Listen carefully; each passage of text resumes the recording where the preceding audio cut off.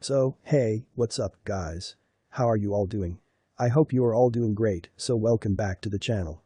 So this story is about, after the Sasuke retrieval mission, what if Naruto left the village? This is the only full part of the story. So, if you enjoy this, what if, do subscribe to the channel and hit that notification bell to never miss any updates from this channel. And check out my videos at the link given in the description. Watch and have fun. Also, make sure to share with your friends. And so yeah, without taking much more time, let's get into the video. The battle was nearing its end. Sasuke in his Curse Seal level 2 form stared at Naruto as he was covered with the red chakra. The two of them had been like brothers. They had fought together, trained together, and argued with each other. Naruto would not let Sasuke throw all of it away just for the sake of his revenge, and he would not break his promise to Sakura. Sasuke would not let anyone stand in the way of his revenge. In the end, their desires clashed and only one could survive. Kakashi was racing towards his two students. It wasn't until he had finished his mission and reported back that he learned of Sasuke's betrayal. His dogs had located where the two were fighting, and he raced to stop them before they did something that they would regret. His mission was to bring back Sasuke, and he would do just that. Naruto and Sasuke began to power up their best attacks. They could have said something, however the time for words had come and gone. Now this was their only choice. They leapt into the air and launched their attacks. Habataku Chidori. Rasengan. The two attacks clash for a second, and then they hit their targets. Sasuke's attack pierces through Naruto's chest. The Rasengan hit Sasuke in the chest a moment later, and he was sent flying into the wall. Naruto fell down into the water and began to be washed down the stream. With his last ounce of strength, he was able to grab a hold on a rock. A moment later Kakashi arrived. He was now faced with a choice, who to save. If he saved Naruto he would most likely die, judging by the huge hole in his chest, on the way back to the village. If he saved Sasuke, Orochimaru would not have his next host body, and the mission would be a success. He could try to save both of them, but there might be more Soundins coming, and he couldn't move fast enough with the extra weight. Kakashi-sensei, muttered Naruto. He reached out his free hand for a moment before it fell down. He knew his sensei would help him. After all, he was the one who said that those who disobey the rule were trash, and those who abandon their comrades are less than trash. Sure, in the past he had always ignored him for Sasuke, but this was different. Kakashi looked at his blonde student for a second with a look of pity in his eyes. He then turned and picked up Sasuke. He turned back to Naruto. "You did well, Naruto," he said.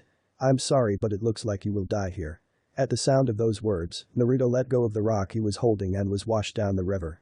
Soon, he was face down in the water, drifting towards the ocean. "No," shouted the Kyuubi. "I will not go out like this. Wake up, kid. Wake up." Kyuubi got no response. Inside the spirit room, Naruto lay in front of the large kitsune face down as well. "Let me see. Lack of oxygen, loss of blood, damaged lung, and body temperature is getting dangerously low. I doubt I can save us both, but I'll do my best." Some time later Kakashi arrived at the village hidden in the leaves with Sasuke. He quickly made his way to the hospital and made sure the doctors treated him right away. Once everything was taken care of, he exited the room and ran into Tsunade. "Ah, Kakashi," she said with a smile. She was happy that so far there had been no deaths and it looked like the mission had been a success. "I heard from the guards that you just returned. Good work." "So, what happened?" "When I arrived the battle was over," he replied. "My best guess would be that Naruto fought with Sasuke and knocked him out with the Rasengan." "That's very impressive," she said. "I'll have to congratulate him later."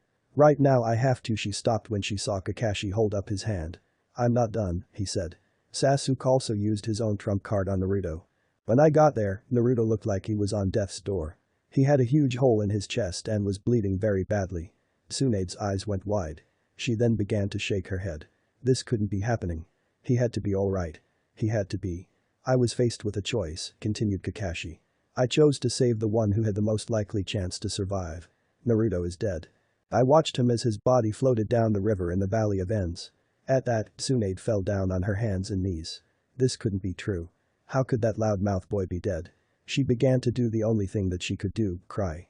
That night the village had a celebration. News of Naruto's death spread like wildfire. Very few in any didn't attend for many different reasons. Toji and Neji were both in critical condition. Shikamaru was busy checking on his teammate and blaming himself for Naruto's death. Ino was lashing out at everyone who came close to her and started saying that they were glad the demon brat was gone. She didn't know the blonde well enough, but it tore her up inside to see so many people happy about his death. Fenton refused to go outside and join the party for the same reason. Lee and Guy were crying that someone as youthful as Naruto had died. Hinata was in her bedroom crying her eyes out. Shino and Kiba just sat in their old classroom, staring at nothing. This was where they had the most interaction with Naruto. Kakashi just stood by the memorial stone. And Sakura was sitting next to Sasuke's bed. She had a mix of emotions. She was happy that Sasuke was alright. However, the price seemed too high. Naruto had gone this far for her, just to make her happy. Was that what love was? To go to the ends of the earth just to make that one person happy? Naruto had given everything for her, and how did she repay him? By hitting him and calling him an idiot. She felt low, very low. Tsunade tried to send a search party to retrieve Naruto, however, what do you mean no? He could still be alive, she shouted at the council. We do not have the manpower, said Hamura. Also, from what Kakashi has reported, it would be a waste of time. The beast is dead. If he was alive, who would want to save him, said Kaharu. We are better off without him. It took everything Tsunade did not to kill them both. It became harder when they decided to pardon Sasuke. The claim that since Naruto was a demon and murder only counts when it is a human killing another human that Sasuke didn't murder Naruto. They then claimed that since he was under the influence of the cursed seal that he could be held responsible for his actions. The next thing she was denied was a funeral for him. They simply didn't want any remnant of the boy to exist in the village. In the end, all she was able to do was give the boy his wake that would be held in his apartment. The next morning, Tsunade got up and began to prepare for the wake. This was her first time at Naruto's apartment and was shocked at what she saw. All over the door and wall on the outside was graffiti that called him a demon and wishing he would die soon. She opened the door and saw how he lived. The place was a mess. Some of the windows had been broken and several of his things had been stolen like his microwave. It took about an hour to clean up everything. During this time she found 2 pieces of paper near his bed. She decided to read them. I want to that everyone who is here today read the first one.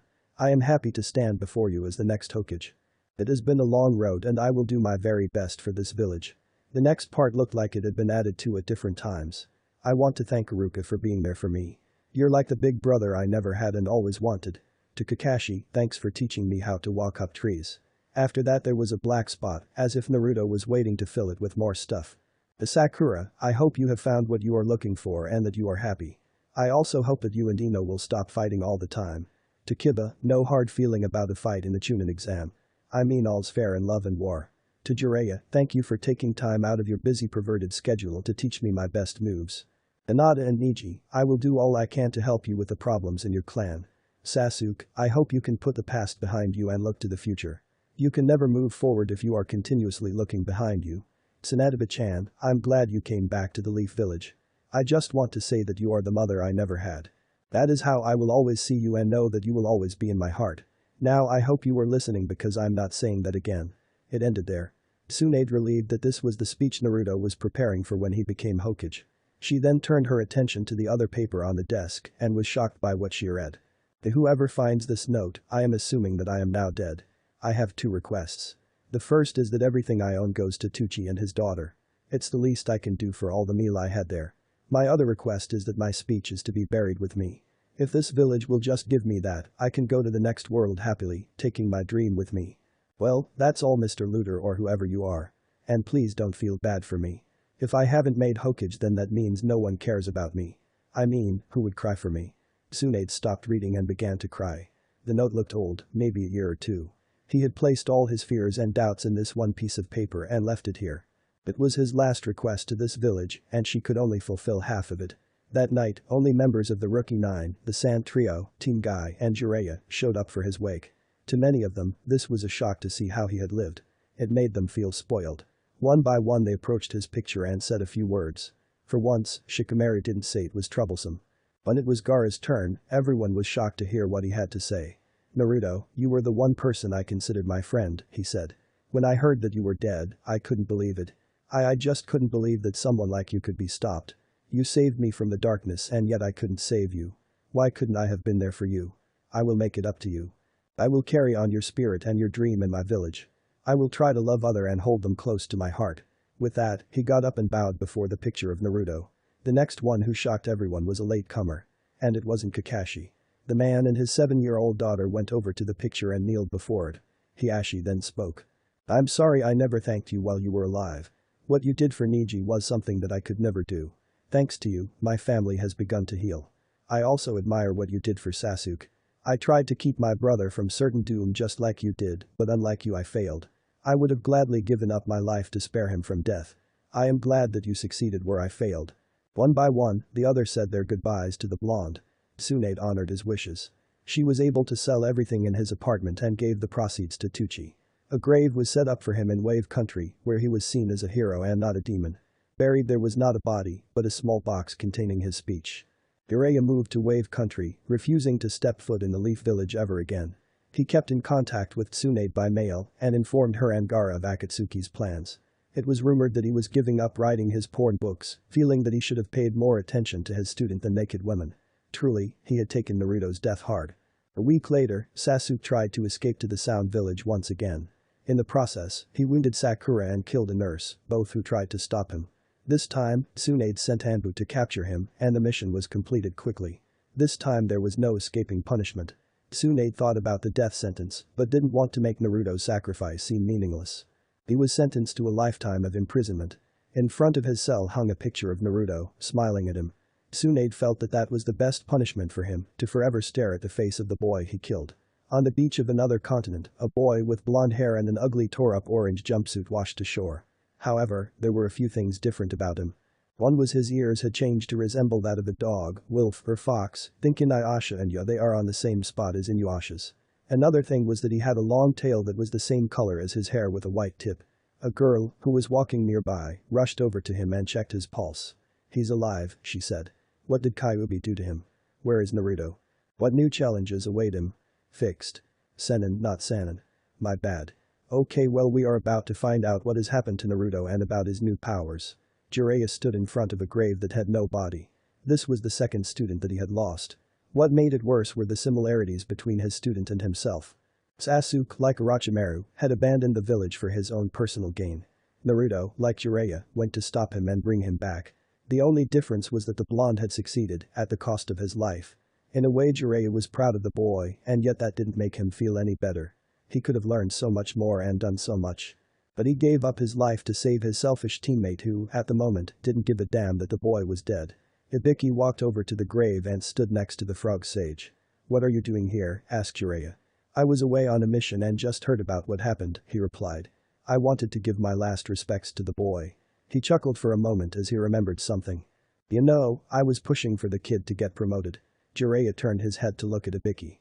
In the first exam, he did something that no one was ever done before. He dispelled the fear I placed in Genin's. In a couple on sentences, everyone's fear and doubts vanished before my eyes.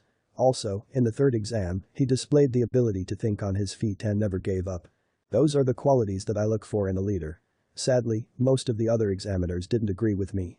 They said that his information gathering skills were pathetic and that he showed poor judgment when he went in close range to fight the Hyuga. In the end, Tsunade asked Kakashi he thought Naruto was ready.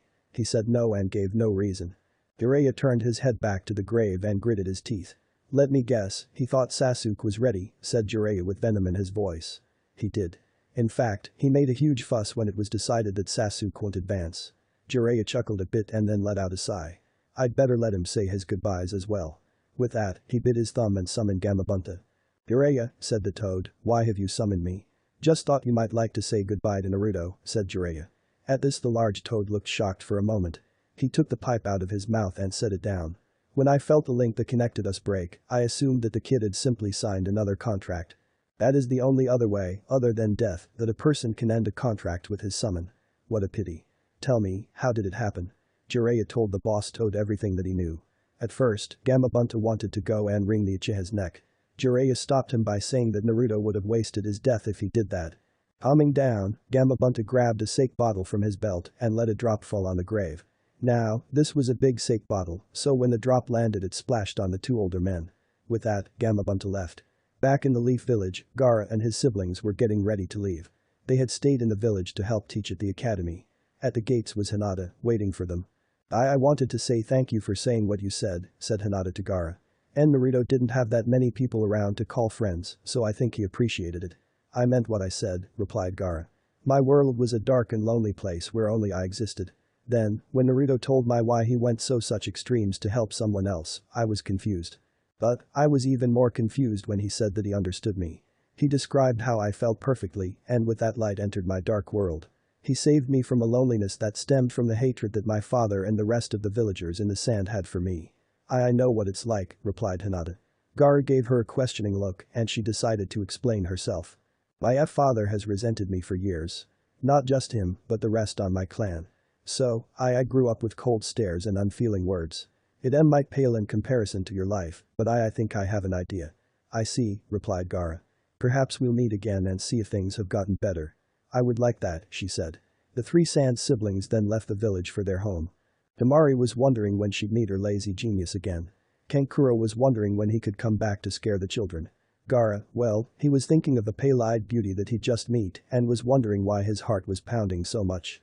Naruto was just waking up and was surprised that the first thing he saw when he woke up was a girl about his age leaning over him and staring at his face. His eyes became dish plates and his face turned red. This girl was an Uchiha. She had the same dark hair as Sasuke and Itachi. Not to mention that her Sharingan was activated. Good, you're awake, she said as she got up and deactivated her Sharingan. Naruto could now get a better look at her. He was right about her age. She looked like she was 13 or 14. Her hair was done in a similar style to Anko's, and she was dressed in a red Chinese-style outfit that seemed similar to Tenten's, except it looked like it was made for housework than fighting. I'll go and get my parent and some food for you. She gave him a kind smile and left. Naruto didn't know what to make of the situation. He was in a bed, dressed only in his boxers from what he could tell, and in some stranger's home. Also, there was the fact that this person was related to the Uchiha clan. When had any Uchiha been, well, nice? All of the ones he had met seemed to have a stick up their ass and obsessed with power. Also, how could there be any more Uchihas since they were mostly dead? Where the hell did she come from? Then, Naruto had a scary thought. Don't tell me I have been unconscious and that's one of Sasuke's kids. This thought ended when two people walked into the room who bared a resemblance to Kisame and Itachi. Hello dear, said the woman who looked like Kisame. She had blue skin, small eyes, and gill marks. Unlike Kisame, she wore a teal-colored dress and her hair went down to her shoulders. Also, the large breasts seemed to indicate that this person wasn't Kisame. Are you feeling alright? Asked the Uchiha man. He looked almost exactly like Itachi except for a few things. First was that he was a little pudgy and had a dark tan that comes from working in farm fields. He was wearing a plaid shirt and overalls. Naruto was in shock. I mean, this was just freaking him out. Naruto quickly got into the fetal position and began to suck his thumb. It took the family about 10 minutes to calm him down. Sorry, said Naruto as the family sat around him. I was just a bit confused. You both resembled people that well let's just say we didn't get along at all. I sorry if we scared you, said the shark lady. My name is Aoichi. This is my husband Daiki and my daughter Mai. She's the one who found you and brought you back here. What happened to you out there? Asked Mai suddenly. She then seemed to lean closer to Naruto. Was your ship attacked by pirates? What's with your ears and that tail? Are you from a different country? Naruto's ears perked when she mentioned his ears and tail. I don't have a tail and my ears are just fine, he said. To prove this he moved his hands up to where his ears should have been only to find nothing. He looked at Mai who was pointing at the top of her head. Realizing what she meant, he slowly moved his hands to his head and felt the new doggy-like ears. He then lifted his covers and saw that he did indeed have a bright bushy yellow tail with a wit tip. Excuse me one moment, he said as Mai went into a meditative position. Naruto was soon staring at where the cage of Kyuubi should have been. However, it wasn't. The cage was open and instead of the fox demon were several hundred scrolls along the walls. In the center of the now foxless room was a large scroll on a platform. Naruto rushed over to it, opened the scroll and began to read. It was a letter, if you can call it that, for him. Dear Flesh Heap, great job, we both nearly died that's to your stupidity. You should have killed that bitch, taken his mate, and then had some fun. But no, you had to be a hero and think about his life. Do you have any idea what I had to do to keep you alive? There was massive blood loss, internal damage, lack of oxygen for your puny mind and heart, and those damn fish kept taking bites out of you. Did I mention I also had to use my chakra to keep your body from falling to the bottom of the ocean? I was faced with a choice. Either we both die or I give up my life to save yours. Now, let's get something straight. I saved you for a couple of reasons. The first one was that I wanted to be free of you, and if it meant I had to die then so be it. You're annoying as hell. Then there's the fact that your actions reflect on me. If you die then I look weak and I can't have that. Finally, there's no easy way to say this but I'm a virgin. At this Naruto stopped reading and began to laugh his ass off. The great Kyuubi, in his 10,000 years or more of existence, had never had sex. Well, this explains why he's always cranky. Naruto pulled himself back together and began to read some more. Because of this, I never had any kids of my own. Meaning that I have no one to pass on my legacy. All of my knowledge will be gone forever in my passing. Well, if I did have a kid, I'd want him to be a bit like you. Well, maybe smarter, stronger, better fashion sense, and quieter. But you've got gut and determination that are admirable. The way you have faced your problems has made me proud. Especially when I compare you to some of the others I could have been sealed in. Gay Sasuke, Lee just sends shivers down my spine, or Sakura who would have wasted my powers chasing that prick. Since I am now dead, my chakra is gone forever. But don't think I have left you with nothing. While I was fixing your body I was able to give you powers that should help you. I call it tail shift. There are a total of 9 tails, and each one carries its own power. The first one is your normal self. While you are in this body you have your normal healing powers and can use jutsus. In this room is my knowledge including special jutsus that can be used in by you, thanks to your new fox traits. Also, you are automatically signed up to summon foxes instead of toads. The second tail is the fire tail. This tail will give you full control over heat and thermal energy. Also, it will give your punches an extra blast. While you are in this form your tail will turn red and the tip of your tail will be made of fire. The third tail is the water tail.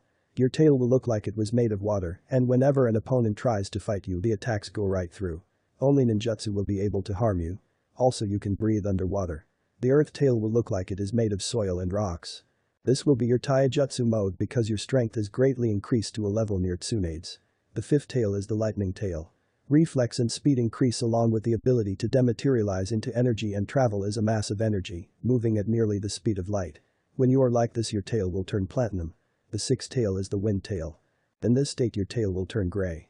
In this form you can fly, but only as fast as the wind can take you.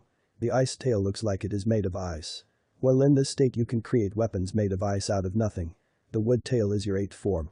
It grants you the ability to control plants of all kinds and to infuse chakra as a life source to heal living creatures, grow plants, or increase the power others. This one is green. The shadow tail is the last one. Your tail turns black and in this form you can vanish from sight along with others who are close to you. One last thing to consider is elemental manipulation. Since you will only be able to use your jutsus in your normal mode, I suggest you practice on your wind manipulation and add it to that Rasengan thingy. I hope your puny mind can remember all of that. Now, live long so I don't have to hear your annoying voice for a while. Signed, the great and powerful Kyuubi no Kitsune. Naruto was shocked. Kyuubi had given him power and it was amazing. This also meant that the cause of all of his sufferings was gone forever. When he got home, people would have to treat him like a person. Wait, home? Where the hell was he? How long had he been gone? What if they sent hunter ninjas after him? Naruto came back to the real world where only a second had passed. I have to ask some questions, he said. Where am I and how long was I out?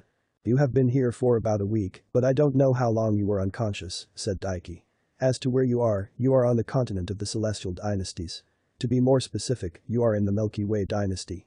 Naruto's expression became heavy. So I guess walking to the elemental countries is out of the question, he said with a light laugh. Indeed, replied Daiki. Ships only travel there maybe 3 times a year, and tickets are very expensive. I have another question, said Naruto. How come I have seen your clan back where I come from? That's because we originated from there, said Aoi. It was about 250 years ago when we left. During that time, the clan wars were taking place.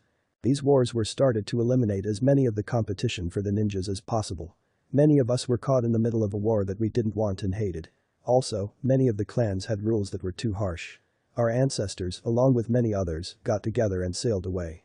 Since then, we have lived freely in this land and have used our skills and knowledge to help others. For example, because of the Sharingan's ability to copy others perfectly and prediction abilities allows the user to become a medic much faster. My daughter was the one who took care of you. There are, however, some who have become a problem by leading bandit gangs and such. Does that mean there are Hyugas here as well? Asked Naruto. Yes, replied Daiki. My grandfather was a Hyuga in fact. In this village we have Kamizuras, Hoshigakis, Uchihas, Kagayas, Kuramas and many others that have probably been whipped out. And that's just in this village. We are now spread out all over the continent along with the natives to this land. Well, said Aoi, we'd better let you get some rest and let you eat your meal. Mai, where is the food you were supposed to bring? Crap, muttered Mai. I'll get it now. With that, the 3 of them left Naruto alone. Naruto decided to take this time and look at his surroundings. The room looked like it was used for guests seeing as the walls were bare and only had the bed and a dresser in it. A few moments later Mai came in with a tray and set it in front of him. On it was a bowl of rice, 3 pieces of fish, and some miso soup. Thanks, said Naruto as he began to dig into his food. Well, are you going to tell me? She asked. Tell you what, asked Naruto before he took a bite out of his fish. How you got here, she said as she crossed her arms. You owe me that much seeing as I'm the one who found you. Now spill. Naruto sighed as he realized that she wouldn't let it go. I was in a fight, he began. My teammate decided to betray our village, and I was part of the group to bring him back. In the end, I won. However, I was badly hurt and my sensei chose to help my teammate and left me to die. I guess I was washed out to sea and landed here. Damn, she said. I guess you must have some powerful bloodline to survive in that condition. Naruto let out a light chuckle. I guess you can call it that, he replied. Then he thought of something. Hey Mai, how can I make a lot of money really quickly? She looked confused for a moment. Why do you want to know? I need to get back home. There are people who must be worried about me. Well, not a lot, but I still have to go back. Well, the fastest way is to join a bandit gang, said Mai as she crossed her arms. But, that would make you a criminal. Maybe becoming a bounty hunter would be better. The problem with that is you would get that attention of the bandits, and they would hunt you down. I guess you could do odd jobs for a while. It may take a while, but it is the safest. I doubt that your shinobi would like someone like me taking away their jobs anyways, said Naruto. To his surprise, Mai shook her head. We don't have any shinobi, she said, causing Naruto's eyes to displate. The emperors use their armies to try and enforce the laws, but they are outnumbered and can't be everywhere at once. Are these bandit gangs really that bad? Yeah. The three main gangs are the Tora, the Inishishi, and the Panda. Each one is controlled by a Sennin who can summon giant beasts that can destroy an entire village. Even without their summons they are very powerful, and they are the only ones who have the summoning contracts. She looked up at Naruto who seemed depressed. I'll come back later. When you are feeling better I'll show you around town. With that, she left Naruto alone once again. His head was buzzing with this new information. Shinobi skills were being used by bandits and causing problems. This wasn't right. But then again, was it his problem? He had his own home to go back to and had to do it quickly. Also, one person can't solve all the world's problems.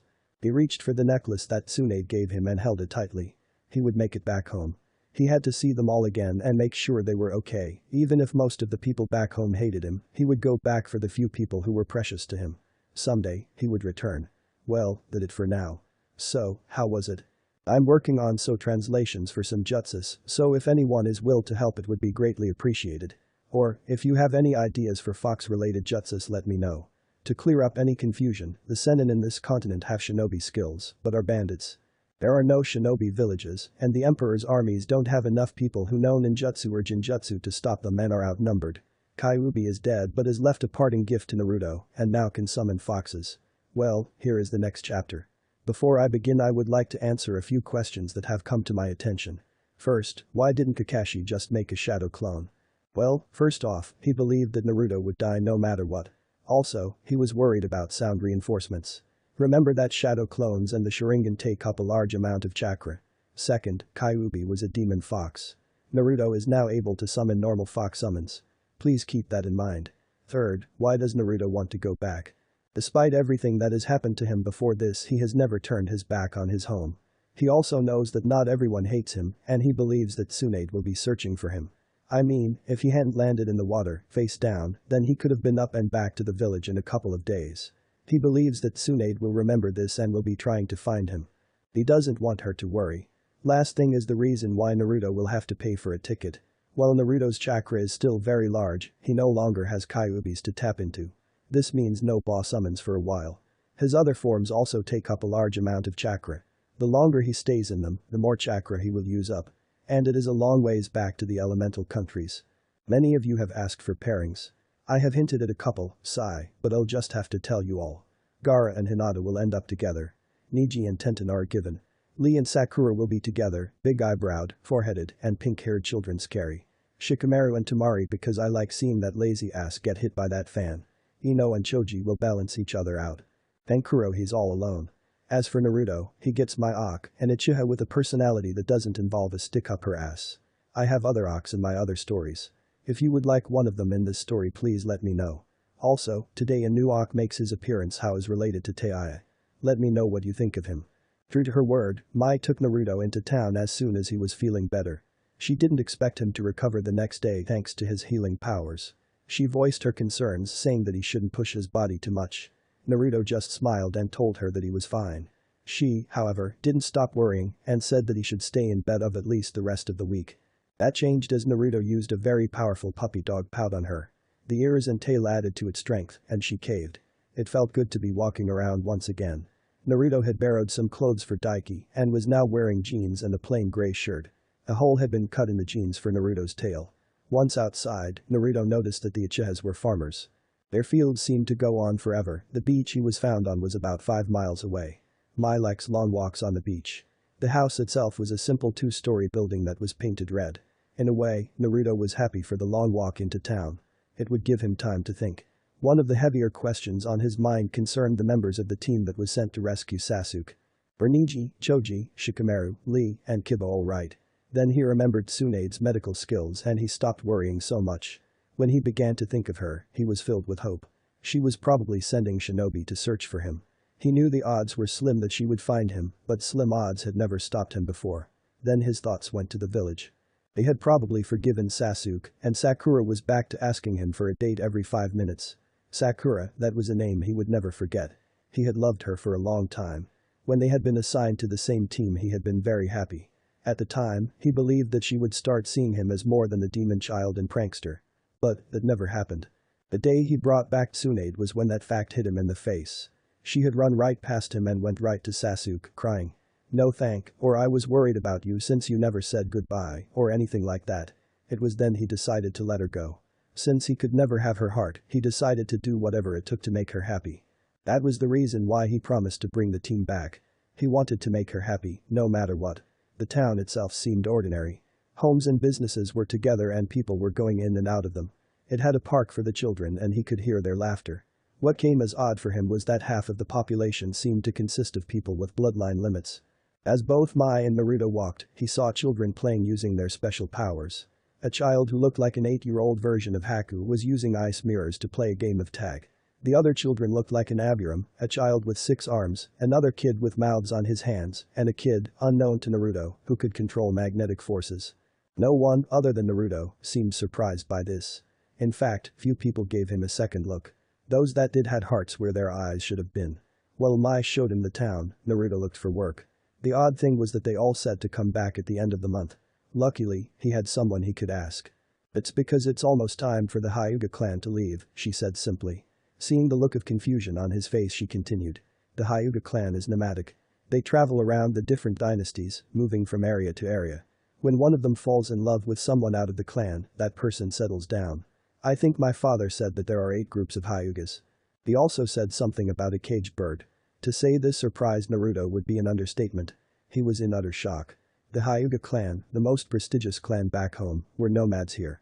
"Can you show me where they are staying?" he asked. "Sure," she said as she began to walk in the intended direction. "Can I ask why?" "I just want to see them," he said. "Back home, the Hyuga clan is stuck up. They are just so formal about everything. Also, they aren't really big on being, well, a family. It's kind of hard to explain." Mai was shocked. A Hyuga was stuck up. When the hell did that start? When they reached the edge of the town, opposite of where they entered, Naruto saw a small encampment.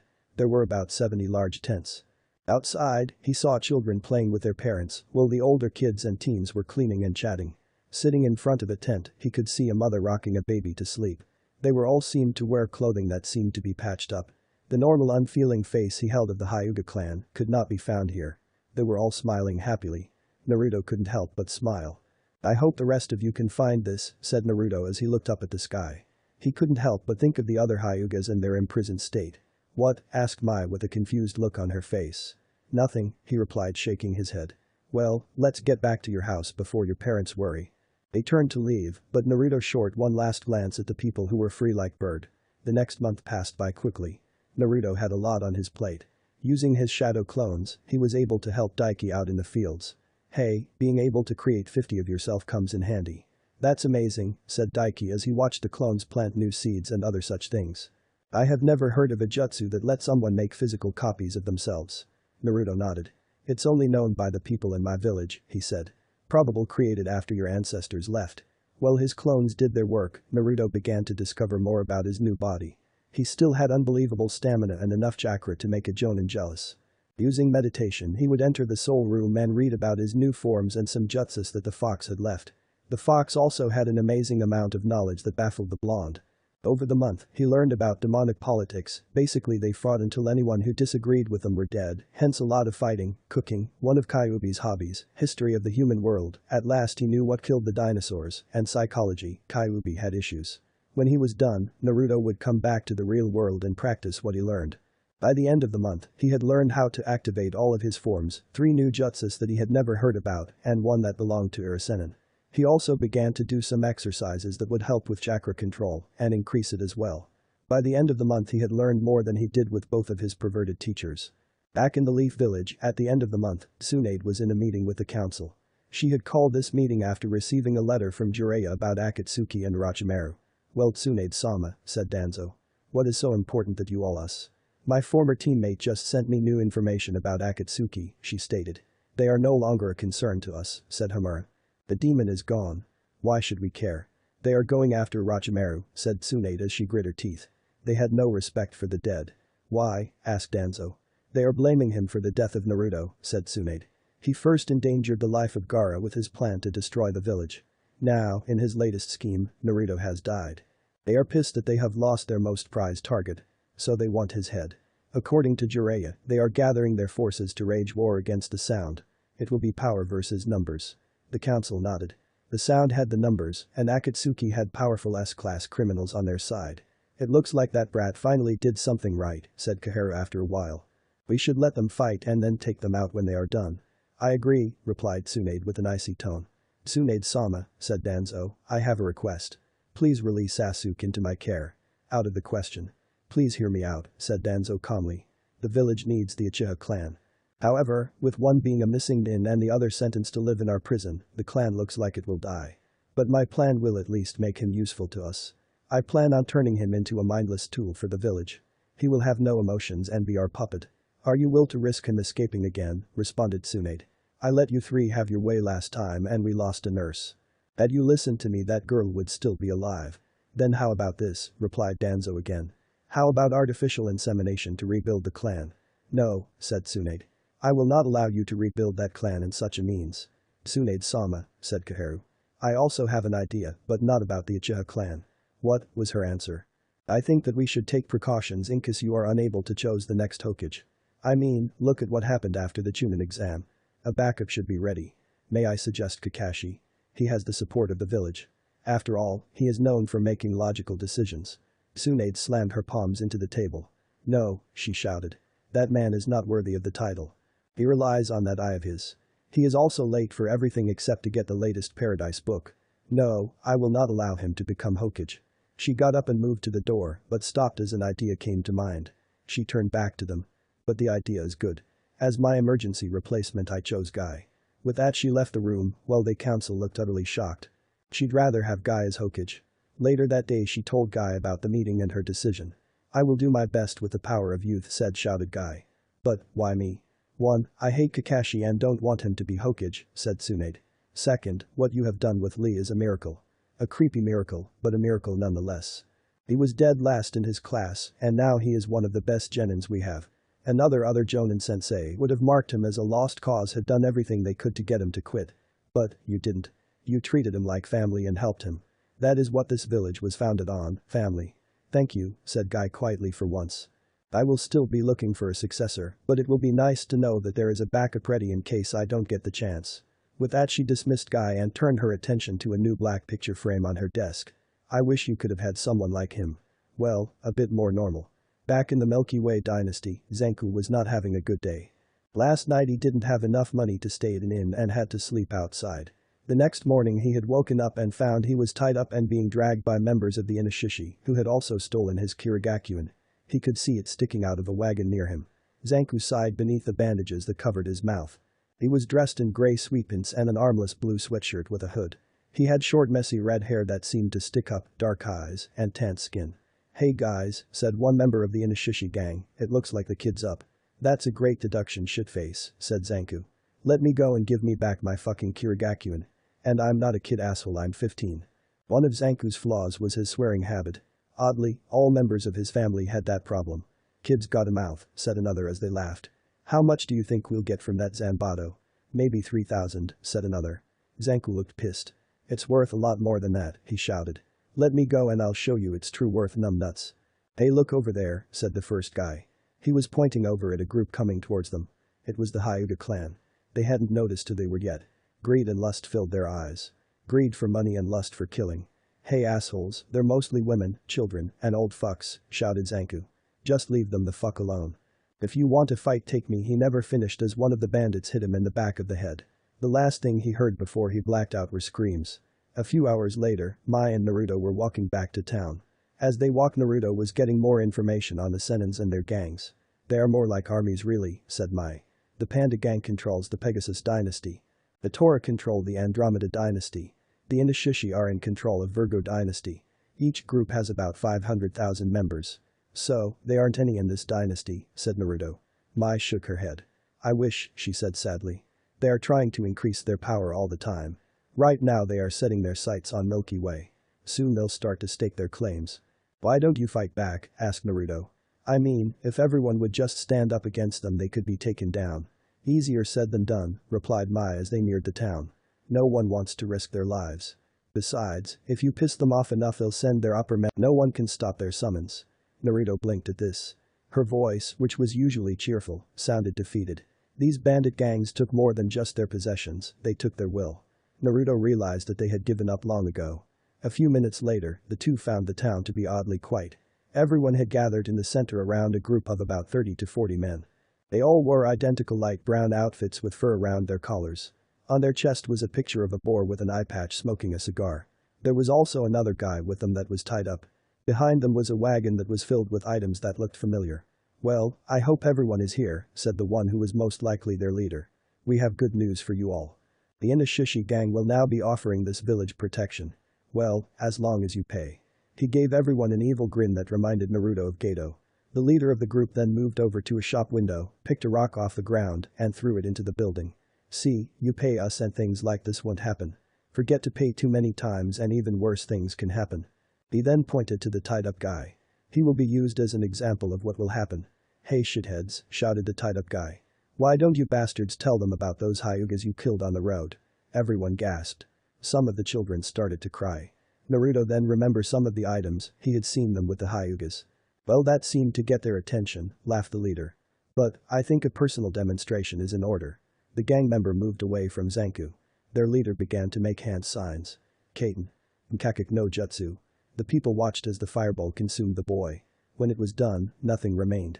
Rest in peace, boy. Hey, let me go shithead, came a voice from above. On the roof of a nearby building was Naruto holding Zanku over his shoulder. Hey, shouted the blonde. I barely had time to use Kawarimi no jutsu, and I saved you live. You should be thanking me. Below, everyone was sweat dropping. Ah, don't they know that they could have gotten away if they were quiet, said one guy in the crowd. Idiots, said Mai. They are both idiots. Looks like we're going to have to teach this whole town a lesson thanks to you, said the leader. Naruto ignored him as he set Zanku down and began to untie him. I'm Naruto Uzumaki, said Naruto. What's your name? Zanku, he replied as Naruto finished untying him. He got up and stared at the gang. I so need to work out some stress. Do you think you can take them? I mean, they caught you and tied you up. The only reason those fuckers tied me up in the first place was because I was asleep. Listen, just help me get my Zanbato, and I'll help you take care of these asses. Naruto grinned as he looked down at the gang.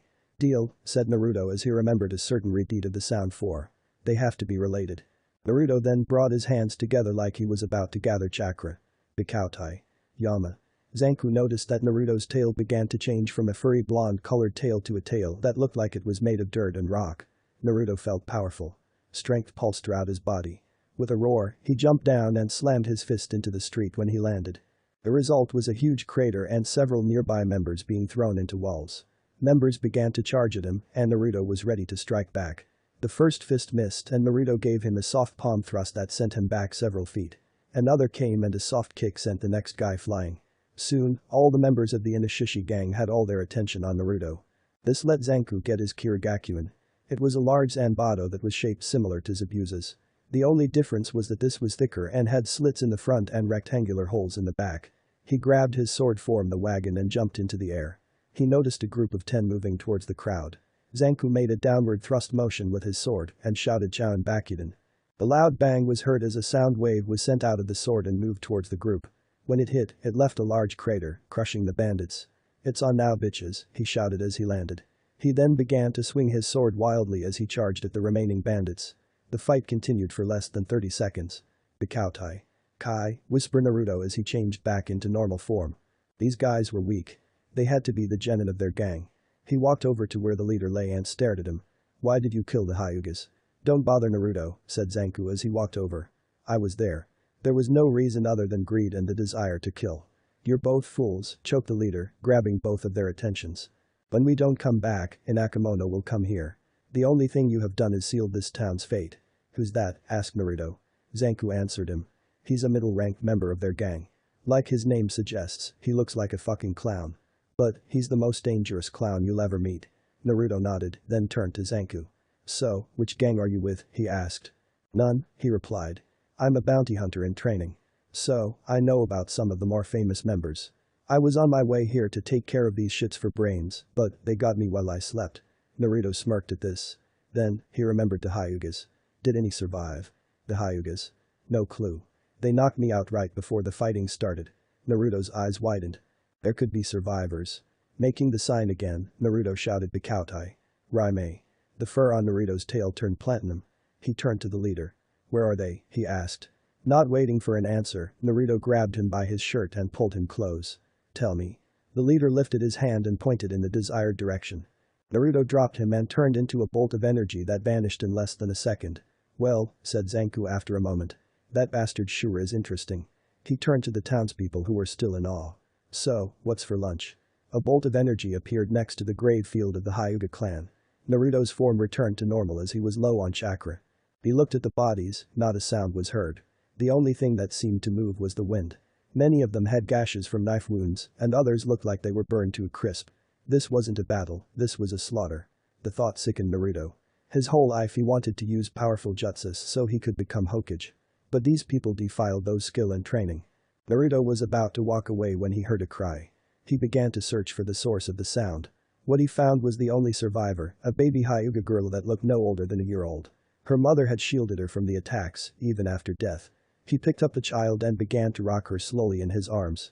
"It's all right now," he said as he moved back towards the town. "Your big brother's here now, so stop crying." Slowly, the baby began to quiet down and began to make cooing sounds. Naruto smiled down at her. This was a new experience for him and he liked it. "Don't you see what you have done?" shouted a woman in the crowd. Zanku just wanted a bite to eat, and here they were, biting his head off. "This just goes to show what happens when you do a good deed. You get screwed." They had been yelling at him for the last couple of hours now, and he was getting tired of it. "They would have just taken some things and left us alone," shouted another. "Now they will come looking for blood. They would have done it sooner or later," said Zanku, causing everyone to shut up. "What, you think that those Hyugas were killed because they didn't pay? Let me tell you what I know about people like them. I was raised in a village in Pegasus that was under protection from the fucking panda. After they had taken everything from us, they started taking people as compensation. The last time they came, those assholes took all the women and children and sold them into slavery and killed all the men. I was hiding in the nearby forest when it happened. That was 8 years ago, and I still haven't been able to find my mother and little brother. So trust me, sooner or later they will fuck you over." "You sure have a way with people," said Naruto as he slowly walked back into town. Everyone turned and saw what he was carrying. Naruto let out a sigh. She was the only survivor. Everyone else was dead. Mai went over to him quickly. "Here, let me check her out," she said. Naruto nodded and gave her the child. As soon as she left Naruto's arms she began to cry. Mai quickly examined her for bruises, cuts, and infections. She seemed well but she wouldn't stop crying. "Here, let me hold her," said a woman with 6 arms. Mai gave her the baby and she kept on crying. The woman tried rocking the child to sleep, but nothing changed. "That's odd," said Naruto. "She didn't make a fuss when she was with me." Mai and the woman looked at each other. "You don't think?" asked Mai. "It could be," the other replied. She handed Naruto back the baby, and she quieted up quickly and began to giggle. "This is unfucking believable," laughed Zanku loudly. I have more explaining to do." "That's just great. Listen up, Zanku is a bounty hunter in training who is related to Tei. I got a lot of people asking about that. I would like to give thanks to my translator Dragon War. Also, I would like to thank Silverscale for one of his jutsus that I will be using later on. And for all of you who want a damn line, fine. Feel better?" I begin to mumble. Inakemono sat in a field about a week's walking distance from the village where Naruto was staying. He was a pudgy man in his late 20s that had black spiky hair that made it appear that he had a crown. In the middle of his forehead was a smiley face. He wore a red and yellow stripped outfit with a small cape on his back that had the silver boar on it. He had sent his underlings to take care of the village so that he could train. The promotional inspections would be starting soon and he was close to being promoted. Soon, he saw the figure of an 18-year-old boy walking towards him. He had short brown hair and narrow eyes, think Jin from Bleach. In his hair were 3 feathers. He wore tan-colored Taoist robes and on his chest was the silver boar. On his hands were thick gloves. Inakemono knew who this teen was. He was the right-hand man of the Inishishi Sennin, Chouken. Somewhere nearby was his partner Tsushi. Inakemono got up and bowed before him once he was close. "Chouken-sama, what do I owe the pleasure of this visit?" he asked. "The men assigned under you have failed," said Chouken. His voice was giddy and his smile never left his face. This was just the way he was. His smile was fake, a mask that was used to hide a form of sadness that he told no one about. "Was it the panda or Tora?" asked Inakemono. "Neither," was his answer. "They were defeated by a bounty hunter in training and a farm boy." "Impossible. How could 2 weaklings defeat 45 lower members?" "Well, the bounty hunter has some skill. Also, according to Tsushi, the farm boy has some new bloodline limit that he has never seen before. I will take care of this problem at once." "I'm glad to hear that. Be sure to kill the bounty hunter. As for the farm boy, bring him to the base. Once he is brought there, the Inishishi Sennin will convince him to join us." When he finished, a whirlwind of feathers surrounded Chouken and he vanished. Inakemono sighed. This sounded like it would be too much work. He hated working too much. But he dare not complain in front of Chouken. Inakemono sighed again began to walk. "Maybe I'll run and cut the distance down to 3 days and get this over with." The next day in the village, Zanku and Naruto were sparring. Naruto was using his ice mode, which was helping his aim and weapon skills. He was reaching into thin air and pulling out kunai from nothing and throwing them at Zanku. Zanku used his Kirigakuen to block the attacks.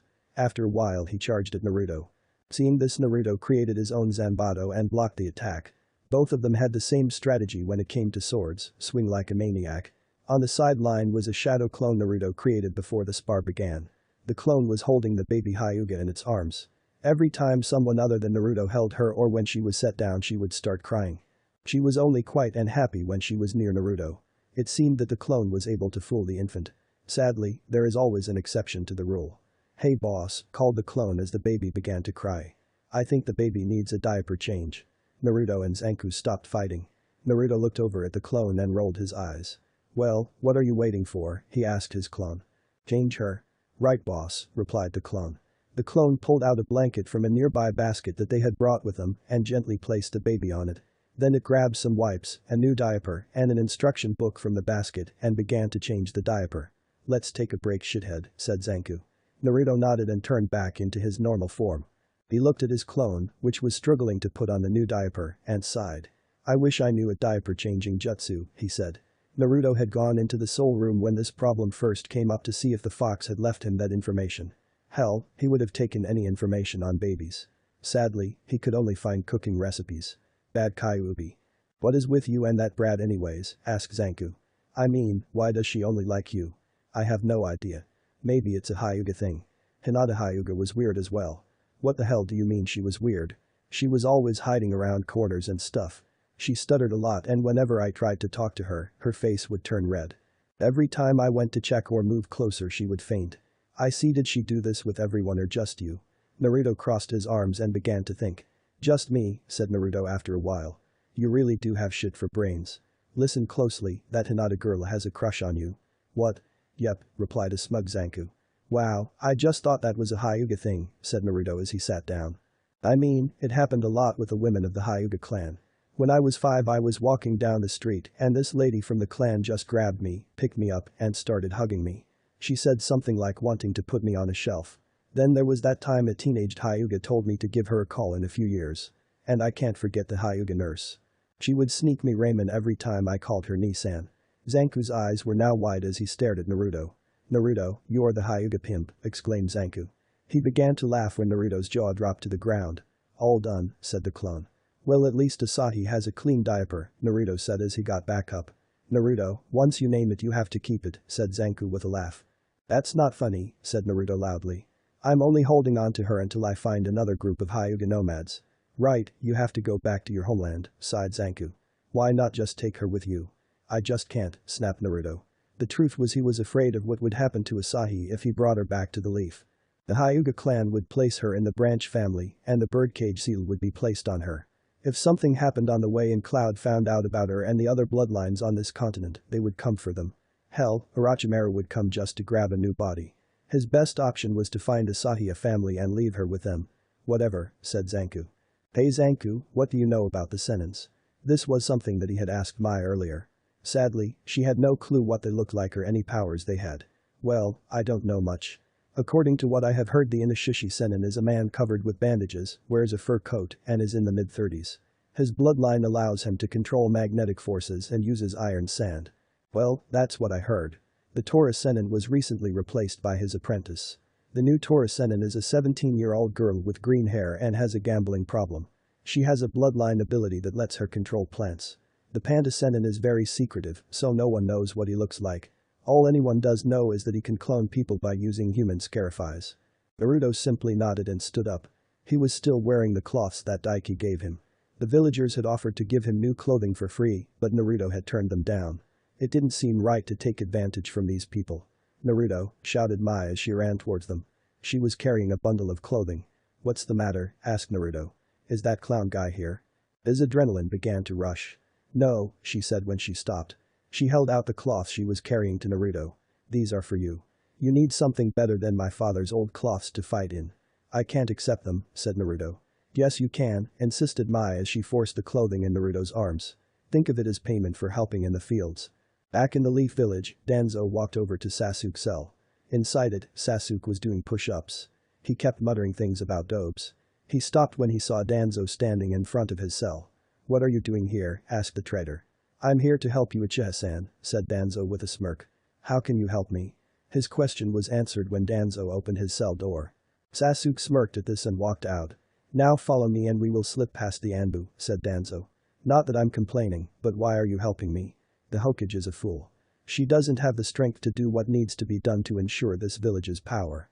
If it means making a deal with the devil then so be it. I will be going with you to help Orochimaru and help him train his forces. The third robbed me of root and they will be reborn in the Sound Village. Sasuke nodded.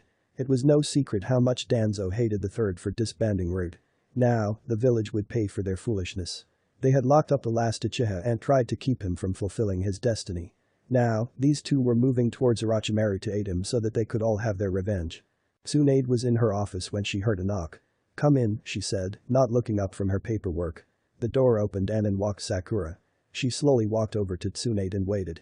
After a moment, Tsunade stopped and looked up. How may I help you? I would like to train under you, replied Sakura. Tsunade blinked, she never expected this. According to the girl's file and Kakashi's reports, she didn't show much interest in her training.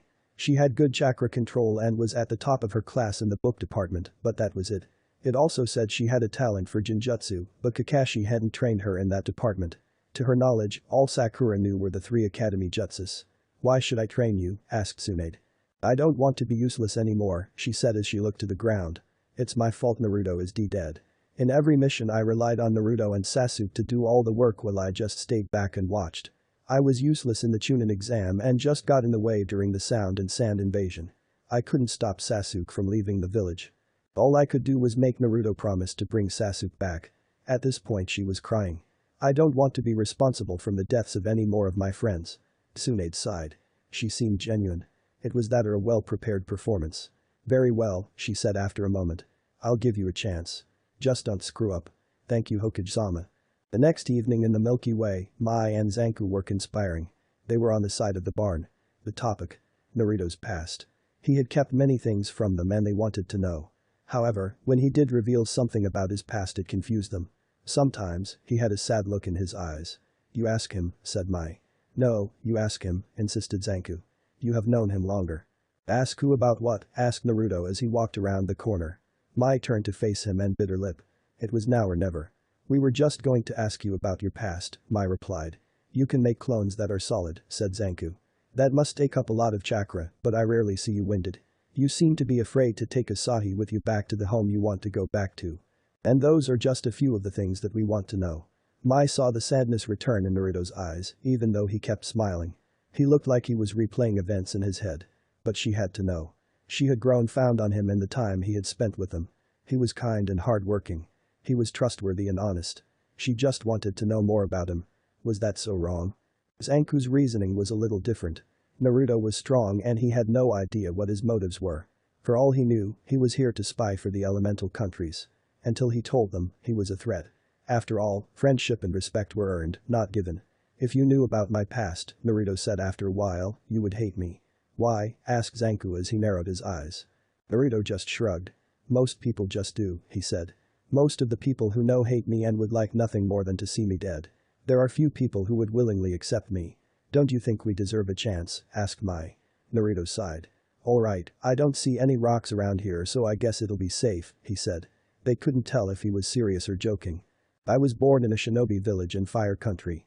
On that day, a demon attacked our village. Its name was Kyuubi no Kitsune. Mai and Zanku stared at him with wide eyes. They had heard about them demon from legends. The Hokage at the time tried to defeat him, continued Naruto. The Hokage is the leader of my village because he or she is the most powerful shinobi. However, he couldn't defeat the Kyuubi, so he did the next best thing. He sealed the demon away. However, he needed a living vessel for this. Someone whose chakra coils were still forming, meaning someone young. Someone recently born. Realization hit Mai and Zanku. Why you mean, said Zanku as he pointed at Naruto. Naruto just nodded. After that, he continued as he looked up to the starry sky, my life was hell. The seal made me the prison for the fox, but that's not what the people saw. Or, maybe it's what the people back home didn't want to see. To them I was simply the demon reborn in a human body. The worst part about it was that I had no clue why everyone hated me. I was alone. No one wanted me. Despite everything I kept going. My dream was to become Hokage and earn everyone's respect. I worked hard and trained every day. Thanks to Kyuubi, I could heal from any injury almost overnight and had enough chakra to make an elite jealous. But no matter what happened, no matter how much I did, all they saw was the fox. On my last mission my teammate, Sasuke Uchiha, betrayed the village to side with a human who acted like a monster. I went to stop him and was seriously wounded and left for dead. The fox couldn't save us both, so he gave up his life to keep his pride intact and because he thought of me like a son.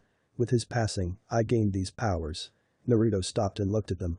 Mai looked like she was about to cry. Zanku still had his eyes narrowed.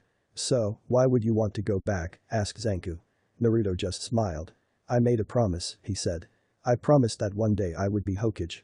And I always keep my promises. Also, there are a few people who see me as more than a demon or its container. They are the people who are more precious to me than anything else in this world. I don't want them to worry. Why are you against taking a Asahi with you? Asked Mai through her tears. The Hyuga clan back home enslaves its members, he replied. Well, not the main branch.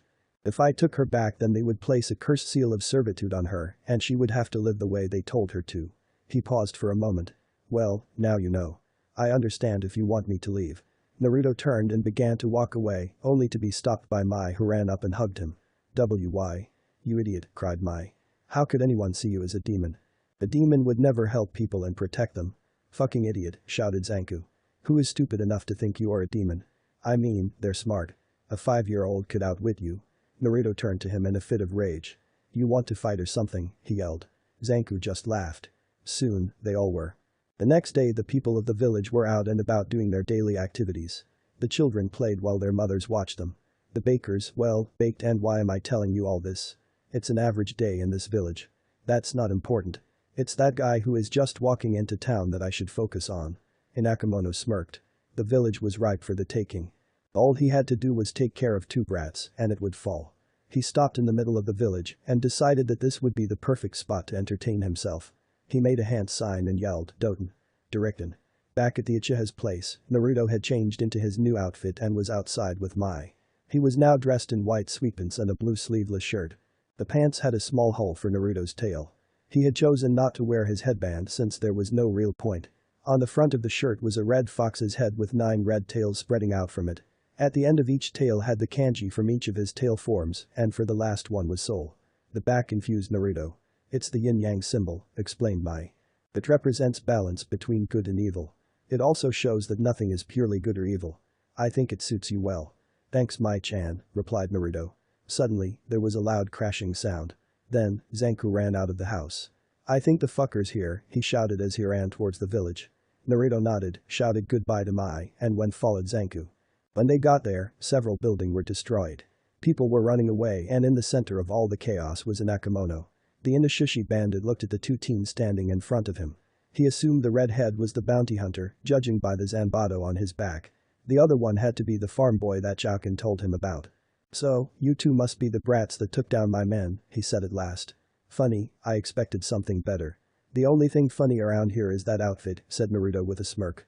"I try," said Inakemono. "It is out of kindness that I try to leave a smile on the faces of those I'm about to kill. Now, resign yourselves. Tuwenai Suji Bindo." With that, he moved his right hand up to mouth, which was shaped like a small O, in a way that looked like he was holding up a cigarette. Then, a purple-colored string shot out of his mouth and wrapped around Naruto. "Hey, what the?" yelled Naruto as the string hardened and he began to struggle to move. "It's useless, boy. Nothing can get out of the Tuwenai Suji Bindo." "Asshole," shouted Zanku as he charged. He swung his zanbato at his opponent and made contact. However, instead of cutting the clown in half, the sword bounced off of him sending Zanku back several yards. "Sorry boy," said Inakemono with a mocking smile. "My body has a special ability that protects me from most attacks. Now, Fusen Kokai Gaku." He opened his mouth wide and several purple balloons popped out. They flowed around the area between the two and then became stationary, meaning they are staying put. "You think some fucking balloons are going to stop me from kicking your ass?" yelled Zanku. "Fushiken." He swung his sword, which made a humming sound, and several sonic blades were sent flying to Inakemono. The blades hit the balloons which not only cancelled the attack but caused the balloons to explode. Zanku raised his free arm to shield his eyes. Inakemono rushed over to him and did a leg sweep that knocked him to the ground and followed it up with a heel drop. Naruto watched as Zanku got wailed on. He tried to move his arms to form a hand sign but couldn't. He had no kunai on him and if he tried to make the Rasengan he would be hit with it since his palms were face down. Then, Naruto had an idea. He focused chakra into his hand as instructed in the scroll's Kyuubi left and soon his left hand was a bright blue chakra claw. He slashed out of the purple string and yelled "Jutsu" as he shot the claw towards Inakemono. The jutsu hit the clown, grabbed him, and sent him back into a building. "What the hell was that?" asked Zanku as he got up. Naruto went over and gave him a hand. "Jutsu is a jutsu that doesn't need hand signs or an instrument," said Naruto. "Basically, it's a way to use chakra to slash through anything and can be launched at an opponent. The problem is, when launched, it loses power. Its true strength comes from close range." Inakemono walked out of the building. His clothes were torn and he had several slash marks along his chest. He was pissed. No one did that to him and lived. Screw the boss. He would take that freak of nature and skin him alive. He made some hand signs and called out his attack. Kaiken Taku Warai. Naruto and Zanku were soon surrounded by at least 20 Inakemonos, and one was enough. They then heard him yell out Fusen Kokai Gaku. The clone all simultaneously opened their mouths and the purple balloons came out and filled the area. "This is my ultimate Jinjutsu," said all of the Inakemonos at the same time. "Not only are you seeing more than one of me, but you hear me from all directions. I'd like to see you try to figure out which one is the real me before you're doomed." "The fucker is right," thought Zanku. The clones mimic all his actions and attacks. Most of those balloons are fakes, but somewhere in there are real ones. He was cut from his thoughts when the Inakemonos spread their arms wide and then clapped their hands in a single motion. Suddenly the balloon rushed towards them. Naruto kicked Zanku out of the way as the attack struck and the field was covered with smoke. "Asshole," shouted Zanku. "I didn't want you to save me." "Don't worry," said the Inakemonos. "You'll be joining him shortly." "I don't think so," said Naruto, shocking everyone. The smoke cleared in a dramatic fashion and they saw that Naruto's hair had grown and surrounded his upper half with hardened needles. His lower half was taken care of by his tail. "Harijism was a success," he said as his hair returned to normal. "It doesn't matter," said the Inakemonos. "You won't be able to figure out where I am and I can just make more balloons. Face it, you can't win." Naruto smirked and bit his thumb. "When you can't see or hear your opponent," said Naruto as he made hand signs, "the only thing left to do is smell him out. Kuchius. Doten. Kitsune Hora." With that he slammed his palm onto the ground and was able to pull of his summoning. 6 small foxes shot out of the ground around where the real Inakemono was and bit into his arms, legs. Unlike Zanku's attack, they didn't bounce off and stayed on him. The clown's jutsu was cancelled as he trashed around trying to get the foxes off of him. He didn't notice Naruto make his most powerful jutsu with both hands. Soon his attack was ready and he charged yelling, Rasengan, as the attack hit him and sent him spiraling into another building. "You can summon," exclaimed a wide-eyed Zanku. "Yeah," said Naruto as he began to pant a bit. "Don't worry, my chan knows. I have been practicing over the last month, trying to see how far I could go. I'm not even close to the boss level summons yet, but I'm getting closer." Zanku was shocked. Naruto was a senin. But he wasn't like the other senins around here. If he became stronger then maybe I never expected that, said Inakemono as he slowly walked over. He was panting heavily. The impact mark from the Rasengan could still be seen, but other than that and his previous wounds he seemed fine. But it'll take more than that to beat me. And you both look tired. Then I'll just have to hit you harder, exclaimed Naruto. I only have enough chakra left for one more attack. Sorry fuzzy brows, but I have to take a page from your book. Bikoutai. Tatsumaki. Naruto's wind tail turned gray as his wind mode took over. A powerful wind surrounded him and he began to fly through the air. A moment later, Naruto moved behind Inakemono and grabbed him and began to lift him up. When they reached 100 meters, Naruto flipped them around and they shot spinning head first towards the ground. Tatsumaki Renji yelled Naruto before they hit the ground and Naruto separated for him, rolling away on the ground as he turned back to normal. The force of this attack left a large crater. Zanku moved over to it and whistled. That shithead isn't getting up for this one, he said. He was right. Inakemono's body might have protected him from most of the damage, but it hit its limit. Inakemono was laying back down and coughing up blood. His arms and legs looked mangled beyond any recognizable degree. To put it simple, he was done with his life of crime. Zanku looked over at Naruto. He was passed out. Slowly, the villagers moved towards him and began to check him out. Someone called for a doctor. Others were yelling to give him some space. One thing was odd however, Naruto, who was probably in a great deal of pain, was smiling. Chouken entered the room of his master, the Inishishi Sennin, with his hawk on his should. The Inishishi Sennin was sitting in a rocking chair holding a small china doll. He looked up at his number 2 man. What is it? He asked in a dry voice.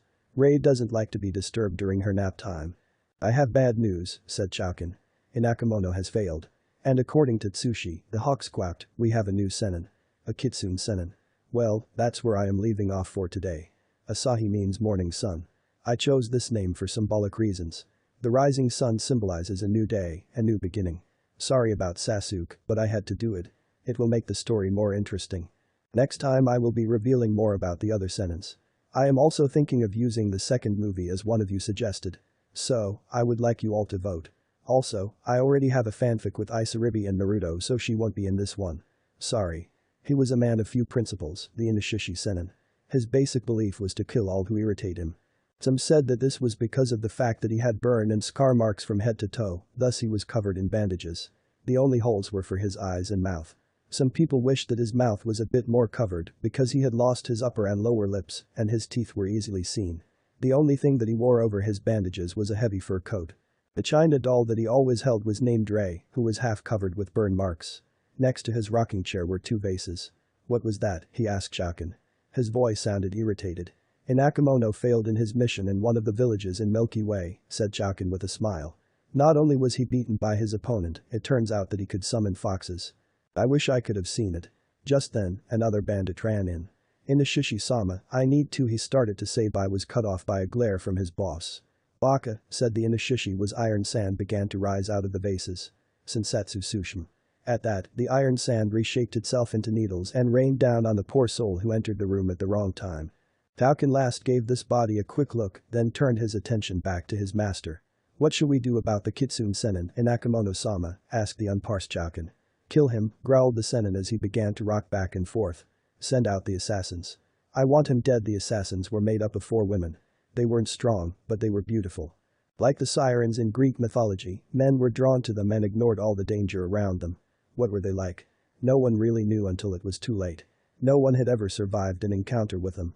The only thing that was known was that their victims always had 4 lipstick marks on their cheeks. If you became a target for them I could tell you only one thing. Enjoy your last night on Earth. It was 2 days later and Naruto was finally waking up. He slowly got up and saw that Zanku was sitting next to him.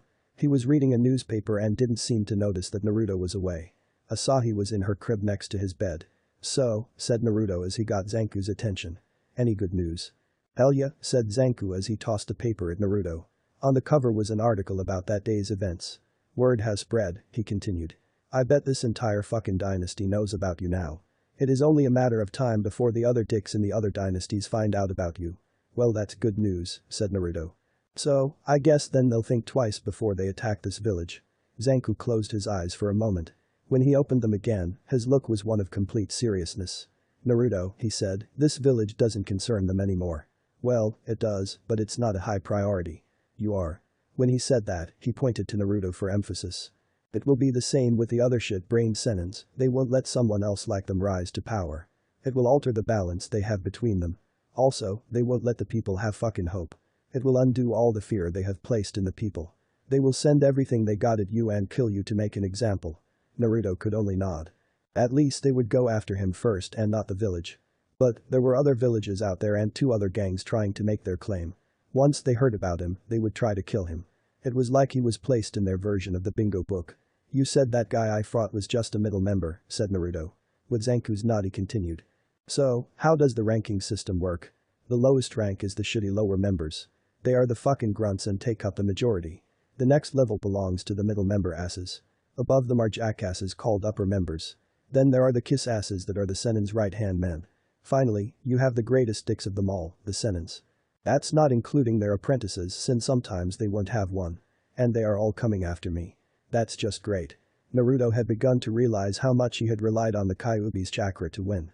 He had only beaten Haku because of Kyuubi as well as Gaara. His fight against Kiba had been won by dumb luck. He had been helpless against Itachi and Kisame. The Budo had nearly kissed him. Now, without it, he was on his own. Not all at once, said Zanku. Even the Emperor would notice an army coming towards his border and do something. Well, at least try to. So, we are going to have to make you stronger. The 2 of us are going to go on a training journey and become stronger. Naruto looked at him like he was crazy. Well, maybe that was because he was. Before Naruto could say anything, Mai ran into the room. I heard everything, she said. I'm coming too. Like hell you are, said Zanku. We don't need the dead weight. I'm a healer, said Mai as she activated her Sharingan. Also, if I leave the 2 of you alone with Asahi, she'll pick up on your bad manners. We're not taking the brat, yelled Zanku. I don't think we have a choice, said Naruto. She's only calm when I'm around. Also, I need to find another group of Hyuga nomads to take care of her. Odds are that we'll run into them eventually. So, said Mai, does this mean that you are giving up on going home? No, said Naruto firmly. I'm just putting it on hold. I've probably been declared a missing nin already. I'll just take my time and go back when I'm stronger and hopefully they'll take me back. Also, his eyes began to narrow, the thought of the shinobi skill being used like this is sickening. I'll teach those bastards a lesson they'll never forget. After a short while, the others went to packed up. Zanku went to get some camping supplies and stuff like that. Mai went to pack her clothes and some medical supplies. Naruto only had the clothing on his back and the scraps on his old attire. Thinking of them for the first time, he walked over to them, he had kept them, and checked the pockets for anything useful. All he found were 2 pictures. The first one was of him, Jiraiya, Tsunade, and Shizune. They had taken this picture shortly before they left to return to the village. Tsunade had her arm around Naruto, and Jiraiya was being slapped by Shizune for doing something perverted. These people were the closest thing to a family that he had, so he always carried this picture with him. The other picture was of Team 7. Both Naruto and Sasuke were glaring at each other as Kakashi ruffled their hair. Sakura was standing in the middle with a smile on her face. Naruto had brought this picture along to remind Sasuke what he was throwing away. Sadly, he never got the chance since Sasuke wasn't in the talking mode. With a sigh, Naruto put the pictures in his pocket and tossed his old orange clothing in the trash. He then gathered as much of Asahi's baby supplies as he could and then picked her up as well. It was time to leave. Before they left, Aoi and Daiki said their goodbyes. You take care now, said Aoi as she hugged her daughter. Take good care of her, said Daiki to Naruto.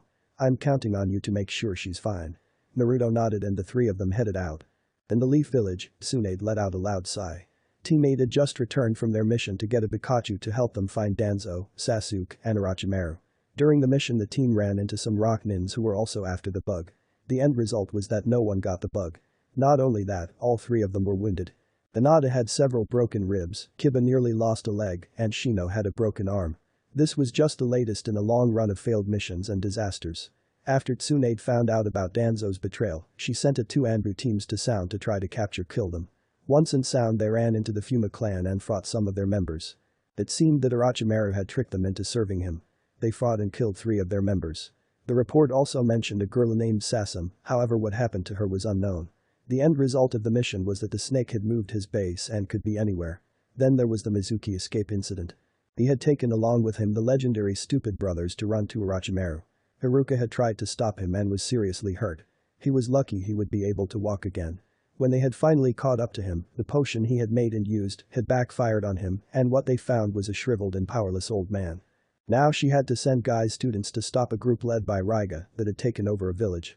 She wished she didn't have to send genins to do these high-level missions, but they were short-handed at the moment. It would be a few more years until they could become stable again. Over in another section of the village, Konohamaru was training harder than ever. Since Naruto's death, he had been training harder than ever. Once he heard it had been Sasuke who had killed the person he viewed as a big brother, he wanted to kill him. Iruka, who had noticed this change in him, told him that Naruto had never given in to hatred. How would Naruto feel if you killed someone out of hate, Iruka had asked. Besides, Sasuke has been sentenced to life of imprisonment. Then Sasuke escaped. Then Iruka got hurt. Slowly, Konohamaru began to hate. He hated Sasuke and the people who helped him. He hated the people who had praised him. He hated the people who had made Naruto's life hell. But, most of all, he hated himself for not being able to do anything. "Excuse me," said a voice behind him. "Are you almost done with this training field?" Konohamaru turned around and saw Hanabi Hyuga, who was in his class. She was wearing her normal training cloths and had a water bottle and towel. "No," said Konohamaru, "I'm still training." Hanabi raised an eyebrow. From what she could see, he was covered in sweat and his fists were bleeding. His clothing had holes and grass stains. His hair was sticking to his head. In short, he looked like hell. "Mind if I join you then?" she asked. "Fine," said Konohamaru. "Just don't bother me." Hanabi went to the other side of the field and began to train. It had been a week since Naruto, Mai, and Zanku had left the village and hit the road. Things had been going well except for one thing: Zanku forgot to buy a map. Mai, who had never left her village, was a bad choice for a guide, and Zanku had only just arrived in Milky Way. In short, it was the blind leading the blind. During their time on the road, they were able to get some serious training done. Thanks to the shadow clones, Naruto could supply them with plenty of training partners. The training was basically fighting 300 shadow clones apiece, while one clone held Asahi. Zanku, for some odd reason, had no problem attacking targets that looked like his new friend. The clones he faced attacked him en masse and quickly to build up his speed and reflexes. The clones that fought Mai went slower and one-on-one to build up her fighting style.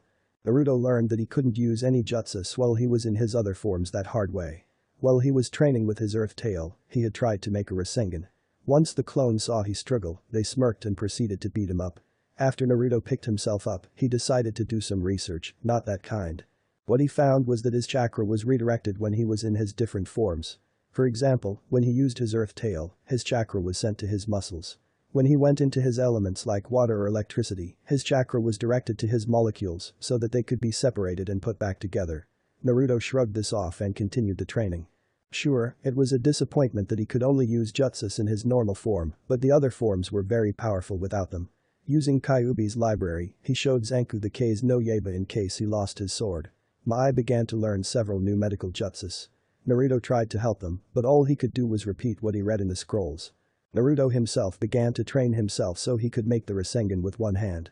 Now, they were on a road leading to a village named Algol. "Finally," yelled Mai. "It's been ages since I had a hot bath. And the village of Algol is said to have hot springs. We have to stop there." "Figures," said Zanku. "We finally reached civilization and she wants a fucking trip to the hot springs. I say we get a map, get something to eat, and get the hell out of here." "Well, Mai-chan has a point," said Naruto, who was carrying Asahi. "We could use some relaxation and I haven't been to a hot spring in a long time. We can still get a meal and map so there's no problem there. Plus, we reek." "I guess my nose was improved as well." "Majority rules," shouted Mai. After a few moments Mai spoke up again. "Hey Naruto, what were the hot springs like back in your homeland?" Naruto closed his eyes and thought back to the few times he had been to them. "I guess they were alright," he said. "I mean, they were just hot springs. Nice place to go every once in a while, but not my favorite place in the village." "What was your favorite?" asked Mai. "The Ichiraku Ramen Bar," said Naruto with a big grin. "Best place to eat in the village. It was so good." "That's it?" asked Mai. "Your favorite place in the village was a ramen stand?" "Yep," said Naruto. "It was the only place that didn't chase me out or overcharge me for my food. The old man and his daughter were always nice to me." Mai suddenly understood why it was his favorite place. It made his felt normal, human. Over the course of the week, he had been slowly opening up to them. He told them about some of his missions and stories about the pranks he would play. He tried to dodge the more painful memories, but Mai could see the pain in his eyes when he did. For what she could tell, Naruto had never fully shared his life with anyone and had problems trusting people on certain issues. "Zanku, on the other hand, ramen sucks ass," he said, missing the point. "Now tacos, that's something I could sink my teeth into." "Hey, ramen is 10 times better." "Tacos, you little shit sniffer." Ramen. Tacos. Ramen. Tacos. About an hour later of arguing, the group stood in front of the entrance to the hot springs. "So how are you going to enjoy the hot springs with Asahi?" asked Mai. "I mean, she can't go over to the boys' side." Naruto smirked and made a shadow clone. The clone then used a henge and became the female version of Naruto. "This is how," said Naruto as he handed Asahi over to the clone. With that, the group entered the hot spring. Mai wasn't worried. After all, it wasn't like Naruto would get to see her naked. Right. Hehe, yes, I am evil. A group of 4 women arrived shortly after the group entered the hot spring. They were the assassins. "The target is in here," said the eldest, Mamizu. "Aori, what does he look like?" The youngest reached into her pocket and pulled out a piece of paper. "He has blonde hair, dog-like ears, blue eyes, a tail, and whisker marks on his face," said Aori. "Are you sure he's in there?" asked Resin. "Just look up," said Kachu as she points up. "See, Sushi is circling above. Chaukin-sama said he would do that to tell us where the target was." With that, the assassins entered the building. Mai, Asahi, and a female Naruto clone, all naked, entered the female side to find only one other person there. She had long light green hair that rested on her shoulders. Her eyes were golden color. She had an average size bust for a girl of 17. She sat there in the hot spring drinking some sake. After a short but uncomfortable silence, Mai spoke out. "Hi," she said to the green-haired woman. "My name is Mai-cha. These are my friends, Naru, Sosumi, and Asahi. What's your name?" "Why would you want to do?" asked the teen as she took a sip of her sake. Mai looked down at the water. "Just trying to be friendly," she said. The older teen gave them a short glance and then sipped some more sake. "My name is Yuri Genshirin," said Yuri. She looked at Naru. "Aren't you a little young to have a kid?" Naru's face turned red. "She's not mine," cried Naru. Yuri smirked. "I'm kidding," she said as she began to giggle. That's when Mai noticed something about her. "Those are beautiful earrings," said Mai. But they were. From the stud was a golden chain that held a single stone or gem that looked familiar to her. "They are part of a set," said Yuri. "When my ancestors left Elemental, they took these and left the necklace. These stones are very valuable.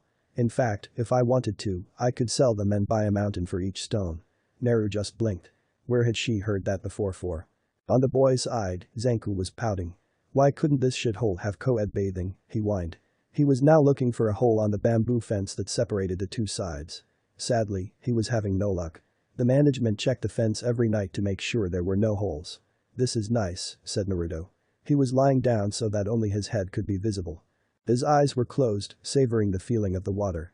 His ears were flattened so they couldn't be distinguished against his spiky hair. "Naruto," yelled Zanku as he turned in his direction. Naruto only opened an eye.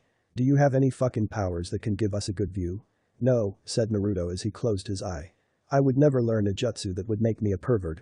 I would use it to defeat perverts, but not become one." "But I have needs," whined Zanku. "Then let us take care of you," said a voice as the door opened. There, in the doorway, were 4 hot Hyuga women who had their bodies wrapped in towels. "My name is Mamizu Hyuga," said the eldest. She appeared to be about 21 and had long black hair that reached her ass. "I'm Kachu," said the 19-year-old woman. She had dark blue hair that only went to her shoulders. "How are you?" "My name is Resin." Resin was 16 years old, bustier than the rest, and long light blue hair that was braided. "I'm Aori," said Aori as she jumped into the water. She was the youngest, 14 and soon to be 15. Her hair looked exactly like Hinata's, only it was black. "We are part of the special services that is offered by this establishment. It keeps bad boys from peeking." It was at that moment when Naruto turned his head to face the Hyuga women. As he did, time seemed to go in slow motion for effect.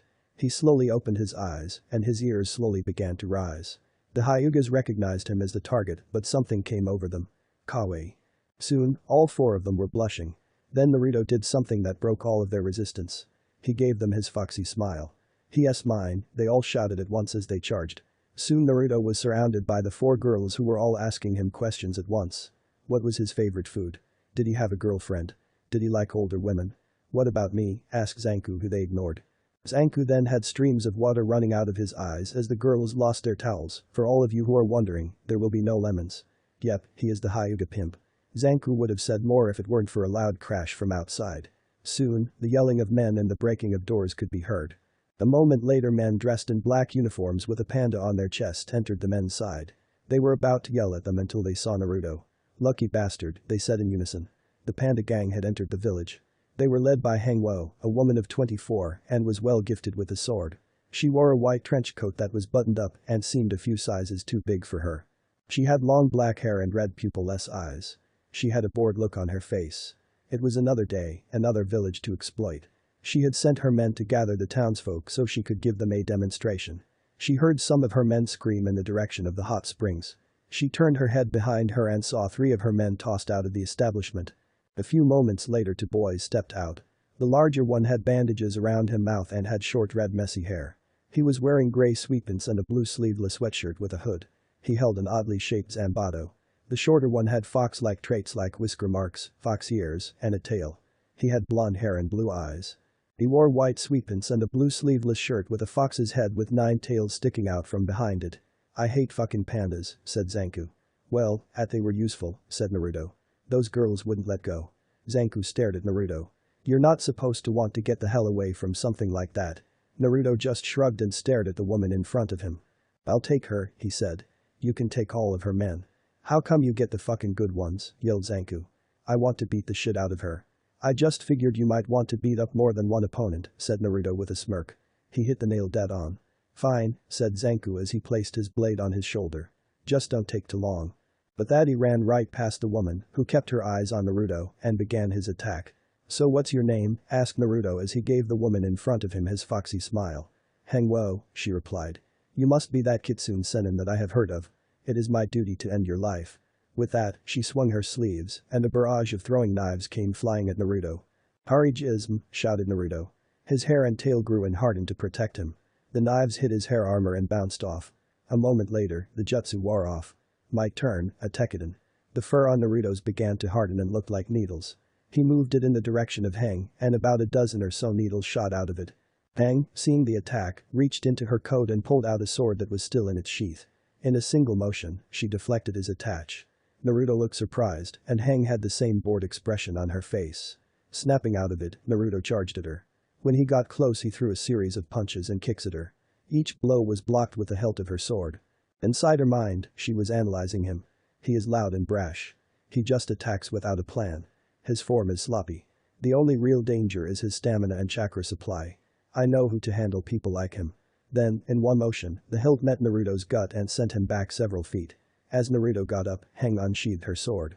Well, to be more accurate, swords. They were twin Chinese-style blades that fit in one sheath. "Time to end this little farce of yours," she said in an uncaring tone. She now had a sword in each hand. "I'm just getting started," shouted Naruto as he prepared for his signature jutsu. Taj Kage Bunshin no Jutsu. Naruto created 20 clones, and they charged at their opponent. Sadly, not one survived. With fluid-like motions, Heng cut and slashed each of the clones as the real Naruto just stood there. Now it was her turn. She charged at Naruto and began her attack. "He'll start by dodging to his left and try to punch me in the face." She started out with a downward thrust, and Naruto dodged to his left. He was about to counter by punching her in the when she twirled and nicked his side. "Next he'll use the clone jutsu again and try to surround me." A moment later Naruto yelled Taj Kage Bunshin no Jutsu and surrounded her with 75 clones. They all charged at her by jumping into the air. She let out a sigh and raised her blades.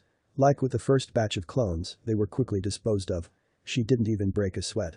The real Naruto couldn't believe it. "It's like she knows what I'll do before I do," he said aloud. "That's because I use logic," said Heng. "Everything in life should be followed with logic. Take the people of this continent. There are 2 types of people, the predators and the prey. Logically, the best way to survive is to be the predator. You, however, are an illogical fool. You are trying to take down the predators and you will fail. Think about it. Even if you defeat me, there are still over 1 million more like us still out there. Even if you defeat us all, which is impossible, other would come around sooner or later. Not to mention that you can't be everywhere and save everyone. Thus, your actions are pointless." Naruto just glared at her. "I'll show you," he shouted as he charged once more. "Time to finish this." With that thought, Heng began to move him. She didn't lift him, it was more like guiding him as he dodged his blades. A slash to his right and he dodged to his right to avoid it. Poke his right and he moved right. Thrush forward and he moved backwards. Soon Naruto was backed into a corner. "This is it. Mido no Siki." But that yelled, she jumped in the air with her swords in an X formation. A moment later she slashed a large X on Naruto as she landed in front of him. Heng took a moment to reflect on her move. It was perfect. It starts long before that attack is called out. Because she could foresee her opponent's attacks and counter them, she slowly destroyed her opponent's confidence and will to fight. Then, all she had to do was maneuver them into corner and then strike. It was only then did they realize their foolishness. She began to walk away when the dead Naruto became a log. What the she started. She was interrupted as she was kicked in the back of the head by Naruto. She forward several feet and rolled out of it. How did you escape? You should have realized your defeat. I don't take things lying down, shouted Naruto. I am the #1 unpredictable shinobi of my village. I'm taking you down and that's a promise. I never go back on my word. Heng's face, which hadn't changed during the fight, finally did. She looked angry. No, she was pissed. Don't say things you can't back up, child, she spat as she charged. She didn't slow down as Naruto made more clones. This is getting old. Do you think you can just say things like that, brat? She shouted as she slashed a clone. Making promises, slash, slash, slash, are things only fools, slash, slash, slash, do. There was now only Naruto left. She ran right into him and plunged her sword into his gut with a smirk. That smirk ended as he went poof. He was she started but didn't finish. The rock below her that she hadn't noticed earlier also went poof and Naruto landed a powerful upper jaw strike. Naruto looked at her as she started to get up. This was almost over. Earlier, began Naruto, you said something about promises. What did you mean? Heng finished getting up and glared at him. My father used to say the same time, she said. He always told others that he never went back on his word. He told me that as long as you have faith, you could do anything. But that was a lie. He promised he would stop the bandits from attacking our village. He died trying to keep his promise. Now there was a fire in her eyes. Since then I have used my logic and my opponent's instincts to survive. Not because of faith or some stupid promise. My father died a fool and I will not follow his lead. She charged at Naruto once again with her blades raised, ready to strike. Bikoutai. Kaiju. Shouted Naruto as his tail changed color and texture. The blades went right through him and didn't hurt him. Heng just froze. This broke all the rules that she knew. Naruto wasn't done. Bikoutai. Kai. Naruto's tail turned back to normal and he began to prepare his ultimate attack with both hands. Rasengan. The blue orb of chakra was rammed into her chest and she was blown away and only stopped when she hit a nearby wall. Why is he so strong? He is just a child with naive ideals. Those were the last thoughts of Hengwo before sleep claimed her. Naruto looked over to where his partner was. Zanku was just finishing up the last one. Scratch that, he was done. Naruto-kun, yelled Mai. She and his clone were running over to them. Where were you? When we couldn't find you at the hot spring I got worried. It was then that she noticed the condition Naruto was in. He had several cuts on his sides and some gash marks. His body was caked in dirt and sweat. Kami, what happened to you? Just a little run-in with the pandas, said Zanku as he walked over. Naruto hugged the fucking middle member all to himself and I got the shitty leftovers. I think I should give you Asahi, said the clone as it handed Naruto the baby. My time is almost up. Naruto nodded and the clone went poof. Then, something unexpected happened. Naruto had new memories of the hot springs. Iri came to mind. Then, he had a memory of Mai and fainted as blood gushed out of his nose. Mai shrieked and Asahi just giggled as she began to slap Naruto's face. Well, baby slap, what happened? Asked Zanku. Yuri was walking away from Algol. She was wearing a Chinese-style dress with a white tiger-style design and some arm bracers. She could have taken them down, but why do that? They were too weak for someone like her. She'd just send 2 middle members after them. Let them have their fun for now. Tomorrow is a new day. The Inishishi Sennin was not in a good mood. His assassins were gone. They had become fangirls. They had turned in their 2 weeks' notice saying that they wanted to settle down with the love of their lives, the Kitsune Sennin. Sir, said a timid white-skinned girl with yellow snake-like eyes. The new Kitsune Sennin stopped you men in Algol. The panda Sennin turned to face the snake girl. He had silver spiky hair. He was finely dressed in blue robes and had several rings on his hands. But the thing most people noticed were his eyes. They were a magnificent red that were like rubies. That was what his clan was known for, their gem-like eyes that had a clarity like no other. And sir, she continued, he knows your family's clone jutsu. Haha, how's that for an ending? It's all leading up to some big surprises. Algol is the name of a star in the Perseus constellation. It means demon star. Danzo stood on a balcony watching the sound nins under his control train. In about a year, they would be at the level of his former root forces. And with the power of the cursed seals, they would be next to unstoppable. Danzo could remember telling the Hokage the odds of the sound winning against Akatsuki. At that time, he said that the sound would lose, but not before taking out a large chunk of their enemy's forces. Now, things were different. With both him and Orochimaru improving their forces, they would win and still be strong. He would prove to those fools that he was right, that peace was foolish. Tsunade looked up from her desk once again and groaned as more paperwork landed on her desk. Will it ever end? She cried. "Sorry Hokage-sama," said one chunin. They bowed to her before they left. In another part of the village, Kakashi was reading his dirty book as he walked down the street. Most people waved to him or shouted their thanks to him. To the majority, he was the student who finished what his sensei began. To others, he was a cold-hearted bastard and a hypocrite. Asuma and Kurenai hadn't spoken to him since it happened. Hell, even Guy was avoiding him.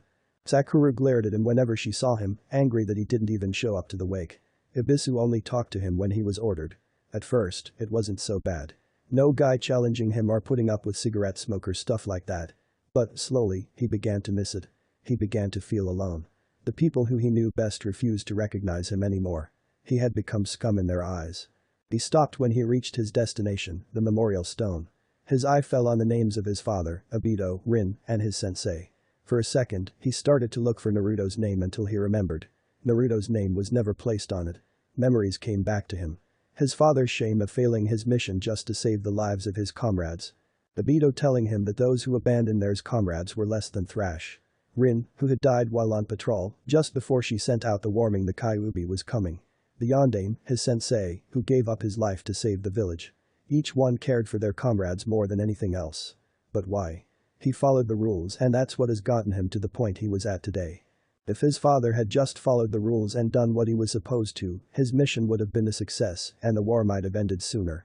If Obito had just followed the rules, he could have lived. If Rin hadn't tried to save the others in patrol, she too could have lived. He tried to remember them by telling others what they believed in. Or, that's what he told others. The second part of his test, in truth, was so that he wouldn't have a genin team. He didn't want to be a genin sensei, never did.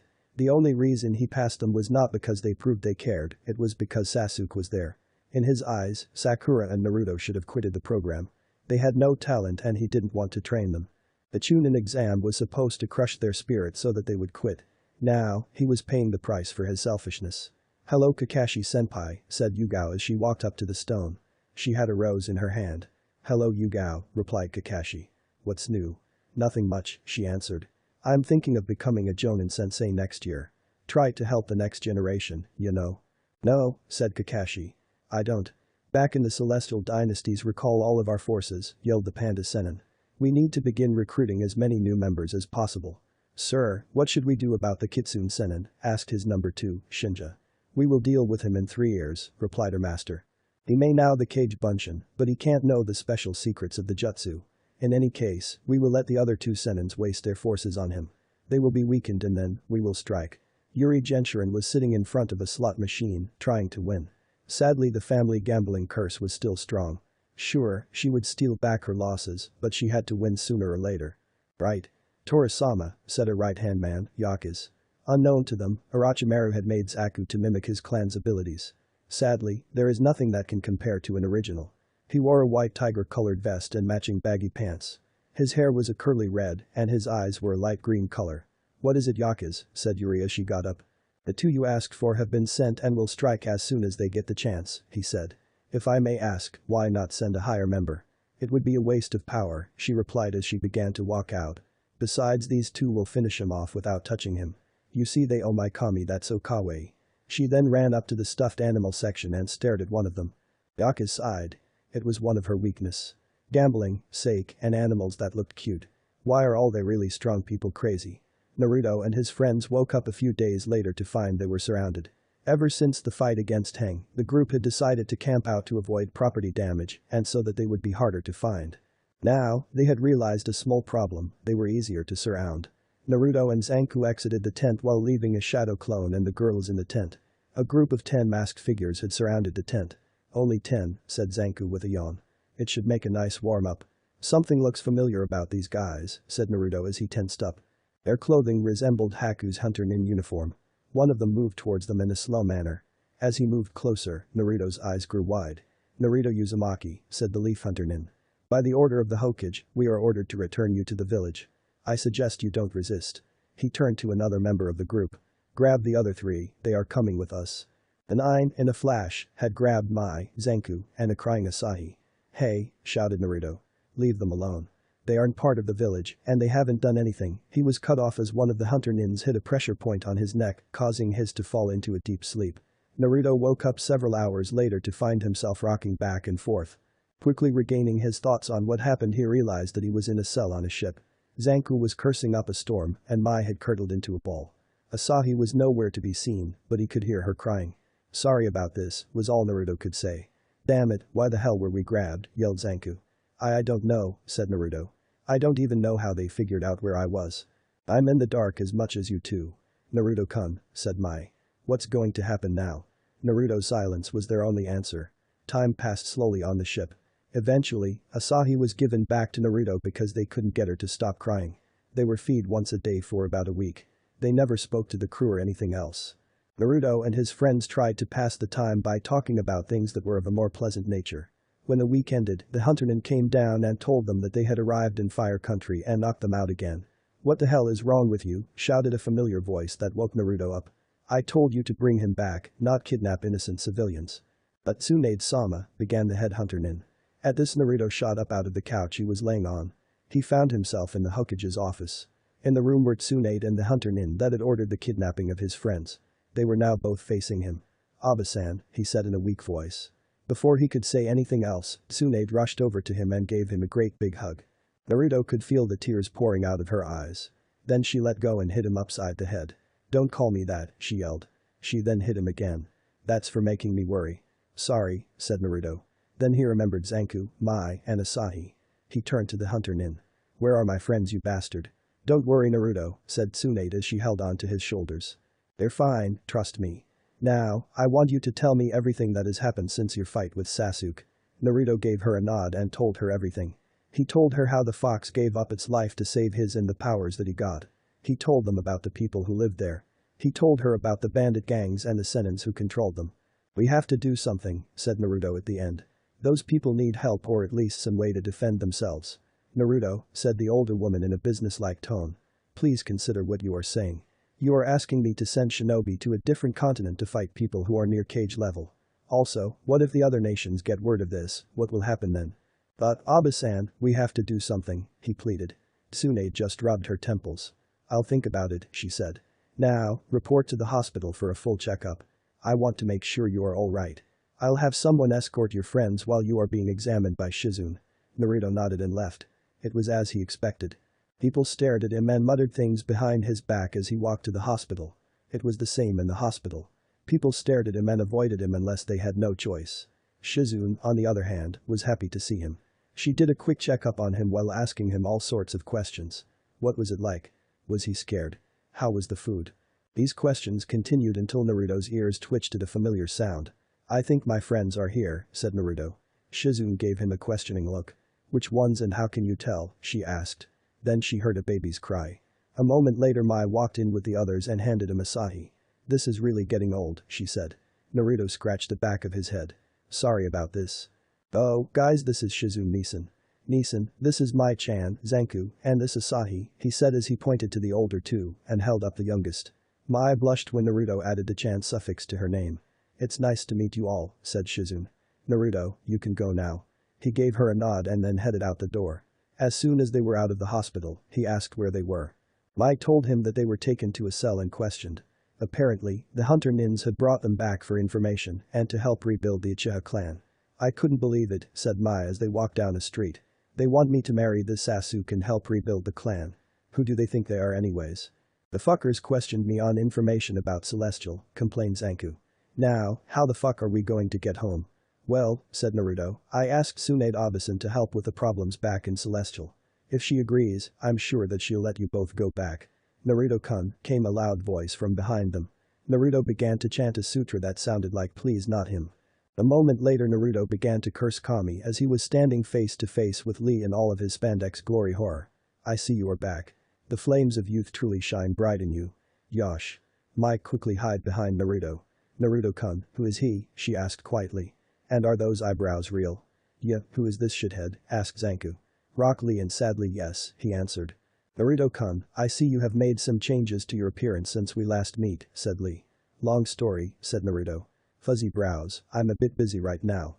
Perhaps we could meet again later. Like say, when you lose the spandex and do something about those eyebrows." "I see," said Lee. "I am sorry for interrupting you. I will be on my way." "Yosh." With that, Lee sped away. Later that night, the Hokage called the village for an announcement. Everyone gathered in front of the tower to hear what she had to say. I am glad you are all here, she said. I have good news. A couple of months ago, Naruto Uzumaki and Sasuke Uchiha fought each other at the Valley of the End. In that fight, Naruto was able to keep Sasuke from going to Orochimaru. Something else happened that day. That day, Kyuubi no Kitsune perished. The crowd became restless. How can that be? Shouted one of them. The Kyuubi brat is still here. You're a liar, shouted another. Listen, yelled Tsunade. In order to keep its pride intact, Kyuubi saved Naruto's life by giving up its own. With that, Naruto gained a powerful bloodline limit. I have checked the seal and it is gone. Kyuubi's chakra could not be found. Kyuubi is dead. Now, before you all going praising Sasuke, I want you all to take a moment and realize something. Naruto is still the same person he was when he left. He was only the jailer for the Kyuubi, and now he is free of the burden that was placed on him. Now, I want you all to explain to your children and the rest of the younger generation why he was treated the way he was. Everyone was silent and had their heads down. They had a look of shame on their faces. Some were even crying. In the real world, Akumu and Mugen were putting more charcoal into the seal that surrounded the tent. They were the dream brothers of the Torah. As long as the seal remained in place and or the victims didn't wake up, they would be stuck in a dream world that they would never want to leave. In a few days, they would die from dehydration. This was their strategy. Unknown to them, 4 women were staring at them with heated gazes. Dreams? Asked Yakuza. I'm not sure I understand. The Dream Brothers are seal experts, said Yuri with a grin. Years ago they created a seal which sends all those who are in the seal into a dream world, based on a person's memories and knowledge. The longer a person or persons are in it, the better it gets. The only problem is that it can only create one dream world, and if there are more people in the seal, they all have to go to the same place. In a couple of days, they will be dead. Why not simply send people to fight them and kill them? Asked Yakuza. I mean, surely, such elaborate means isn't necessary. True, said Yuri. I could have sent people to fight him. However, there is the chance that they could lose. What makes this plan so much better is because he has to fight his own desires. He may act noble, but he is still human. He has desires just like the rest of us, and he will give in to them and perish. The next day in the dream world, Naruto was now walking with Mai and Zanku, and a clone holding Asahi, to meet up with the Rookie 9. They were all meeting up at Team 7's training ground for a picnic. Along the way, Naruto noticed that few people were glaring at them. In fact, he was getting smiles from many of the people who used to shun him. Once they got there, they saw them plus Team Guy. They were all sitting on a large blanket chatting with each other until they saw Naruto and his new friends come by. Naruto, shouted Sakura when she saw him. She then got up, ran over to him, and hugged him. A moment later, she let go. We were so worried about you. I'm glad to see you're alright. Naruto-kun, said another, quieter, voice. Naruto turned his head to see Hinata blushing madly and then remembered part of the reason she did that. Before either one could say anything, Asahi began to fuss a bit, causing everyone's attention to turn to her. Naruto-kun, is that why you baby? Finished Lee. It seems as though Naruto-kun has done some unyouthful things while he was away. At this, Hinata fainted. I wasn't gone for 2 years, said Naruto as his eyebrow twitched. He then went on to explain how he found her. I just couldn't leave her there, he finished. I see, said Niji. Don't worry. I was informed that the cage bird seal is to be removed and the old ways abolished. You do not have to fear for her. Naruto blinked at this. Since when did the Hyuga clan start throwing away old traditions? Meanwhile with Zanku, he was getting to know Ino and Tenten a bit better. Hello ladies, he said. Let's leave this shit area and find some fun. The girls giggled. Sure, said Ino as she got up and latched around his arm. I'd love to, said Tenten as she latched onto his other arm. I think I like this fucking place, said Zanku as Ino began to undo his bandages so she could feed him some rice balls. He thought after eating the first one. This tastes like ramen. Mai began to talk to Sasuke. Apparently the village was pushing them together so that they could rebuild the Uchiha clan. Sadly, the odds of that happening with him were next to nothing. The reason for that was he was a condescending jerk. How can you call yourself an Uchiha when you act the way you do, he said in his I'm so superior voice. Where is your dignity? We of the Uchiha. He was then cut off as Mai kicked him in the balls. Kami, she said as she watched him fall to the ground. You are so annoying and stuck up. Besides, I happen to like someone else. After a few minutes of watching Sasuke pull himself up, Kakashi and the other Jonin senseis appeared. Sorry we're late, said Kakashi. We had to stop and help an old lady cross the street. Glare, shouted both Naruto and Sakura. Anyways, said Kakashi, ignoring the angry glares from his students.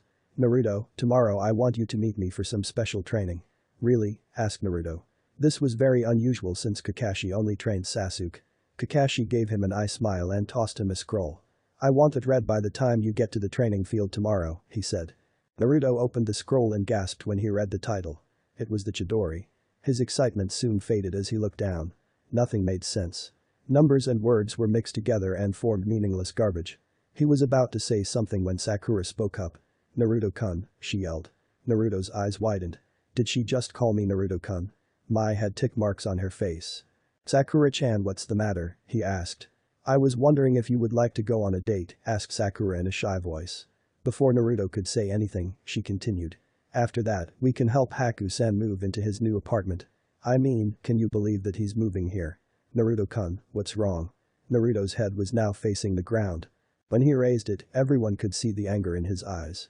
I don't know what's going on, he said as he formed a Rasengan. But, this ends now. With that, Naruto shoved the chakra sphere into Sakura. When it hit her, she vanished in a puff of smoke. Everything except Naruto, Mai, Zanku, and Asahi froze. It seems they have figured it out, said a voice. It came from all directions. So they have, said a different voice that also came from all directions. Who are you? Yelled Zanku. I am Akumu. I am Yujin. May I ask how you figured this out? When people are in here, no one ever questions it or gets suspicious. You have been the first. You screwed up big time, said Naruto with an angry look on his face. There are a lot of little things that are different. Some of the more noticeable ones are that Kakashi-sensei never says he'll help train me, and Sakura would never just give up on Sasuke for no reason. But the biggest mistake was Haku. He's dead. It was what he wished for, said Mujin. To bring Haku to the village was a dream of his. We simply lacked the knowledge that he was dead. What do you wish? Asked Akumu. What are your desires? Asked Mujin. We want this to end, shouted Mai. Listen to that, brother, said Akumu. They are so ungrateful. Here, they can have everything they want in this dream world. So ungrateful, agreed Mujin. Why would anyone want to leave paradise? Zanku, you could have everything you want. Money and women are yours for the taking. Mai-chiha, you could be as close to the one you love always. Mai's face turned beet red. And let's not forget the Kitsune Sennin.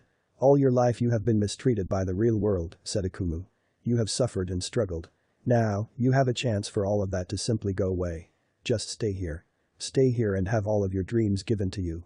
Stay here and live the life you always wanted. Or maybe you want to relive your life. Have the mother you always wanted. Never have to experience the pains of hunger and rejection of society. All you have to do is ask. I get it, said Naruto. Everything I want, I can get for nothing. Pity that's not the kind of person I am. Now let us. Naruto was about to start yelling when he heard other people's voices. They sounded very familiar. Let go of our Naruto-kun, shouted the voice of Resen. Hey, who are you? Shouted Mujin. Hey, what happens if I do this? Said the voice of Aori. More shouting and yelling followed. While this was going on, Zanku looked over at Naruto and sighed. I'd give anything to have that power, he said. It's a chick magnet bloodline. Only a few minutes later, the world seemed to break apart. It was as if it was made of glass and someone had used a hammer to break it. The pieces fell down into a black nothingness and soon Naruto and company followed. The next thing Naruto knew was that he was opening his eyes. He was back in his text in the Celestial Dynasties. Naruto was about to chalk it up as a dream when he heard the Hyuga girls yelling at two other people that sounded like Mujin and Akumu. He quickly got out of his tent and saw that the four sisters were yelling at two oddly dressed men who looked like stick figures. So, said Naruto as he walked over to them, getting their attention. Do you have any last words? How? Asked Akumu. How could deny what you wanted? Those were the things that your heart yearned for. It's true, said Naruto when he stopped in front of the two brothers. Everyone has wants and desires. The things we work for and try our hardest to get. However, I have lived a darker life than most and know that good things don't just start happening. They are things you make happen. With that, the beating began. A few hours later, Naruto and company were back on the trail. They had been out for about a day and a half. They had decided to give the Dream Brothers to the Hyuga sisters as a way of saying thanks. It also meant that they would have to leave them to turn in the two fools. Zanku then noticed that Mai was a little down. He smirked as he came up with an idea. Hey clone, he barked. Move your ass faster. He got behind the Naruto clone and began to lightly push him away from Naruto and Mai. Mai saw this and silently hanked her foul-mouthed friend. So, said Mai once they were alone. You and Sakura were close. We were just teammates, said Naruto. I wanted to be something more, but it never happened. I see, she Mai. So, do you have someone waiting back home for you? I mean a girlfriend. No, why do you ask? It's just that she stopped there. She was afraid to say it. Afraid to say the way she felt about Naruto. Mugen had spoken the truth, she wanted to spend as much time with Naruto as possible because she was in love with him. The more time they spent together the shyer she became around him. "We better hurry up," said Naruto suddenly. "I think your boyfriend is getting jealous." "What?" "Zanku," replied Naruto. "Wait, am I wrong? I thought you two had a thing going on. What made you think that?" "Well, in the dream world you said you already liked someone. Then Mugen said that there you could always be with that person. I just figured it was him because, well, I have seen you two talk privately a couple of times and stuff like that." "No," shouted Mai. "We are just friends. Personally, I hate the way he swears so much. Also, he's not my type. The person I like is you." The second movie idea was outvoted by 1 vote. For a while I was thinking of tossing a coin to declare the winner, but at the last moment there was a vote that said no to the second movie. But you don't care about that now, do you? I hope you are reading this because this is very important. This is a 3-year time skip, not 2.5. Naruto and the rest of the Rookie 9 are now 16. There are other differences as well. But why let me tell you everything? You want to read the story. So, get reading. It was the 3-year anniversary of the death of Naruto Uzumaki. Some would think that everyone in the Leaf Village would have forgotten him, but it was just the opposite. On the anniversary day of the failed mission to retrieve Sasuke, they would hold a huge party. They would drink and dance in the street until the sun came up. Some would make a journey to the Wave Village where his memorial was and deface it. Some of the people who actually knew Naruto would just shake their heads and were glad Naruto couldn't see this. Tsunade was glad she couldn't see it as well. She was making her way to the Sand Village on a small diplomatic mission. Personally, she didn't see what the fuss was about, but the council and a certain clan wouldn't leave her alone until she did something. They asked her to try and see it from their point of view. She knew they only cared about themselves and, if they had their way, would send the village into a war. Stupid fools, she thought as she neared the gates of the Sand Village. I don't have time for this. Sasuke and the Akatsuki are my main concern. I bet they are hoping I'll die of sunstroke or something. Why did I ever take this stupid job? At least this gets me out of paperwork. Papers? Asked the guard at the gate. Tsunade handed them to the man. He looked over them and then handed them back to her. Sorry for the inconvenience, Hokage-sama. Rules are rules and all that. I will inform the Kazekage of your arrival. Thank you, replied Tsunade. I will be there shortly. The guard signaled another shinobi to head to the Kazekige's office as Tsunade walked by. She slowly made her way to the temple of the Kazekige, taking in the sights as she went. Not much to see, but after a few days in the desert, everything seems better. About 20 minutes later, she was knocking on the door to the office of the Kazekige. Come in, said Gaara. He smiled as Tsunade entered his office. It's good to see you again, Tsunade-sama. With that, he walked over to her and gave her a hug. In the last few years the two of them had become close like a nephew and aunt. Their jobs made it very easy to keep in touch, and when they got together they would talk about things that weren't village-related. For example, Tsunade taught Gaara the art of gambling and, as expected, lost 30,000 ryo to him. Good to see you as well, she said as she returned the hug. After a few moments alone they let go of each other and started to get to business. Gaara took his seat behind his desk and Tsunade in front of it. Over the course of 3 years, Gaara had changed greatly. He had grown and wore a red trench coat and red pants under his cage robes. His gourd was nearby as always. But a physical change wasn't the only thing that was different. He was happier. He would make small jokes every once in a while and didn't try to kill people for pissing him off. He had become very popular among the females of the village to a degree that rivaled Sasuke's fangirls back when he was still in the village. In short, his life was good. Now to business, he said with a sad sigh. They are giving you trouble because of me. You have no idea, replied the Hokage. I can only imagine the problems you have been faced with. We manage, said a new voice in the voice. Tsunade turned around and smiled at the newcomer in the room. Hello Hinata Hyuga, said Tsunade as the Hyuga girl walked up to her and took a seat next to her. Has it been difficult? Fangirls are scary, replied Hinata. I can't believe all of the death threats I have been given.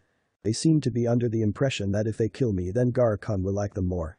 Yes, it was official. Hinata and Gaara had been dating for a while now. In fact, Hinata had asked for a transfer about 6 months ago to the Sand Village, and Tsunade accepted. She left right away before her father or the Hyuga elders found out. That was what the problem was. The elders wanted Hinata back in the Leaf Village for fear that she would conceive a child with the Hyuga bloodline limit. Some just wanted her back so that they could place the birdcage seal on her and then kick her out of the clan. However, dating the Kazekage had its advantages. Since she was now one of his shinobi and his girlfriend they couldn't forcibly remove her without risking war. For some odd reason, sarcasm there, they didn't care. Hiashi had a different reason for wanting his daughter back. After Naruto's wake, he had decided to become a better person as well as a better father. The first thing he did was try to mend the broken bond with his elder daughter. Things were going great. She had stopped stuttering and had improved in her style. While he didn't hate Gaara, he wasn't ready to let go of Hinata so soon. She was only 16 and was too young, in his opinion, to leave the village to get closer to some boy. Hinata had also changed. She was now wearing standard Chunin attire for the Sand Village. Her hair was longer and her chest was noticeably bigger. Her relationship with Gaara had done wonders for her personality. It started off as being pen pals. They would write to each other about things that were going on and giving each other advice on how to improve. Sure, their families helped, but having someone with similar problems helped. "Well, I'm happy to hear that you both are doing fine," she said with a smile. "Well, the walk over her gave me an idea to shut those fools up." "What is it, Tsunade-sama?" asked Gaara. "How do you both feel about being engaged?" she asked them. Hinata nearly fainted and Gaara's face matched his hair. "Tsunade-sama," cried Hinata. "I think it's too soon for that." "I agree," said a blushing Gaara. "This isn't something that should be rushed into." "Please," said Tsunade. "It's just a fake engagement. This will buy us time until you are ready, unless something goes wrong. Anyways, if they ask me how serious it is, I'll just tell them I saw the two of you doing it in this office when I got her." Now Hinata really did faint and Gaara was trying to hide his bloody nose. "On a different note," she continued. "Has there been any trouble with Akatsuki?" "Not a peep," said Gaara as he calmed down and got serious again. "As soon as the war between them and Sound began, all their agents left the village. We know this because they all left at the same time the battle with Sound began. No one has come to seek the beast inside of me." "That's good," said Tsunade. She looked at the sleeping Hyuga girl. "I hope this lasts." "It looks doubtful," said Gaara. "As you know, as soon as Sasuke took over Sound, he made a claim the Uchiha clan would take their rightful place in the world. I fear that if he wins he will start another great war to prove his superiority. The situation is equally bad if Akatsuki wins," said Tsunade. "They will pick up where they left off. Most likely they will first build up their forces again and then go after the other tailed beasts. The pervert still doesn't have a clue where their base is." Both Hokage and Kazekage grew silent. Right now two evil forces were fighting each other for dominance. One side was led by a team that half the village would welcome back with open arms and the other would only be a little hesitant before following the example of the other side. The other side was made up of the worst criminals alive to date. One thing was sure, one side would fall and they would know the face of the enemy they would have to fight. In the Celestial Dynasties. Akijin Henrin walked through a small town in the Milky Way dynasty. He has a 7-foot-tall man with no hair and a patch on one eye. He wore a brown vest with a silver boar on his back and blank pants with holes on both his knees. Warhammers were tied to both of his wrists by leather straps. He was looking for his target, the Kitsune Sennin. Over the course of the last 3 years he had become a living legend. People knew very little about him. He walked from village to village in a small group helping out villagers who were under attack from bandits and other problems. He would turn in the bounty on the people he stopped and then would help fix up the town and provide any aid he could. Some people say he could control plants, while others would say he could fly, and others said he could teleport. The only thing that mattered to Akijin was what he looked like. He had a tail, blonde hair, whisker marks, and blue eyes. He imagined a man of at least 25 and incredible build to cause this much problems.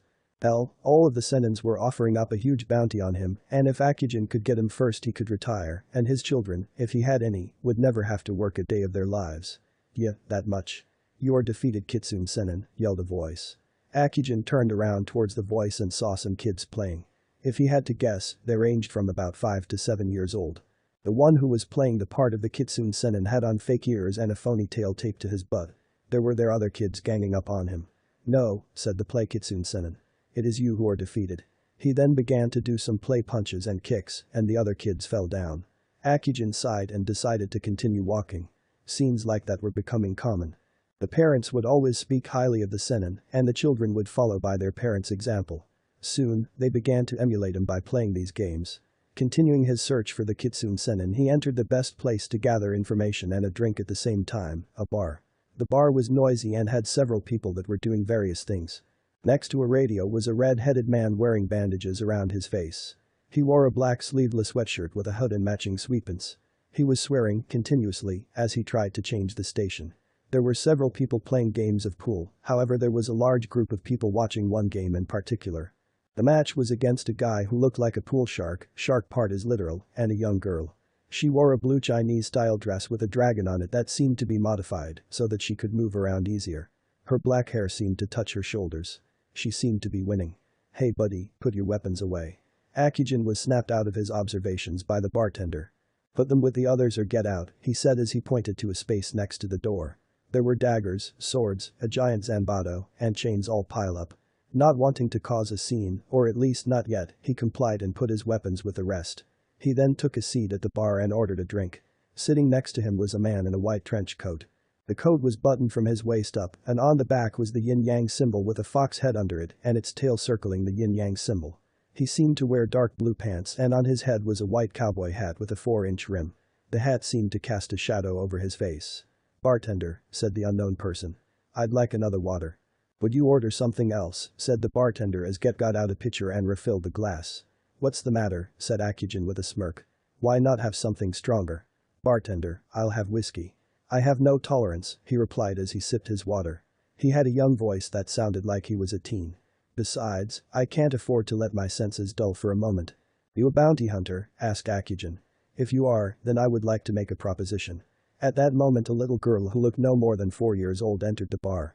Judging by her eyes she was a hyuga.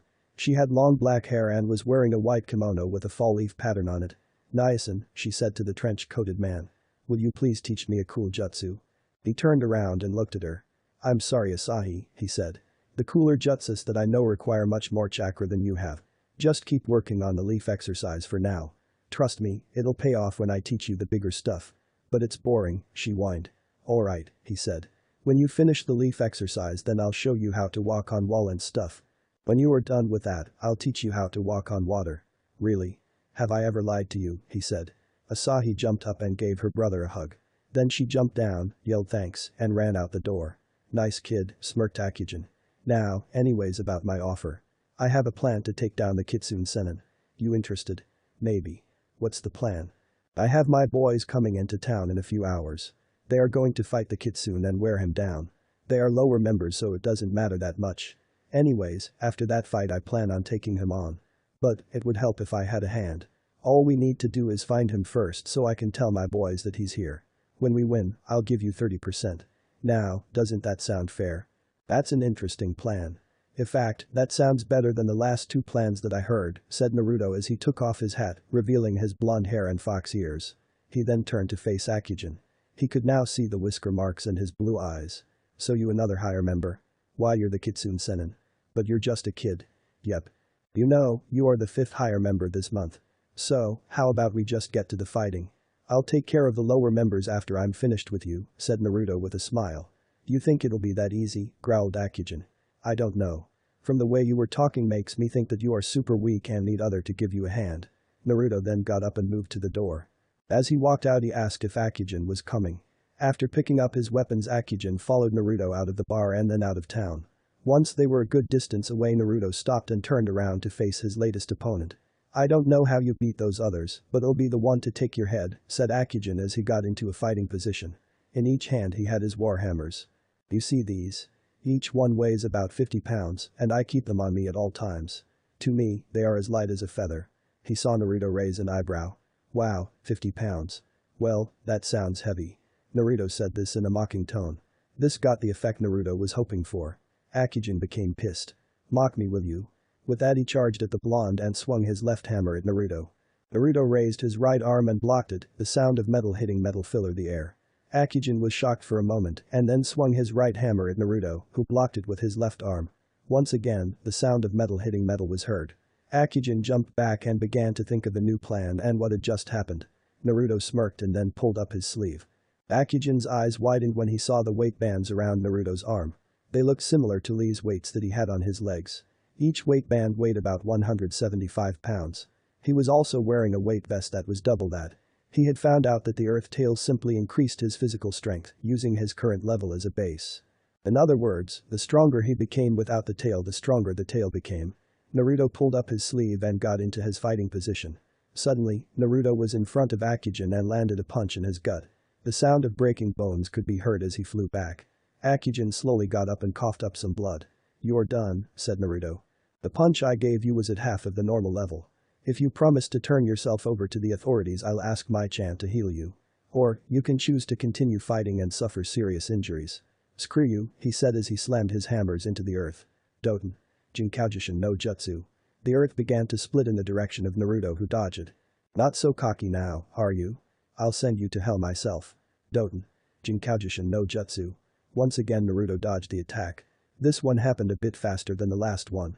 Guess I have to finish this, said Naruto as he went into some hand signs. Raiden. Raikau Agro no Jutsu.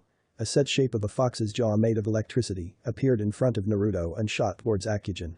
When it reached him, the jaws closed on him and sent a powerful electric shock into his body. Akujin screamed in pain and then fell to the ground as smoke rose from his body. Naruto put his hands in his coat pockets and walked away. He had a few more things to do. About 20 minutes later he found the lower members.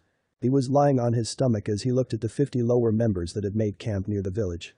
Wow, 50 fucking lower members just for you, said Zanku who had appeared next to him. Naruto smirked. Please go easy on them Naruto-kun, said Mai as laid down get to him. I would have thought you would want me to make this as quick as possible, said Naruto with a smirk. After all, we have a date tonight. Just you, me, and a ramen-free meal. Maybe some candles. That sounds lovely, said Mai as she leaned over and kissed him on the cheek. But remember I'm the one who has to heal them when you're done. We're the good guys so we can't just leave them with broken bones and such after we put them behind bars. Softy, muttered Zanku as he rolled his eyes at the lovebirds. It had taken Naruto about 2 weeks to come to terms when Mai had told him that she loved him. During that time Naruto had become distant from them. It was because he didn't know how to handle this and he didn't know what would happen if something happened like if they broke up. The feeling he had for her were also different than the ones he had for Sakura. With Sakura, he always had to try to be something he wasn't. He always had to find some way to impress her and when it failed he got hit on the head. When he was with Mai, he felt safe and that he could be himself without trying to impress her. In the end, he had a talk with Zanku who helped put this in perspective with much swearing. Come on Naruto Nyasan, yelled Asahi who was jumping up and down behind them. Kick their asses. You can do it. Sadly, her yelling caught the attention of the lower Inishishi member. The 3 teens sweat dropped. I told you not to swear around her, hissed Naruto to Zanku. I can't help it. It's shitey genetic thing, he replied. Naruto just sighed as he got up. Tajed Kage Bunshin no Jutsu. Suddenly, 2,000 clones appeared behind him. He then did a hinge that turned half his face blue and the other white. Naruto then walked over to the side of the hill and soon his clones followed. The bandits were shaking in the boots. Naruto decided to use the finishing touch. He raised his hand and all his clones screamed out at once. That did it. All of the lower members fell to the ground and put their hands over their heads as a sign that they gave up. This has to be fucking copyrighted, said Zanku as he and the others walked down to tie them up. Sasuke glared at Kabuto in utter frustration. Since he had done away with Orochimaru, he had taken the title as the Nide Motokichi. However, things weren't going as fast as he wanted. Itachi was still hard to find and his organization was still attacking. Other things were going wrong inside the Sound Village. People coming to his with pointless requests and stupid questions. And the paperwork made him want to kill even more. Now Kabuto was trying to talk him out of his latest plan. You can let those prisoners go, insisted the medical nin. They are all very dangerous and there is no guarantee that they will follow you. Please leave them in the northern compound. No, said Sasuke in a cold voice from behind his desk. We need them and the power of the cursed seal. You will bring them here and they will become our village's newest members that will fight on our side. You will also bring me Jugo, Karen, and Sujetsu Hazuki. They will be my new elite team thanks to their special abilities. Now go or I will kill you. As Sasuke watched Kabuto leave, he began to go over his plan again in his head. In order for him to defeat Itachi he would need that Mangekyo Sharingan. According to his brother he needed to kill his best friend to obtain it. But, when he killed Naruto, nothing happened. Over the last 3 years he wondered why that didn't happen until he came to the only logical conclusion. Naruto wasn't his best friend. Someone else had to be his best friend. So, he would then have to find out who it was and kill him or her.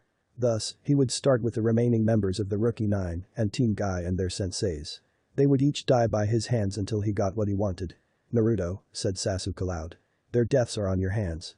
In the Milky Way dynasty, at that very moment, Naruto sneezed as he was putting Asahi to bed. I think someone is talking about me, said Naruto with a light chuckle. I can only hope it's something good. Aniki, said Asahi. Are you going to continue the story? Naruto smiled. Sure, he said. But not for very long. Tomorrow we will be at the beach and I want us all rested so we can enjoy it. Asahi nodded and Naruto continued the story where he had left off from the night before. Alright, now where was I? You were about to fight that Haku person, said Asahi. You're right, said Naruto with a smile. Now, I had just arrived at the bridge and had made a really cool entrance with smoke and everything.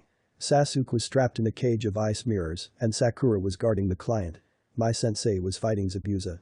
After he yelled at me, why did he yell at you? Asked Asahi. Was your entrance not cool enough?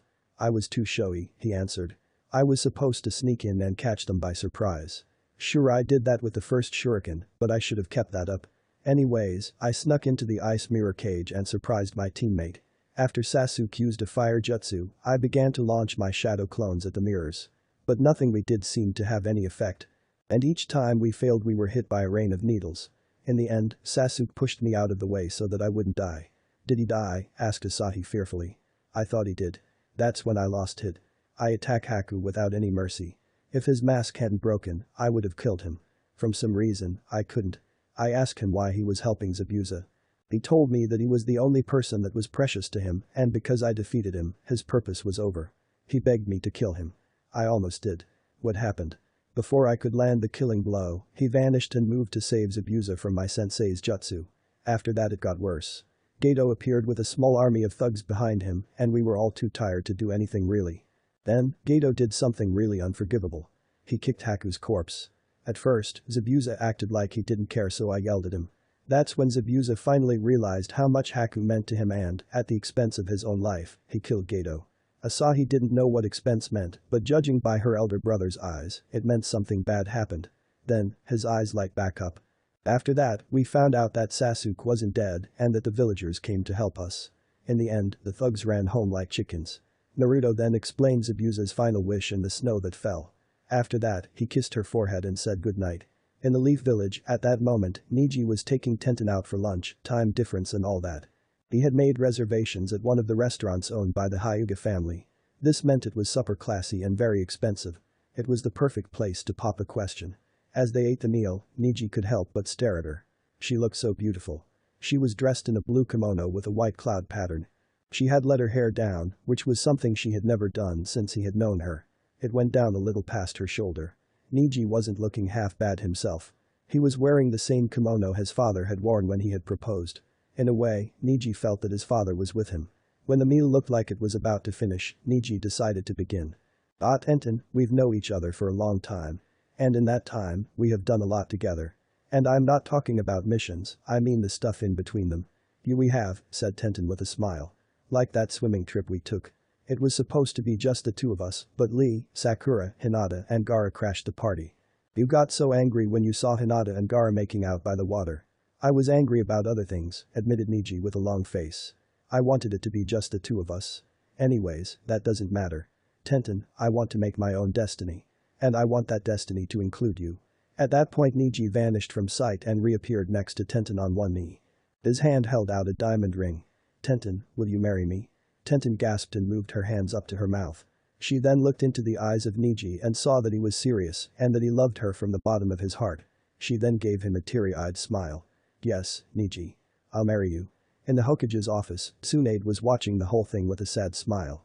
She was happy for them, but at the same time she was cursing her luck. She had made a bet with Shizune that Tenten would have said no and that they should wait. Looks like she lost her day off. The next morning in Celestial, Naruto and company were making their way to the beach for a bit of rest and relaxation.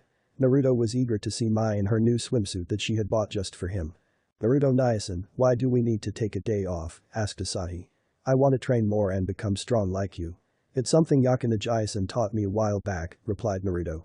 Who's he? Asked Asahi with a confused look. What the fuck is that matter with you? Asked Zanku. Naruto and Mai gave him disapproving looks. He was the reason Asahi swore at times. We met him about a shitty year and a half ago. She was only 2 then, said Naruto in a stern voice. He then looked at Asahi and decided to explain. Yakina Jiasen was an old man we heard about who would teach people how to use their elemental chakra. Thanks to him I was able to improve my Rasengan jutsu. He also pounded into Naruto's head that even he needs a break every once in a while, said Mai with a smirk. Naruto put on his puppy dog face. I'm not that bad, said a pouty Naruto. Like hell, said Zanku. If you didn't need food or sleep you would spend all your time training and have no life. Zanku then moved next to Naruto and began to whisper in his ear. Is you fan club going to be at the beach? Sadly yes, whispered Naruto back. I don't know how they found out, but they are all going to be there. So how many people are in it now? He asked. Too many, was Naruto's answer. Yes, Naruto's popularity with the ladies had grown over the years. Unlike in the Leaf, where the girls were into brooders, the girls loved the knight in shining armor bit. What had started out as 4 fans soon became a group so large they started their own newsletter. The more obsessive fangirls followed his movement or tried to figure out where he would be next. How they figured that out confused Naruto to no end. The rest just seemed to wait for him to come to them. Mai hated this, of course. She was his girlfriend, and most of their dates were interrupted by the more violent ones. Couldn't they take the hint that he was taken? And why did they have to send her letters with exploding notes? Zanku had his own opinion of the situation. He wanted it. Hell, who wouldn't? He loved all of the catfights that broke out, mainly because clothing got damaged. He also got a good profit by selling some of Naruto's old things to the girls who literally wanted a piece of him.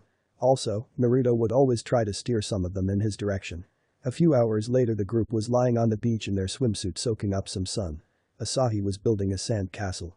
Naruto wore a bright red swimsuit and had put a henge over his weights to make it look like they weren't there. Mai had gone with a bright blue bikini. Asahi's swimsuit had wave pattern on it. Zanku had on a black swimsuit but was still wearing his bandages. Everything was going nicely until Asahi saw something that scared the crap out of her. She ran over to Naruto and started tugging on his arm. "Nyasan," she cried. "There are some scary people here." Naruto opened his eyes and got up. He didn't see anything odd at first. Then he heard a very familiar phrase that scared him. "Behold the power of youth," said an elderly man a few yards away from them. He was wearing the evil green spandex that Guy and Lee wore. He was a balding man with a long white beard that touched the floor. He also had very thick white eyebrows. Beside him was a mini-me of him wearing the same evil spandex. This one looked to be about 20 years old and, judging by the red dots on his forehead, was from the Kagaya clan. He had teal-colored eyes and had his white hair cut into a bowl style. "Look at all of these youthful people, Ranshin-sensei," yelled the Kagaya. "Yes, Yon," said the elder man called Ranshin. "I can feel all of the youthfulness that surrounds these people. It moves this old man's heart to tears." The two began to hug and the sun began to set. Even thought it was only 11 a.m. Ranshin-sensei. Yon. Ranshin-sensei. Yon. Ranshin-sensei. Yon. Elsewhere, in a small hut near the border between Milky Way and Pegasus, sat an old man by the name of Yakin. He was in his late 60s or early 70s. His spiky hair had turned gray over time, but his blue eyes still had the same shine they always held. He was dressed in a brown robe. He was sipping some tea when the door opened, and there stood the Panda Sennin dressed in a black traditional shinobi outfit. "I heard from my sources that the Kitsune Sennin came here," he said as he glared at the elder man. "Is this true, old man? I haven't seen you in 15 years, and you don't even ask how I am feeling," said Yakin in a sad tone. "Junpyu, I thought I taught you better than that." "Forgive me, Towson," said Junpyu. "But when I hear that my father taught my enemy I tend to forget things like manners." "Bad habit." "Indeed," replied the old man. "Yes, I did teach him. He is a remarkable young man and holds great promise. Would you like to know more about him?" "You'll tell me?" asked the Panda Sennin in a surprised tone. "If it means that my only son will spend 5 minutes with his father, then yes, I will. Let me make you some tea. Please, sit down." With that, Yakin got up and moved to get more tea as Junpyu sat down. Back at the beach, after much yelling at the two hugging people, everyone was sitting in a circle. "I am sorry if me and my newest apprentice disturbed you," apologized Ranshin. "We were just overtaken by all of the youthfulness in the area." "Shut the fuck up about youthfulness," said Zanku. "Yeah," said Asahi. "Shut the fuck up." Zanku, hissed both Naruto and Mai. They were both sending the red-headed swearer death glares that promised a very painful death. "Such unyouthfulness," said Yon. Naruto sighed and turned his attention back to Ranshin. "By any chance do you know a person called Guy?" he asked. Ranshin's eyes light up. "Ah, I haven't heard that name in a long time," he said. "At one time, he was a student of mine in the way of the springtime of youth." "I should have known," said Naruto. "So, you have been to Elemental." "My boy," chucked the old man, "I have traveled the world spreading the power of youth. When I first met Guy, he was so unyouthful. He was a quite shy boy. But, after spending about a year with me, he became the very vision of youth. I am moved by this," said Yon with tears in his eyes. "I hope to one day be as youthful as he is." At that, the hugging began again. "Cover your eyes. Ranshin-sensei. Yon. Ranshin-sensei. Yon. Ranshin-sensei. Yon." "Are you the Kitsune Sennin?" asked a gruff voice. Naruto turned around and saw a man of about 32 standing behind him. He was wearing a black bowler hat, a black trench coat that was buttoned up all the way, black pants, and black steel toe boots. He had teal-colored eyes and white hair that looked like pincers on his back. Around him were 3 others wearing black cloaks. "Yes, and aren't you hot in that?" asked Naruto.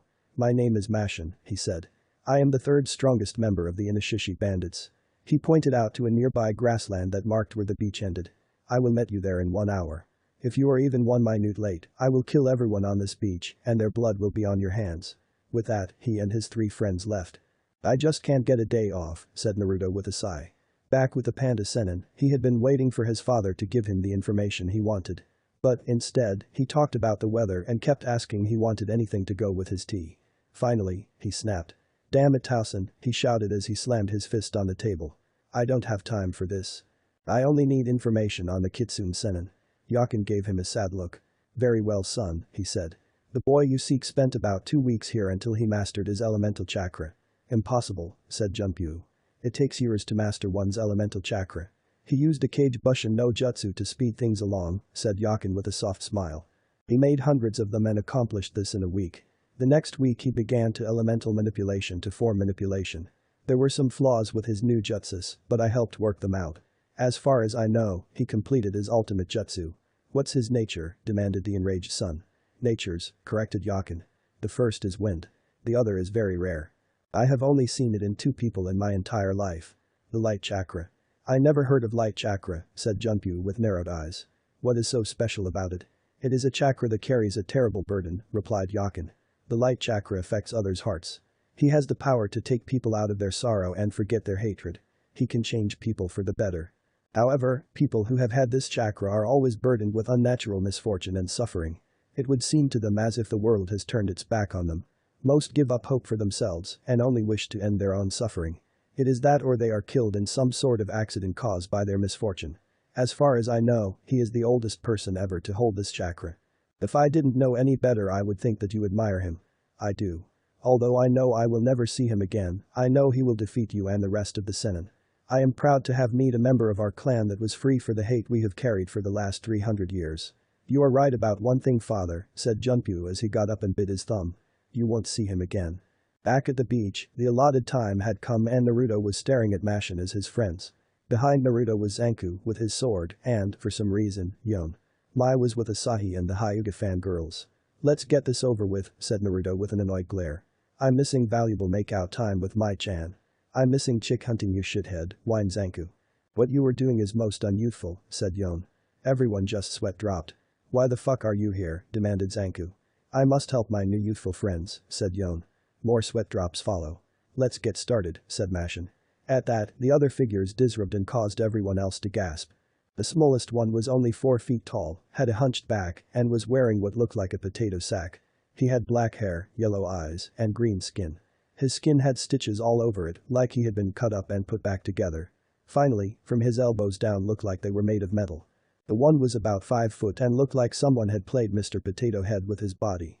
One had looked clawed and the other one looked like it belonged to a woman. His right eye had a Sharingan and the left had the Byakugan. Some of his looked more tan than other part and also looked like he had too many stitches. Like the first one, he had black hair and was dressed in what looked like a potato sack. The last one was a woman and looked the best out of the 3. She had teal-colored hair that curved down her back like a fang and pink eyes. She was wearing a black battle kimono with a white sash tied around her waist. As far as anyone could tell, the only stitches were the ones around her wrists. "What the hell?" said Naruto. "You like?" asked Mashin. "These are my living corpses. In my early days, I wanted to find the secret to bringing the dead back to life." He pointed to the green one. "Hazard was my first. Sadly, he had no memories of his former life and had no free will. But I created a fighter that would do whatever I wanted. With that in mind, I created Yodaman." He indicated to the Sharingan Byakugan holder. "With him, I tried to create a warrior who could hold many bloodlines. Sadly, he failed to live up to expectations. Finally, I chose Nua, my girlfriend, as the last test subject." "What the hell's the matter with you?" shouted Naruto. "How could you do that to someone you loved?" "Why are you so upset?" asked Mashin. "It's not like I'm going to hell. My experiment has proved that when we die we cease to exist. There is no paradise waiting for us when we die. There is no lake of fire and brimstone. Therefore, there is no need to love or strive to do good to get an eternal reward. I feel so free." At that, he began to laugh. Zanku couldn't take this anymore. With the Kirigakuin in hand he charged at them.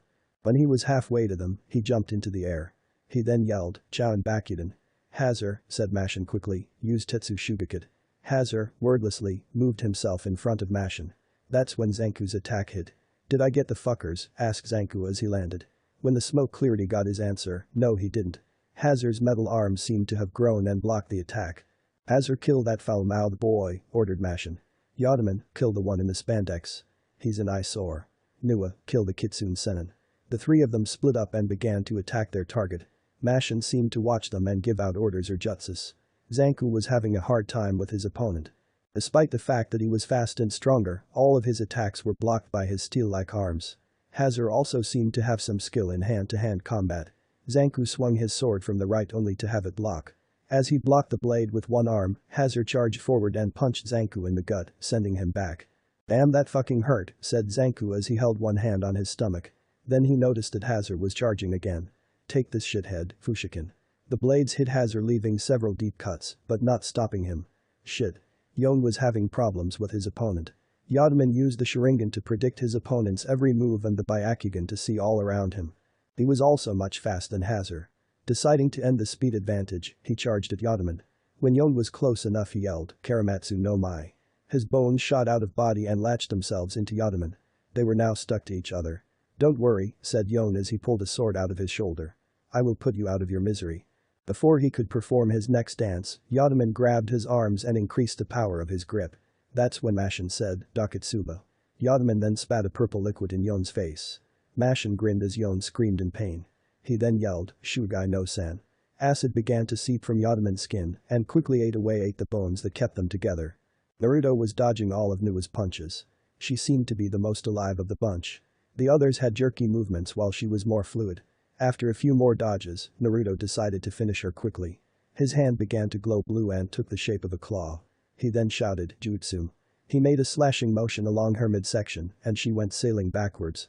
"Sorry," Naruto said quietly. Then his eyes widened in shock as Nua got up despite the 4 large slash marks in her chest. "Are you seeing how pointless this is?" smirked Mashin. "You can't kill what isn't alive. They will continue to follow my orders until they are destroyed. Now Nua, grow us some cherry trees." Nua nodded and placed her palms on the ground. A moment later, 2 cherry trees with sakura petals grew next to her. I forgot to mention that Nua was a relative of the Tora Senin. Kainbujin. Once ordered, the petals shot from the trees and flew towards Naruto. They pierced and cut him at the same time. When it was over, the sakura petals fell to the ground. Sakura, no Mai. With that, the sakura petal rose from the ground and began to swirl around Naruto. Once again, he was being cut up by the tiny petals. "That's it," said Naruto as he made some hand signs. "Kuchius. Doten. Kitsune Hora." Foxes shot out of the ground and bit into all 3 living corpses. "From here on, your attacks are worthless." "We'll see about that," said Mashin. "Shugai no San." The Ottoman began to seep acid and the foxes that held onto him vanished. Sakura, no Mai. Once again, the petals rose but circled around Nua instead of him. She was soon freed of all the foxes.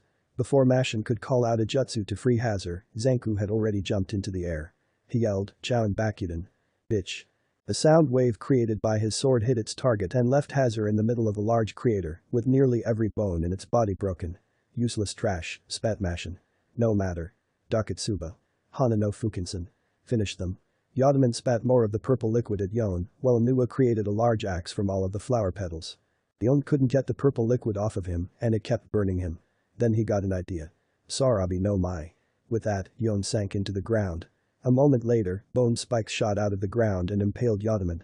Yon then walked out a bone. What he had done was become one with the bones and then moved to a different one away from the purple liquid. Naruto watched as the flower axe-wielding woman came towards him. Bikautai. Kaizen. His tail then turned red and the white tip began a flickering white flame. Increasing the head around his fists until they caught fire, he punched the axe, causing it to burst into flames. He then punched Nua in the gut with the other fist. Naruto went back to normal when he said, "Bikautai. Kai." When Naruto looked over at Nua, he saw Mashin kicking her. "You worthless piece of trash," he shouted. "How could you fail me?" Before he could say anything else, he heard Zanku shout, "Fushikin." Mashin froze as the blades came towards him. Before they hit, however, Nua sprung up and took the hit. Mashin fell to his knees. Everyone just stared at this.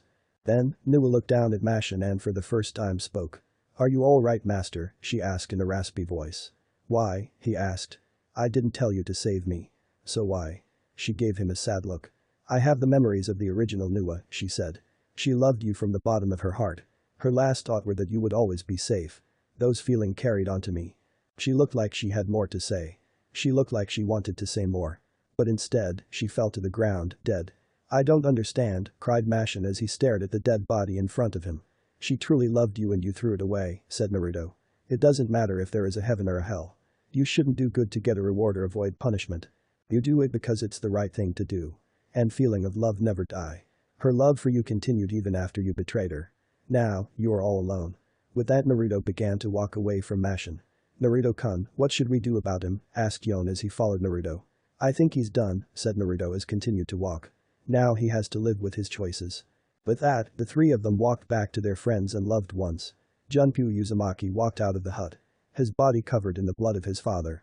Fool, was all he said. Well, I hope you all liked it. I hope I explained my concept of light chakra enough. This does explain why Naruto always seems to get into dangerous situations and nearly gets killed. Next time, Ino gets Choji on a diet. Zanku gets a girlfriend with a secret agenda. Naruto and Mai get some alone time. Naruto stood in front of two graves in Wave Country. On one of the graves was the mask of a hunter nin, and the other had a large zanbato behind it. They were the graves of people he remembered with pride, despite the situation that brought them together. They were Haku and Zabuza. It had been many years since he had seen the sight, yet it was still fresh in his mind. Suddenly, Naruto's heightened senses picked up on someone behind him. He turned around and saw a familiar old man holding a large bottle of sake.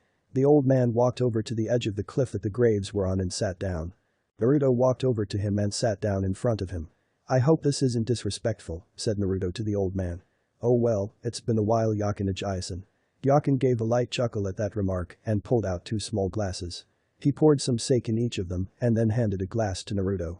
I don't think I should. Remember, I have no tolerance. I remember, Baka, said Yakin with a smirk. Trust me, you can handle it for the moment. Besides, I promised that we would have a drink together the next time we saw each other. They then both took a sip of their drinks. Surprisingly, Naruto wasn't affected by the liquor. So, how are things? I'm doing good, said Naruto. Still got those bandit gangs on my ass, and Asahi is hounding me to teach her some super cool jutsus. I finally understand how my senseis felt when I did it to them. So, how are you doing? My son finally came to see me, answered Yakin with a sad smile. It was nice to see that boy again. He stopped and took another sip of his drink and then looked at Naruto. I hope you have finished working out the kinks in the ultimate form of your Rasengan.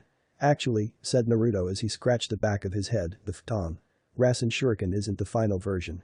What? Naruto took a sip of his sake before he began to explain. After I mastered the futon Rasen Shuriken, I became aware that it could go farther and become so much more. The futon Rasen Shuriken is only the first half. So I began to experiment here and there. I'm so close I can feel it. Yakin just sighed and shook his head. This is no time to be lazy, Baka. Get off your ass and finish that jutsu. Hey, you told me to focus on forming it with one hand like I could do with a normal Rasengan. It took 6 months to do that. While I was doing that, I was able to create some variations to the normal Rasengan. Besides, I'm really close to finishing it. I hope so, said Yakin in a solemn tone. I came here to tell you a few things, so listen up. The first is that a storm is heading your way. The one in control of this storm is the Panda Sennin.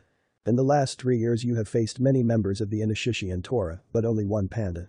Didn't you ever think that was strange? A bit, admitted Naruto. I was hoping that they didn't think that I was worth the trouble. Yes and no, replied Yakin. You aren't worth the trouble, but to get to their goal they will have to go through you, and they will throw everything that they have at you at once.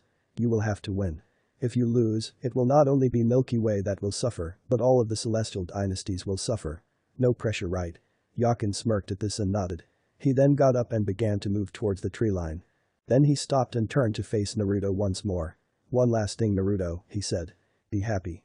You can't continue to hold the weight of the world on your shoulders and deprive yourself of almost everything that you truly want. When this is over, don't wait any longer than you already have. With that, Yakin walked into the forest. Mai walked over to the sleeping Naruto. He tells us to go to bed early so we can get up early, and he's the only one still asleep. With that, she moved next to him and gave him a kiss on the lips. That woke him up. I had the weirdest dream, said Naruto as he began to get up. I was having sake with Yakin Ajaisen back in Elemental.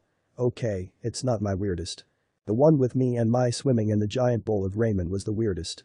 But then again there was that dream. Right, said Mai as she crossed her arms. Come on, Zanku wants us to meet that girl he met yesterday for breakfast. Back in the Leaf Village, Choji was doing something that no sane man should ever do. Well, unless there is a very bossy woman standing in front of you. And looking very pissed that you are stalling. That's right, Choji was eating a salad. It's rabbit food. Both he and Ino had been dating for about a year now. It started when they had met Sai. Sai had once been a member of Root, however his loyalties were to the village and not to Danzo. Because of this, he aided the village in tracking down several of its members that were hidden in the village, waiting to ambush them at the right moment. He worked with teams 10 and Guy, and at first the girls were taken by him. Sadly, because of Root, he lacked a lot of people skills, and one of them was manners. Several times he had made Ino cry, and each time Choji got angrier and angrier until he couldn't take it anymore. When that time came, he punched Sai in the face and helped Ino home. Shortly after that, they started dating. Since then, they had both done some changing. Ino, for example, wasn't always on a diet. Now she ate enough to give her some muscle mass and not make her look like a skeleton. Choji limited what he ate and was going for the minimum weight that his clan allowed for his jutsus to work. But still Ino-chan, said Choji as he hesitated, taking a bit of the salad that had no dressing. Is this really supposed to be good for you? He gulped as he saw flames appear in her eyes. Are you questioning me? She demanded. Choji did the smart thing and shook his head. With a sigh he began to eat. After a few bites, very long bites, Shikamaru came into the small restaurant and hid under their table. Now, to normal people or people who didn't know him, they would be wondering what just happened or something to that effect. Well, shinobi aren't normal people and they knew him very well. So, said Ino as if nothing was wrong. What did you say to Tamari that got her mad? This is so troublesome, said Shikamaru. He was about to get out from under the table when Tamari walked into the room. She and Shikamaru had been together for about 2 years now. They had a dangerous relationship that caused many people to think that she would kill him before every date. There you are, said an angry Tamari as she walked over to the table. She then grabbed her fan from her back and hit Shikamaru, destroying the table and salad to do it. Do you have to destroy property just to hurt him? Asked Ino with an annoyed look. What did he do this time? He is refusing to take the Jonin test, Tamari practically yelled. It's too troublesome, said Shikamaru. I like being a Chunin because I get guard duty. Not much to do there but watch the clouds. That's it, yelled both Tamari and Ino. You've known him for how long and still can't figure him out? Asked Choji with a smirk. Tamari just sighed and then grabbed the lazy genius and pulled him up. Listen, she said in a stern tone, there are benefits to becoming a Jonin. Like more money. Money is too troublesome, he replied. Tamari smirked at this. More money means you can move out of your parents' house. Meaning we can stop renting a hotel, she said. She then gave him an evil smile. I mean, it would be bad if your mother or Gaara found out about our private meetings. Shikamaru's eyes widened. He couldn't tell which was the greater of the two evils. His mom had made it clear that if she caught him doing anything inappropriate, she would force them to get married. Gaara, on the other hand, threatened that if he ever found out that they were doing it, he would use a Sabaku Sausu to make sure he would never have children. He then imagined what would happen if they both found out. The result was unkind. You're evil, he said as he got the underlying meaning to her words. Take the exam or else I'll tell your mother and my brother. Meanwhile, near the border of Fire Country, a group of 4 was on a patrol. This group composed of Tsumin Yuzuka, her son Kiba, their dogs, Shibi Abiram, and his son Shino. Reports had stated that sound nins had been spotted in the area near the border. For the last couple of days they had been searching and had seen no signs of them. They were about to turn back to the village when they heard 2 things that caught their attention. The first was the sound of a chidori, and the other was a woman screaming. Akamaru, do you smell that? Asked Kiba as he sniffed the air. Akamaru barked in agreement. Tsume tensed as she smelt it too. There was no mistaking the scent. The only thing that had changed was that it had the extra stench of snakes. It was Sasuke. There were others with him as well. We should check this out, said Shibi. The rest of them nodded and sped in the direction of the scent, making sure that they were well hidden. About a minute later they arrived at their destination. In front of Sasuke was a blue-haired girl who had a flower in her hair and a hole in her chest. Behind Sasuke was a girl with glasses, a guy with a large zanbato on his back, and the last guy looked very nervous. They were looking at a group in front of them. One had a tri-side, another had a lot of stitches, and the third was the shortest, but was long, another was half black and half white, with a Venus flytrap around his body, and the last was wearing an odd orange mask. The one thing that this group had in common was that they were wearing black robes with red clouds on them. Well, that nuisance is gone, said Sasuke with a bored look on his face. I trust the rest of you have no objections to my proposal to join me. That is only if what you say is true, said Kakuzu. How do you know that Leader Sama is deceiving us? That's right, said Tobi. You don't look very trustworthy. You just look scary. Orochimaru found it out while he was working for your organization, said Sasuke while ignoring Tobi's comment. At first, he believed like you that the main goal of the Akatsuki was to take over the world. That was just a lie to get you all on board and help him collect the Biju. His real goal was to combine all of them into a single host, creating a living god. However, this plan can no longer exist without the Kyuubi vessel and its infinite chakra. The Leaf Nins were shocked at this. The leader of Akatsuki was planning on creating a god. But, what was the point? Kiba and Shino were wondering what Sasuke was talking about with the Kyuubi. It had been dead for years. Shibi and Tsume gave each other worried looks about the alliance Sasuke was proposing. I see, said Sasori. May I ask why you asked of us? Orochimaru had very few good qualities, said Sasuke. One of them was his spy network. Sasuke then pulled out a small black book. This contains all the information on all members and subordinates in your organization. It mentions that the loyalist members are Itachi, Kisame, and Deidara. That is why I called you all here. Pity the information was wrong about the girl. I will give you all time to think about this, continued Sasuke. You can either stay where you are and never have what you were promised or join me and take this world by force. We will meet in River Country in 4 days with your decision. The Akatsuki members nodded and vanished. Sasuke then turned to his allies. You 3 go on ahead. There are some insects that I would like to squash. The 3 nodded and vanished from sight, knowing that arguing would result in their death. Sasuke then turned to where the Leaf Nins were hiding. You can come out now. With that said, the 4 humans and 2 dogs jumped out of their hiding place and faced Sasuke. Uchiha, what are you thinking? Yelled Kiba. How many people have to die just so you can be satisfied? Sasuke gave him an uninterested look and then turned his attention to Tsume and Shibi. I will allow you both to live if you leave your sons here for me to kill, he said, as if it were nothing. One of them might help me to unlock the Mangekyo Sharingan.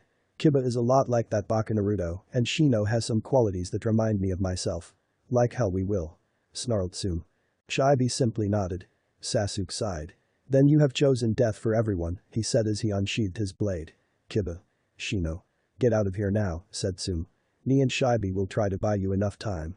You have to get back to the village and inform them about what Sasuke is planning. Should we not assist you? Asked Shino. No, replied Shibi. The 4 of us cannot defeat him. Go now. Tsume knew that Kiba wouldn't leave, it wasn't in his nature to run. He would rather die than leave a family member to their death. She was very proud of him for that. Most people would have simply run away without thinking twice. But this wasn't the time for foolish bravery. She let out a low whistling sound, a trick she had taught him, and Akamaru grabbed Kiba with his mouth and began to run in the direction of the village. Shino was a bit reluctant to leave, but did so eventually. That was meaningless, sneered Sasuke. I will kill them sooner or later. You are only delaying the inevitable. Maybe, said Shibi as he adjusted his sunglasses. But no parent should ever live to see their child's death. It is the parent's job to make sure that they live a long life. It wasn't enough for you to kill Naruto, said Tsume. You're using his death to your advantage. It was his only real use, said Sasuke. His death didn't awaken the Mangekyo Sharingan like it was supposed to. Now, because of his worthlessness, your children will die. But you won't live to see that. With that, he charged at the Leaf Nins. 6 hours later, 16 Anbu arrived at the scene. They arrived at a battlefield that had only 3 corpses. 2 humans and 1 dog.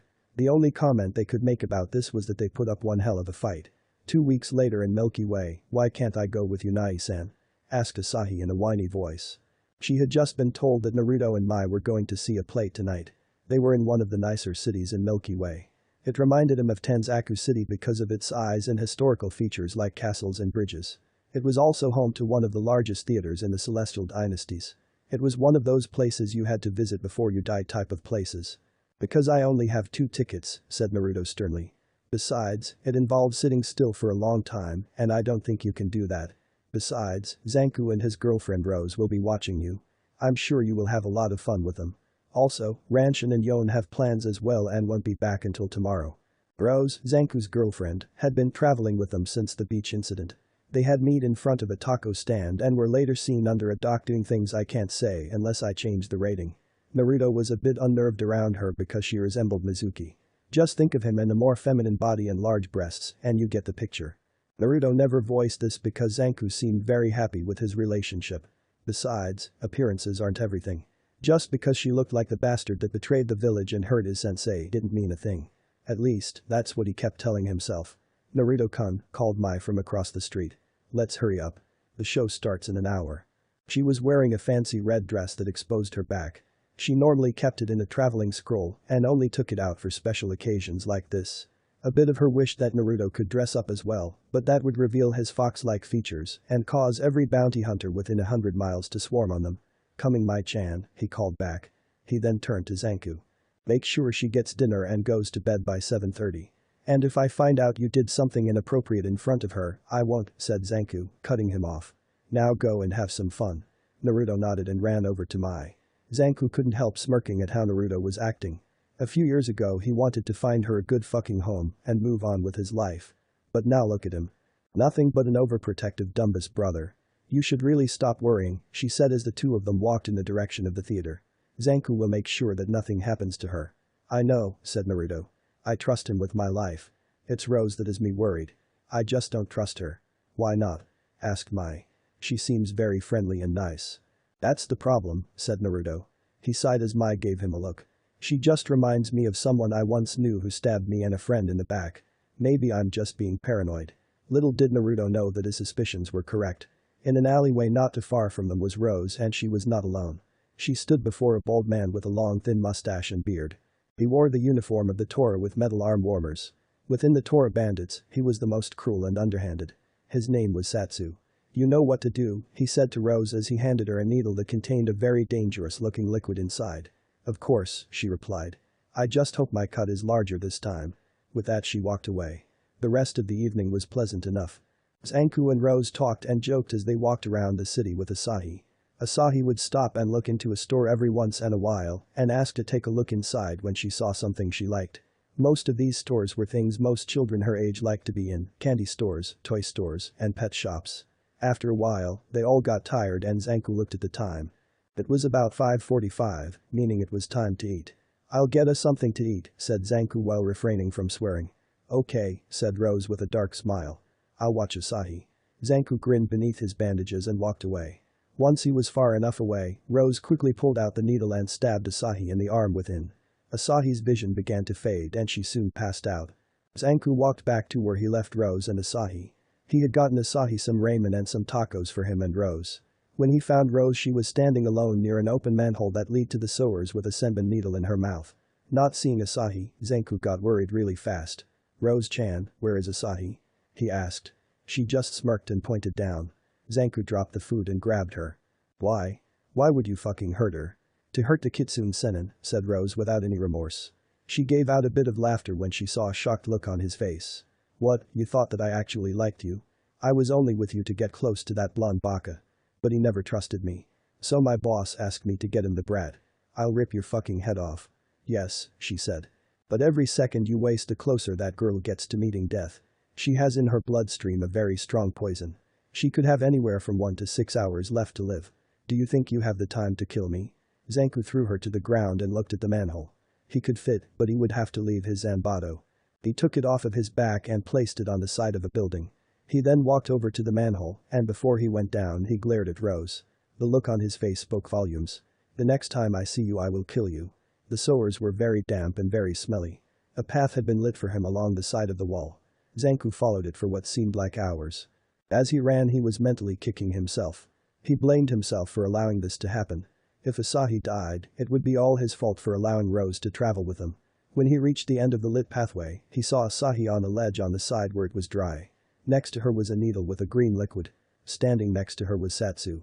His arms were folded along his chest and he was gazing at Zanku with mild interest. Hello Zanku, former bounty hunter, said Satsu. Zanku looked a bit shocked at the fact someone remembered that. Satsu saw this and smirked. Yes, I remember when you were an up-and-coming bounty hunter. I would have had some respect for you if you hadn't become the Kitsune Senin's lapdog. He then got up and folded his arms. Look at you. Just a babysitter to the brat he drags along with him. Is it true that you poisoned her, you fucking hypocrite? Asked Zanku while he seethed with rage. His anger was quickly getting the better of him. Right now he wanted to race over to Satsu and kill him. Satsu smirked inwardly at the rage he was seeing in Zanku's eyes. His plan was working perfectly. In battle, two things were important in order to win. The first was location. In order to take advantage of this, a fighter had to make sure he had the advantage before going into the battlefield.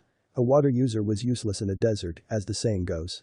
Thanks to the small manhole and the slightly narrower space in the sewer, Zanku was without his large sword. The second key to winning were emotions. A calm head can think around any disadvantages and make wise decisions during the battle. Someone in Zanku's shoes, however, would be rushed due to anger and worry, thus making many mistakes. These rules, he believed, would also work with Naruto.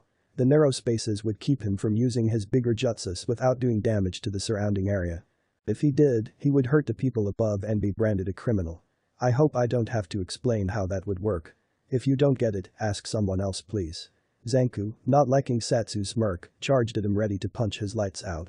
Satsu sidestepped him and delivered a roundhouse kick to his back. Zanku hit the sewage-filled floor with a loud splash. This is pitiful, said Satsu with disgust. It seems being a lapdog has dulled your fighting spirit. At your level you will never be able to reach the antidote that will save the Gaki's life. By this point Zanku had gotten up and was now glaring at Satsu and wondering what he should do. Get the bad guy first or get the antidote. He saw Satsu smirk again and his mind was made up. Fuck you. Screamed Zanku in anger as he charged at his opponent again ready to deliver another punch. Satsu moved around the fist and sent his knee into Zanku's gut. The fight continued like this for several minutes. Each time Zanku would attack, Satsu would just dodge it and counter. Satsu finally got tired of this dance of pain and began to punch him into submission. Zanku took several punches to his face, leaving the bandages covering his face a bloody mess. His right eye became black and swollen. At the end, Zanku was lying face up on the ground. Satsu walked over to him, grabbed him by his hair, and pulled him up. Without your sword you are useless, he said as he spat in his face. Just then, a light came on in Zanku's head. I do have a sword. I should have used it from the beginning. Any last words? Asked Satsu as he pulled back his free hand for the finishing blow. Only this, said Zanku as he activated his jutsu. K's no Yeba. Zanku's hand swung across Satsu's chest. The winds began to cut away at him leaving a dead and bloody mess. Zanku then began to crawl over to where Asahi was. Her skin was paler than a Hyuga's usually was. Zanku then grabbed the needle and injected her with the antidote. The effects were instantaneous. Color quickly returned to her and her breathing returned to normal. You're lucky Gaki, he said as he flopped on his back. I'm just going to lie down for a few minutes. With that, he fell asleep. What is Junpyo's big plan? How far off the deep end has Sasuke gone? What was Leader Sama's plan with the living god? Keep reading and you will find out soon enough. Next, the number 2 step in and the new Rasengans will be seen. I have decided to speed things up a bit. That's right, I am giving in to the demands of many of my readers who want me to get this part of my story done a bit faster. Added I'm just a bit lazy. But, I am going to have all of the same jam-packed action, and this part should only last about 4 or 5 more chapters. Then comes the return to Elemental. I know a lot of you are angry for the deaths of Tsume and Shibi. For that, I am sorry. My original plan was for it to be just Shino and Kiba on patrol, and Shino giving up his life for Kiba. I just couldn't do it. I thought you would all hate me if I did that. I mean, we all stop reading stories when they take a turn when there is something that we, as readers and fans, can't stand. For example, I was reading a story where Hinata was a branch member and Neji was a main branch in Naruto. In order to save her, had the caged bird seal placed on him instead. That ruined it for me. Too cruel since Neji was still an arrogant ass that just enjoyed using the seal too much. Also, no, I don't think that I made Sasuke stronger than he is in the canon. I mean, he took down Orochimaru and is now fighting one-on-one Deidara. Sadly, it looks like he is going to win. Toby, help your senpai. I think he should be able to handle a special Jonin and a regular Jonin with only some difficulties. Now, on with the show. The fallout of the deaths of a Jonin and a Takebetsu Jonin by the hands of Sasuke was a disaster. The village was now split into 2 groups. The smaller of the groups were now against the Uchiha. This group was mainly made of the Inyazuka and Aburam clans, along with the Rookie 9 and Team Guy. It was the larger group that was the problem. The second faction was blaming all of the problems on Tsunade. According to them, everything went wrong as soon as she took office. She didn't kill the demon brat when she had the chance and let him infect the last Uchiha. She had allowed Sasuke to fall into the hands of Orochimaru and was at fault for Danzo's defection. It was under her watch the Hyuga bloodline was no longer controlled solely by the village. They were demanding that she step down. The ringleaders of this faction were Hamaru and Kaharu. Tsunade was now sitting in a room with the council, the civilian representative, and all of the major clan heads. The meeting was to determine what their plans on the leadership of the village should be. The council and the civilians wanted her to step down and allow a new form of leadership, making the Hokage a figurehead position. The Inyazuka and Aburam clans wanted her to stay and have the council replaced. The one who got the majority of the clans on their side would win. Tsunade was fuming since they had bigger problems on their hands. It had been 2 days since the deadline Sasuke had demanded to the members of Akatsuki, and they had no idea how they responded. If they refused him, then things would remain the same. But, if they had decided to join him, Sasuke could easily crush the remaining members and begin his own world conquest. And here they were, questioning her leadership.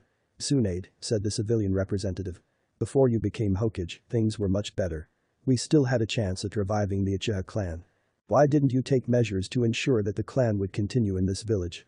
Before she could respond, the new head of the Inuzuka clan, Hana, spoke up. She doesn't need to answer to you, civilian, she said. The fact that we are here talking about this is insane. If it had been my clan that had been wiped out and there was only one survivor who defected to Orochimaru, would this meeting be taking place? Surely not, said Hamaru. The Uchiha clan is far more valuable. I see, said Shino, who had taken his father's place in the clan. So you are dismissing the other great clans' contributions to this village in favor of one clan. That statement raised the eyebrows of the other clan head. You misunderstand, said Kaharu. All the clans have contributed to this village. However, the Uchiha clan has done more for this village than the others combined. They were powerful in battle and served as the village's military police. They also brought many new jutsu into the village from their battles, giving us an advantage. And let us not forget how we were able to gain control of the Cage Bunshin. At that statement, several clan heads lowered their heads. What does that mean? Asked Hana. It was when the foundation of this village began to crumble, said Tsunade. Tsunade-sama, said Hamaru. You go too far. They refused to share their jutsu with the rest of the village. It wasn't a clan-specific jutsu, so it should have been shared with everyone. Be silent, said the Hokage. She then turned her attention to Shino and Hana. The full story behind that jutsu is not talked about much since few people cared, and that all the members of the clan that created it are now dead. With that, she paused for a moment before she continued. When the village was first founded, a certain clan came to us seeking a new home. Their clan had issues with clans that had bloodline limits and had a history of other clans and villages stealing their jutsu. What kind were they? Asked Shino. Bunshin jutsu, answered Tsunade. This clan was the first ever to experiment beyond illusions and make clone that could fight using the elements around them. Over time, other clans and villages wanted the secrets to these jutsus and sent spies and made arranged marriages for the sole purpose of getting their hands on these jutsus. Eventually, they were all stolen except for a few. One of them was the Cage Bunshin. Shortly after coming to this village, that changed. On a mission, one of the members of this clan used the Cage Bunshin in front of an Uchiha while his Sharingan was activated. The secrets of the jutsu were exposed and were passed along the village. That was until the deaths occurred and fighting broke out between them and the Uchihas. Deaths? Asked Inoichi, who had never heard of this part. Tsunade nodded before continuing. Yes, people who were using the jutsu began to suffer from severe chakra depletion, and some didn't make it. One of the deaths was a member of the Uchiha clan, and they blamed the clan they had stolen the jutsu from. In the end, my grandfather ordered the jutsu to be sealed in the Forbidden Scroll and the jutsu to only be passed on to those who had enough chakra to use it without dying. The council at that time made a cover story to protect the Uchiha clan and blamed the other clan for the deaths their jutsu caused. What was the name of this clan? Hana asked. Tsunade lowered her head. It was the Uzumaki clan, she said. Uzumaki? Asked Shino as his shades nearly fell off. He quickly regained his composure. What happened to the clan? Most of them died in the Kyuubi attack, said Tsunade. They were sent to the front line, apparently with no backup. When it was over, there were only two left. The one you all knew was Naruto Uzumaki. The other was his father and the brother-in-law of the fourth, Harren Uzumaki. I think we are getting off topic, said the civilian representative. No, we are not, said Shino. What I have just heard makes me wonder how many other cover-ups were put up to protect the Uchiha clan. They have been treated like a spoiled child, and this can no longer be tolerated. This village was founded on the principle of family, and it is about time we started to act like it. This meeting is not about idealistic dreams, said Hamaru. We are here to discuss the removal of Tsunade-sama from office. Very well then, said Hana in a furious voice. But if she does go, then my clan shall quit the shinobi program. As will mine, said Shino. You can't do that. Yelled the civilian. You couldn't be more wrong, said Tsunade. Like in any profession, an employee can quit whenever they want. They control their clan so they can. Now the council was in between a rock and a hard place.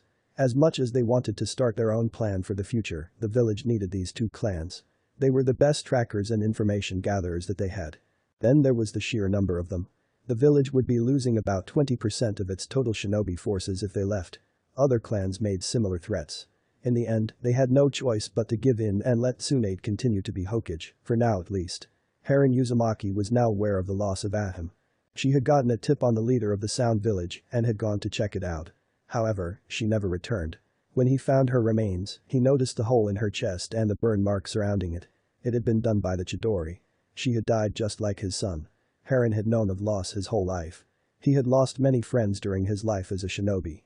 The day he lost his clan was the biggest.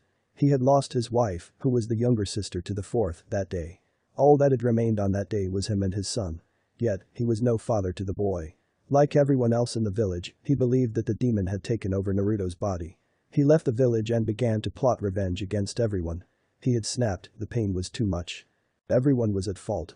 He was angry at the villagers for stealing his clan's jutsu, angry at the village for their hypocrisy, angry at the man who turned his own nephew into a demon, and angry at the demon who had taken his clan and his wife from him. He had set out and began to gain some followers who felt like he did. But the world needed new management. Slowly, they gained power and strength. But they needed more. Then he met Ahem, who told him of a way to extract the Biju. Then, the plan for world domination became clear. He would use the monsters that the shinobi villages craved for his own. Then he met Itachi, who had been ordered to guard his son. Itachi told him about how the village treated him and how he stood there and took it with a smile. At first, Heron believed that the demon was just biding his time. But, as he listened to Itachi, his opinion changed. The Kyuubi would never take that much and do nothing, he was far too arrogant and proud. That's when he realized the horrible truth, he had abandoned his own son to the wolves. After that, he had changed his plans. He would make it up to his son and do what every parent wanted. He would give his son the world. There was only one way to do that. He would give his son the power of all the Biju and make him a living god. Each of the Biju gave their host some special ability. Kyuubi gave Naruto powerful healing abilities, and the host of the Four Tails could combine different elemental chakras. Imagine what would happen if all of them were in one host and he had full access to their power. And when it was done, he would let his son judge him. Now that plan was gone. His son had died by the hands of the Leaf Sacha. He wanted the blood of the bastards that had betrayed him and his son. That was what this war was really about. They had stolen his dream for his son. His chance at redemption. Now, it seemed that the Uchiha was taking his followers. But this wasn't over, not by a long shot. He would live and fight back. He still had 3 followers left that were loyal to him. He would not rest until his son's death had been avenged. It was the very least he could do.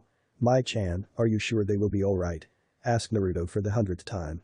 They were just outside the city. It had been 2 days since the attack on both Zanku and Asahi. Zanku had a number of broken bones and was suffering from minor chakra depletion.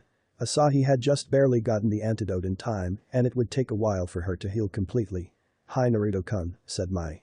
They just need to take it easy for the next couple of days and no fighting or training for at least 2 weeks. That's bullshit, yelled Zanku. This earned him a hit on the head by Naruto. What have I said about swearing in front of Asahi, he said. Listen, you both don't have my healing powers, so just take it easy until you are both in tip-top shape. Yosh, yelled Yon. And I shall be here to help every step of the way. That's my adorable student, yelled Ranshin. With that, they began to hug each other, and the setting sun with waves crashing on the beach appeared behind them. Ranshin-sensei. Yon. Ranshin-sensei. Yon. Ranshin-sensei. Yon. I think I'm feeling worse, whined Asahi. What the fuck is wrong with you two? Demanded Zanku. Yes, said a new voice. What is wrong with him? They all turned to face a boy that looked about 21 years old. He had short brown hair and narrow eyes. In his hair were 3 feathers. He wore tan-colored Taoist robes, and on his chest was the silver boar. On his hands were thick gloves and on his shoulder was a large hawk. Aw shit, said Zanku. We don't need this right now. Before he could say any more, Naruto moved in front of him and stared at the newcomer. You are a member of the Inishishi bandit gang, said Naruto as he narrowed his eyes to give them a more threatening appearance. Who are you and will you please leave peacefully? My, what manners, said the boar bandit with a smile on his face. I can't believe that he said please. Well, to answer the first question, I am called Chaukin. As for the second, I am sorry but I can't. After all, it would look bad if the number 2 man of the Inishishi gang just left. Number 2A, said Naruto with a smirk. He then folded his arms. I'm surprised it took this long for the stronger ones to take me seriously. Not at all Kitsune-senin, said Chaukin. You see, we had other matters that demanded our attention and my presence was needed there. Inishishi-sama wanted to kill you himself, but I insisted that I do it. Naruto could tell that there was something off about this guy. To be more precise, it was his smile. Something about it seemed to be fake. Like it was being forced or something. Before Naruto could think about it any further, someone new came onto the scene. Never thought I would see you here Chaukin-san, said Yakuza. Naruto turned to see a guy wearing a tiger pattern vest and similar baggy pants with curly red hair and light green eyes. Yakuza-san, the number 2 of the Tor bandits, said Chaukin. Well, this is something. Here we thought that we would kill the Kitsune-senin first, right Sushi? The hawk gave a loud squawking sound. Naruto looked calm on the outside. The inside, however, was a different story. Shit. How am I supposed to beat two of the three number 2s at once? On top of that, Asahi and Zanku are in no condition to fight and might be taken as hostages. I'll have to play this really carefully. Mai-chan, he said in a serious tone. Please watch Zanku and Asahi. Ranshin, do you think that you and your student can hold one of them off for me while I handle the other? A stupid question really. Yosh, cheered Ranshin. Me and my adorable student would love to assist you in this very youthful battle. Right, said Naruto as his sweat dropped. I'll take Chaken. There is something familiar about him. With that, Naruto ran in a direction away from the other. Chaken followed him, leaving Mai and the others alone with Yakuza. No one noticed, however, two other figures following Naruto and Chaken. They were Junpei and one of his underlings. I'm more of a quality over quantity type of person, said Yakuza as he looked at his opponents. He was not impressed at the fact that he was fighting an old man and his mini-me. Oh well, I can always hope the Chaken team fails. Then I get to kill that bastard fox. I will not let that happen, said Ranshin as he got into the same fighting stance as Guy and Lee. Yon, we must be very careful and wait for the right moment to show our hands. Hi sensei, said Yon as a bone spike appeared in both of his hands. For a moment, no one moved. The first to move was always in the worst position. Why you ask? Because, if the opponent sees your move he or she will stand a better chance at countering it and then striking back. At that point, the enemy is closer and will have a slimmer chance at blocking. If the attack is long range, it is the same. The silence was broken when Yakuza sighed. If you don't mind, I'll start this. With that, Yakuza raised his right hand and what his opponent saw caused him to gasp. On his palm was a hole that went right into his arm. Skin flaps seemed to open and close this hole like automatic sliding doors. Repushu. But that, the hole stayed open as a powerful burst of air shot out of it. Ranshin and Yon dodged the attack and watched it as the wind attack punctured several trees, leaving holes in them. Yon turned to his opponent and retracted his spikes. Hisenden. With that, Yon began to launch his finger bullets at Yakuza. At the same time Ranshin was racing towards the Tora at an incredible speed. He raised his fist to strike his opponent and was about to connect when Yakuza said, Futen. Fujinheki. A wall of wind surrounded him and blocked the attacks and sent Ranshin flying away. When the wind defense ended, Yakuza raised his left hand at Ranshin and said, Gufu Kirite. This time the hole was not completely opened. A thin slit was the only opening for the wind to come out. Ranshin saw the thin wind blade coming towards him too late. He managed to move so it didn't kill him, but it made a large cut on the side of his waist. Sensei. Yelled Yon. He then ran over to his sensei. Shit, thought Zanku. The old freak is too fucking old. Now, Yon has to worry about his sensei and the rest of us. We are more of a burden than Naruto thought. How the hell are we going to get out of this one? It's over, said Yakuza as he stared at his opponents. Ranshin had his arm over Yon's shoulder and was trying to stand. Now Yakuza raised his hand and yelled, Repushu. Yon closed his eyes as he prepared himself for the end and missed seeing Mai appear in front of them. Mai yelled, Suiten. Sujinheki. Water came out of her mouth and created a wall that protected them from the attack. We're not done yet, she said when the jutsu was finished. She turned to Yon, who had opened his eyes when he heard her attack, and took Ranshin from him. You distract him while I heal him. I'll join you when I'm done. Yon nodded and faced Yakuza with a look of utter determination. With Naruto, the battle was just beginning. Naruto had made sure that there was a large distance between the two groups. Now, the fight began as Naruto attempted a left hook on his opponent. Chaken dodged it by leaning back. As he did that, he reached for a feather on his head and said, Hein no Tsurugi. The feather became longer, harder, and sharper. He then thrusted the sword forward to pierce Naruto. Naruto, in response, quickly grabbed his hat and put it in front of him. The blade cut right through it and then he pulled the hat to his right, away from his body, and with his free hand, punched Chaken in the face. The two broke away and stared at each other.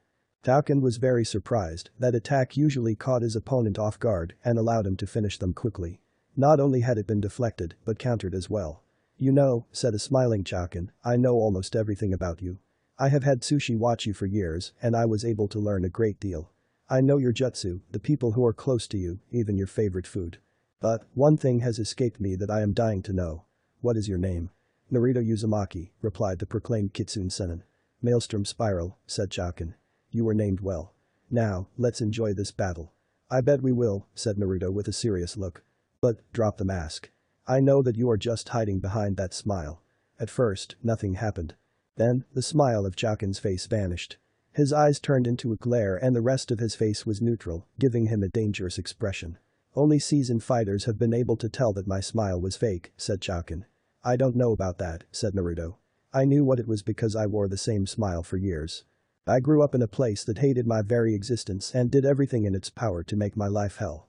Eventually, I decided to hide my true feelings behind a mask that was my smile. I don't think that anyone was able to figure it out. Everyone just assumed that I was an idiot and didn't question it. Then you and I are the same, said Chowkin. I grew up with hatred. Because of the bandit gangs, the former emperor of Virgo ordered that each clan send a member to him to be trained as a soldier. My parents sent me because they didn't want to risk their lives. I was 4 then and begged the soldiers not to take me. My own mother slapped me just to shut me up. All I was to them was a ticket out of service. I was nothing more than a weapon to the people of Virgo. I was trained to hunt down and kill bandit gangs and live only for the emperor. Then I met him in a Shishi-sama. He saw you for what you really were, said Naruto. He received a nod from Chowkin. I never thought I would meet someone so much like me or Gaara here. If this is going to be anything like our fight, this will be fun. Chowkin smirked. I couldn't agree more. Jubaiken no Jutsu. Up in the air Tsushi grew in size until he was large enough to ride on. The bird swooped down, and Chowkin jumped onto its back when it got close enough. The two of them flew high up into the air and began to circle the fighting area. Naruto knew this wasn't good. He was primarily a close-range fighter with a few mid-range jutsu. But this guy, it seemed that he was well-suited in close, mid, and long-range combat. But then again, as the saying goes, jack of all trades and master of none. Naruto was called out of his thoughts when he heard Chowkin shout out, "Hang Shuriken." Tsushi began to flap his wings, and a few dozen feathers shot towards Naruto moving at high speed. Naruto began to do backflips to avoid them, and eventually they stopped. That's not too shabby, yelled Chowkin. Try this, Bakuhang Shuriken. This time only 6 feathers shot towards Naruto. This time, however, his dodging didn't get him far enough away. Once the feathers hit the ground, they exploded in a powerful explosion. Naruto was hit with a powerful shockwave that sent the fox boy rolling and didn't notice that Chowkin had repeated the attack. The feathers hit the ground all around him and he was submerged in the flames. Tsushi flew down as the smoke cleared. Chowkin couldn't help but smirk at the figure of Naruto lying on the ground. Now, it was time to collect his head and to earn praise from the only person in the world that he admired. When Tsushi touched the ground, Chowkin cancelled the jutsu and had his winged friend return to normal. As he walked to Naruto he grabbed the second feather that was in his hair and created another Hein no Tsurugi. He raised his blade for the killing blow when the body of Naruto turned into a log. What the? Shouted Chowkin. He was answered as 5 Narutos shot out of the ground from all directions. The first came from his back and punched him in the back. The second and third turned their attacks into roundhouse kicks. Chowkin moved his arms and was able to block them, but not the punches in the gut from Naruto's 4 and 5. Chowkin was thrown back several yards by the force of the attack. However, Naruto was worried. He had made 5 clones and, if his math was right, there should have been 6 of him in this attack. The last one should have kicked the bird lover in the head. He cancelled the jutsu, and the memories of the 4 clones came back to him. Something was very wrong. Moving away from the battlefield, Junpei carried Naruto's 5th clone. On its head was a special seal that would keep it from being dispelled from Naruto's end. Oh, he had plans for this clone. You're very impressive, said Chowkin as he slowly got up. That attack hurt like shit. But, he still had an ace or 2 up his sleeves. He looked up and spotted Tsushi. An unspoken command was given and the hawk landed on his shoulder. Now, Giju Kansura no Jutsu. Smoke covered the Inishishi bandit and Naruto tensed. He didn't like the sound of that jutsu. When the smoke cleared, his eyes widened. Chowkin had undergone an amazing change. On his back were large brown feathery wings, his hair had been replaced with feathers, his eyes were now a golden color, and his hands ended in claws. Chowkin then pulled a feather from his head and said, Hein no Tsurugi. Naruto let out a growl as he made a hand sign and said, Bikautai. Hizen. With that, his tail became ice, and he created 2 katanas made of ice. He then held them in an X formation. Let's have some fun. Yon was now panting hard. For the last several minutes he had been dodging and trying to attack Yakuza. However, every time he tried to get close the Tora bandit would use his Fujinheki to block his attacks and toss him away. That was not mentioning the large arsenal of powerful wind attacks he had. Yakuza, on the other hand, wasn't even sweating. It looks like this is your limit, said Yakuza as he prepared another attack. Now you, he began but was cut off by Mai. She shouted, Suiton. Hahonruk. Water shot out of her hand and was sent at Yakuza at high speeds, hitting him. You okay? She asked as she moved over to Yon. I'll be fine, he said as he allowed her to heal him. How's Ranshin-sensei? He'll be fine, she said as she concentrated on healing him. If that last attack had been a few inches deeper there would have been nothing I could have done. Her eyes suddenly widened as a surge of killer intent filled the area. She then pushed Yon down to the ground as they heard a voice shout, Repurushu. the attack missed. "This will have to do," said Yon as they stared at the very angry and very wet opponent. "Listen, we have a chance. Wind is weak against fire, so if about that," said Mai, sounding a bit embarrassed. "I don't know any fire jutsu." "What?" "Well, I grew up on a farm and, well, water jutsu are just more practical. Also, I only inherited my father's Sharingan, not his chakra type. Mine is his exact opposite, water, from my mother." "What about Sorabi no Mai? Couldn't you just go under him?" "Why didn't I think of that?" said Yon with a thoughtful look. My face faulted at his stupidity. "I need a moment to prepare. Can you give me a moment?" She gave him a nod and then they separated. Mai ran directly behind Yakuza and Yon moved to the guy's right. "I don't know what you are planning," said Yakuza. "But, it won't work." Tatsumaki too. The Tora bandit began to spin around like a top with his arms moving up and down until he looked like an oddly shaped twister. Then wind blades began to come out from the twister in completely random directions. There were so many that they couldn't be dodged.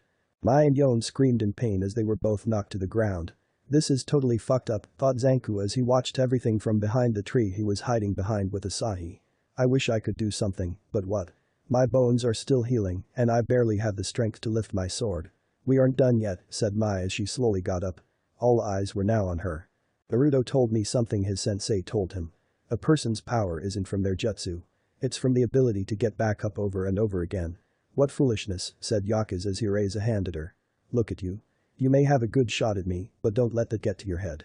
The one with power is always the stronger and strength comes from jutsu." Before he could say any more, a rumbling came from the earth. Yakuza looked around and noticed that the person called Yon was missing. "Maybe," said Mai. "But our determination has allowed us to use this jutsu and win." With that, Yon yelled, "Sorabi no Mai." All around them, bone spikes shot out of the ground at an incredible speed. Only 3 spots were left untouched, the area around Mai, around Ranshin, and around Zanku and Asahi. The last they heard of the wind user named Yakuza was his screams as he was impaled by bones. Naruto was trading blow after blow with his opponent. However, Chauken's new form gave him several advantages. The first was flight. The birdman was striking Naruto by shooting into the air and then coming back down at amazing speeds. The others, well, Chauken was now on the ground running at Naruto. He then gave his wings a flap and yelled, "Hain Shuriken." Naruto began to swing his blades to deflect the feather shurikens, only getting scratched on both arms and scoring a direct hit on his left leg. Naruto quickly made a hand sign and said, "Bikautai. Kai." And retuned to his normal state. "Looks like this is the end," said Chauken as he stepped in front of Naruto. "You were a worthy opponent that I will miss." "I'm not dead yet," said Naruto with a smirk. Chauken looked puzzled and then noticed something. Naruto was making a Rasengan. But this was different. It was more white than blue and seemed to be glowing. Naruto's smirk turned into a full-blown grin as he tossed the new Rasengan into the air and yelled out its new name. Kashi Rasengan. The Rasengan flew several feet into the air and, as Naruto closed his eyes, exploded into a flash of light that blinded Chauken. "I can't see," yelled Chauken as he dropped his blade on instinct and raised his hands over his eyes. "That's the point," said Naruto as he prepared his next attack. He began to get up as he focused his chakra and wind chakra into his palm. Ignoring the pain, he ran towards Chauken and slammed his attack into his opponent's stomach. Futen. Rasengan. With that, Chauken was sent flying away by the force of this more powerful version of the Rasengan. When it was over, Naruto reached down and pulled out the Hain Shuriken that was still in his leg. He then slowly limped over to where Chauken had landed. He had cuts all over his body, and Naruto could see the spot where he had struck. But, Naruto had toned down the attack so that Chauken wasn't dead. "Why?" asked the number 2 of the Inishishi gang. "Why didn't you kill me?" "That's not what I do," said Naruto. "And, I could never kill someone who has felt the same pain I have felt. I know that this Inishishi Sennin is your precious person and you will go right back to him. But perhaps we might become friends." "Friends?" laughed Chauken as he coughed up some blood. "You are a weird person, Naruto-sama. You nearly kill a person and then ask to be their friend. Ha ha ha ha, cough." He then paused for a moment. "Naruto-sama, there is something that you should know. The Panda Sennin is planning to change the way things are. He wants to rule and plans on starting by taking over Milky Way by force." "Please stop him." With that, Chauken went poof and returned to normal. He was alive, but unconscious. Before Naruto could do or process this new information, pain shot through his head. Naruto began to grab his head and fall to the ground, screaming for the pain to end. A few miles away from the fights, Junpei was putting the finishing touches to his special jutsu. In front of him were 2 coffin-like containers. In one was Naruto's clone, and the other had one of his underlings. He then began to make a long series of hand signs. When it was over he said, "Kinjutsu Ogi." Kage Jiniku no Jutsu. When that was done, both coffins began to sink into the earth. Now, he had to wait for them to merge. This was the ultimate way to use a Kage Bunshin. This jutsu created a living, breathing doppelganger of the original caster. He would be an exact double except for a few things. The first would be that he would be the same chakra type as the sacrifice. Another would be that he could live for nothing else but to kill his original and claim everything that the original possessed. This and the sacrifice were the reasons that it was considered forbidden. The coffin slowly began to rise from the ground. When it was finished, the lid fell to the ground and a naked, red slitted-eyed version of Naruto fell out of the coffin. He looked panicked but couldn't move. "The first few minutes are always the toughest," said Junpyu as he slowly walked over to the naked figure. "You're real now, with a life all your own. Do you have a name?" "No." "Well then I will name you Yukio, fleeting life. Now, what do you wish?" "To kill Naruto Uzumaki and claim everything that is his," said Yukio. "There can only be one." Gaara was sitting behind his desk as he did what all the cages had to do, paperwork. Why did he, the most powerful shinobi in the village, have to do this? Where was the logic? He should be out there doing missions and helping his comrades. But no, he was stuck doing paperwork and going to dinner functions. He had gone from a dangerous killer to a politician. Wait, is there a difference? "Oh Gaara-kun," cooed the seductive voice of Hinata. Gaara looked up and saw that his girlfriend was in his office wearing a light blue bikini. All the air escaped from Gaara as she slowly walked over to him in a sexy fashion. "Hinata-chan," Gaara finally managed to say, but was interrupted from saying anything else as she placed a finger over his lips. "You know," she said and she leaned closer to him, "we have been very naughty for having Tsunade-sama lie for us." "What do you mean?" asked a nervous Gaara.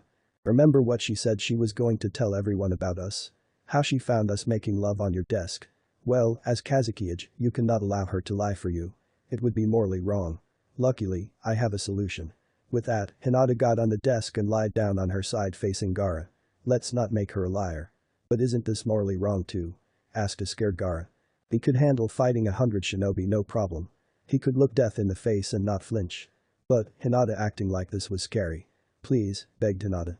That's when all of Gaara's defenses came down and he couldn't take it anymore. He began to move towards Hinata when he felt his body shake and he was awakened from his daydream. "Gaara-kun, are you alright?" asked Hinata. "I came to drop off some more papers for you to sign and I saw you staring into space. Is your nose bleeding?" "No," said Gaara quickly as he hid his nose from Hinata. Looking a bit confused, Hinata shrugged it off and left Gaara alone. In the Leaf Village, Tsunade had just finished writing a letter to her old teammate. There was something that she had to talk to him about. She had asked him in her letter to meet her by a bridge that she had read about in Team 7's mission reports from when they went to Wave.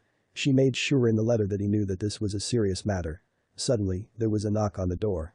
"Come in," she said. A moment later, Kiba walked in with Akamaru close behind him. "You wanted to see us?" he asked. "Yes," said Tsunade as she leaned forward and got into her business mode. "I have decided to make you the new liaison between us and Cloud. The latest news has me worried and I believe we will need allies. You will be relaying messages back and forth as we try to work out an alliance against the Sound." "What happened?" asked Kiba. "Waterfall has fallen," said Tsunade. "It was taken down by Sasuke and Sasori. I believe that they will attack the weaker villages and incorporate their forces into their own before they make their move on the larger villages." "But how could two people take down an entire village?" demanded Kiba. "Waterfall is the weakest and smallest of all of the shinobi villages," explained Tsunade. "If I had to guess they only had about 20 to 30 low-level jonins in their forces and no one of Cage level in the last 50 or so years. Sasuke knew how to get into the village from a previous mission and Sasori is the greatest puppet master ever.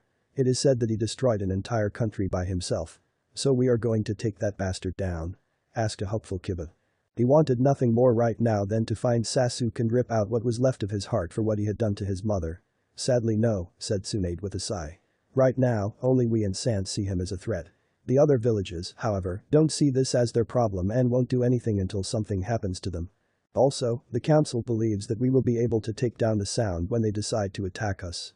They hope that Sasuke will first take down all of the smaller nations and when we defeat them, we will acquire more territory."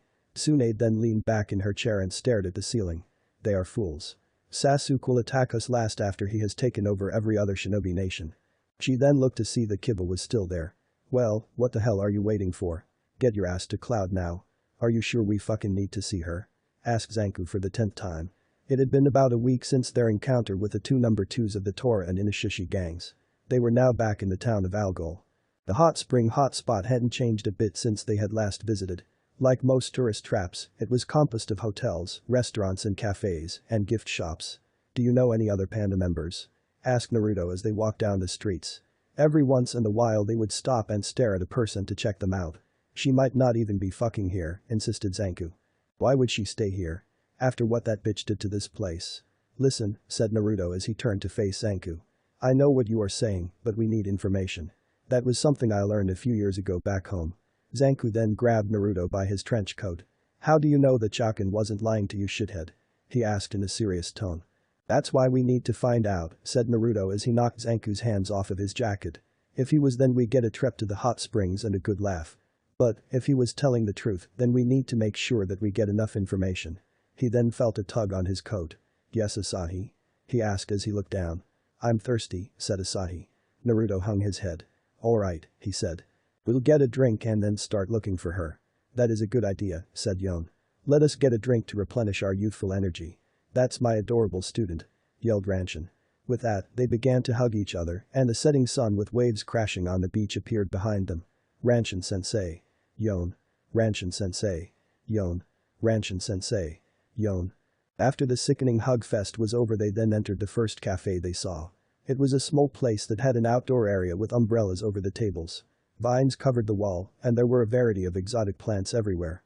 The waitresses were wearing uniforms that seemed to be more of the sailor girl uniform style. But, it did attract a lot of male costumers.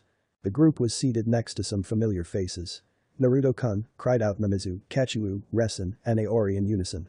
In a flash faster than any jutsu known to man, they left their seats and were now hanging on to Naruto from all sides. This, of course, caused Mai's eye to twitch. The Hyuga pimp strikes again, laughed Zanku. What's a pimp? Asked Asahi. Before Zanku could answer, Mai covered his mouth and gave a nervous laugh. It's nothing, sweetie, she said. She then turned her attention to the other Hyugas. Would you please get off my boyfriend? The four girls turned their attention to her direction and saw something else to grab. Asahi. Look at her. She's gotten so big. Do you like candy, sweetheart? I really hate them, whined Mai as she watched them bond with Asahi. There, said Naruto as he tried to calm her down. That's when a waitress walked up behind them.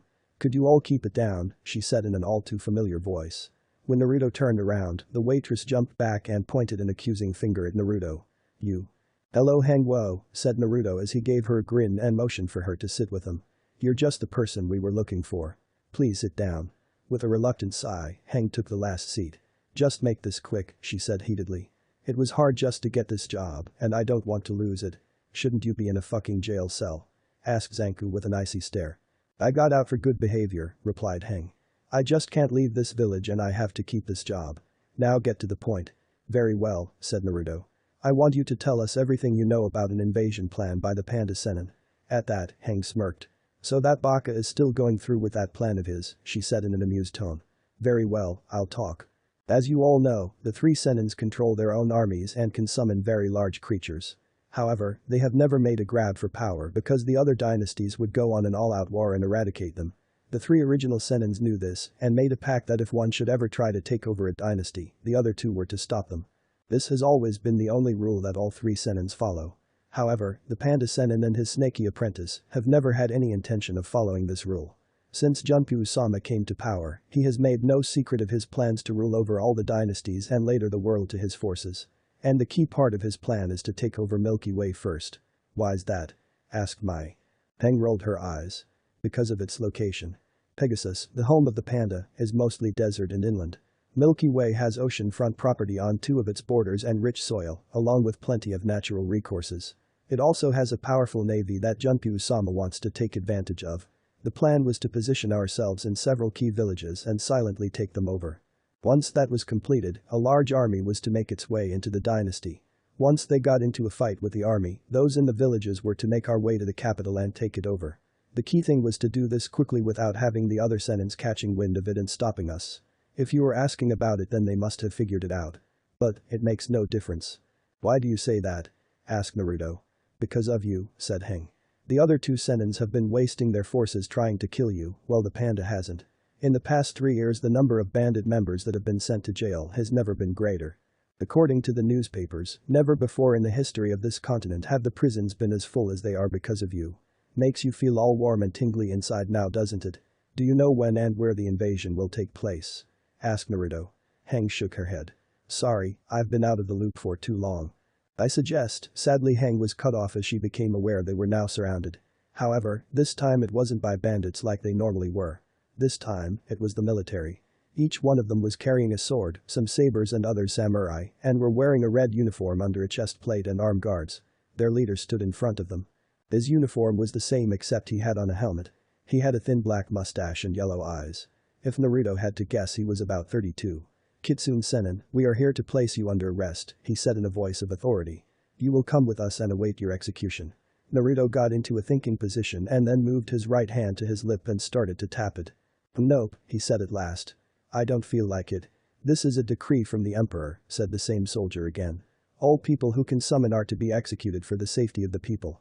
If you do not comply under your own free will, then we will take you by force. Are you kidding us? Yelled a pedestrian. It was then that everyone noticed that a large crowd had gathered. We pay the emperor our taxes, and then he punishes the person doing what he doesn't do. He's a hero, shouted another.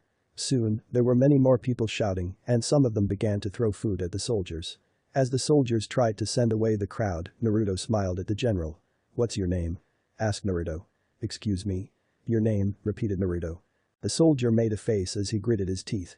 I am Hanabunta Daishu, he said at last. That's when it started. There was the sound of someone holding back their laughter. It was Zanku who broke first. Your fucking, ha-ha, name is Flower, ha-ha, boss. When Hanabunta nodded, everyone broke down in laughter. It's not that funny, shouted Hanabunta as he did a demon head jutsu. This, however, had no effect on them. A moment later, however, Naruto's face became serious. He then jumped towards Hanabunta and knocked him down while yelling to everyone else to get down. Mamizu, Kachiu, Resen, Aori, Hang, Asahi, Zanku, Yon, Ranshin, and Mai dove to the ground just as several clumps of iron sand shot at them and killing Hanabunta's men. Well, that's a pity, said a new voice from across the street. Satetsu Shigeru was amiss. Naruto and everyone else looked up to see who said that. What they saw was frightening. He stood with a hunched back, covered with bandages from head to toe. He wore a heavy fur coat with a large blue jar strapped to his back. He was missing his lip so his front teeth could easily be seen. His blood-red eyes stared at them in a piercing fashion. Cradled in his left arm was a half-burned doll. Don't worry, Ray-chan, he said to his doll. Daddy will make it all better. Naruto was the first to stand up to face him. He looked around for a moment before he spoke. I have been told that the Inishishi Sennin uses iron sand, said Naruto as he pointed to a pile of iron sand that had fallen apart after that last attack. So, you must be him. Upon hearing that, the people who had stayed were now running for their lives. The Kitsune Sennin, said the other Sennin. I have waited a long time to see you. Even longer than I have wanted to kill you. You have become far too strong, and I will not allow you to continue living. After I kill you I will deal with the Panda Baka. I'm a bit curious on how you found me, said Naruto. I mean, first the military and then you. I never told anyone where I was planning on going. The Inishishi Sennin smirked as he pulled out a green newsletter. I simply picked this up from one of your fangirls, he said as Naruto's sweat dropped. Naruto then faced Hanabunta. My little sister is a fan, he said as he looked away. When the emperor told me to arrest you I snuck into her room and took her newsletter. Naruto turned back to the Inishishi Sennin and began to rub his temples. I knew that thing was trouble, he said. Naruto would have said more, but the Inishishi Sennin was done with being polite. He moved so fast and without warning that Naruto didn't have time to put up his guard and was hit with the bandaged man's free fist. The force of the attack sent Naruto into the wall of the cafe, and 2 more loud crashes were heard. See Ray-chan, said the Inishishi Sennin as he looked down at the doll. Daddy took care of the big mean fox. Yes, he did. He was interrupted as a large blue chakra claw shot out of the hole and grabbed him as Naruto shouted jutsu. The attack sent the mummy man across the street and into the building behind him and kept on going. When the attack died and the crashes stopped, Naruto walked out of the hole in the cafe. He had a bruise on his cheek where the Inishishi Sennin had hit him and his clothing had holes all over and he was missing his hat. 3 walls, breathed Naruto as he spat out some blood. I went through 3 walls thanks to that attack. I guess I'll have to be serious. So will I, said the voice of the Inishishi Sennin. A moment later he walked out of his hole with large gashes on his sides. Also, his fur coat was cut in half and his base was missing. It will take more than 1 arm to defeat you it seems. I, Oninen-shu, will not lose. With that, the 2 began to get ready. Naruto took off his trench coat and then he took off the weights on his arms, legs, and chest for a grand total of 10-50 pounds. Oninen-shu merely set his doll down on the ground and then created a dome around it made of his iron sand. Hey, what's up with that doll? Asked Hang to the Hyuga sisters. I don't know, replied Mimizu in a quiet tone. All we know is that anyone who even looked at it funny was killed on sight. Let's begin, said Naruto once they were both done. At that, the two charged at each other and collided in the middle of the dirt street. Naruto started with a right hook which his opponent dodged. Onanenshu then tried a left jab, but Naruto ducked downward to try a leg sweep. Seeing this, the Inushishi Sennin jumped in the nick of time and landed a kick on Naruto that sent Naruto several yards back. As Naruto flew back he began to make hand signs, and when he finished and stopped flying backwards, he slammed both of his palms onto the ground and yelled, Doten. Kuketsu. Around Onanenshu, small earth spikes surrounded him in an oval-like shape with him in the middle. Not one touched him. HMP, what the hell was that kid? Asked Onanenshu. He then lifted his foot to take a step when the earth on both sides snapped shut on him, like he was standing in the middle of a bear trap that took the shape of a fox's head. Naruto looked at the teeth and saw that one of them was dripping blood. Walking over, he made the hand signs to cancel out the jutsu, and what he saw was the body of his enemy dissolving into a pile of iron sand. The clone, gasped Naruto as Onanenshu, who had a cut on his right leg, shot out of the ground behind him and delivered a punch on the base of his neck. However, Naruto vanished in a cloud of white smoke. A moment later he heard Naruto yell, Tajikage Bunshin no Jutsu. As 100 clones appeared in the area. Hide and seek, is it? Asked Onanenshu. Fine, but let's play for keeps. Hayashi Denrei. With that, the iron sand began to collect and form 3 spinning discs. Once they were done forming, they shot out at the Narutos and destroyed about 26 of them in one pass. Then, they turned around and came back through the Narutos, and when they reached their owner they began to hover around him. I can keep this up all day. Hayashi Denrei is like having remote-controlled flying blades of death that I can continue to use as long as I have chakra. The blades shot out again, and the clones did their best to dodge. But in the end, they couldn't escape the triple threat. Then, the real Naruto and one of his clones shot towards him with a large blue ball. Acting on instinct, Onanenshu created a Setetsu rectangle and placed it in front of him. When the attack hit the rectangle Naruto yelled out, Udamura Sengen, and left a huge crater that was visible when the smoke cleared. Naruto and Onanenshu were now at a distance from each other. That was too close for comfort, said Onanenshu to himself. How many Rasengens does that Gaki have? He then moved his hand to one of his wounds and whipped some of the blood onto his hand. Kuchius no Jutsu. There was a large puff and a moment later the bandaged man was standing on the head of the boss boar, Setsuin. The boar was about 47 meters tall and had a cigar in his mouth. His massive body had destroyed many of the building when he was summoned. Luckily for Naruto, the others had gotten away before the boar boss appeared. If that's the way you want to play, said Naruto as he bit his thumb, then fine. Kuchius no Jutsu. With that, Naruto summoned a 50 meters tall red fox. Its tail had a white tip and its paws were black. Here's Loki. Announced the fox summon. Now, where are the girls? I didn't summon you to do anything perverted, said Naruto as he stared at his opponents. I need a hand against these two. But I want to peek on the ladies, whined the fox boss like a 2-year-old. You never change, said Setsuin. He then took a puff from his cigar and blew the smoke on Naruto and Loki. The same old baka as ever. You degrade yourself by lusting after human women. At least it's better than being a chain smoker, replied Loki as his eyes narrowed. You know what kid, I was feeling like bacon today anyways. It seems like our summons would like to start, said Onanenshu. Then he spread his arms out to perform a jutsu that would make him unstoppable. In the ruins of the town below, all metal seemed to explode until it became sand-like and began to float towards him. Yoroi no Setetsu. With that, the iron sand began to build up on the boar's body, giving it a chest plate, arm guards, and 2 axe-like blades on its sides. Oh shit, said Naruto. You can say that again kid, said Loki. That's when the boar charged at the two. Loki jumped to his left and just barely missed the blades on his sides. Loki responded by trying to get at the boar's neck, but Setsuin saw this and yelled, Kaiten. Yutaka no Jutsu. From the pig's mouth, flames shot out covering everything. Loki yipped in pain and jumped back. The town of Algol was now destroyed. I hate it when you use that jutsu, said the Inushishi Sennin to his summon. Would you like it if I left? Asked Setsuin in an irritated fashion. Onanenshu was about to respond, but Naruto cut him off. Why? Why do you hate that jutsu? It reminds me of the past, said Onanenshu. I'm sure by now you know about the pain that has been going on Virgo. I was 19 when it started. I had just married and had a baby daughter. I was a simple farmer back then who used his bloodline to fix tools and help plow the fields. Then the soldiers came and demanded that either I or my daughter had to go with them soon to become part of the emperor's army.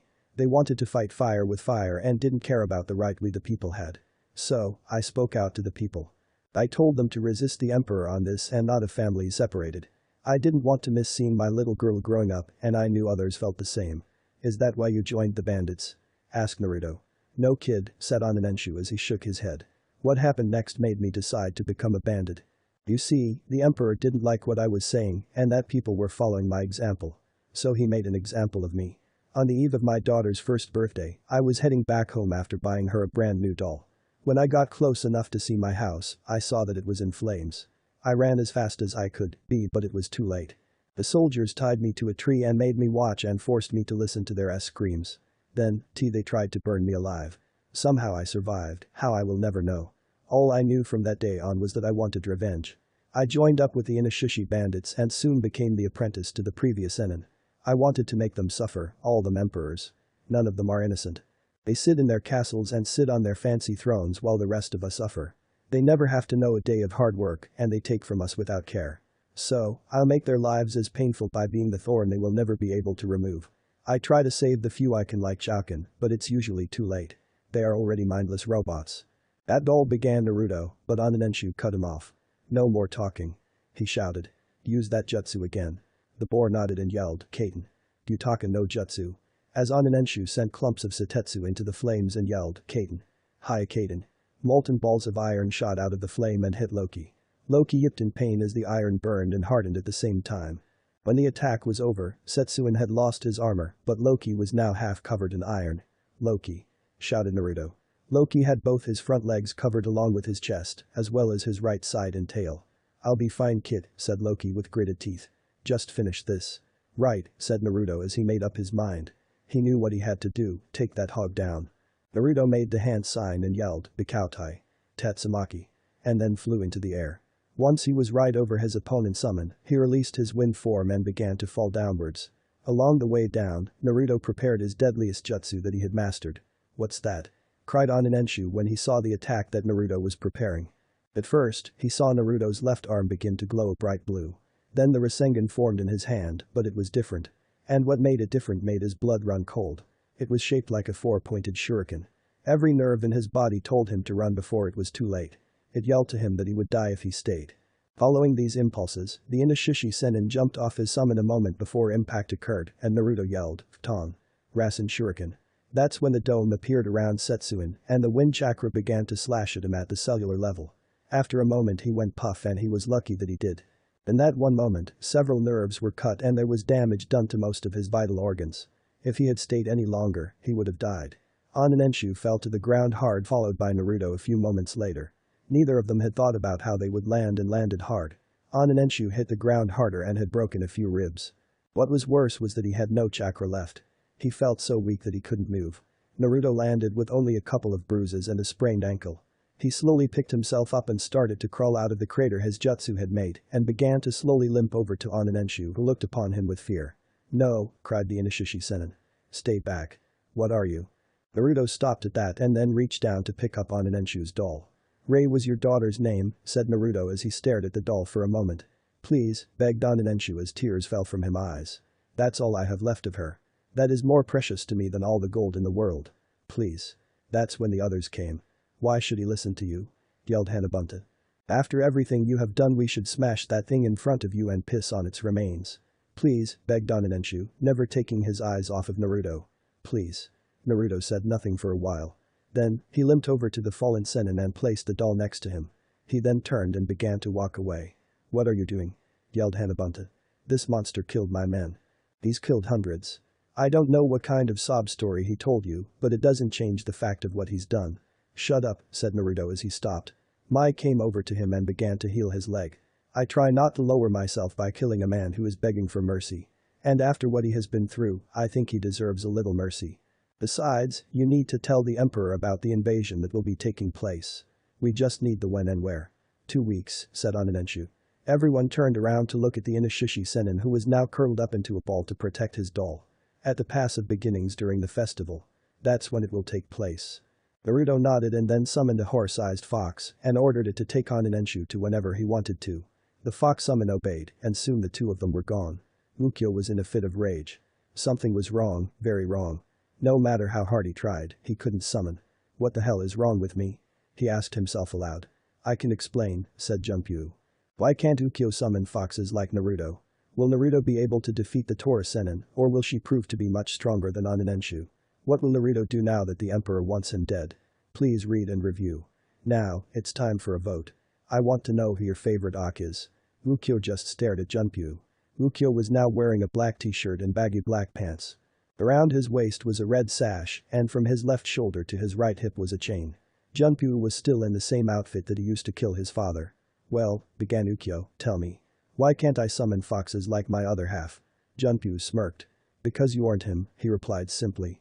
Ukyo narrowed his red eyes at him, and Junpyu decided to continue. Simply put, the sacrifice I used to create you didn't sign the contract with the Kitsune clan. You see, that body of yours has the Scarify's blood and the sacrifice's chakra nature. Well, you still have the abilities and knowledge of the original, you can't summon anything without signing a contract. Ukyo gritted his teeth. This meant that he might not even be able to make a wind-enhanced Rasengan. Now some of his best jutsus were gone. Not only that, but his original could summon foxes to help him out and he couldn't. So then, what's my new element? Asked Ukyo. If it was possible, Junpyu's smirk had gotten bigger. Fire, he said simply. Now Ukyo smirked. Fire beats wind. This meant that once he created a fire-based Rasengan, it would be superior to Naruto's. Now he knew what he had to focus on. Then Junpyu spoke again. Shinju will be helping you with your elemental training. With that he left. Ukyo had seen the number 2 of the Panda Sennin several times. She was 19 and very attractive. And unlike Naruto, he wasn't going to let morals stand in the way of his desires. Kiba wasn't happy. No, he was far from happy. It had taken him 5 days to get to the Cloud Village, and now he had been there for 2 days. During this time he had started up a dialogue between the 2 villages. It wasn't easy since they were still pissed about the Hyuga incident. However they, unlike the people from the Leaf Village, realized the danger they were in if Sasuke decided to attack. Also, if they did fight side by side, it would mean more chances for a Hyuga to disappear from the battlefield. Hey, they're persistent. But that wasn't the cause of Kiba's unhappiness. Hurry up, dog breath, snarled Yujito Nai, the second most powerful nin in the village, as they headed towards the council chambers. Since the day they met, they had been biting each other's heads off.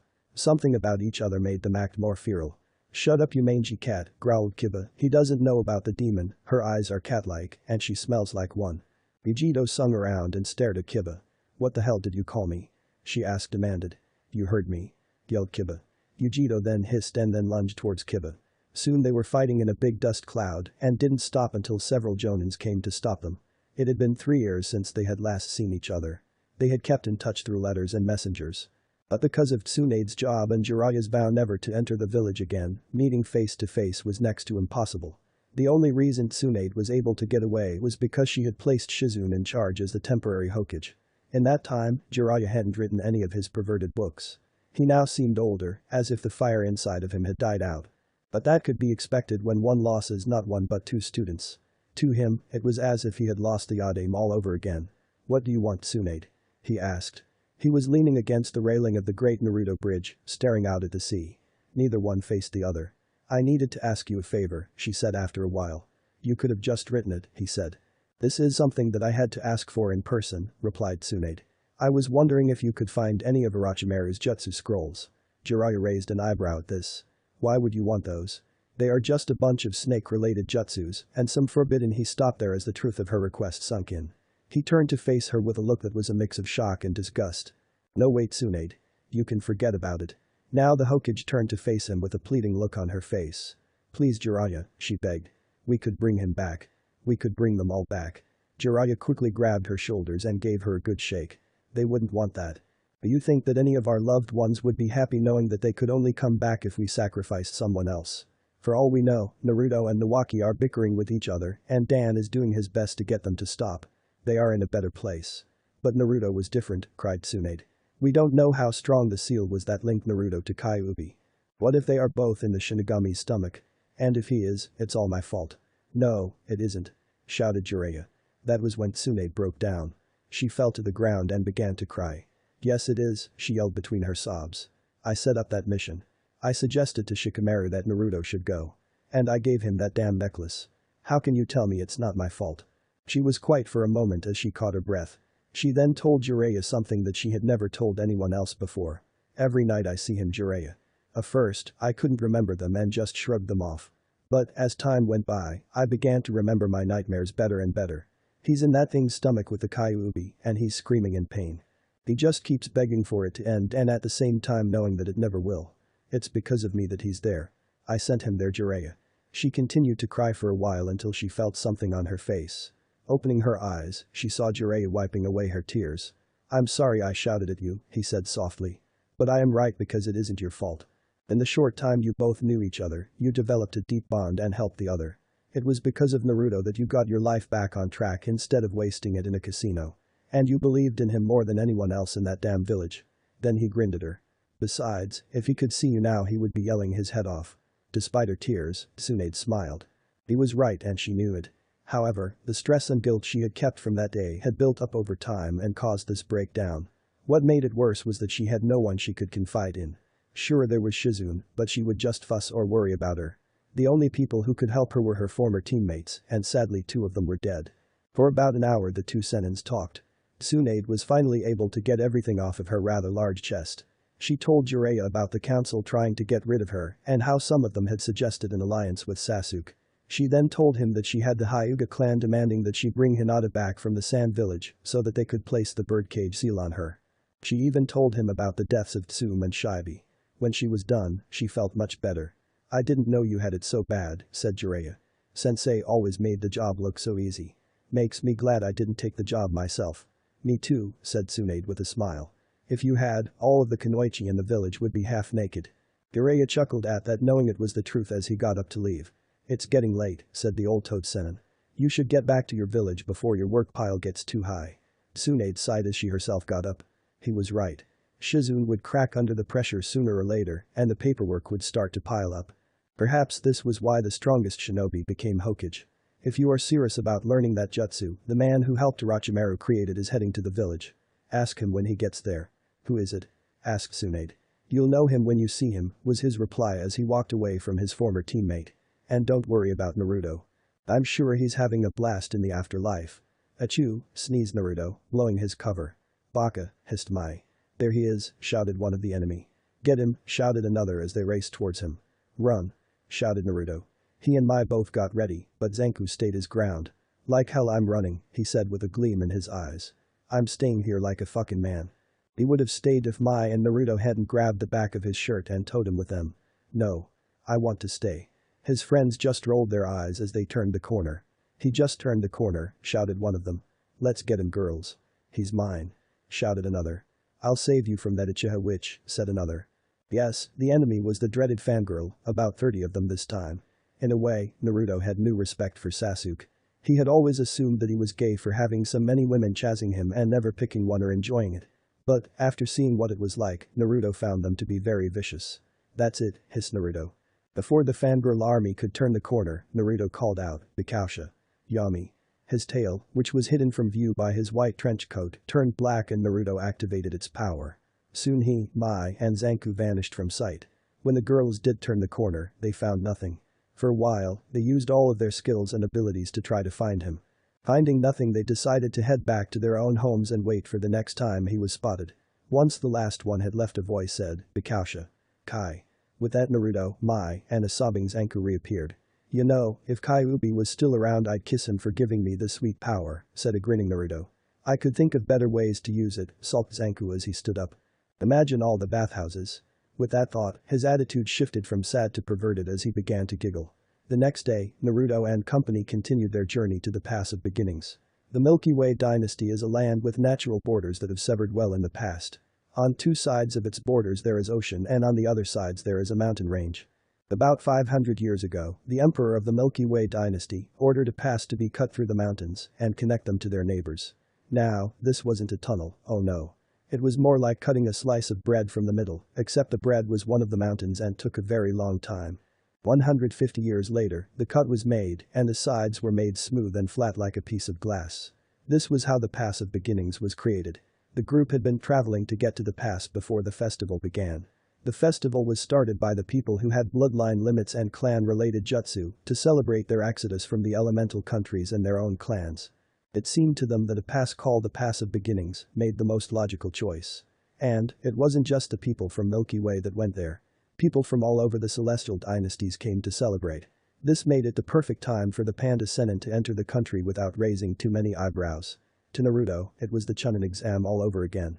Naruto Nyasan, said Asahi suddenly as she tugged on her adoptive brother's coat. Naruto looked down at the 4-year-old Hyuga who was rubbing her eyes. I'm tired. Can we please stop now? Naruto looked out in the direction of the now setting sun. As much as he wanted to get to their destination in time, he still had to think of what was best for her. So, after a moment's worth of thought, her turned to face her once again and nodded. It took a few minutes to take their scrolls out, unseal their tents, and then set them up. Hengwo, who had decided to join them since her last join was literally in ruins, spent most of her time arguing with Zanku about who was better at the blade. Zanku, who used his large Zanbato wildly with no real style, insisted that he was better. Heng, who used twin Chinese-style swords and thought out her moves before attacking, disagreed with that. Meanwhile, the 4 Hyuga sisters were making dinner and making their own plans to get closer to their foxy love. Ranshin and Yon were hugging, again, and scaring the crap out of everyone. Naruto had just finished pitching up Asahi's tent when Mai came up to him with an embarrassed look on her face. Ah, Naruto-kun, there is a slight problem with my tent, she told her boyfriend. Well, kinda forgot it back in the last village. Now a blush appeared on her face and moved closer to him. So I was wondering if I could share yours for the night. Now Naruto's face was a deep tomato red. Well. Looks like I'm interrupting something special, said a woman's voice. The woman looked to be about 20 years old and had a long green braided hair and gold-colored eyes. She wore a Chinese-style dress with a black and white tiger strip pattern with arm bracers. On her eyes were earrings that had the same rare stone that Naruto wore around his neck. However, the only thing that Zanku noticed was her large breasts. It's been a while, hasn't it, Mai-chan? It's Yuri-san, exclaimed Mai as she thought of the time back at the hot spring 3 years ago. Yuri smirked and looked at Naruto. So you must be the Kitsune Sennin, she said as she stared at the 16-year-old boy. Hard to believe that 3 years ago I thought you were no threat. Naruto's eyes narrowed in realization at who this woman really was. Guys, get out of the way, he said in a stern tone. This is the Tora Sennin. And cue the looks of utter shock on their faces. They quickly recovered and began to move away from the area with Asahi in tow. They knew that if they stayed they would only be in the way. Oh no you don't, said Yuri as roots and vines seemed to shot out from her arm towards Naruto's friends. Naruto, without any hesitation, yelled, Bikausha. Hizen. And created an ice blade. He then cut down the attack before it could reach his friends and then released his ice form. Sorry, said Naruto as he stared at Yuri with a grin. But you have to go through me first. Fine, said Yuri. Then, from out of nowhere, 2 hands shot out of the ground and pulled Naruto down into the ground until it reached his head. Then Yuri popped out of the ground next to him, while the Yuri he had been talking to turned into wood. Looks like you fell into my trap. This will be easier than I thought. Yuri then gave Naruto's head a powerful kick upwards, only to have it go poof. Nice try, said Naruto behind her. Yuri quickly turned around to see him with his arms crossed and a smirk on his face. That would have worked on me if I was still a rookie genin. Yuri gave him an odd look. Genin? She asked. Naruto just gave a nervous laugh as he remembered that there were no shinobi in the Celestial dynasties. He then got into his fighting stance, and Yuri followed suit. A moment later they charged at each other and began to exchange punches and kicks. It seemed that Yuri had superior speed, but lacked Naruto's power. Naruto was on the defense as Yuri began a barrage of punches that came at lightning speed. While this was going on, he spotted an opening. Deciding to go for it, he landed a powerful punch to her gut that sent her rolling back several yards. She managed to land on her feet while holding her chest. I'd rather not be fighting you, said Naruto as he kept his eyes on her. In a couple of days the Panda Sennin will attack. It's stupid for us to be fighting each other. You think that you can defeat Junpyu team? Asked Yuri with a laugh. Please, a soft-hearted baka like you has no chance in hell of defeating him. Besides, I have to make you pay for sending my bandits to jail for the past 3 years. Take Mori no Shinsei. She slammed her palms onto the ground and bamboo stalks, or are they tree? Began to spring out of the ground. Damn she's began Naruto but was cut short when he realized that a stalk had shot up right where he was standing. To be more precise, between his legs. Naruto jumped forward and then quickly checked his vitals and then breathed a sigh of relief once he realized that everything was there. However, it soon became a groan once he realized that he was now standing in a dense bamboo forest. While Naruto began to look around, Yuri was watching him. In this jutsu her stealth was at its highest, making it impossible for the enemy to find her. She then spoke, her voice coming in all directions. You really believe that you can defeat Junpyu, the Panda Sennin? You don't have what it takes. Besides, he's mine. She then bit her thumb and whispered, Kuchius no jutsu. Meanwhile, Naruto hadn't moved a muscle. He took a deep breath to calm himself and then began to consider his options. The first was to use the cage bunchen to locate her. He dismissed that idea because after she destroyed one of his clones, she would most likely move to a different location. There was also the fact that he was in her jutsu and that it might have a few secrets to it that he didn't know about. He could destroy the forest, but that would take a large amount of chakra to do, and she could always make another one. His last option was to wait for the enemy to come to him. The snap of a branch or twig behind him caused Naruto to turn around quickly. Seeing nothing, he then heard a growl to his right. This can't be good. Then, without any warning, a medium-sized white tiger jumped out towards Naruto's back. Kaotsum. It growled as it clawed Naruto's back in one swift motion. Naruto fell to one knee as the tiger went back into the bamboo forest and disappeared into the background. Slowly, Naruto got back up and took off his ripped trench coat and his ruined weight vest. Thank Kami this was on, or that attack would have destroyed my spinal cord. Hey, when your girlfriend is a medic, you pick up a few things. Why do you want the panda senin so much? Asked Naruto, hoping this time he might be able to pinpoint her position. Then, Naruto sensed something coming from behind him and turned around in time as the same tiger tried to replay its attack. Naruto was able to catch it by its front legs and fell backwards by the weight and force of the attack. He was now keeping the tiger at arm's length and it tried to bite him. Interested? Asked Yuri, her voice still coming from all directions. Since you are dying to know, I'll tell you. Back when I was a little girl, I lived with my parents in Pegasus. One day, back when he was an apprentice, Junpyu came to our village and demanded that we pay him protection money. My father was the village leader at the time and tried to explain to him that there was no more money. So Junpyu decided to make the village pay in a different way. He hung my parents, stabbed them over and over again, and then left them out in the open for everyone to see. One of his clones forced me to watch. He then took me out of the village, saying that I would pay well in the slave markets. He knew a dealer in Andromeda that specialized in selling children. If I was lucky, I would have been bought by a family who wanted to use me to do house labor for the rest of my life. Before we could meet his contact in his village, the previous Tora Sennin saved me. Flashback. Junpyu and a 5-year-old Yuri were staring at an old and withered man about a mile from the village they were headed to. He was bald and had many liver spots on his body. His eyes had a pure white color to them, and he was dressed in simple brown robes. You will put down that girl, said the Tora Sennin in an old, but in no means weak voice. And if I say no, old man? Asked Junpyu with gritted teeth. The old man's eyes began to glow white and then died down a moment later. As I have seen, I will lose my right arm and die shortly after I kill you, said the Tora Sennin. Junpyu glared at him with hate as he continued. It is true I am not as young and strong as I once was. But, I have more experience than you do, boy. Now, no matter what you choose, that girl will never enter the slave market. Fine, said Junpyu.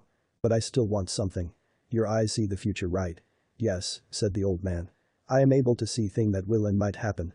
The farther down the road I see, the greater the odds that it will not happen as I see it. Such is the way of free will. Tell me then, said Junpyu. Tell me, will my dreams come true? Will I have the victory I seek? The old man's eyes began to glow again, and when they stopped he spoke again. I see you at the height of your power. Your forces will have all they need to break down the doors of kingdoms and burn their flags. You, Junpyu the Panda Sennin, will rule all of the celestial dynasties. However, I foresee one who can defeat you. He will be of your clan, but will not hold the same hate in his heart as you do. His spirit will be free like the wind. He will be as stubborn as the earth. His rage will be like lightning, powerful but short-lived. His heart shall be as large as an ocean. And he will burn with a will of fire. From my own clan you say, said Junpyu. I doubt that. There is only me and my father left, and he would never think of attacking me. He then let go of the girl and began to walk away. And I doubt anyone like that exists in this world. End flashback. While Yuri was lost in the memories of her past, Naruto was getting tired of hold the summoned tiger away from him. Naruto moved his tail so that it pointed at the tiger and yelled, "Atekiden."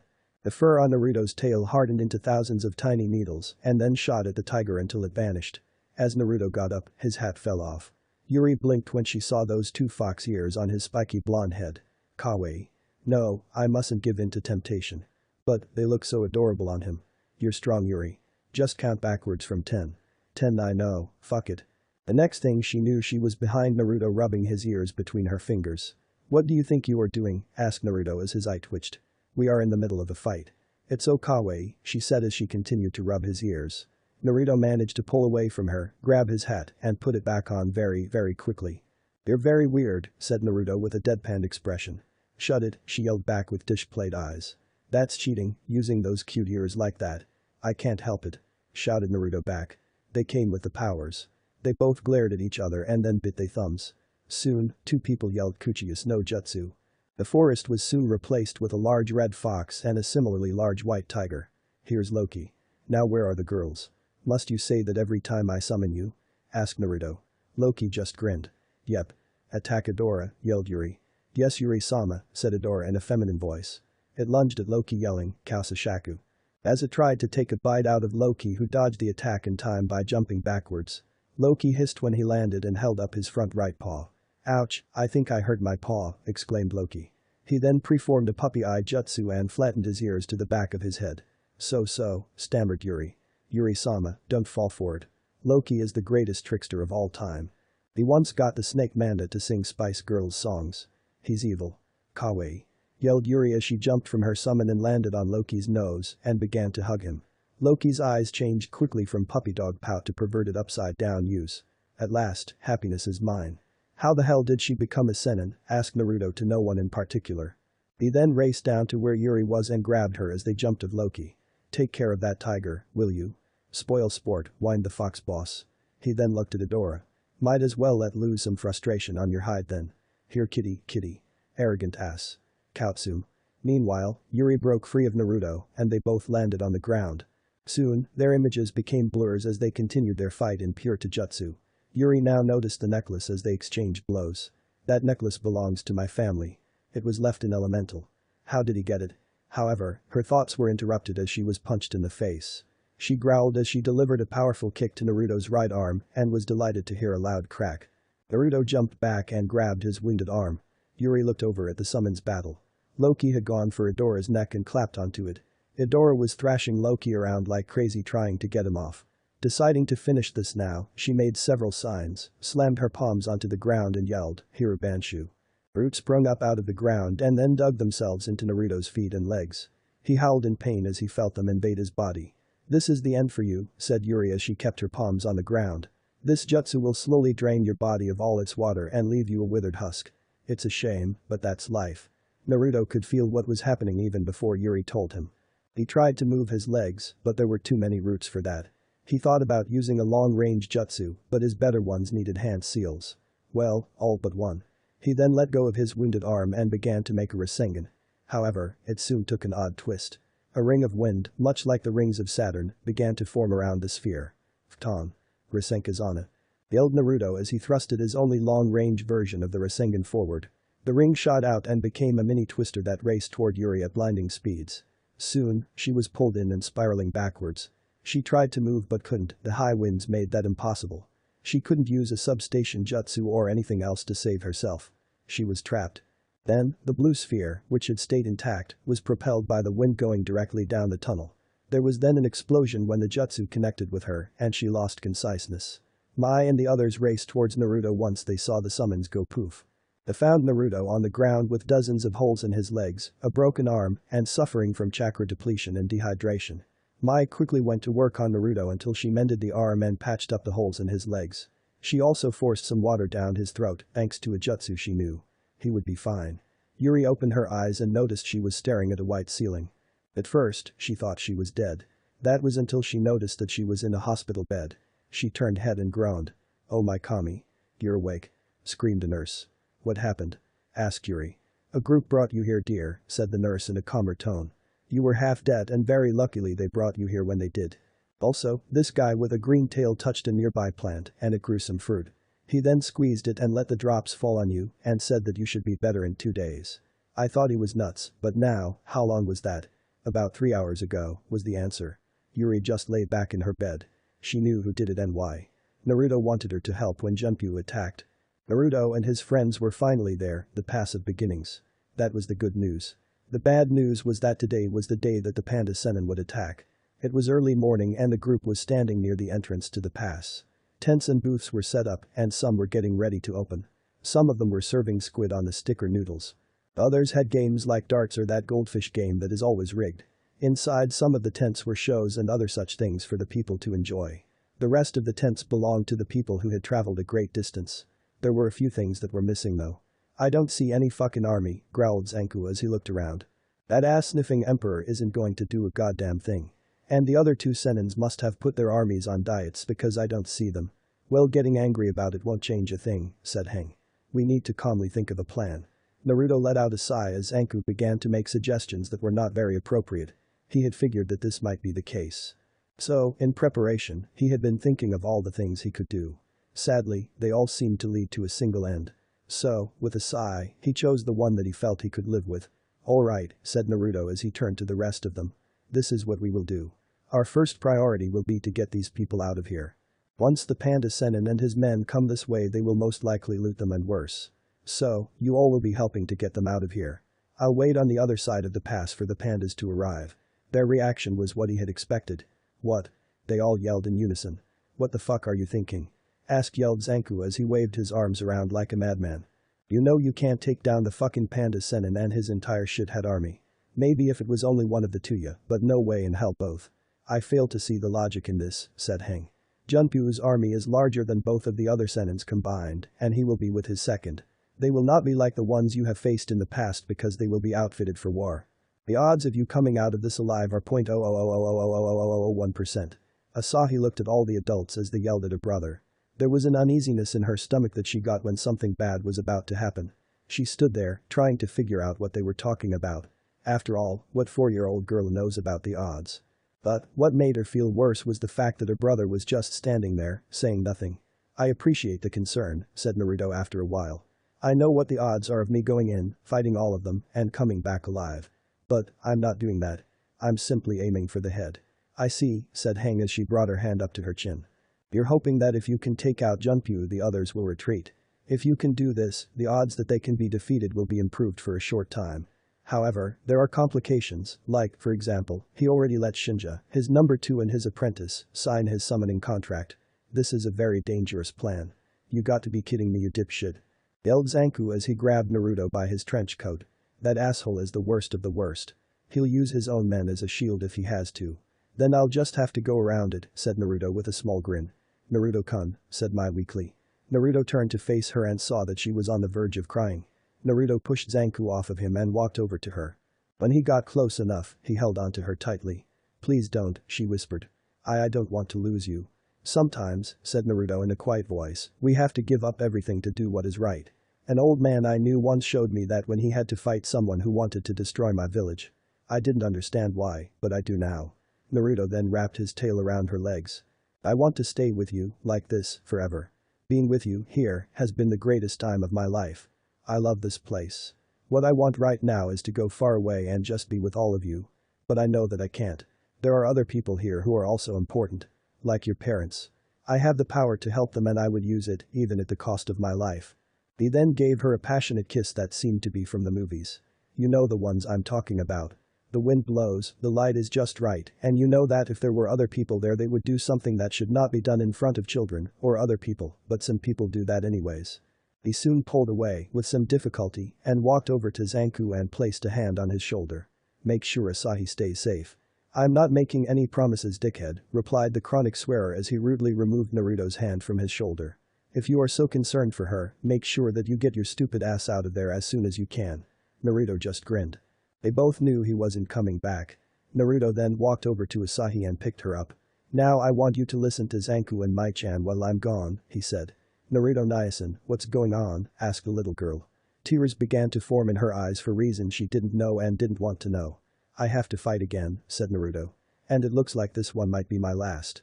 But you'll be alright, said Asahi as she grabbed his coat. She then looked him square in the eyes, and the feeling in her stomach got much worse. Promise me you'll be alright. Naruto said nothing, but slowly put her down. He then walked right past her and headed into the pass with his hands in his pockets. He could hear Ranshin and Yon yelling about his youth or something like that and ruining the moment. The wind then began to pick up and dark clouds began to roll in. The sun was soon blocked and a cold chill filled everyone. But for some, it was colder. Arctic-like, if you will. In the Leaf Village, Tsunade was in heaven. Why, you ask? It was a little past noon and she was almost done with her paperwork. She finally had proof that Kami was kind. She looked at the last piece of paper. It was a petition to bring back casual Fridays. With a tear in her eye, she brought down the pen to the paper and then Tsunade-sama yelled a nameless chunin as he entered the room. Tsunade looked up for a second and then looked back down to find that her paperwork had grown again. What is it? Growled Tsunade. This better be important.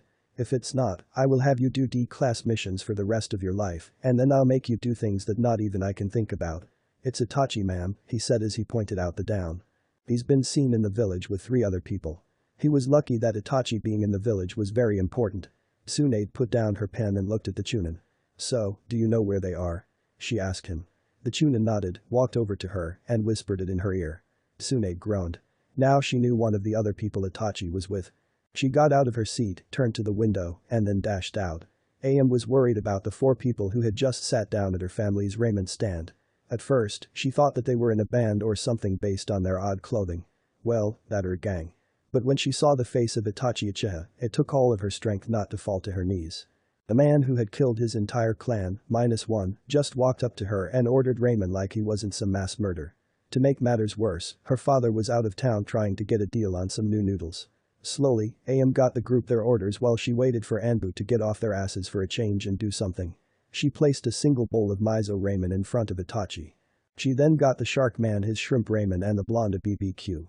The auburn-haired man, on the other hand, had ordered 3 of everything. The way he ate it reminded her of Naruto. So, how long do we have to wait? Asked Kisame as he took a bite out of his meal. Not long, said Heron as he finished his 4th bowl. I'm sure by now some idiot has informed Tsunade-san about our arrival in the village. He then turned his attention on AM. Can I get some more tea, miss? AM nodded and quickly poured the man his tea. She'd better hurry, yeah, said Deidara. He would have said more, but was stopped when the group felt a powerful killer intent focus in their direction. Kisame and Deidara turned around to see a pink-haired Chunin glaring at Itachi's back. Said Uchiha had his eyes closed as he continued to eat his meal. His refusal to turn around caused the killer intent to grow to a level that caused Deidara to gulp and Kisame to sweat a little. There he is, thought Sakura with a hate-filled glare burning holes in the back of the Uchiha. He killed his whole family and drove Sasuke-kun insane. It's because of him that Sasuke-kun left this village for more power and ended up with Orochimaru. If it weren't for him then Sasuke-kun would still be here and Naruto would still now. Tears were coming from her eyes. It's your entire fault. Screamed Sakura as she gathered chakra into her fist. She then charged at him, ready to send her fist into his back and destroy everything. She was about an inch away when a hand grabbed her arm and stopped her. She turned to face this person and saw the auburn-haired man. She turned back in the direction of the Uchiha and saw that the same man was sitting there and still eating his ramen. Haruno-san, said Heron, the original, in a low voice. I am trying to eat. It would upset my appetite terribly if you killed Itachi-san. He then raised his chopsticks to his cheek and looked thoughtful. Well, tried to kill him anyways. You haven't changed one bit, Heron, said the voice of Tsunade moments before the clone went puff. When the smoke cleared, there stood Tsunade with her fingers still extended after flicking that clone out of existence. She then slowly lowered her hand. Judging by your attire you are a member of Akatsuki. Why have you returned to this village? The man named Heron turned around and Sakura got a good look at his face. He had at least a dozen piercings all over his face. His hair was spiky and his face was lean. What struck her hard were his eyes. They were gray, but had a crystal-like quality to them that was hard to explain. It was like when she overheard Hinata try to explain to Ino that Naruto's eyes were sapphire blue, not ocean blue. I am here because we have a common enemy, said Heron as his voice snapped Sakura out of her thoughts. You are correct that I am a member of Akatsuki. In fact, I was the former leader. However, since the betrayal of most of my followers, we are all that is left. We have come here to help in the fight against the Sound by serving under this village so that we may both better our odds. Tsunade-sama, who is this? Asked Sakura. Her master kept her eyes on Heron as she answered. During the last great ninja war, legends were created on both sides. A ranking system was created based on abilities, strategy, and the amount of fear in our enemies when they heard the sound of our names. At the top of this list was the Yadaime. Following him, in this order, was Jiraiya, Orochimaru, and I. The man who stands before you was ranked 5th at the time, but I'm sure that's no longer the case. He got that rank by going on a solo mission and killed 500 enemy shinobi to complete. He is the former leader of the Uzumaki clan and father to the later Naruto Uzumaki, Heron Uzumaki. To say that Sakura was shocked was an understatement. She had always assumed that the blonde's parents were dead. Thinking back, she realized that he never said if they were or weren't dead. The only thing that he had ever said was that he didn't have any. Now, the father of her former teammate was standing right in front of her. Her surprise was quickly replaced with anger. After Naruto's death and her becoming Tsunade's apprentice, she and Shikamaru did some digging as to why everyone hated Naruto. At first, they thought it was because he was born on the day of the Kyuubi attack. After dismissing that thought, they decided to look at what they knew about him and what was unusual. The rapid healing, the endless stamina, Jonin level chakra. Let's not forget that villagers calling him Demon Child. For a short time after that, they believed that Naruto was the Kyuubi. But Shikamaru asked the question why. If he was as powerful as people said he was, why didn't he defend himself during the attempts at his life? Why didn't he simply leave the village? How could a 10,000-year-old demon be so dense? Then, he remembered the conversation with Gaara in Lee's hospital room, and it all made sense. Both he and Sakura knew that the Kyuubi had been sealed inside their friend at birth. How does someone deal with this situation? There, in front of her was the father of her former teammate.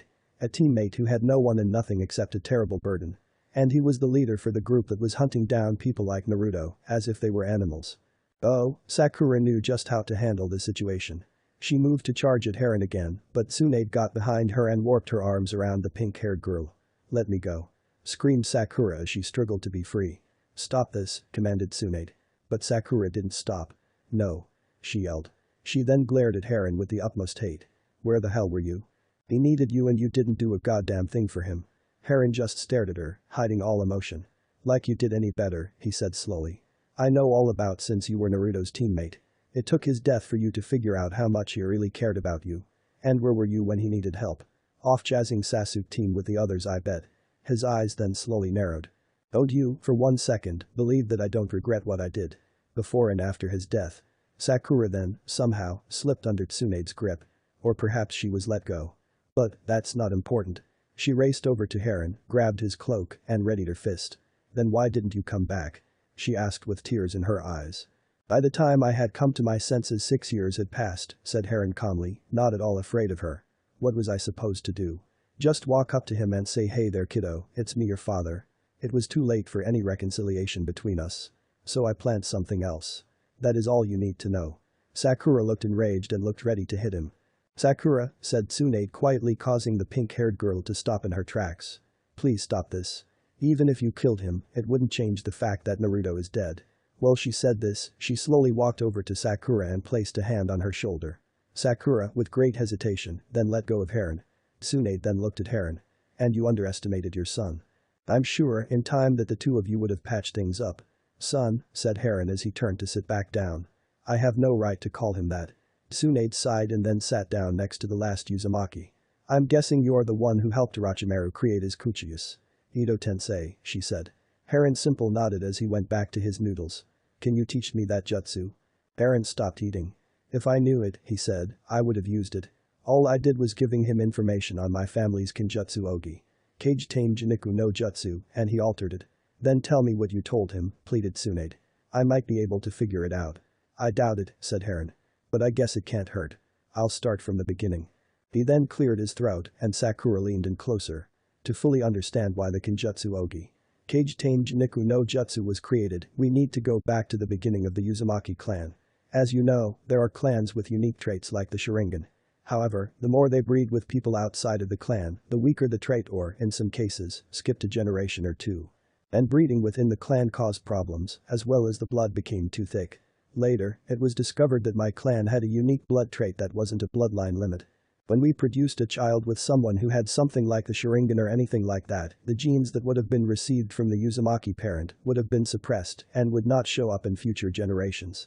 The best way to put it is that we have total recessive traits. Because of this, we were seen as nothing more than breeding material. To fix this, we decided to enter the world of the shinobi and created our own style. Our aim was to make Bunshin jutsus that could fight and use jutsus as well. It took years of research and we eventually created several types. For a while, it worked. We were respected, even envied. When one hired an Uzumaki, they got a one-man army. However, in time, that was taken away from us as well. Then, one day, an Uzumaki came along who had multiple personalities. His dream was to find a way of separating a piece of his mind and give it form. It took him a total of 3 years, and in the end he created the Kage Bunshin. Naruto walked calmly out of the pass. Well, he appeared to be calm. On the inside he was a hurricane of emotions. He knew he was doing the right thing to keep those close to him safe. If they came with him he couldn't protect them or help them when they needed it. On the other hand, he didn't like the fact that he would most likely never see them again. He wanted to be there when Asahi lost her first tooth. To see the day when Zanku found the right girl. To see Mai in a wedding dress, it was nice while it lasted, he said as he stopped and stared into the distance. Back on the other side of the pass, Zanku, Mai, and the others were directing the people away from the pass. It didn't take much to get them going. Just saying that the Panda Sennin was enough to get everyone, all 3,000 of them, to haul ass. The only person who wasn't doing anything was Asahi. She just stood there, staring at the entrance to the pass, and thinking. She had been like that since Mai had told her everything. Asahi-chan, called Mai. We have to get going. At first, Asahi didn't move a muscle. Then, she quickly spun around and looked at Mai, who was several yards away from here. No, she said in a voice loud enough for many of the people to hear. Those that heard it stopped what they were doing, and others soon followed their lead to find out what was going on.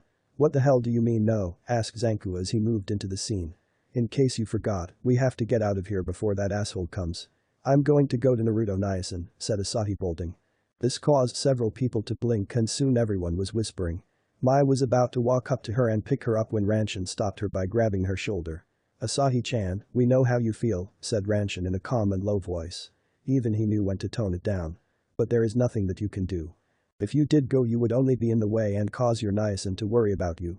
You are just one person and cannot expect to change much. He believed that she would now understand. He believed that she would relieve how hopeless the situation was and go with them more willingly. But he forgot one little thing.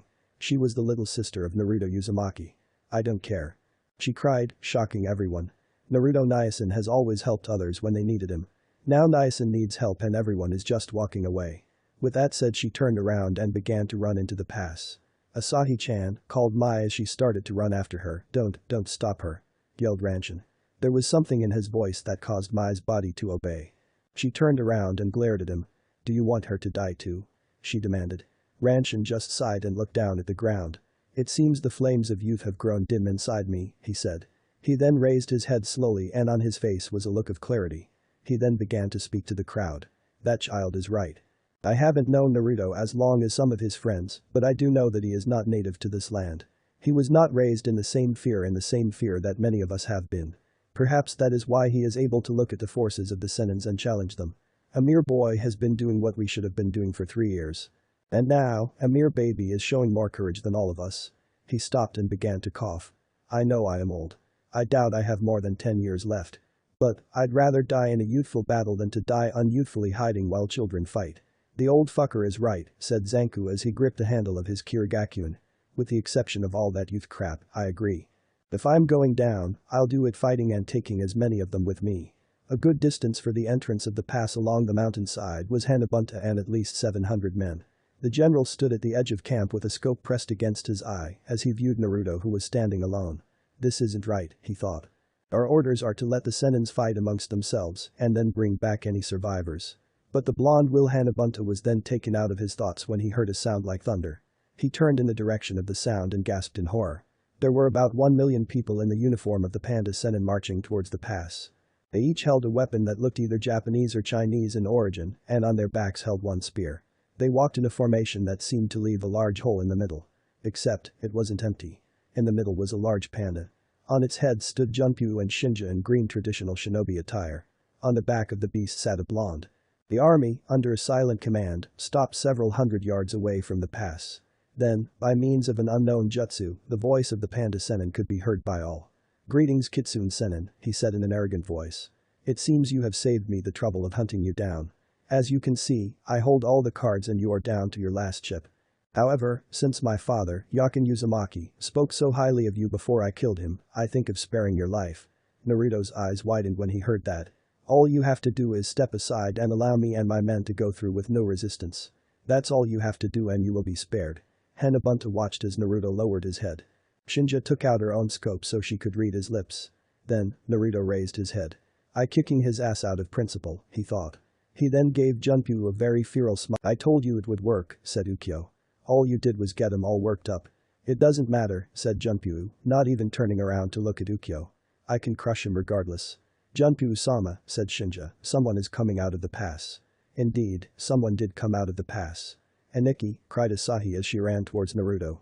Naruto was shocked and turned around to make sure he wasn't hearing things. When he felt Asahi hug his leg, he was sure that this wasn't a delusion. What are you doing here? Demanded Naruto as he bent down after freeing his leg. Well that's obvious shithead, said Zanku as he now exited the pass.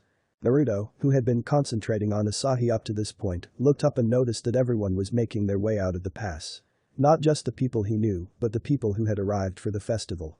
We're here to fuck up these asshole, kick their sorry asses, and make them our bitches.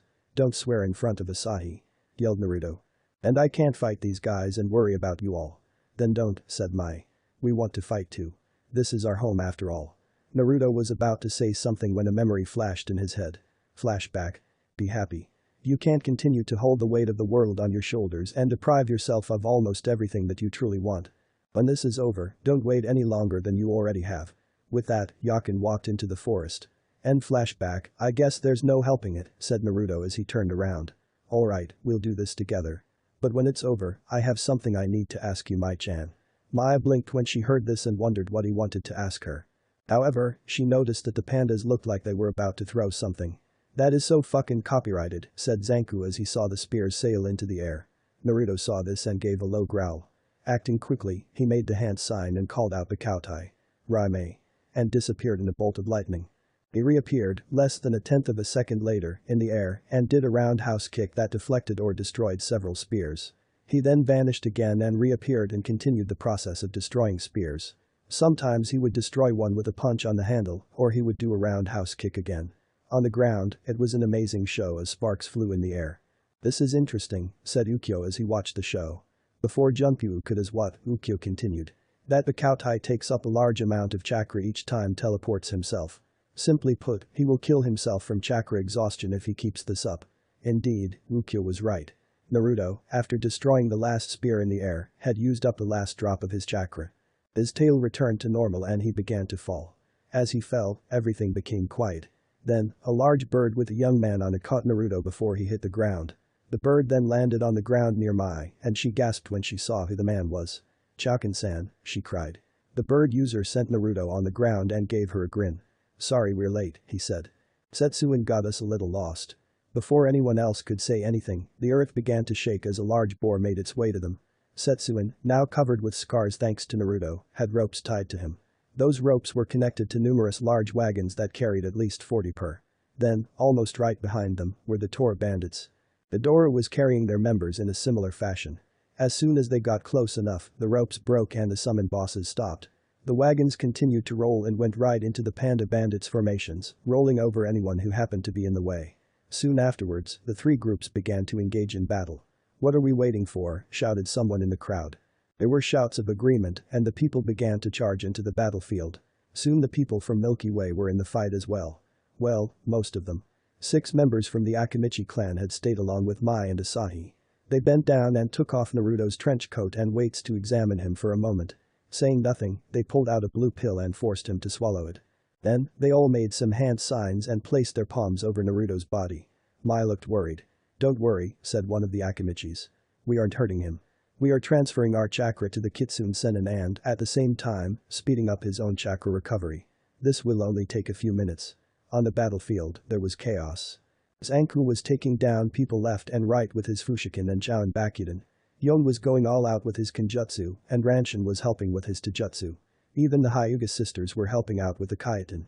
While the members and the villagers fought, the Sennins fought their own battles. Junpyu was fighting Onanenshu, and Shinja was fighting Yuri. Every time Onanenshu thought that he got a hit in with his Hitetsu, it turned out all he hit was a clone. Yuri was having a hard time as Shinja used her poison techniques to kill anything that came near her. While they fought, their summons raged a battle of their own with biting and claws and such. Elsewhere, Hanabunta had thrown down his scope, turned around, and headed for his horse. What are you doing, sir? Cried a nearby soldier. We have orders not to enter the battlefield until the Sennins are done fighting. Then stay, he spat back as he mounted his horse. I joined the army to protect the people of Milky Way from the bandits, and that is what I'll do. But the Emperor to hell with him. If he is willing to ignore the people, then I have no reason to serve him. But that he too charged into the field of war. Ukyo was using his earth tail as he crushed the skull of a Tor member as he made his way to where Naruto lay helpless. This was his chance. He could kill Naruto, and then he would have all his wishes. Nothing was going to stop him now. He continued to make his way towards the fallen blonde until he heard Zanku yell, Choun Bakuden. Ukyo jumped back in time as a large creator appeared where he once stood. Zanku then landed on the ground and stared at the guy he just attacked. His eyes widened when he saw his face. What the fuck, so the swearing baka wants to get in my way, said Ukyo in an amused tone. His tail raised and then hit the earth and left a small crater. Why the hell do you look like Naruto? Demanded Zanku as he readied his sword. Ukyo sighed. Why would I tell some useless fool something like that, replied Ukyo with a sneer. He paused for a moment and then gave Zanku a sadistic smile. You know, Naruto blames you for what happened to Asahi that time. Zanku's eyes widened. All you had to do was watch her for a few hours and you let her get poisoned. Shut up. How could you know something like that? I know because I was there when he felt it, was the reply. Zanku, having enough of this, charged at him and swung his Zanbato at him like he was about to hit a home run. Imagine his shock when Ukyo simply stopped it with one hand. Zanku tried to pull it back, but the red-eyed blonde held the blade in place. Then, in a split second, Ukyo released the sword and then moved in front of Zanku to deliver a punch to his gut. Zanku was sent flying and when he landed blood soaked the earth. Useless fool, said Ukyo as he continued to walk to Naruto while releasing his tail. Mai was watching the 6 Akimichis as they continued their work on Naruto. They seemed to be losing weight as time went on. Almost done, said one of them. With what? Came a familiar voice from behind. Mai spun around and was shocked to see a red-eyed Naruto. It doesn't matter. Mai-chan, would you please step out of the way so I can kill him? I'm only asking once. Mai responded by activating her Sharingan and slipping into a fighting stance. I'll take that as a no. Who are you? Demanded Mai. How do you know my name? Why do you want to kill Naruto-kun? Ukyo chuckled as she asked these questions. I am, for the time being, Ukyo. I know your name because I know you. And I want to kill your Naruto-kun because only that will bring me happiness. Mai was a bit confused with that answer. But, before she could ask anything else Ukyo yelled jutsu. Mai closed her eyes and braced herself as the blue chakra claw sailed her way. Fortunately for her, she was not the target. The jutsu went right past her and hit one of the Akimichis and sent him rolling into 2 others. The other 2 quickly moved over to their fallen clansmen. When Mai opened her eyes, Ukyo had already moved past her. She turned to see him taking his time as he headed towards Naruto. He was savoring each step like a little child does with candy, trying to make it last longer. Mai, acting quickly, began to go through hand signs as fast as she could. Then Ukyo vanished from sight as if he were a ghost. Nice try, said Ukyo from behind her right before he gave her a kick in the back. She flew several feet, landed with a thud, and rolled into a stop near Naruto. Ukyo chuckled when he saw this. It was as if fate itself was giving them a chance to say goodbye. Once again he began to walk and only stopped when one last obstacle stood between him and his prey, Asahi. She stood there with her tiny arms stretched, holding her ground. He said one word to her. Move. No. Shouted Asahi. Ukyo made no more demands and picked her up by her kimono. You know, he said, it's because of you that I never got to go home. While Naruto isn't bitter about it, I am. He then pulled back his free arm and clenched his fist. Asahi closed her eyes tightly when she saw the fist begin to move towards her head. The sound of flesh being hit was heard and Ukyo let go of the girl's kimono. Asahi opened her eyes when she felt someone catch her. She was cradled in his left arm while his right was extended. Ukyo was on his hands and knees several feet away with a bloody nose and lip. It took a moment for the poor girl to process this. When she was done, she began to cry huge crocodile tears. Hey there, said Naruto gently. Don't tell me you lost all your courage just because I showed up. Sorry and niacin, cried Asahi. SHH, said Naruto as he slowly put her down. You did every good. Now your Aniki has a big job for you. I want you to go over to Mai-chan and stay with her till this is over. Can you do that for me? Asahi nodded and went over to where Mai lay on the ground. Naruto then turned to his lookalike who had gotten up off the ground. How could someone so good-looking even think of hurting a little girl? Makes me ashamed that we have the same face. Ukyo snapped his nose back into place before speaking.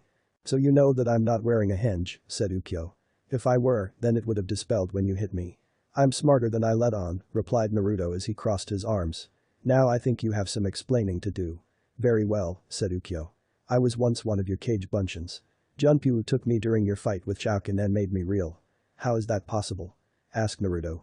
The cage bunshin brought many benefits, said Heron as he continued his story. They could fool Dejutsus.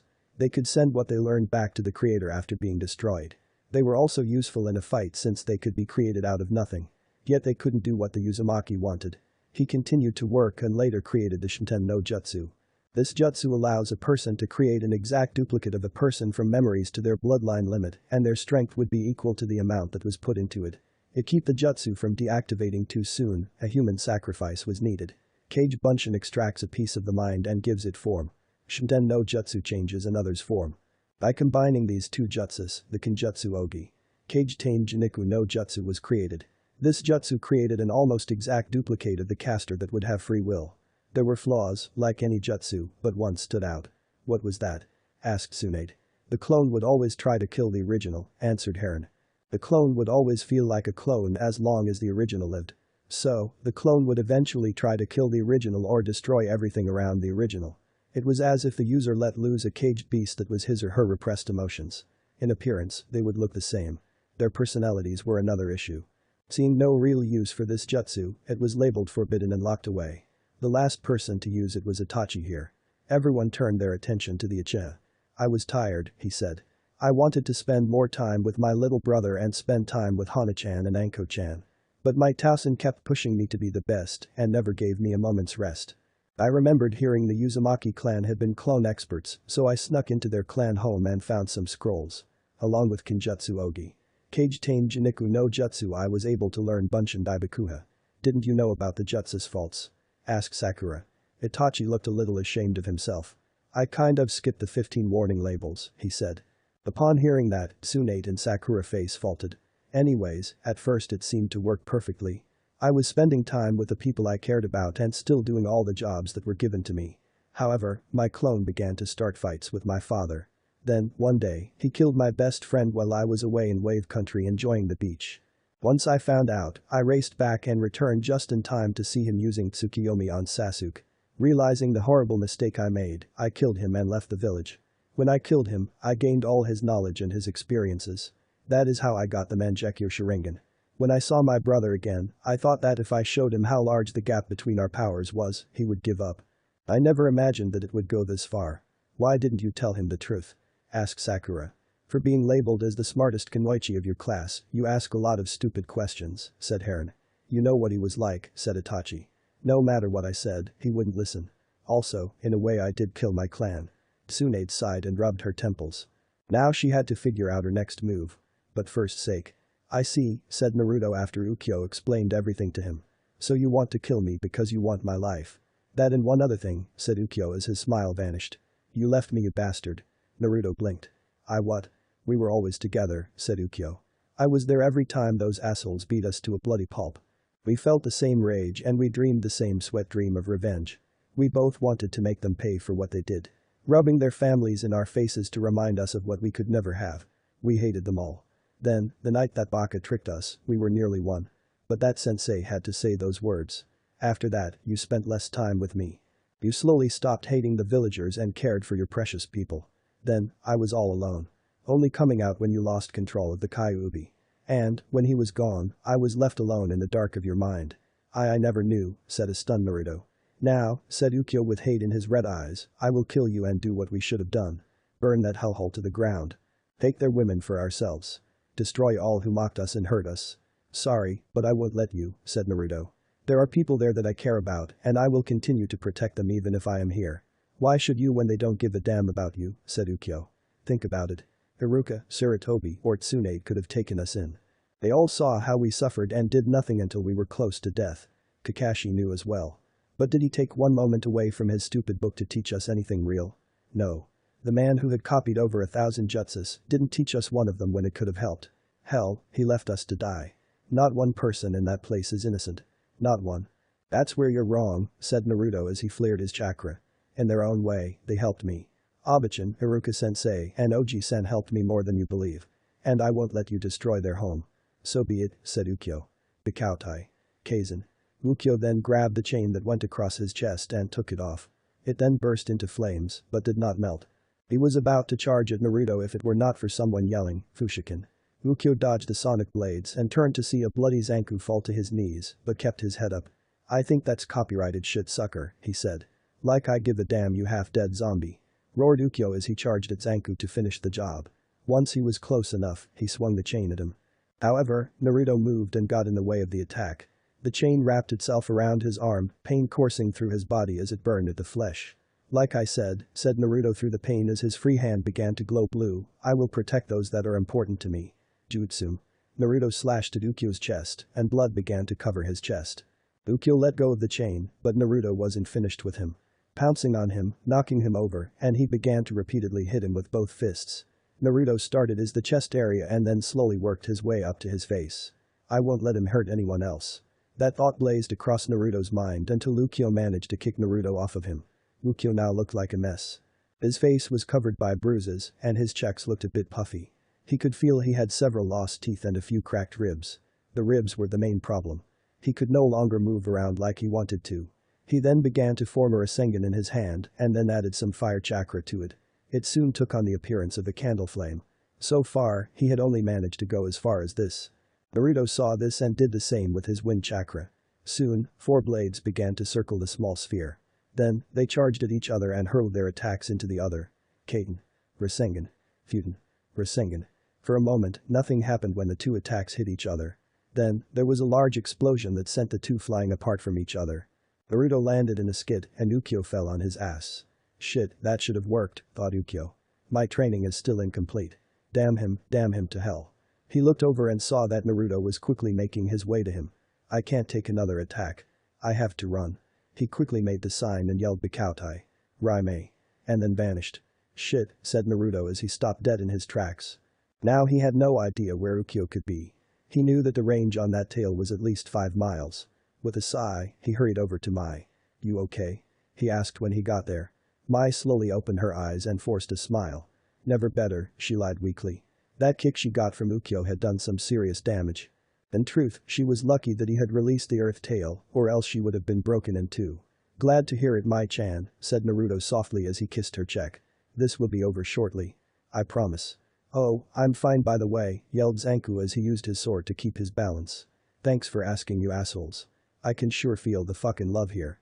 Like I said Naruto as he moved in the direction of the battlefield, this will be over soon.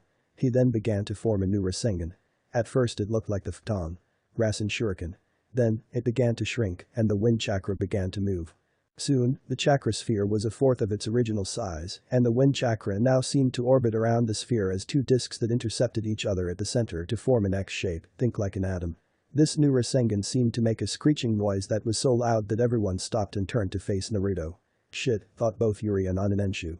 Remembering the last time they faced similar jutsus and meet defeat by their hands, let's just say they didn't want to repeat. Naruto then raced into the field and everyone jumped out of his way as he approached, not wanting to be the target of this new jutsu. His target was Junpei and he knew it. Fine then, thought Junpei as Onanenshu, Yuri, and Shinja left the area. I'll show them all. I'll use a bunch and Daibakuha the moment before impact and destroy him. I'll show the world the power of a true Uzumaki. Then, things went in slow motion. Just as the new Rasengan was about to hit its mark, Junpei created a bunch and Daibakuha just as planned and began to jump away. Then Naruto called out the name of his finished wind Rasengan. Futon. Rasen Kamikaze. The clone was destroyed, but there was no bang. And Junpei felt himself being sucked back into the attack and a dome was created. What is going on? He screamed as the winds began to lash at his body. Then, he remembered something from long ago. Flashback. Fine, said Junpei. But I still want something. Your eyes see the future, right? Yes, said the old man. I am able to see things that will and might happen. The farther down the road I see, the greater the odds that it will not happen as I see it. Such is the way of free will. Tell me then, said Junpei. Tell me, will my dreams come true? Will I have the victory I seek? The old man's eyes began to glow again, and when they stopped he spoke again. I see you at the height of your power. Your forces will have all they need to break down the doors of kingdoms and burn their flags. You, Junpei the Panda Sennin, will rule all of the celestial dynasties. However, I foresee one who can defeat you. He will be of your clan, but will not hold the same hate in his heart as you do. His spirit will be free like the wind. He will be as stubborn as the earth. His rage will be like lightning, powerful but short-lived. His heart shall be as large as an ocean. And he will burn with a will of fire. And flashback, no, cried Junpei. This cannot be. Those were his last words as the winds continued to cut him in a similar fashion as the Rasen Shuriken. What made it different was how small the cuts were. The Rasen Shuriken cuts a person down at the cellular level. But, the Rasen Kamikaze cuts at the atomic level. The winds cut the bonds that held the atoms together and began to blow them away. When the attack was done, Junpei was not dead. He had been erased. When it was over, Naruto fell to the ground, completely drained of all his chakra. Seeing as their leader was dead, the panda bandits began to run away. The Tora and Inishishi bandits began to leave as well, taking their wounded with them. The people who stayed slowly walked over to Naruto and gently picked him up and began to carry him back to the pass, unaware that the army was heading right for them. It was 5 years later and Itachi and Kisame were doing another D-ranked mission. Somehow Tsunade had managed to get the council to let them join the village. However, it came at a small cost to them.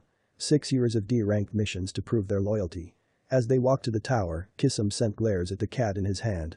"I'll kill this beast if we have to catch him again," he said.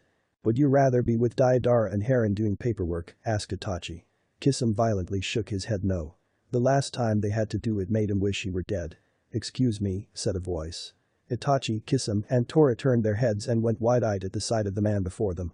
He was a short, bald man with a white beard that touched the floor and wore green spandex. "I'm looking for Gai-kun. Can you help me find my old youthful student?" Before either one could say anything, Ranshin began to cough up some blood and then fell to the ground. "Kisum, give me the cat," said Itachi as he quickly took the bane of the genin's life. "I'll take the cat to the Hokage and tell her about this man. You take him to the hospital." Itachi then turned and began to walk away. "Hey," shouted Kisum. "Why do I have to take him?" "Because," said Itachi without turning around or stopping, "I refuse to touch a man wearing spandex." An hour later, "How is Tsunade-sama?" asked Guy. Tsunade had just stepped out of the examination room and shook her head. "He's dying," she said. "I have given him medication and that's the best I can do." "How long does he have?" asked Guy as tears fell. "Maybe a month or two," said Tsunade. She then rested her palm on his shoulder. "You can go in now. He's been asking for you." Guy nodded and walked in, and Tsunade followed in case she was needed. Ranshin lay on the hospital bed with his eyes half closed. His mouth was slightly open, and he had at least a dozen tubes sticking into his body. He moved his head in the direction of a sound that entered the room. He followed that sound until it was next to him. "Sensei," said Guy quietly. "It's me, Guy." "Guy-kun, it's been too long," said Ranshin in a voice just above a whisper. "I hope you are feeling youthful." "Hi Ranshin-sensei," replied Guy. "Tsunade-sama says that you don't have much time left." At that, the elder man chuckled. "We never have enough time," he said aloud. "I just wish I could see Yon-kun and Naruto-kun one last time." This caught everyone's attention. Naruto was a very uncommon name after all. A flicker of hope appeared in Tsunade as she made her way to the bedside. "Excuse me," she said. "But this Naruto person, did he have blonde hair, blue eyes, and whisker marks?" "Yes," breathed Ranshin. "I remember Uzumaki-kun very well. I just wish I could have been there to help him. But I wanted to see as many of my old students again before the end came. I whirled Kitsune." With that, the old man passed out. "Hokage-sama," began Guy as he raised his head, "do you really think that he's alive?" "Hi," said Swan as tears fell off her face. "Now, if you'll excuse me, I have a rescue mission to set up." Sniff, "I'm done." 20 pages. Hell yeah. You all better review. Should Itachi be with anyone? Tsunade sat before the council. It had been a week since Ranshin had arrived in the village and had come to several times. These moments were brief and they could only ask him a few questions. Now Tsunade was fighting for something she should have done a long time ago. In the room sat Hamaru, Kaheru, the fire daimyo, and Koyuki Kazuhana, the former ruler of Snow Country. "We will not have that thing enter Thing Village," said Kaheru, who was close to shouting. "That thing, as you call him, saved my life and helped my country before your Uchiha took it over," said Koyuki. "We can talk about it any way we see fit," declared Hamaru. "I don't know why a former daimyo was even invited to this meeting." "Because I wanted her to be here," said the fire daimyo in a stern tone. "Tsunade-sama, are you sure that this Uzumaki person is still alive?" "According to what we have been able to get out of Ranshin, he last saw Naruto Uzumaki 5 years ago in the Milky Way dynasty," said Tsunade. "For right now I would like to work under the presumption that he is still alive. As you all know, the celestial dynasties have kept a powerful blockade going for the last 250 years or so. Ships going in and out are very rare, and the ticket prices for these ships are insane. Also, any form of mail is intercepted and destroyed. However, recently, this has stopped. So, I would like to send a small team to find him and bring him back to the village." "Yes, we should send a team," said Kaheru. "A team of hunter nins, that is. Naruto Uzumaki should be branded as a missing nin and eliminated as soon as possible. He has abandoned the village." "Weren't you listening?" said Koyuki. "There was a blockade, and ticket prices were far too high for a 13-year-old boy to pay for them. He probably fears that if he returned now you would kill him." "Yes, we would," said Hamaru. "There are no excuses to the rules. Besides, how did he get in?" "Ranshin said he swam to get in, and that's also how he got out," said Tsunade. They all looked at her, and she shrugged. "Hey, he was Guy's sensei after all. However, he hasn't told us how Naruto got there. But that's not the point. I believe that Naruto could be a great help to us." "I agree," said a new voice that entered the room. Everyone turned to see Gaara, the Kazekage, and an Anbu entered the room. "Sorry I'm late," he said as he took a seat. "There were things that I needed to do before I came here. Like threatening the Hyuga clan that if one of your children was given a birdcage seal, you would kill them in such a way that was too horrible for words." Asked Tsunade. Gaara nodded. Wish I could have been there. Anyways, could you please tell the council why you believe that finding Naruto would be in our best interests? It is simple, said Gaara. He has shown himself to be a powerful shinobi. Despite what the council has told the villagers, it was not the Uchiha that defeated me during the Sand and Sound invasion. Lair. Screamed both Hamaru and Kaharu. But Gaara ignored them. I am also told that he was the one who played a big role in returning Koyuki-sama to power. I would also like to remind the council of this village that you have stopped Sanada-sama from doing anything to prevent the Uchiha from his conquest. He has already taken over waterfall, rain, snow, star, grass, and is now attacking the rock. Despite this, every diplomatic attempt at gaining allies you two have ruined. The Cloud wants nothing to do with this village after the council edited the treaty behind the Hokage's back. Every time one of the smaller villages has asked for assistance, you have stalled until going in would mean certain doom. How we handle our village is none for your business, Kazuki-sama, said Hamaru bitterly. But it is mine, said the fire daimyo. I know all about what you have been doing these last 8 years, and I will not allow it anymore. Too many people have died for no reason other than to feed the ego a power-hungry maniac like the Uchiha. However, I don't want to spread our resources too thin looking for one person. I feel the same way, said Tsunade. I think that our Anbu and Hunter Nin should stay here. I have already picked out 4 people that should be able to do this mission quickly. The daimyo nodded in approval. I would also like to suggest that one of my Anbu join this team, said Gaara as he looked at the Anbu with him who nodded. From what everyone could tell, she wore the standard black attire with no swords and a cat mask. Her long dark blue hair was braided down her back. Very well, said Tsunade. Are there any more questions? I suggest that you let us pick one more, said Kaharu. Just in case the Uzumaki has, shall we say, bitter feeling towards the village. For all we know he could be doing what Orochimaru did.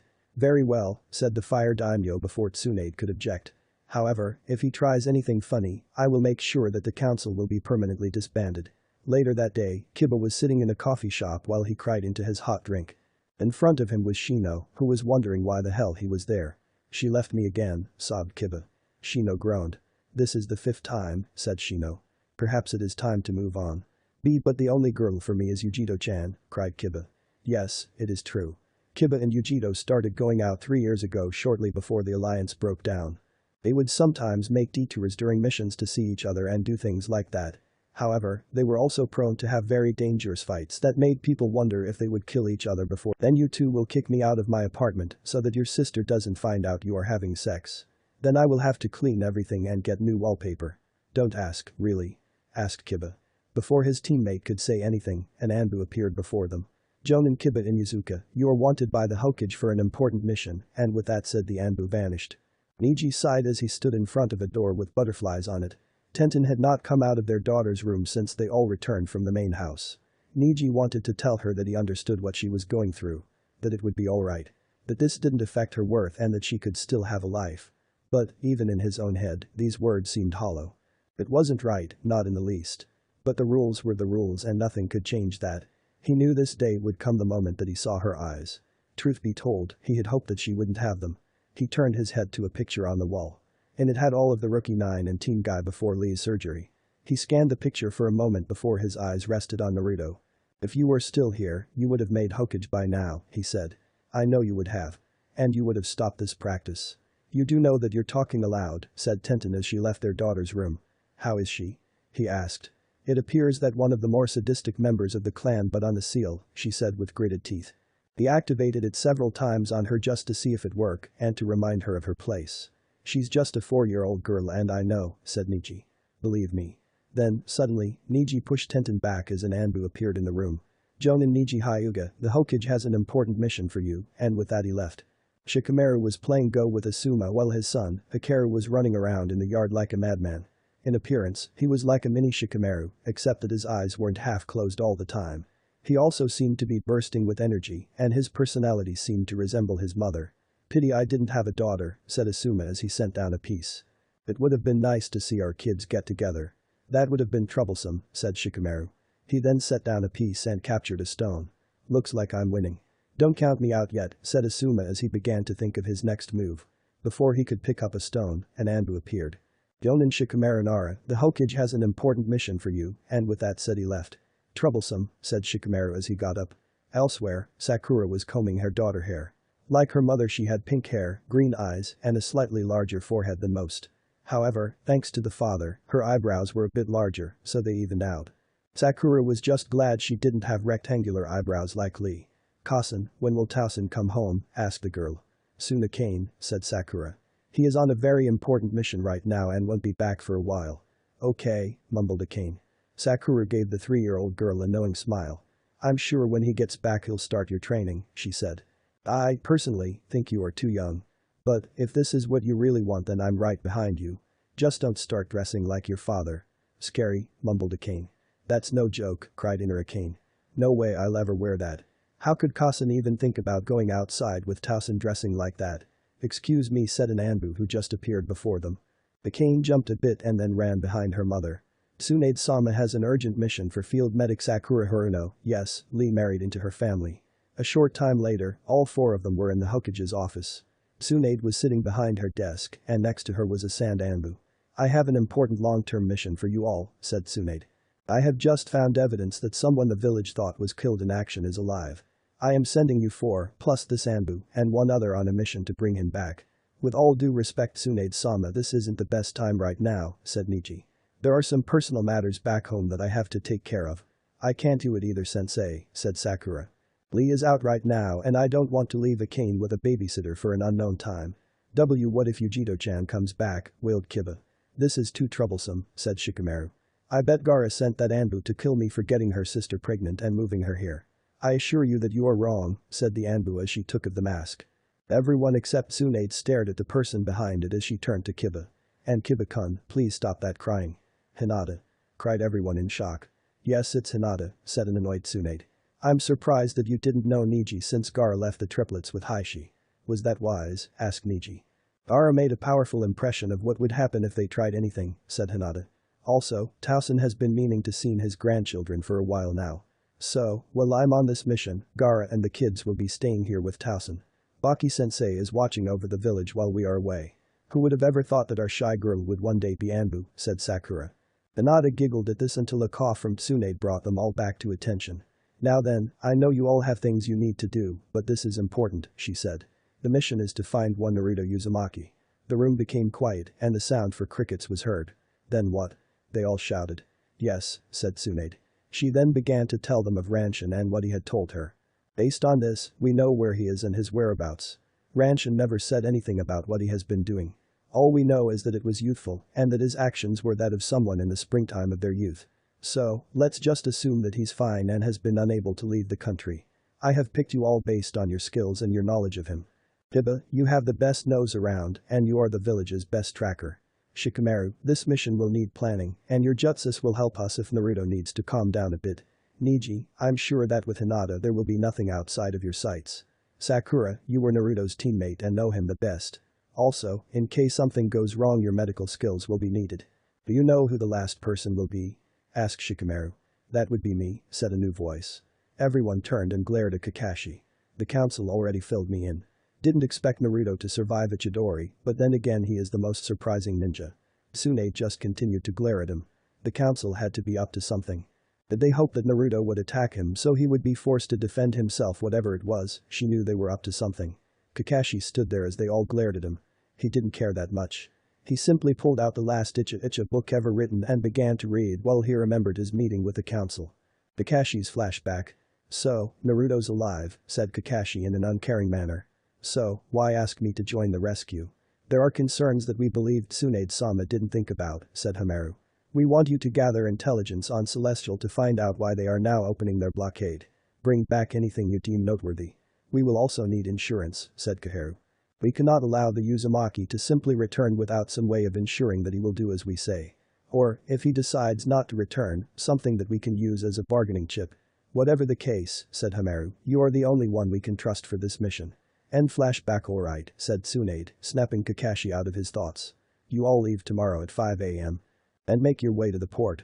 There will be a ship waiting for you that will leave at noon. If you are late," glares at Kakashi, "then I will make sure you will never able to read another book again and have you banned from all shinobi activities. Do I make myself clear?" "Hi," said Kakashi right before he vanished. The others began to leave, but Tsunade stopped them. "Please bring back my little brother," she said. Elsewhere, Naruto stood before the honor stone. Behind him were Hokages 1 through 4. Naruto turned around and let out a sigh. Why can't I have normal dreams like everyone else? He whined. Naruto, something important will soon happen, said Sarutobi. Something important is always going to happen, replied Naruto. I have too many things to do right now to worry about every little thing that may or may not happen. Sorry Aja-san, but you all wasted a trip. Are you that selfish boy? Asked the yondaime. Naruto turned to face him and looked him square in the eyes. I thought the leaf shinobi were made of tougher stuff. You forget that I am no longer bound to that village, said Naruto calmly. So don't go bringing that up. And don't you for 1 second call me selfish. If someone comes along that threatens the people who are precious to me, I will deal with it. Not until then. And with that, the dream dissolved as Naruto was woken up by his son. Naruto looked at the boy and smiled. His hair was black and so was his tail, except for the tip which was white. His hair was spiky like his was, and he had the saw-eye color and whisker marks. He remembered the day he was born. It started out as a nice summer's day. Then, while he was being born, it began to snow. Some people say that is a sign of bad luck. But Naruto just said that it was a friend wishing him the best of luck. And so, Naruto decided to name him after said friend. Is something the matter, Haku? Asked Naruto. You should be in bed. You know how your cousin gets when she finds you out of bed. I had a bad dream, said Haku. Bad men were doing bad things. What did these bad men look like? Do you remember? Haku shook his head as he gripped his stuffed fox. Alright champ, you can sleep with us tonight. Just watch out for cousin. She's well, you know. Haku nodded as he curled up next to his father. Soon, they were both asleep in bed. Special one-time omic. Shortly after the battle at the pass, Naruto and company were called to a television station. When they got there they were greeted by two annoying people who had never been on a date or in the sun for that matter. They had oily slicked back hair and glasses 4 inches thick. Thank you for coming, said one of them, spitting with every word.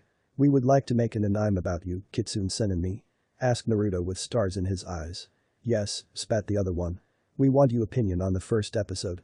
He then clicked a button on the remote he was holding. The lights went off and a TV came on. Then, the theme music started.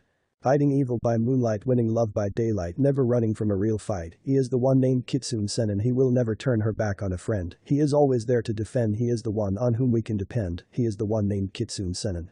As the song play, Naruto's eye twitched as an animated form of him dance around like an idiot on crack.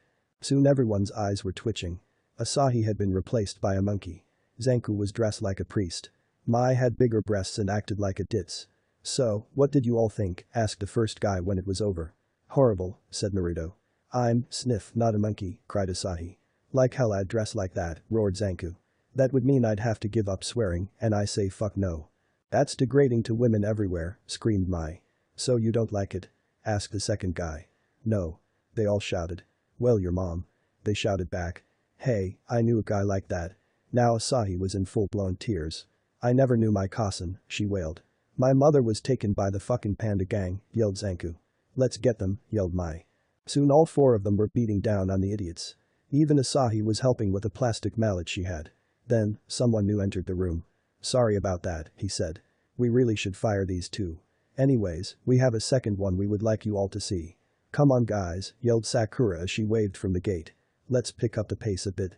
Sakura, he's waited 8 years for us, said Kiba as he and the rest of the group made their way to the gate. Hinata was still in her black Anbu uniform with her hit eye 8 around her neck. Kakashi and Shikamaru were wearing their usual attire, their Jonin uniforms. Sakura wore a red top, a pink skirt with black skin-tight shorts under it, and leather gloves. Kiba was wearing an iron fishnet shirt underneath his black leather jacket and long black pants. His dog, Akamaru, walked behind him. Niji was wearing traditional Hyuga clan robes. Besides, we don't even know if he is even here. It could be a coincidence. That old man seemed sure, said Shikamaru. Flashback. It had been 4 days since the team from the Leaf and Sand Village had arrived in the Celestial Dynasties. From the moment they set foot on land, they had asked everyone they saw about Naruto. Sakura would show the people they asked the only photo she had of him. Sadly, it was the team photo, and the blonde was glaring at Sasuke. They had visited several villages without any luck. Then he looks familiar, said the owner of a raiment stand. Hold on 1 second. With that he slowly, as he was old, went into the back and then came back out with a different picture. Standing in front of them, he put the 2 pictures together and began to compare them. Well, they do look similar. The ears are the only thing that's wrong. Are you sure you don't have a more recent picture? He asked as he returned Sakura's picture. No, she replied as she accepted the photo. So, who was that in the picture? Asked Hinata. Oh this? Said the old man as he looked at the picture. He then stuffed it into his back pocket before continuing to answer. About 7 years ago, a boy called the Kitsune Sennin came through here and saved the village from some bandits. Now he is in charge of his own shinobi village. He paused for a moment as an idea came to mind. Hey, why don't you go and hire one of his shinobi to help you out? Tick marks appeared on the backs of everyone's heads. They were shinobi, for crying out loud. Then, they realized what he said. There are shinobi over here? Asked Kakashi. You must be foreigners, said the old man. Otherwise you would have known about them. You see, there used to be 3 powerful bandit gangs that were led by people called the Sennin. They were called that because they could summon powerful creatures, and they were the only ones who had that ability. For hundreds of years, no one could do anything to stop them. Then, one day, the Kitsune Sennin appeared. He was unlike the others because he used his abilities to protect the people and arrest the gang members. Then, after 3 years, he killed the evilest of them all at the Pass of Beginnings. However, as soon as the battle was over, the Emperor's army showed up to arrest him. The Emperor felt that it was wise to eliminate him before he became a threat. When the people heard this, they began to rebel and soon were at his gate. Hell, his own mother was against him. Then, when the Emperor went to see the Kitsune Sennin in his cell, the Sennin suggested making a shinobi village. Then his strength would be the dynasty's strength. Not knowing what else to do in order to keep his kingdom from erupting in civil war, he agreed. Wow, said Hinata and Sakura. Yes, said the old man with a smile. When it was announced, the other Sennin went to their own emperors and, in exchange for a pardon, also created their own shinobi villages. Interesting, said Kakashi as he scratched his chin. Tell me, what's this Kitsune Sennin like? He is a skilled fighter who protects others with his life, replied the Ramen man. I also remember that he liked to make others smile. A sort of kindness that you don't see anymore. He paused for a moment. He also has an unknown bloodline limit. Kakashi met at that. There was a chance that this could be Naruto. Ayubi's chakra could easily be confused as a bloodline limit to people who didn't know the truth about him. However, compared to the brash and loud genin that Kakashi remembered, this Kitsune Sennin couldn't be Naruto. He sounded like a wise leader, not the #1 surprising shinobi ever. That line of thought cancelled out Naruto in Kakashi's opinion, seeing that his brains were not his strong point. But still, it might be worth checking out. So where can we find this Kitsune Sennin? Asked Kakashi. The Kitsune village can be found about a day's journey west of here, said the old man. If you hurry, you might make it in time for the Chunin exams. They're being held there this year. Chunin exams? Questioned Shikamaru. End flashback. Now they stood before the large gates of the Kitsune village. The gate seemed to be as large as the one back home, and the concrete wall seemed to go on forever in both directions. In the middle of the gate was the village symbol, a fox's head with a yin-yang symbol right above it, with a tail wrapped around it. The fox's eyes were squint to give it a more mischievous look. Sakura, despite her eagerness, paused at the sight. She had been wondering the entire trip what Naruto had been doing these last 8 years. How much had he changed? Was he more mature? Had he gotten stronger? As she looked at the door, she knew that he had done great things, despite Kakashi telling her not to get her hopes up. As the group walked through the smaller door, they were greeted by 2 shinobi who were on guard duty. The first thing that the group noticed was their uniforms were almost identical to the Leaf's uniform. The only thing that was different was the color. The uniform was black, and the vest was a dark red. On both of their heads was a hit I-8 with the same symbol that they saw on the gate. Welcome to the Kitsune village, said the first guard in a cheerful tone. May I ask why you are here? Hi, said Kakashi. We are here to request a mission. We lost a member of our village 8 years ago, and we would like to find him. I see, said the guard. I'm sorry to hear that. Well, all new missions will have to wait until the Chunin exam ends. They should be done at about 3 o'clock. But, before you can enter, I need you to sign some forms. It's so you understand the dangers of being in a village like ours. The group went up to the table and began to read the forms. Except for Kakashi, who just signed them without reading a thing. Sakura couldn't help but blink as she read the forms. Accidentally hit by kunai. Random searches. The list seemed to cover everything. The last bit caught her eye as it was in bold print. It stated that any mistreatment of children would not be tolerated, and those who choose to ignore this would be sentenced to life in prison. So, I take it it's your first time here, said the same guard. Yeah, said Kiba. Well, if you don't want to watch the Chunin exam, there is plenty to see, he said. We have several weapon shops that sell unique weapons, the Memorial Walk, one of the finest orphanages in the Celestial Dynasties. The wait, interrupted Hinata. Did you just mention an orphanage? That's a strange thing to mention. Well, the Kitsune Sennin takes great pride in it, said the second guard as he began to collect everyone's papers. You see, Kitsune-sama was an orphan. When he built this village, he built the orphanage and created many laws to protect the children from the same kind of abuse that he went through. Can you imagine it? What kind of monsters abuse children? An orphan, no less. Don't they know they have it hard enough? You sound as if you are familiar with the experience, said Nietzsche. Hi, said the second guard. Before the formation of the village, I was an orphan. The former panda Senin killed my parents and then sold their corpses on the black market. That's why I came here to become a shinobi. So I could work under the man who killed that bastard. It seems a lot of people respect this Kitsune Senin, stated Kakashi offhandedly. You better believe it, said the first guard. I would give up my life for him, said the second guard. That look in their eyes, thought Kakashi as he stared back at them. There is no hesitation, no fear. They follow this Kitsune Senin completely. I will have to report this to the council. Well, we'll be on our way, said Kakashi. The team gave the guards a bow and went into the village. Hey, the Chunin exam will be starting soon, called out the first guard. It's free admission, but seating is limited. He then turned to the other guard. Well, they seemed nice. Maybe, said the second as he tapped his chin. But did you notice the symbol on their hit I-8? I have never seen a leafer in Herglis before. Neither have I, said the first. Must be one of those new minor villages that are trying to make it to the big leagues. We better keep an eye on them, said the second. I'll inform Zanku Taichu about them. With that he vanished from sight in a puff of smoke. No fair, whined the first guard. Now I'm all alone. Much to everyone's surprise, the village was almost exactly like the Leaf village. This made getting around easier, but still creepy. Walking towards the center they came to the stadium, just like in their village. Okay, said Kiba. I think Naruto is here. I mean, this place is exactly like home, except it has more raiment stands.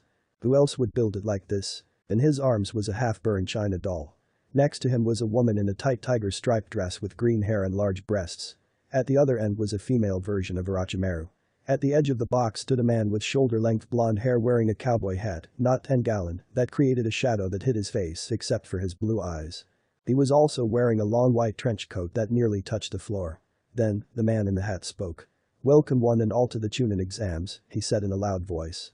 I would like to thank everyone here who came and participated in this, the second Chunin exam held in the Kitsune village. I hope to see many more to come. There are a total of 6 examinees left who made it past the prelims who will be competing today. Please cheer for them all for they have all earned this right. The crowd cheered as he finished and turned around to move back to his seat. When he was seated, the ref came out onto the field to announce the first fight. Buzin and Asahi Uzumaki please come out for the first match, called the ref. Did he say Uzumaki, they all thought. The first one to come out was Buzin who stood about 6'3". His body was scared and he wore only a lost pair of pants that was cut off at the kneecaps and the hit I-8 of the panda. His head was shaved and his eyes were tiny. Then, to the Leaf Group's surprise, came out a 9-year-old Hyuga girl. She had on a blue shirt and matching pants. Around her waist was a pink sash and a matching bow in her hair. As she walked out she made the V sign with her hands. Oh my Kami, cried Kiba. That's Naruto's and Hinata's love child. This was answered with Hinata putting her former teammate in a headlock and beginning to squeeze. Baka, said Sakura and Niji as they just watched. Kakashi just watched as the ref explained the rules to the fighters. Down on the field, Buzin and Asahi got into their stances when they were told to begin. Asahi was not worried in the slightest. She had been trained by her older brother since she was 4. She had graduated from the academy last year and this year her sensei said her team was ready. She knew her opponent had taken this exam 3 times already and failed miserably each time. You know beat me with Ken, said Buzin. I bigger than you. I crush you. With that, he raised a fist into the air and brought it down towards Asahi's head. The Hyuga girl just sighed as she jumped backwards, dodging that whole attack. Please, Haku-kun can speak better English than you can, she said with a smirk. And he's only 3. Balkan gritted his teeth as he charged at her and continued to fight her by repeating his last actions. Asahi just kept jumping backwards and dodging each attack. After doing this several times, Balkan stopped and began to pant. You give. Taunted Asahi. No. Screamed Balkan as he charged at her again. Only this time he was aiming to give her an uppercut. Right before he was about to hit her Asahi cried out, Hakushim Kaiten. She then began to spin and a blue sphere of chakra surrounded her. Balkan was hit by the defense Asahi created and was sent flying. When Asahi stopped spinning she rushed over to where he was slowly getting up. He was on one knee when he saw her next attack and froze when she cried out, Rasengan. Balkan was sent spiraling through the air until he hit the wall. The force of the impact left an indentation of the fool that could be better seen when he fell off. Asahi had her hands on her knees as she panted. While her chakra level and control was beyond that of her age group, the Kaiten had taken a lot out of her. She was about to move when a man who looked like a scarecrow appeared in front of her. He eyed her for a moment, then roughly grabbed her arm and held on tight. Hey. She cried out as she struggled to get free. Let go of me. Who taught you that jutsu? he demanded while ignoring her question. Before she could say something rude to him, several more people and a large white dog appeared. "Kakashi-sensei, what are you doing?" demanded the pink-haired one. "This Hyuga knows the one of the fourth jutsus," said the one called Kakashi. "We need to find out how she got here and how she learned that jutsu. It is a matter of village security." "That's not our mission," said a large male Hyuga. Asahi looked at him and begged him with her eyes to help her out. "Our mission is to bring back Naruto to the village." Asahi blinked, wondering if they meant her elder brother. "Whose village is that?" asked a voice from the left of them. Asahi, and everyone else, looked over in that direction and saw Onitenshu. "You know, it's impolite to grab a child like that." He then looked down at his doll. "Isn't that right, Ray-chan?" "I agree with Mummy Man over there," said Yuri from the right. Everyone now turned to face her. "Why are you grabbing Asahi-chan like that?" "I don't know why," said Asahi as she continued to struggle. "It has something to do with the jutsu that Nyasen taught me." "Wait," said the pink-haired girl. "Your Nyasen taught you that jutsu? Is his name?" Before she could finish her sentence, a figure ran past them from behind. The figure grabbed Asahi so fast that he was only a blur. They turned in the direction the blur headed and saw the blonde from earlier kneeling down in front of Asahi. On his back was the symbol of the village. "You are lucky Asahi Nichan is fine," said the blonde as he stood up and turned around. "It's been a while, sensei." The elemental team was shocked. There he was, Naruto Uzumaki, their friend and missing comrade for the last 8 years. He now stood as tall as Kakashi, and if it wasn't for those whiskers he could easily pass for the yondaime. However, the younger members of the group couldn't help but shiver when he addressed Kakashi. It was in a tone that sounded like he was barely able to restrain his rage or hate. "Oh, so he was your sensei," said Onitenshu with interest. "I have always wondered who trained the boy who defeated me. Funny. I always pictured him to be more." "Well, keep wondering because the man who trained me isn't here," said Naruto while keeping his eyes on Kakashi. "Sensei is hardly the word I would to describe this man. The only thing he ever taught me was the tree walking exercise. Anything that could have been helpful went to another member of my team and I was left in the dust. When I needed help he would either ignore me or trade me off to a different jonin. Then, when I needed him the most, he abandoned me." "Is that so?" said Yuri as she crossed her arms. "What a pitiful excuse of a man." "What are you all doing here?" asked Naruto. "We came to bring you home," said Sakura with some tears in her eyes. It hurt her to see the cheerful blonde she once knew acting so cold to them. Naruto calmly looked at her. "Who are you?" he asked. Sakura was shocked. Did he forget about her or had she changed that much? "She's your old teammate," said Kakashi. "Jonin Sakura Haruno." For a moment, Naruto's eyes widened. Then, they returned to normal. "That's your worst lie ever," said Naruto. Sakura was nothing more than a fangirl who spent all her time chasing after that team. To make Jonin she would have needed to be trained and I doubt you would have made the time. If you had said Chunin, I might have believed you. "He's telling the truth," said Shikamaru as he took a step forward. Naruto eyed him. "Let me guess, you all claim to be the rest of my friends," said Naruto. "Sorry, but I don't believe you. Now leave now and I will let you go in peace. If you do not, you will be taken in by force." "Well, this is getting interesting," said Shinja as she appeared from behind the group, boxing them in. "Makes me wish I had come down earlier. Now which one do I want?" "Sorry, but if they chose to fight it will be with me alone," said Naruto. "Are you that arrogant, Naruto?" asked Kakashi. "There is no way you can defeat all of us." "Wait a minute, Kakashi," said Shikamaru as he saw things were getting out of hand. "We don't have to fight him. Even if we did fight him and win, there is no way we can make it out of this village. Like a village of wannabe shinobi could defeat us," said Kakashi. At this, people in the stands began to yell at them. If they are following Naruto then they can't be any better than Genin with a few exceptions. The main trick will be knocking Naruto out before he can use Kyuubi's chakra. "Sorry," said Naruto with a smirk, "but Kyuubi isn't around anymore. It's just me." With that, Naruto stopped suppressing his chakra and let it out for all to see. It danced around his body like flames on a match. Then it shot up into the air and took on the shape of a leering fox. It then returned to its owner. "This is what you get when you train to the brink of collapse every day. Now, will you leave or do I have to take you down?" "Bring it on," said Kakashi as he got into a fighting stance. There was no way he would let this kid, who was the dead last, talk to him like that. Naruto tried to make the first move, but found he couldn't. Looking at the ground with his eyes he saw that his shadow was connected to the Nara of the group. "Now let's calm down," said Shikamaru. "It would be too troublesome to fight. Let's just talk for a moment and calm down." "An interesting trick, Nara," said Naruto. "The only thing I can move is my mouth." "But," Naruto smirked, "I can still fight." Naruto then opened his mouth all the way as chakra began to spiral in front of it. Soon, a Rasengan formed between his upper and lower jaw. Then, to everyone's surprise, he swallowed it. Everyone's eyes were opened wide in shock and even more when Naruto's body expanded. He opened his mouth and a blast of chakra shot out of it at high speeds. It hit Shikamaru and blasted him onto the wall. A moment later he down to the ground as his blood began to pool. Naruto was fortunate that the Nara had been forced to release his jutsu seconds after the attack hit and he was barely affected. I called it Raseniki. Bastard, yelled Kiba as he tossed a soldier pill at Akamaru to eat. They then charged at him, fueled by their rage. Gatsuka. He yelled as the two became twisters. Naruto yelled, Raiten. Raikau Ago no Jutsu. And a pair of electric jaws came out towards the two small twisters. They couldn't avoid it in midair and the jaws bit into them, cancelling out their jutsu as they were electrocuted and fell to the earth belly down. Kiba's stomach landed on Naruto's fist as it was raised upward and he had moved into place. Then Neji and Hinata ran into the battle. Naruto let Kiba fall as he grabbed his hat to catch Neji's first palm thrust and send it to the left.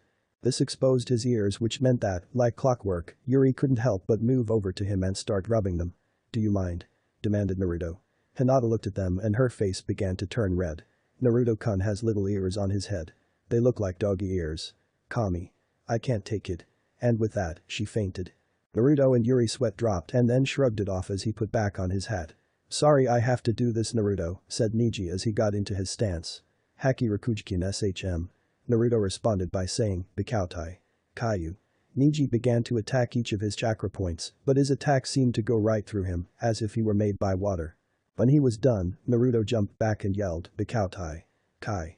A Tekiden. A tail then came out of his trench coat and before Neji could react, began to fire on him. Neji was bombarded with a dozen or so needles before he fell. Just you and me, said Naruto to Kakashi. Time to end this student-teacher relationship. Fine, said Kakashi as he took of his hit I-8. He then began to gather his chakra into his fist and yelled, Rikiri. He looked at Naruto with a fierce look. Time to finish what Sasuke started. He then charged at Naruto as the blonde said, Bikautai. Raimei.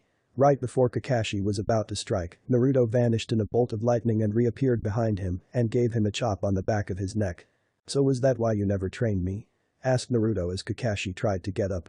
Did you hate me that much? You never should have been a shinobi, said Kakashi as he stood up. You had no skill, no talent, and were too emotional. You should have left the program after the Chunin exam. That is why I never trained you. Now you have become a threat to the village.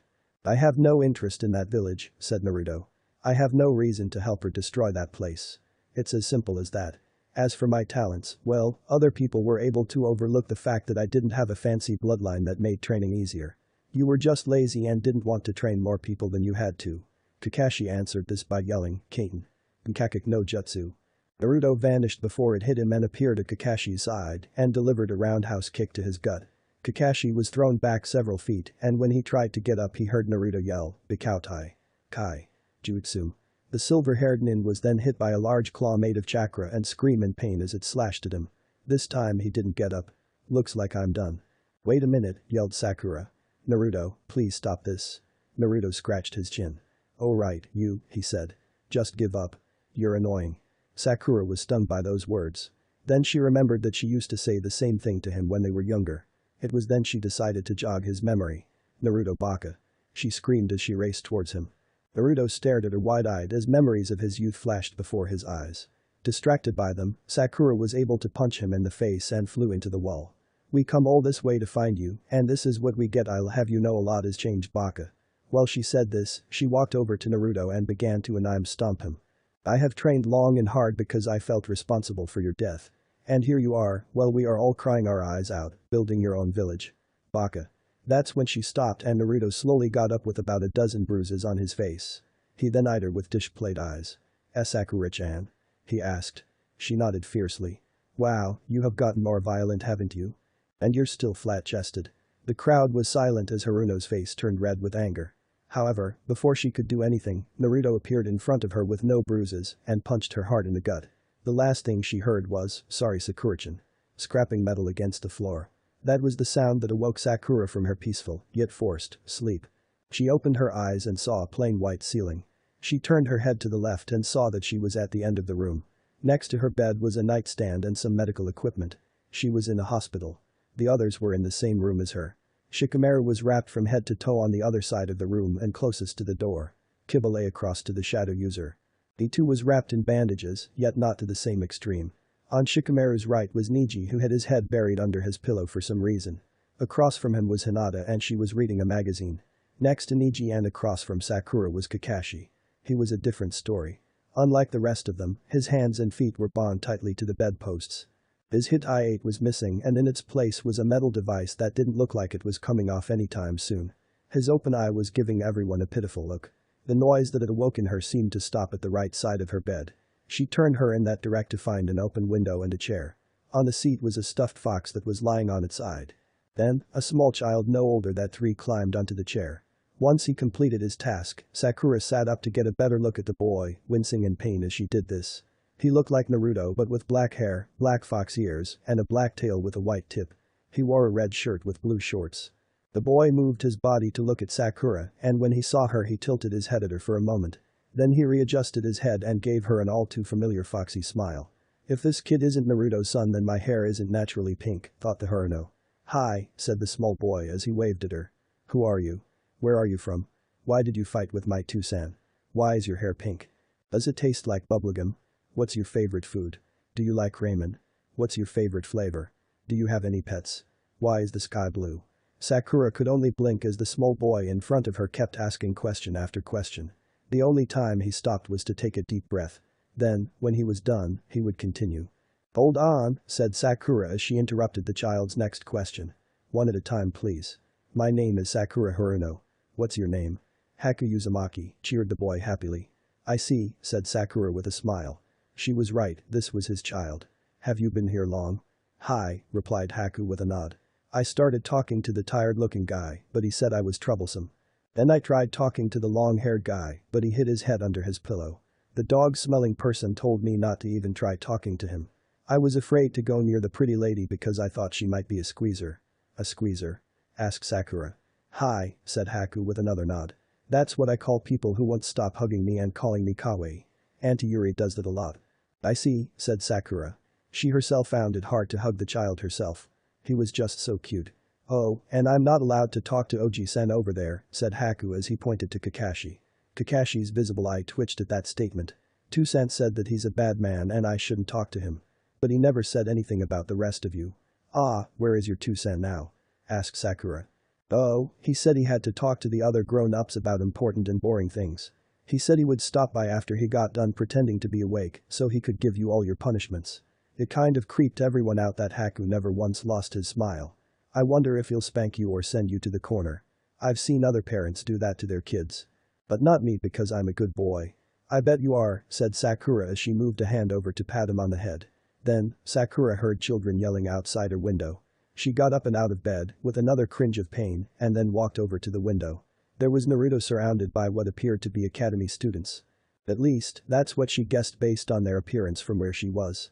She focused some chakra into her ears so she could hear everything they said.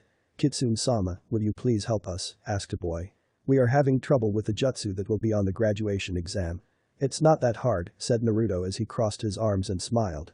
If you keep working on it, you will do fine. We know, cried a different boy. But it's hard. I keep messing up. Could you show us? Asked a girl. There was then a chorus of pleases and Naruto gave in. Sakura found herself grinning at her old teammate. He really has matured. And he's not that bad looking. If I wasn't married and had a daughter I would. Her thoughts ended as Naruto's body vanished in a puff of smoke. The exam jutsu is a henge. Not exactly. Warik no jutsu, said Naruto as his female body came into view. Sakura couldn't help but face fault. What was she expecting? I see, said a boy as he walked around Naruto who had her hands on her hips. Mine is too fat. Mine is too old, said a girl who opened her figure would look as good as Naruto's. That was weird. Baka. Came the new battle cry of Sakura as she threw a nightstand at the blonde through the window. It hit him and the kids all scattered. Naruto slowly pushed it off of him and began to rub his head. Okay, who did that? He asked before a chair landed on his back.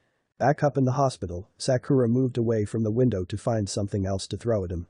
Everyone, including Kakashi, cringed in fear of the pink-haired jonin. Haku had even gone over to Hinata's bed and was begging hugged by her. Sakura then grabbed another nightstand from next to Kakashi's bed, but when she turned around she dropped it. In the window, crouched, was Naruto, said Sakura softly as he jumped onto the floor. You know, he said with a grin, it's considered rude to throw things at people. And that was hospital property. What was that out there? Demanded Sakura. Why are you teaching them that useless jutsu? "Oh that?" asked Naruto as he rubbed the back of his head. "Well, for one thing, it is a useful distraction jutsu that works better than you think it does. Also, it's the jutsu that got Loki to fight with me." With that, Naruto began to tell the story. Flashback Uchiha's no jutsu. Yelled Naruto back when he was 15. In a large puff of smoke, there he stood. "Here's Loki. Now where are the girls?" "Wow, I did it," cheered Naruto. He had finally been able to summon the boss. And he did it all on his own. Unable to contain his happiness, he began to dance around like an idiot. "You must be Naruto," said Loki as he gave up looking for girls and looked at Naruto. Naruto stopped dead in his tracks and gave the large kitsune a nod. "Okay, here's how it's going to work. If you want to summon me for battle, you must first pass my test. If you can't, then you can only summon me to retake it or to spy on pretty girls." Naruto's sweat dropped. "You sound like someone I know," he said. "Fine. What is the test?" "You must teach me a jutsu," said Loki. "This jutsu must be original and worthy of the Kitsune clan. Meaning it must be sneaky and cunning." "Do you have such a jutsu?" "I think so," said Naruto. "How's this, Warg no jutsu?" Naruto transformed into his female form and a moment later the earth shook as Loki was thrown backwards as blood shot out his nose and then fainted. A moment later he got up with tears in his eyes. "It's brilliant," he screamed. "Teach it to me and I will fight with you." Then flashback, and that's how it happened, said Naruto as he finished his story. "Oh, and come on out, Zanku." With that the door opened and a man with short red hair and bandages hiding his mouth stepped in. He wore black pants and matching boots. He wasn't wearing a shirt, but instead he had on a black cloak that was similar to the Yondame's. On his back was a sword that looked like it was a mix of harmonica and zambato. Now everyone realized that Naruto always had someone close to his son. That or he didn't trust any of them and just wanted to make Kakashi a bit more miserable. "You could have stopped her from throwing that stuff at me." Zanku grinned beneath his bandages. "I thought it was fucking funny," he laughed. Naruto just sighed and Sakura just sat down on her bed. Everyone who could sit up did. "Let me start by saying that you have all caused me a great deal of trouble," said Naruto as he shook his head. "Do any of you have any idea how badly you have messed things up?" "What do you mean?" asked Neji, who had a bad cause of pillow hair. "The emperors," said Naruto. "They were all there and saw you attacking me. Now they think that an invasion will happen soon. It took me all night to convince them not to worry. But we might still lose everything we have been working for during the last 5 years." "And what is that?" asked Shikamaru. Naruto sighed. Shortly after the Sennin started their bandit gangs, the emperors at the time decided to make it harder for more people like them to enter or leave the celestial dynasties. No mail was allowed in or out. Ships rarely sailed here from foreign lands. Those that did were very expensive to the point of outrageous. They were also searched continually, and if any trouble occurred they were destroyed. The emperors wanted to keep what was happening with the Sennin a secret so that others like them wouldn't show up. Can you imagine what would have happened if someone like Orochimaru or the Cloud Nin showed up? They would exploit this place for all it's worth. However, now we have the shinobi villages. The Sennin now work for the dynasties. We can protect the people who live here. It took 5 years to convince the emperors of this and we just got the boat prices lowered. And then you guys come into the Chunin exams and cause trouble. I ask you, what were you thinking?" Everyone turned to look at Kakashi, the man who started it all. "I was wondering how you snuck a Hyuga out of the village and trained her," said Kakashi. "I didn't sneak anyone out," said Naruto. "She was born here. You see, during the clan wars, people from many different clans decided to leave Elemental and start a new life. Some did it because they didn't like the fighting. Others wanted a fresh start. And then some of them hated how their clans were run, and so they came here." "Then why is she with you?" demanded Kakashi. Naruto turned his head to Zanku. "Do you mind taking Haku to the park?" he asked. "Damn," swore Zanku as he walked over to Hinata's bed. He then pried Haku out of the arms of the wife of the Kazekage and began to walk towards the door. Just when things were getting fucking interesting. With that, he closed the door. "Sorry about that," said Naruto. "I just didn't want my son to hear this part." Flashback. A bolt of energy appeared next to the grave field of the Hyuga clan. Naruto's form returned to normal as he was low on chakra. He looked at the bodies, not a sound was heard. The only thing that seemed to move was the wind. Many of them had gashes from knife wounds, and others looked like they were burned to a crisp. This wasn't a battle, this was a slaughter. The thought sickened Naruto. His whole life he wanted to use powerful jutsus so he could become Hokage. But these people defiled those skills and training. Naruto was about to walk away when he heard a cry. He began to search for the source of the sound. What he found was the only survivor, a baby Hyuga girl that looked no older than a year old. Her mother had shielded her from the attacks, even after death. He picked up the child and began to rock her slowly in his arms. "It's alright now," he said as he moved back towards the town. Your big brother's here now, so stop crying. Slowly, the baby began to quiet down and began to make cooing sounds. Naruto smiled down at her. This was a new experience for him and he liked it. Then flashback, and that's what happened, said Naruto as he finished his story. That's awful, growled Kiba. My original plan was to leave here as soon as I got enough money and found a home for Asahi, said Naruto calmly. I couldn't take her home with me due to the Hyuga clan and their desire to place that seal on other clan members' heads. Neji gave him a nod. Eventually, I just got used to the role of being a big brother and didn't want to give it up. So, I changed my plan to come back eventually. When I became the village leader, I decided that once the blockade ended I would come down and visit you all. In fact, I had plans to stop by next spring. Then Naruto blushed. A girl also helped me decide to hear. You dog. Laughed Kiba. He then stopped suddenly and blinked. Hey, speaking of dogs, where is Akamaru? Where else, said Naruto, the vet. Ano, what is going to happen to us now, Naruto-kun? Asked Hinata. Well, normally I would have to kill you all, said Naruto. However, I'm the boss around here and most of you I like, so I'll cut you some slack. However, you will be punished. This is troublesome, said Shikamaru. What is going to happen to us? None of you will be allowed to leave this village. Ever, replied the Kitsune Sennin. In addition, seals will be placed on you that will keep you from producing any more chakra above the civilian level. Naruto then turned to Kakashi. And you will have an additional punishment. Your Sharingan eye will be removed and then destroyed. What? Screamed Kakashi. Why, you can't do that. Yes, I can, team, said Naruto. The operation is scheduled to take place in 2 days. You will be confined here until then. Any attempts to escape will cost you your life, and I promise you there will be no more second chances. Naruto then began to head towards the door. As soon as the rest of you are discharged, you may start looking for a place to stay. He reached the door and opened it. He then took a step outside and began to slowly close the door, a friendly piece of advice. This isn't the Leaf Village despite how it looks. We do things differently around here. With that, he shut the door. Elsewhere, Ukyo stared at a hologram.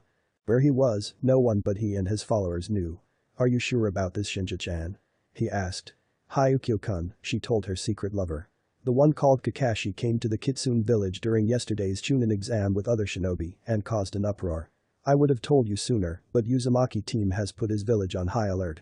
Also, the other Sennin wanted to stay and be with his wife so they can witness it. I understand, said Ukyo. We can't let them catch on to the fact that you are planning on betraying them. Please keep me informed of any new developments.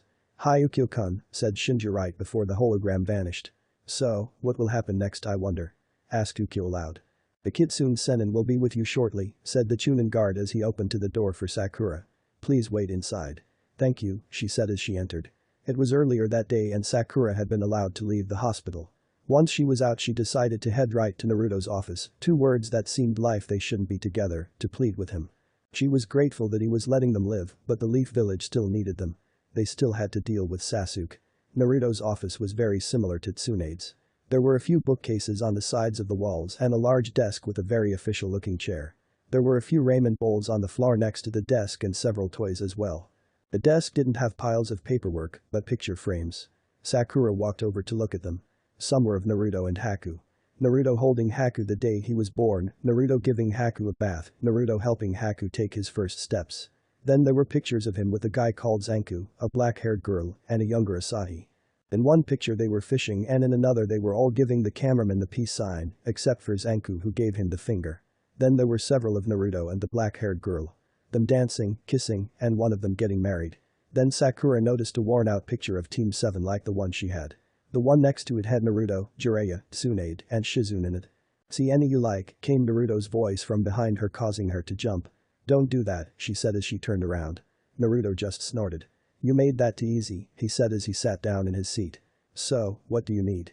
I'll make this quick since you probably have to do some paperwork and, hell no, said Naruto. I have a secret that lets me have all the time in the world. In a room in the basement of the building, several cage bunchins were busy with the paperwork that their creator had given them. Oh, okay then, said Sakura. Naruto, you have to let us go back to our village before the blockade starts again. We are needed there. Now more than ever. I take it that it's the same reason that you came to look for me, said Naruto. Sakura nodded. Naruto, after you defeated Sasuke, he tried to escape again, she said slowly. I was injured and a nurse was killed. Tsunade sent Anbu after him and he was caught quickly. He was then thrown into prison for the rest of his life. However, a guy named Danzo helped him escape and the 2 of them joined Orochimaru. About 5 years ago Sasuke killed Orochimaru and took over. During that time, Sound was at war with Akatsuki, and Sasuke decided after he killed his brother he would rule the world. He then managed to get most of the members to join him, except for 4 that are now working in the village. We heard that you were still alive from Ranshin-san, and Tsunade sent us to find you. She managed to justify this by saying that would be able to help us against Sasuke. Naruto said nothing for a moment as he soaked in all that he just heard. The nurse who was killed, he said at last. What was her name? Sakura blinked. That was a funny thing to ask. She racked her brain and came up with a name. Her name was Iri Hyuga, she said. She then noticed the look of hurt that was in Naruto's eyes, despite how well he hid it. You knew her, didn't you? Hi, said Naruto. She used to bring me ramen back when I lived in that village. I'm sorry, she said. Naruto sighed. Sakura, we have our own problems that we have to deal with, he said as he pulled out some files from his desk and set them on the desk. Over here we have our own criminal organization called Chika. It consists of 3 main people who were wanted by everyone both before and after the creation of the shinobi villages. The first is Sakura Nara. She is wanted for the murders of 2 different emperors and for killing various Tora and Panda members. Then there is the Immortal Demon Legion. His origins are unknown. We know that he has a bloodline limit that lets him turn his blood into a weapon and he has a fondness for bats. He is wanted for the murders of 10 different emperors, going back 70 years and numerous other crimes. I have fought him 6 times over the last 5 years and each time I thought I killed him. Naruto stopped and sighed. But they're nothing compared to their leader, Ukyo. What has he done? Asked Sakura. Attempts at my life and general murder, said Naruto. Also, he operates a large chain of drug dealers and smugglers. We may have stopped the bandit gangs, but others have risen to take their place. The point is that I can't just leave for an unknown period of time and fix your village's mistakes. You should have killed Sasuke when you had the chance. You blew it, not me. I did my part the first time and nearly died. That's how I ended up with these ears and tail. If Kyuubi didn't give me his life then I'd be dead. Naruto, a lot of villages have fallen, said Sakura as she stood up. Please, let us go home so we can keep ours from meeting the same fate. Naruto closed his eyes and turned his chair to look out his window. I will need time to think about it, he said. Sakura nodded slowly. Getting up and holding back her tears she moved to the door. When she was halfway there, Naruto's voice stopped here. Sakura, if things had been different, do you think I would have had a chance with you? Sakura blinked. I don't know, she said truthfully. I mean I'm happy with Lee and wouldn't trade what we have for the world. But if things had been different, I don't know. I see, said Naruto without turning around. With that, Sakura left. Naruto. Screamed the voice of Mai from their home. The building was a 3-story building that was painted red. In front of it were hedges, and in the back was Naruto's private garden. The bad Naruto couldn't enjoy it at the moment, for he could be seen running out the door at high speeds. Forgive me Mai Haim, he cried as tears shot out his eyes. He kept running straight for several blocks, took a right, stopped, and then leaned against a wall. You should have known she'd be pissed you jackass, said Zanku as he appeared out of nowhere. She was already pissed off when you said you weren't going to kill them. Now you're thinking about letting them go after everything they did at the Chunin exam. He shook his head. I will never understand what goes on in that fucked up head of yours. You will, said Naruto, there are a lot of factors to consider. Like hell, said Zanku as he narrowed his eyes at Naruto. You just want to look like a hero in front of that pink-haired girl. Everyone saw the sparks fly between you two, and it wasn't from that tail of yours. What, are you trying to get into her pants? No. Said Naruto. He then got off the wall to turn to Zanku and punched him in the face. Zanku hit the ground hard and as he got up he began to rub his face. When he looked back at Naruto he saw that he was once again leaning against the wall with his arms crossed. When Naruto spoke again it was with a cold tone that made it clear that he was serious. Let's make one thing clear Zanku, you are my friend. Had you been anyone else I would have killed you for accusing me of betraying Mai like that and ruining my family. I am thinking of letting go of them because it would be in our best interests as well as theirs. Zanku slowly stood up as he rubbed his jaw. A part of him was cursing his friend for hitting him that hard. Yet, there was another side that was cursing himself for accusing his best friend of something like that. Still, he had to make his feeling clear as Mai's friend and Haku's godfather. Fine then, Zanku said slowly as he too went to lean against the wall. Then explain to me why you think that. Enlighten me shithead. If I keep them here there will be a good chance that others will come, said Naruto as he calmed down. I doubt that closed borders will mean anything to that village. They know I'm here, and that council will do everything in its power to see me dead. Even if Tsunade stops them, they would only get the public riled up. Then it will be only a matter of time before they demand war despite the situation they are in. They really love you, don't they dipshit, said Zanku sarcastically. If we let them go, continued Naruto, the problems are basically the same. The village will know for sure where I am and what I am doing. If that information ever got to Sasuke, then he would most likely come here to kill me so he can upgrade his Sharingan. However, thanks to our location, he'll have to cross an ocean to get to us, and he can't take them all at the same time. Our ships will be ready and waiting for him with our long-range cannons. Not to mention he'll have to face the combined forces of the 4 villages. Why didn't they just do that? Asked Zanku. It would have been much better than allowing a single piece of shit to go as far as they have. Distrust, said Naruto. Those villages have a history of fighting and killing each other. Their alliances are just marriages of connivance and end as soon as it is over. When Sasuke began, they most likely thought that it wouldn't concern them. As for the Leaf, they are idiots.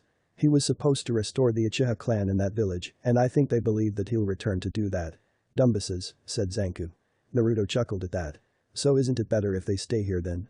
Maybe, said Naruto. But more will come eventually. Right now, keeping them would be more trouble than they are worth. You knew that going into this, said Zanku. Hi, said Naruto. But when I made that decision, I didn't know about their situation. I assumed that they, at the most, only had Orochimaru to deal with. I thought that Sasuke would either be a Jonin or Hokage in training by now. If that was the situation, then they would have sent a diplomatic envoy that would give me a headache. But with this new information, I know they are low on shinobi and will need as many as they can. That was the reason they were looking for me, to return to the village and fight with them again. So they might cut their losses or try to get them back and at the same time kill me. That is what will happen if I keep them here. If I let them go, at least I will have points with the leaders. They will come here no matter what I do. All I can do is give a gesture of good faith and hope they have enough common sense not to go to war with us. Common sense is in short supply these days, said Zanku as he got up and put his hand in his pockets. I don't envy you one bit shit brains. With that he began to walk away. Hey Zanku, called Naruto, causing his friend to stop. Do you ever think about what might have been? Zanku turned around and gave him an odd look. What the fuck are you talking about? He asked. I mean, do you ever think about what your life would have been like if you never lost your mother and little brother to the panda? Asked Naruto. Zanku closed his eyes and was silent for a while. I try not to, said Zanku as he opened his eyes. Thinking about shit like that doesn't change a damn thing. Don't tell me you do it. I thought you had more confidence in yourself. So did I, admitted Naruto. But, when I saw them again I began to wonder. What would have happened if I hadn't gone all out and knocked out Sasuke? What would I have been like if I stayed in that village? Would I be as strong as I am now? Would you have ended up with Haruno-san? Finished Zanku. Naruto just lowered his head. Look, I don't know what you would have been like if you stayed.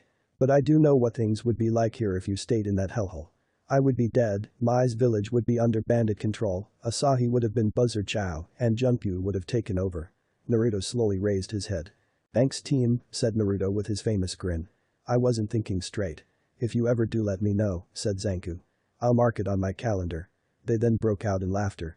They are so kawaii, said Asahi as she looked at the picture of Hinata's triplets.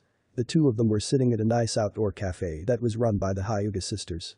Asahi couldn't help smiling at the 3 children in the picture. One had red hair with lavender eyes with no pupils. His name was Yoshio.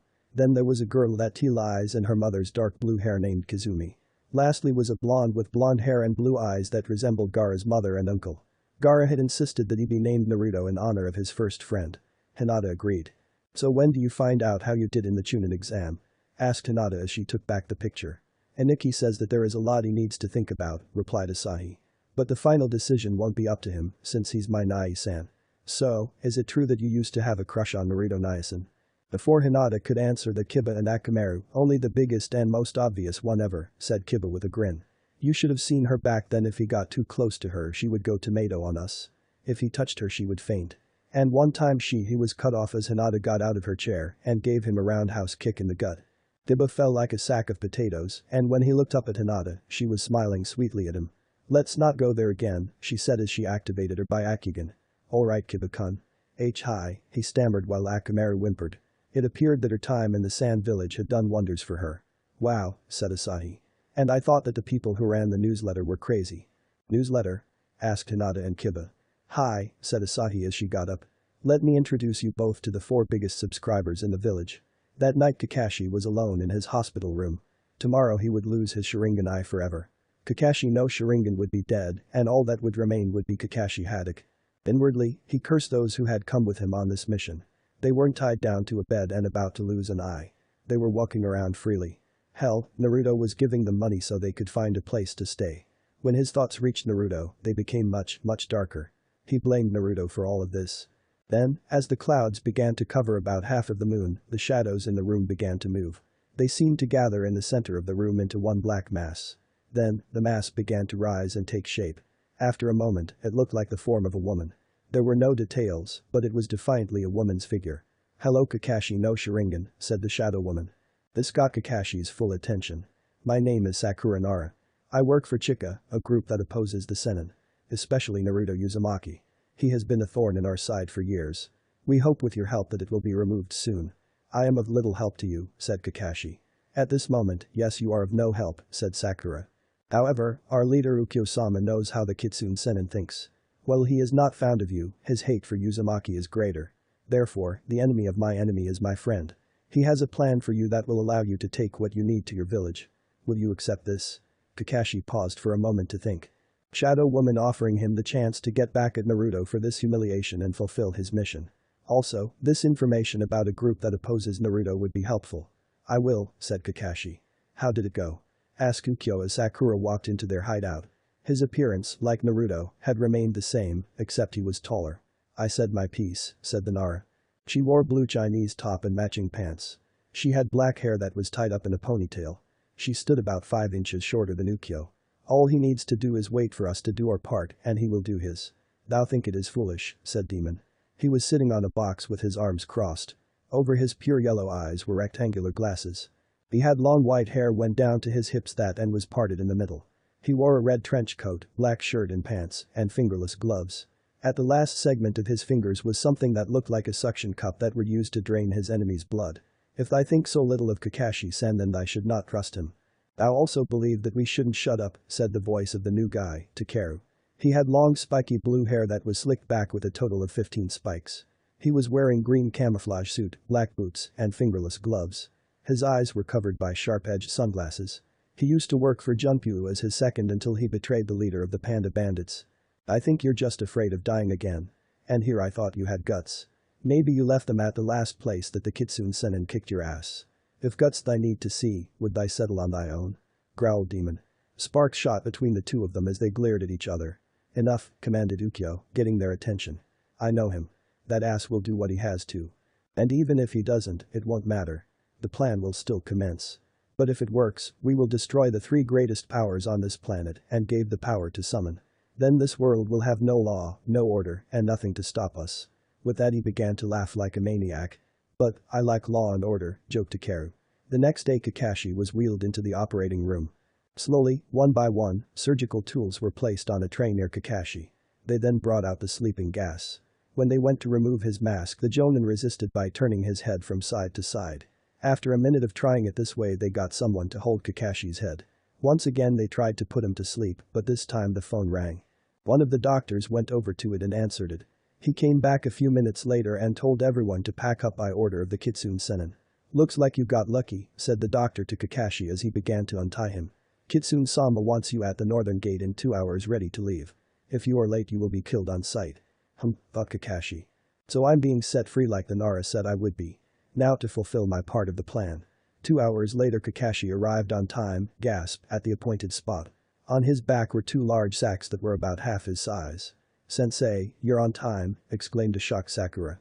Kakashi's sweat dropped. "Naruto didn't give me much choice in the matter," he said with a sigh. "What's in the bags?" asked Shikamaru. "Let's take a look," said Naruto as he, Zanku, and several others appeared out of nowhere. They were all Anbu except for Haku who wanted to say goodbye. "Search them." The Kitsune nins walked over to them and began to look through their stuff. When they got to Kakashi they found 2 bags full of snow globes.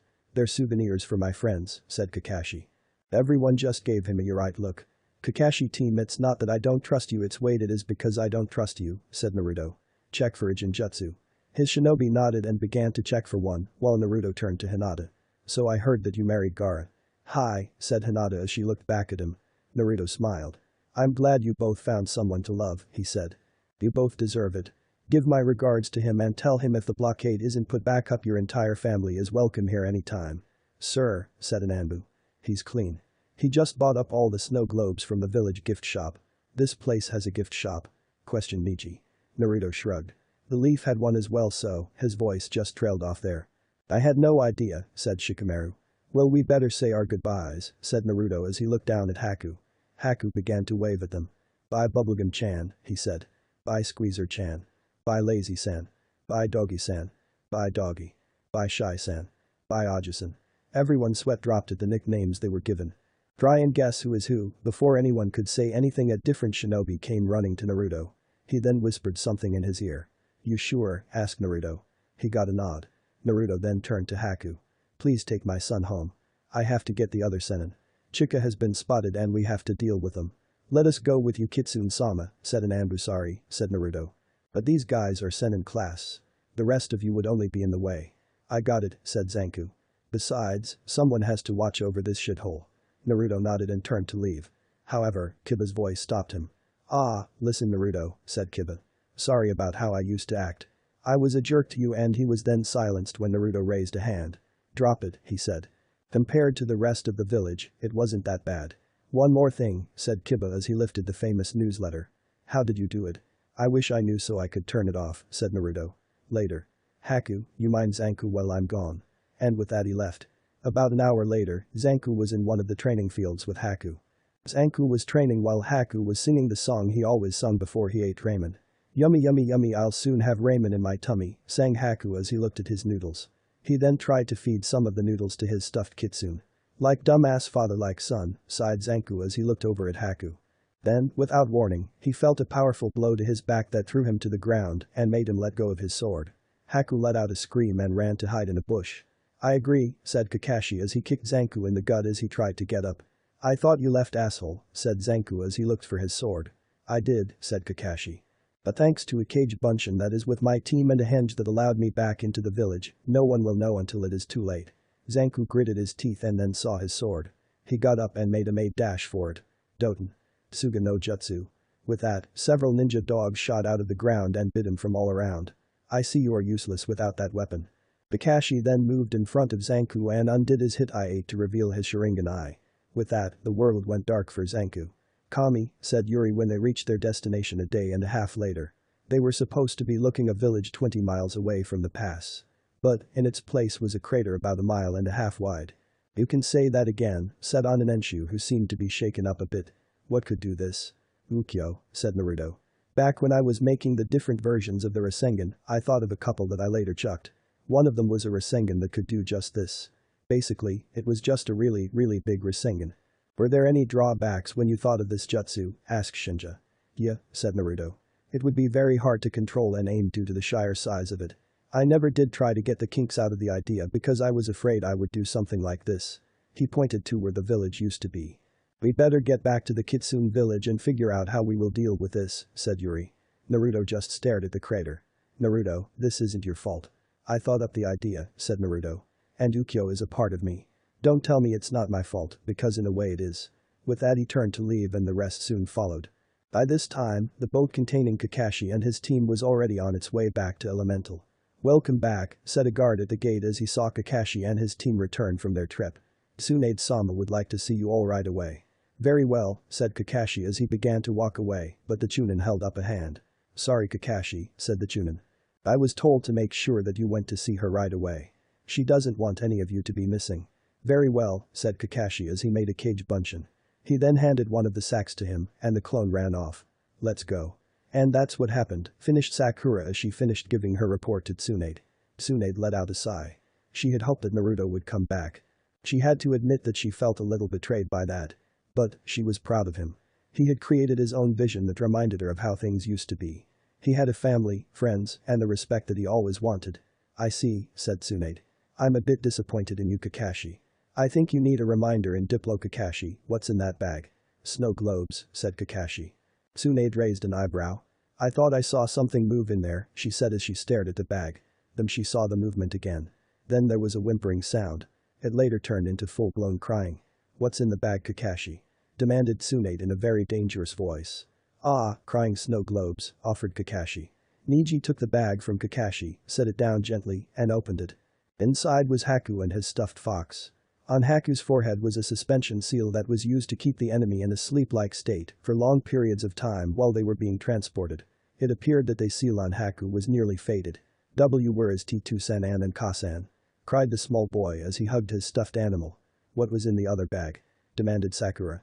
Other bag? Asked Tsunade in shock. In an instant she appeared in front of Kakashi and grabbed him by his shirt. What other bag? She screamed at him. I won't tell, said Kakashi. I had to do this for the village. You stupid ass, she growled. Niji, take him to see Ibiki.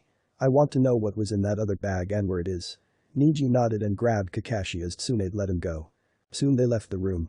Tsunade then went over to the crying child. Remembering the report, this had to be Haku, Naruto's son. Hello there. My name is Tsunade and why you're Tsunade Hyuba-chan, said Haku as he looked at her with tear-filled eyes. What did you call me? Asked Tsunade sweetly as everyone else quietly left the room. Tsunade Hyuba-chan, repeated Haku. Dusan calls you Bachan so you are my Hyuba-chan. Tsunade just stared at the boy. You are your father's son, said Tsunade with a sigh. Don't worry, we'll get you back to your parents soon. But first we need to find out what was in the other bag. Haku just nodded. Well, if you didn't hate Kakashi before you better now. What was in the other bag? Will Kakashi get it from Ibiki and Tsunade? Find out next time. Also, looking for a new beta. Don't worry Haku-chan, said Tsunade to the small boy who was now sitting on her lap. She had just called on Anbu to take the council into custody and Shizune to send a message to the daimyo. It was time to take them down once and for all. Despite how low this was, it was working to her advantage. Thanks to this, she could now get rid of them once and for all. She was so happy she couldn't suppress a smile from forming on her face as she rubbed the boy's black hair. We'll get you to your Tusen and Kasan soon. Hi Hyuba-chan, said Haku. Tsunade's eye twitched at that. Being called a great-grandmother made her feel older than she really was. But since the kid was cute she would let it slide. For now at least. But she would have to make sure to have a chat with Naruto about this. Well, since you will be staying here for a while, do you have any questions? Asked Tsunade. Haku tilted his head and blinked. Questions? He repeated. Ask me anything you like, said Tsunade with a smile. Haku smiled back. Okay, he said before taking a deep breath. Why is your chest so big? Is there something wrong with it? What is that thing on your head? Is it a boo-boo? What's that smell? Where does the sun go at night? And so Haku continued to ask every question that went through his head. This led Tsunade to wish she had some sake answer to question number 5. Then, several long minutes later, the door flew open and there stood Haran Uzumaki. Where is Kakashi? He demanded in a powerful voice that caused Haku to stop talking and hugged Tsunade. I just heard that he did something to my son. Now where is he so I can show him a new world of pain? Tsunade groaned. Somehow, after the group left to find Naruto, word about the mission got out. Tsunade suspected, but had no real proof, it was the council because it caused riots demanding that Naruto not to be let back into the village. Some, like Haran, were angry that they were not chosen for the mission. Tsunade explained to him and a few others that she had her reasons. Haran couldn't go because he was Naruto's father and was one of the last people Naruto would listen to. Iruka couldn't go because he wasn't skilled enough and was needed in the classroom. It was that simple. Don't worry about it Haran, said Tsunade calmly. I had him sent to have a nice long chat with Ibiki. Whatever you had planned, he'll do much worse. I doubt that, said Haran. He then noticed the child on Tsunade's lap. Who's the kid? Oh that's right, said Tsunade. She couldn't believe that she had forgotten to tell him sooner. Well Haran, this is Haku Uzumaki, your grandson. There was silence for a moment before there was a loud thud that signaled that Haran Uzumaki had fainted. Hiashi had just returned to the Hyuga compound from a stroll when 2 branch members walked towards him. As soon as they were in front of him they bowed in respect and then took a knee. Hiashi let out a sigh. He knew what was going to happen. The elders wanted to hold a special meeting. Normal events and other clan-related things were done with a council that composed of 12 main house members and 3 branch clan members. However, when the elders felt that there was something that was too important for the council, they would hold a special meeting to decide what to do. The last time something like this happened was when Hinata announced that she was pregnant. Hayashi-sama, said one of them. The honorable elders wish to see you at once in the Great Hall. According to them it is a matter of grave importance, said the other. Hiashi nodded. Very well then, said Hiashi. He then began to walk towards the Great Hall of the Hyuga clan, with the 2 branch members behind him. The Great Hall was more of a small room that was used for only 2 things. The first was meetings like this one. The other was to place the birdcage seal on the branch family members. It was called the Great Hall to make it sound greater and grander than it really was. When Hiashi opened the doors to the Great Hall, he quickly scanned the room. The 6 elders sat on each side of the room, 3 on one side and 3 on another. Hiashi walked across the room to where his seat was and sat down. The 2 branch members took up guard outside the room and closed the door. "I am here now," said Hiashi as he started the meeting. "Now, why have you called this meeting?" Elder Taki stood up.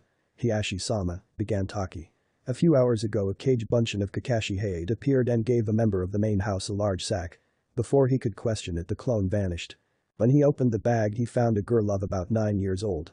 The individual brought the girl to us and we removed the suspension seal that was placed on her. We were naturally going to inform the Hokage about this until the girl opened her eyes. She has the Byakugan." "That is odd," said Hiashi. "Why would Hate-sen do something like that to one from our clan?" "That's just it," said Taki. "We checked all the members from both the main and branch houses and none of them are missing a child. Nor is she mentioned anywhere in our records." Hiashi's eyes widened. The clan was aware of everyone who possessed a Byakugan in both this village and in the sand. It was impossible that they missed one for 9 years. This was indeed a serious matter. Elder Taki sat down and Elder Nami now stood. "We know that Hate-sen had recently returned from an A-rank mission," she said. "This mission was to find clues about one Naruto Uzumaki in a place called the Celestial Dynasties. As soon as he returned, he had the girl sent to us. I believe that the girl came from there." "Hi," said Hiashi as Nami sat down. "That does seem to be the most logical choice." He then snapped his fingers and the 2 branch members stepped in. "Yes, Hiashi-sama." They both asked in unison. "Bring Niji Hyuga to us," said Hiashi. "As you wish, Hiashi-sama," they said. They then gave him and the elders a bow and left. "I do not see why you wish to speak to Niji-san," said stood up as he stood up. "This is a matter for the main house, not the branch." Hiashi narrowed his eyes at Akio. Of all the members of the Hyuga clan, Akio was the most despised. Old and battle-scarred, he was the picture of fear itself. During his long life, he had been a supporter of Danzo and the Root program.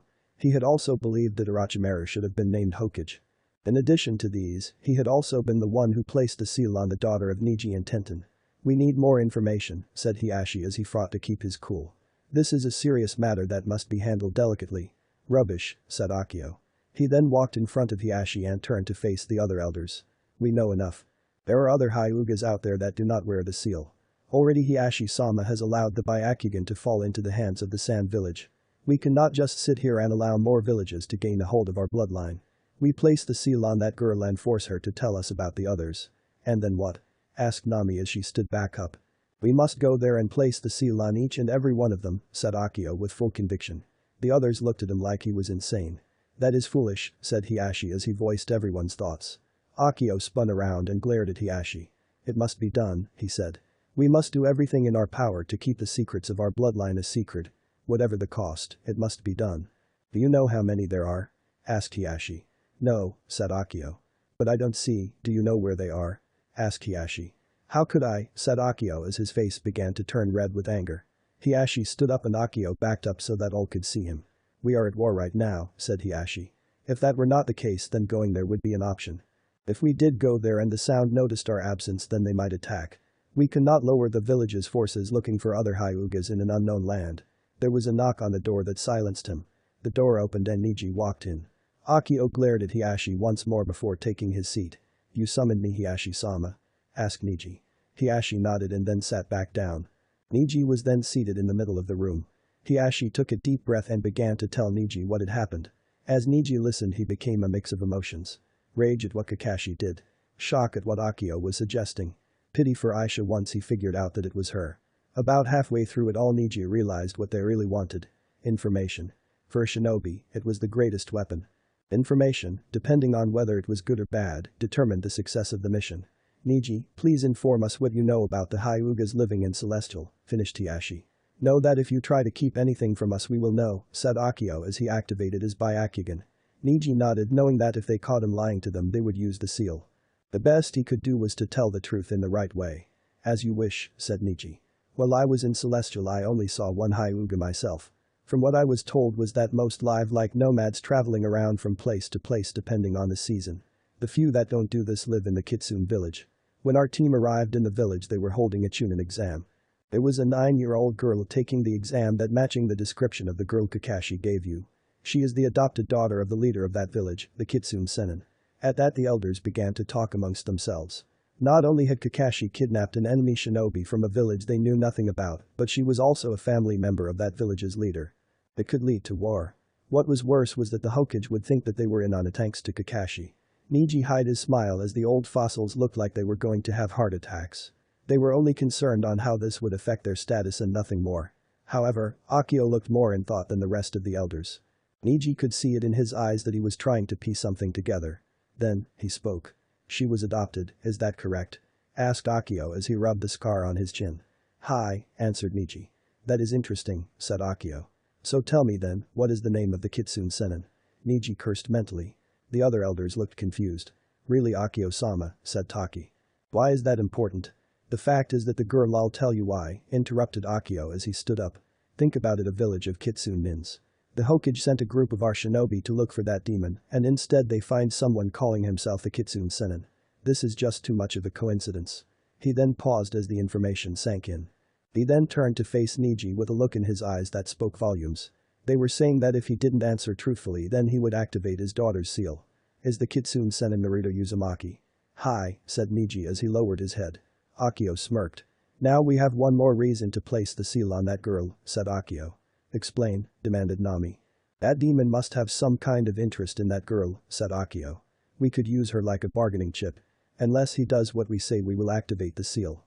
With this, we will make him our slave as well. For example, we could get him to hunt down the other Hyugas so we could place the seal on them." He then let out a big smile. "Just imagine it. We could control a whole hidden village. The possibilities are endless." There was silence for a moment. "That could work," said another elder. "If any humanity has infected the beast then he will not want to see the girl harmed. But what if it doesn't care," said another.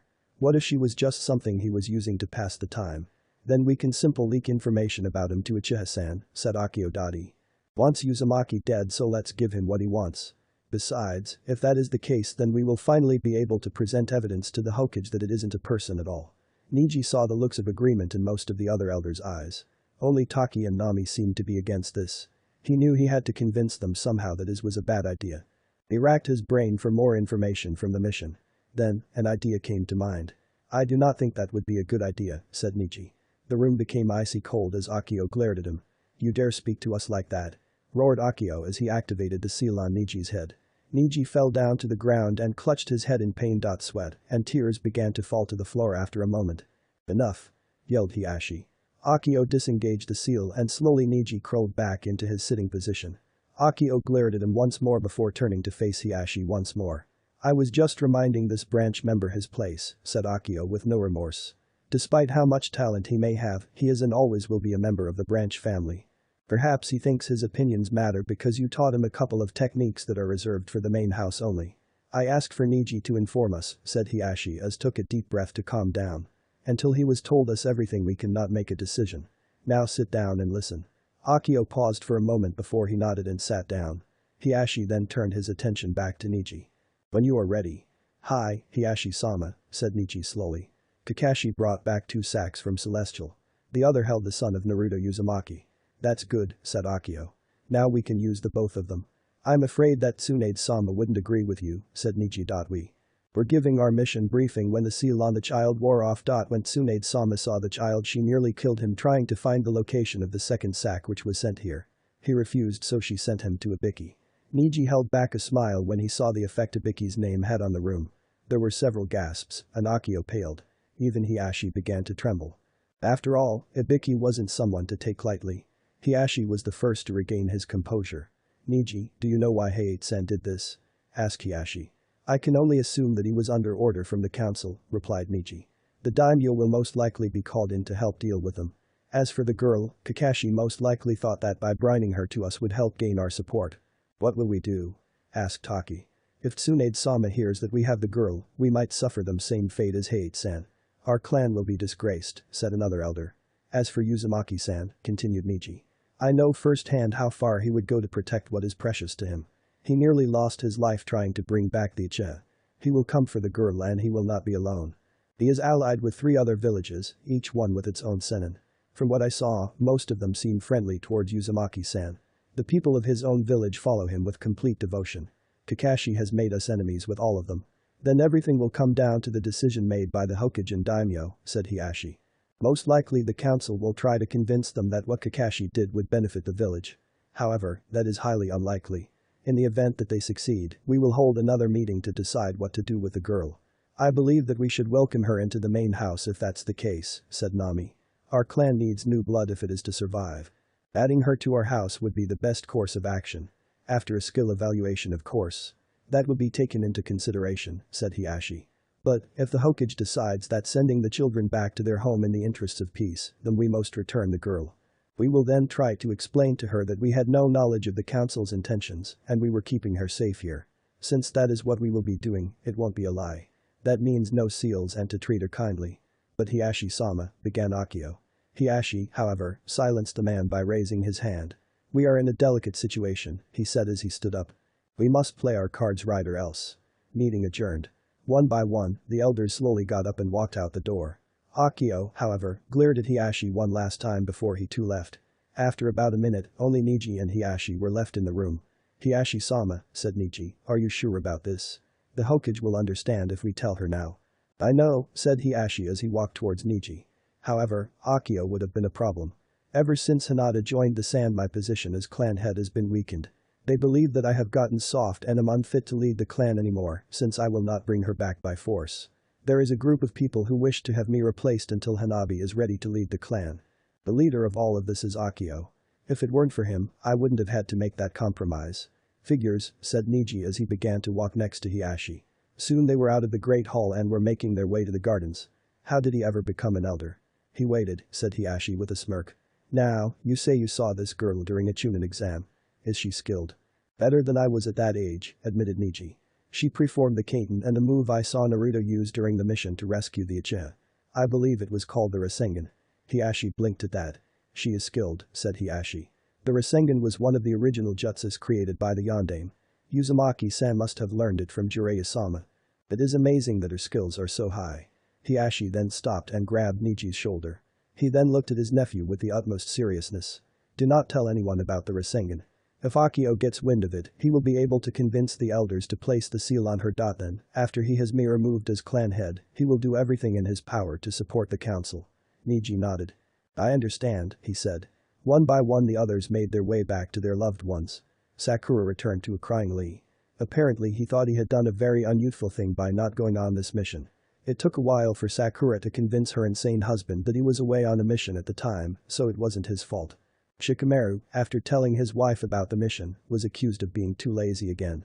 To this, Shikamaru only muttered something about a troublesome wife. Kiba was walking alongside his friend and old teammate as he told him about the mission. Shino would only respond with a nod every so often as they made their way to the Aburam complex.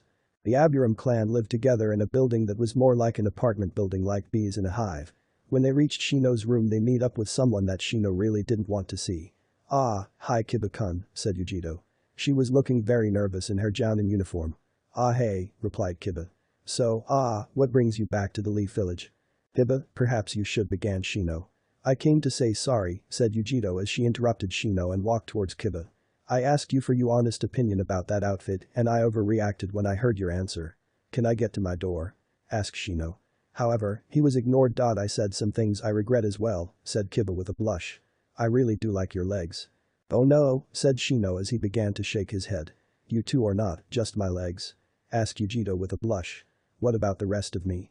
A feral grin appeared on Kiba's face as he turned to Shino and started to dig in his pockets. After a couple of minutes of searching from pocket to pocket while dealing with a struggling Shino, Kiba found the keys to Shino's apartment. He opened the door, then picked up Yujito bridal style, went into the room, and then shut the door in Shino's face. A moment later the door opened again and a do not disturb sign was put up. But that's my place, said Shino as he stared at the door. If this was going to be anything like the last several times they had make-up sex, he was going to need new wallpaper. 3 days later, Kaharu and Himeru sat before Tsunade, the fire daimyo, Gaara, and Koyuki.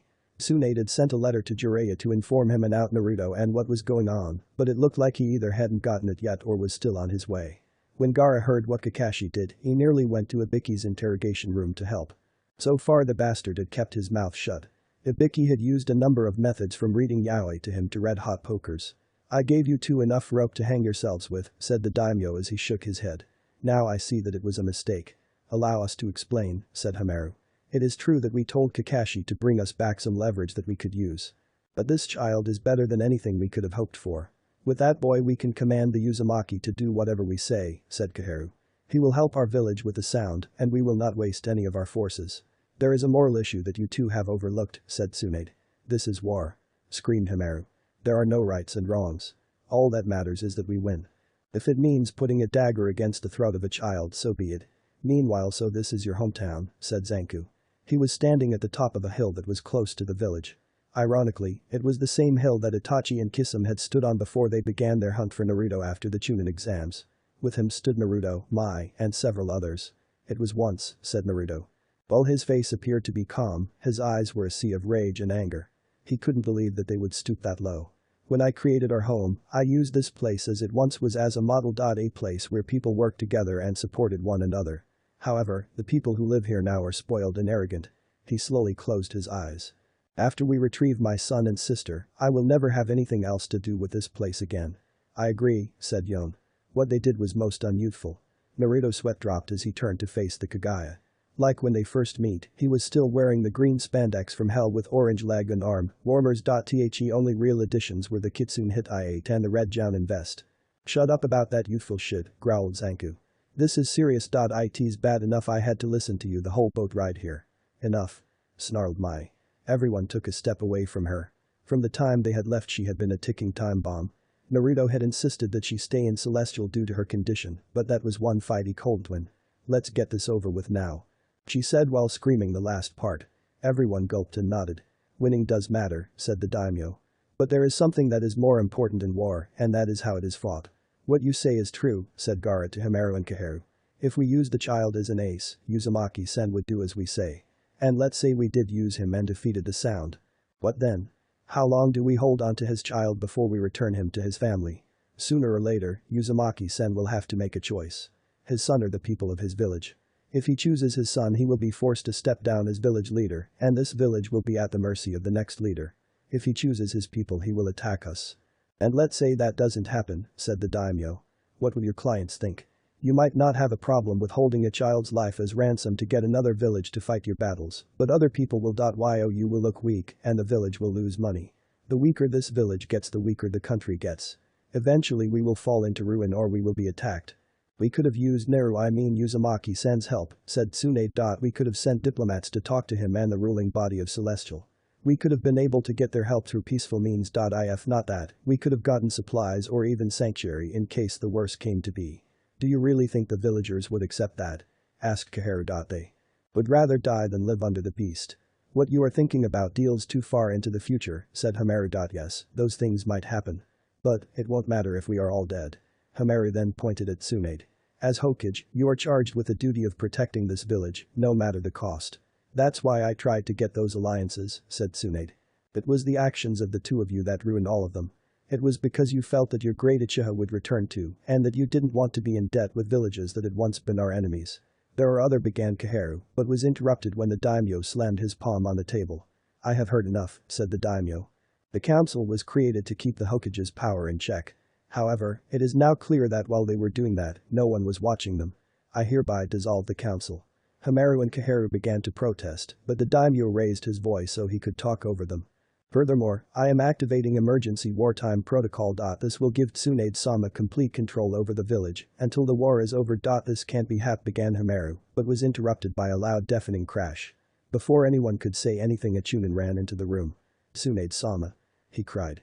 The northwest gate is literally fallen, and several people have entered the village. What did you say? Cried Tsunade as she stood up. 5 minutes earlier, Heron was in the park while he watched Haku play. Normally Tsunade kept the boy with her at all times. However, with the meeting today, Heron was given the chance to spend time with his grandchild. An odd feeling swept over Heron. He had missed his chance to spend time with his own son, and he felt like this was a second chance. Heron smiled as he remembered all of the plans he made before Naruto was born. Taking Naruto to the park to play, being there for his first day at the academy, teach him an advanced bunshin jutsu so he could amaze his sensei on the graduation exam, tease him when he brought a girl home, and so much more. He was so wrapped up in his memories that he didn't notice someone had snuck up behind him. Hello Uzumaki-san, said the voice of Hiashi. Eren turned around and saw the head of the Hyuga clan with his 3 grandchildren. This was short-lived as they soon bolted in the direction of Haku. It's been a while, Hiashi team, said Heron with a smirk. Hiashi eye twitched at that. That's real mature, said Hiashi. I swear, you have barely grown up at all. It depends on the subject, said Heron. The last time you and I were face to face like this was when Kushina-chan chose you over me, finished Hiashi. I know. I was there. Well, you were caught stalking her, said Heron as he turned to watch the children. I guess we all make mistakes. That we do, said Hiashi. But what matters in the end is what we do to fix them. Over with the kids, Haku was playing tag with the triplets. He was not it, so he was running from Yoshino, who was it. So far, Yoshino couldn't catch Haku until the young Uzumaki ran right into another child by accident and they both fell to the ground. "Id," they both said at the same time. "Watch where you're going," cried Akane as she pointed an accusing finger at Haku.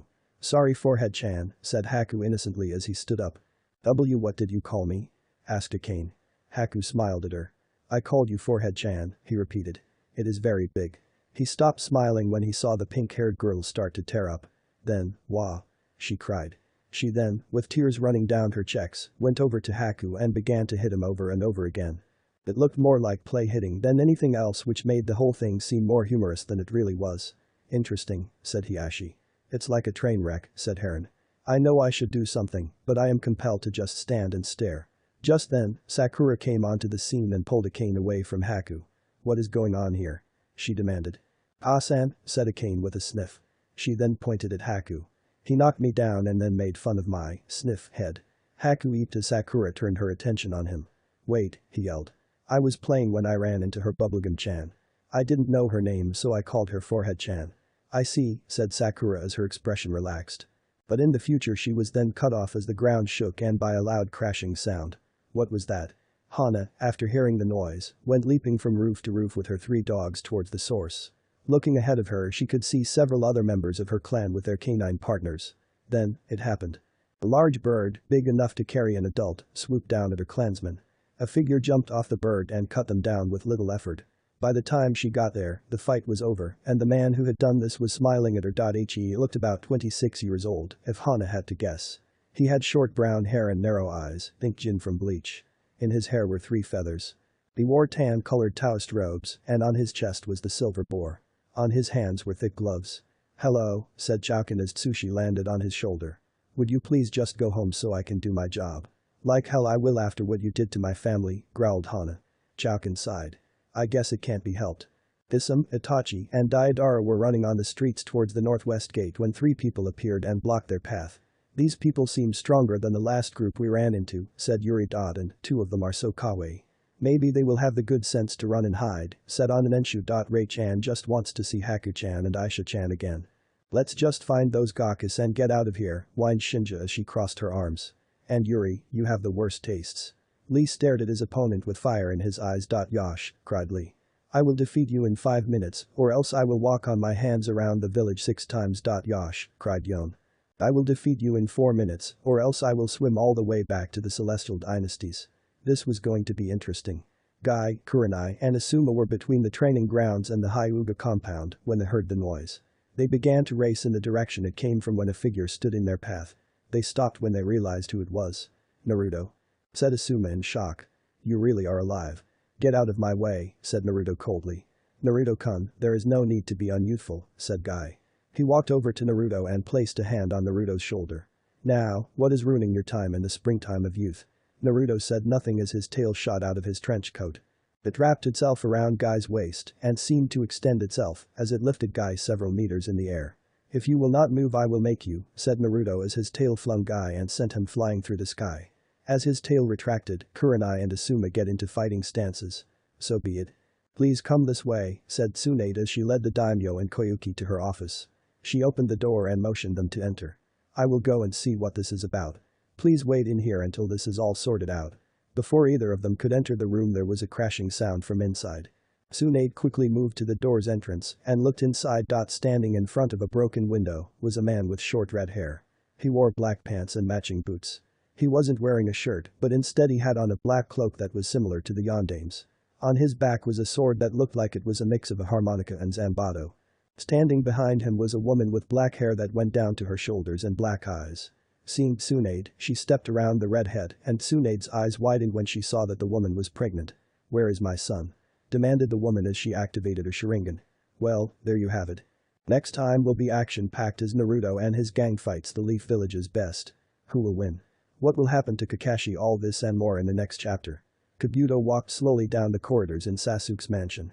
Ever since the death of Orochimaru, Kabuto had been left out of almost everything.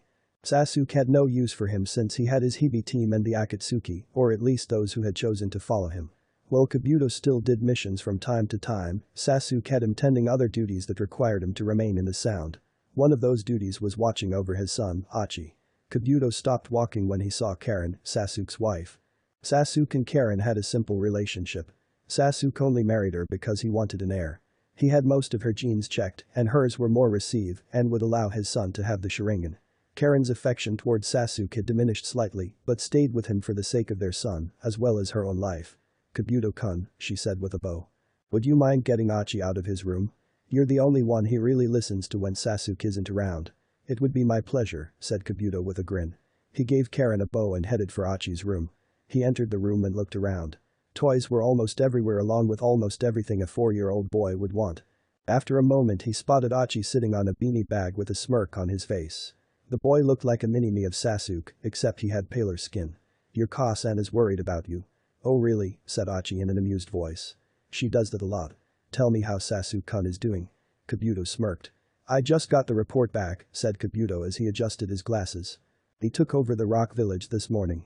He killed their leader himself and held out his head for the entire village to see, and they surrendered." "Interesting," said Achi as he closed his eyes. "Is there anything else?" "Only one," said Kabuto with a very large grin on his face. "It seems that Naruto-kun is alive. My sources say that he should be attacking the Leaf Village very soon, if not right now, for kidnapping his son." Achi opened his eyes and when he did they were not black but yellow and slit. "That is interesting," said Achi. "Naruto-kun will sure make things more interesting around here. Don't you agree?" "Hi, Orochimaru-sama," said Kabuto. The crash had not gone unnoticed by the villages. Many after hearing it feared that they were being invaded again and fled to the shelters.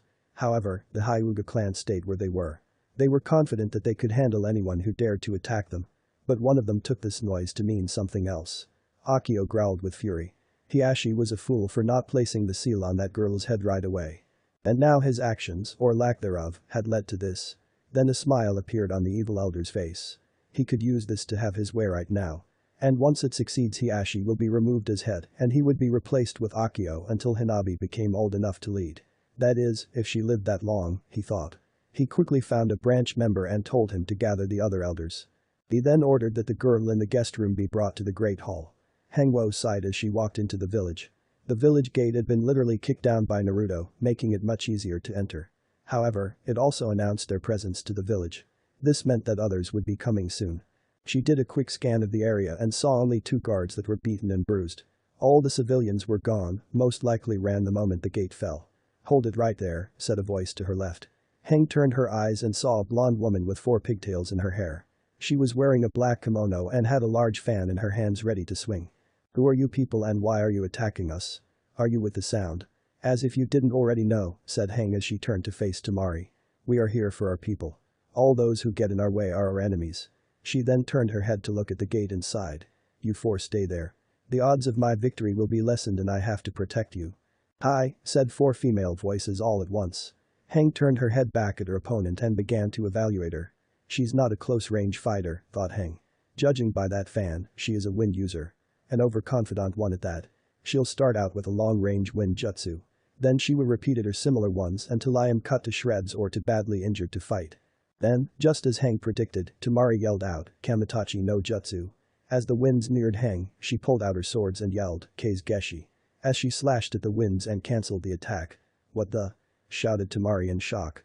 "Your moves are obvious," said Heng dryly.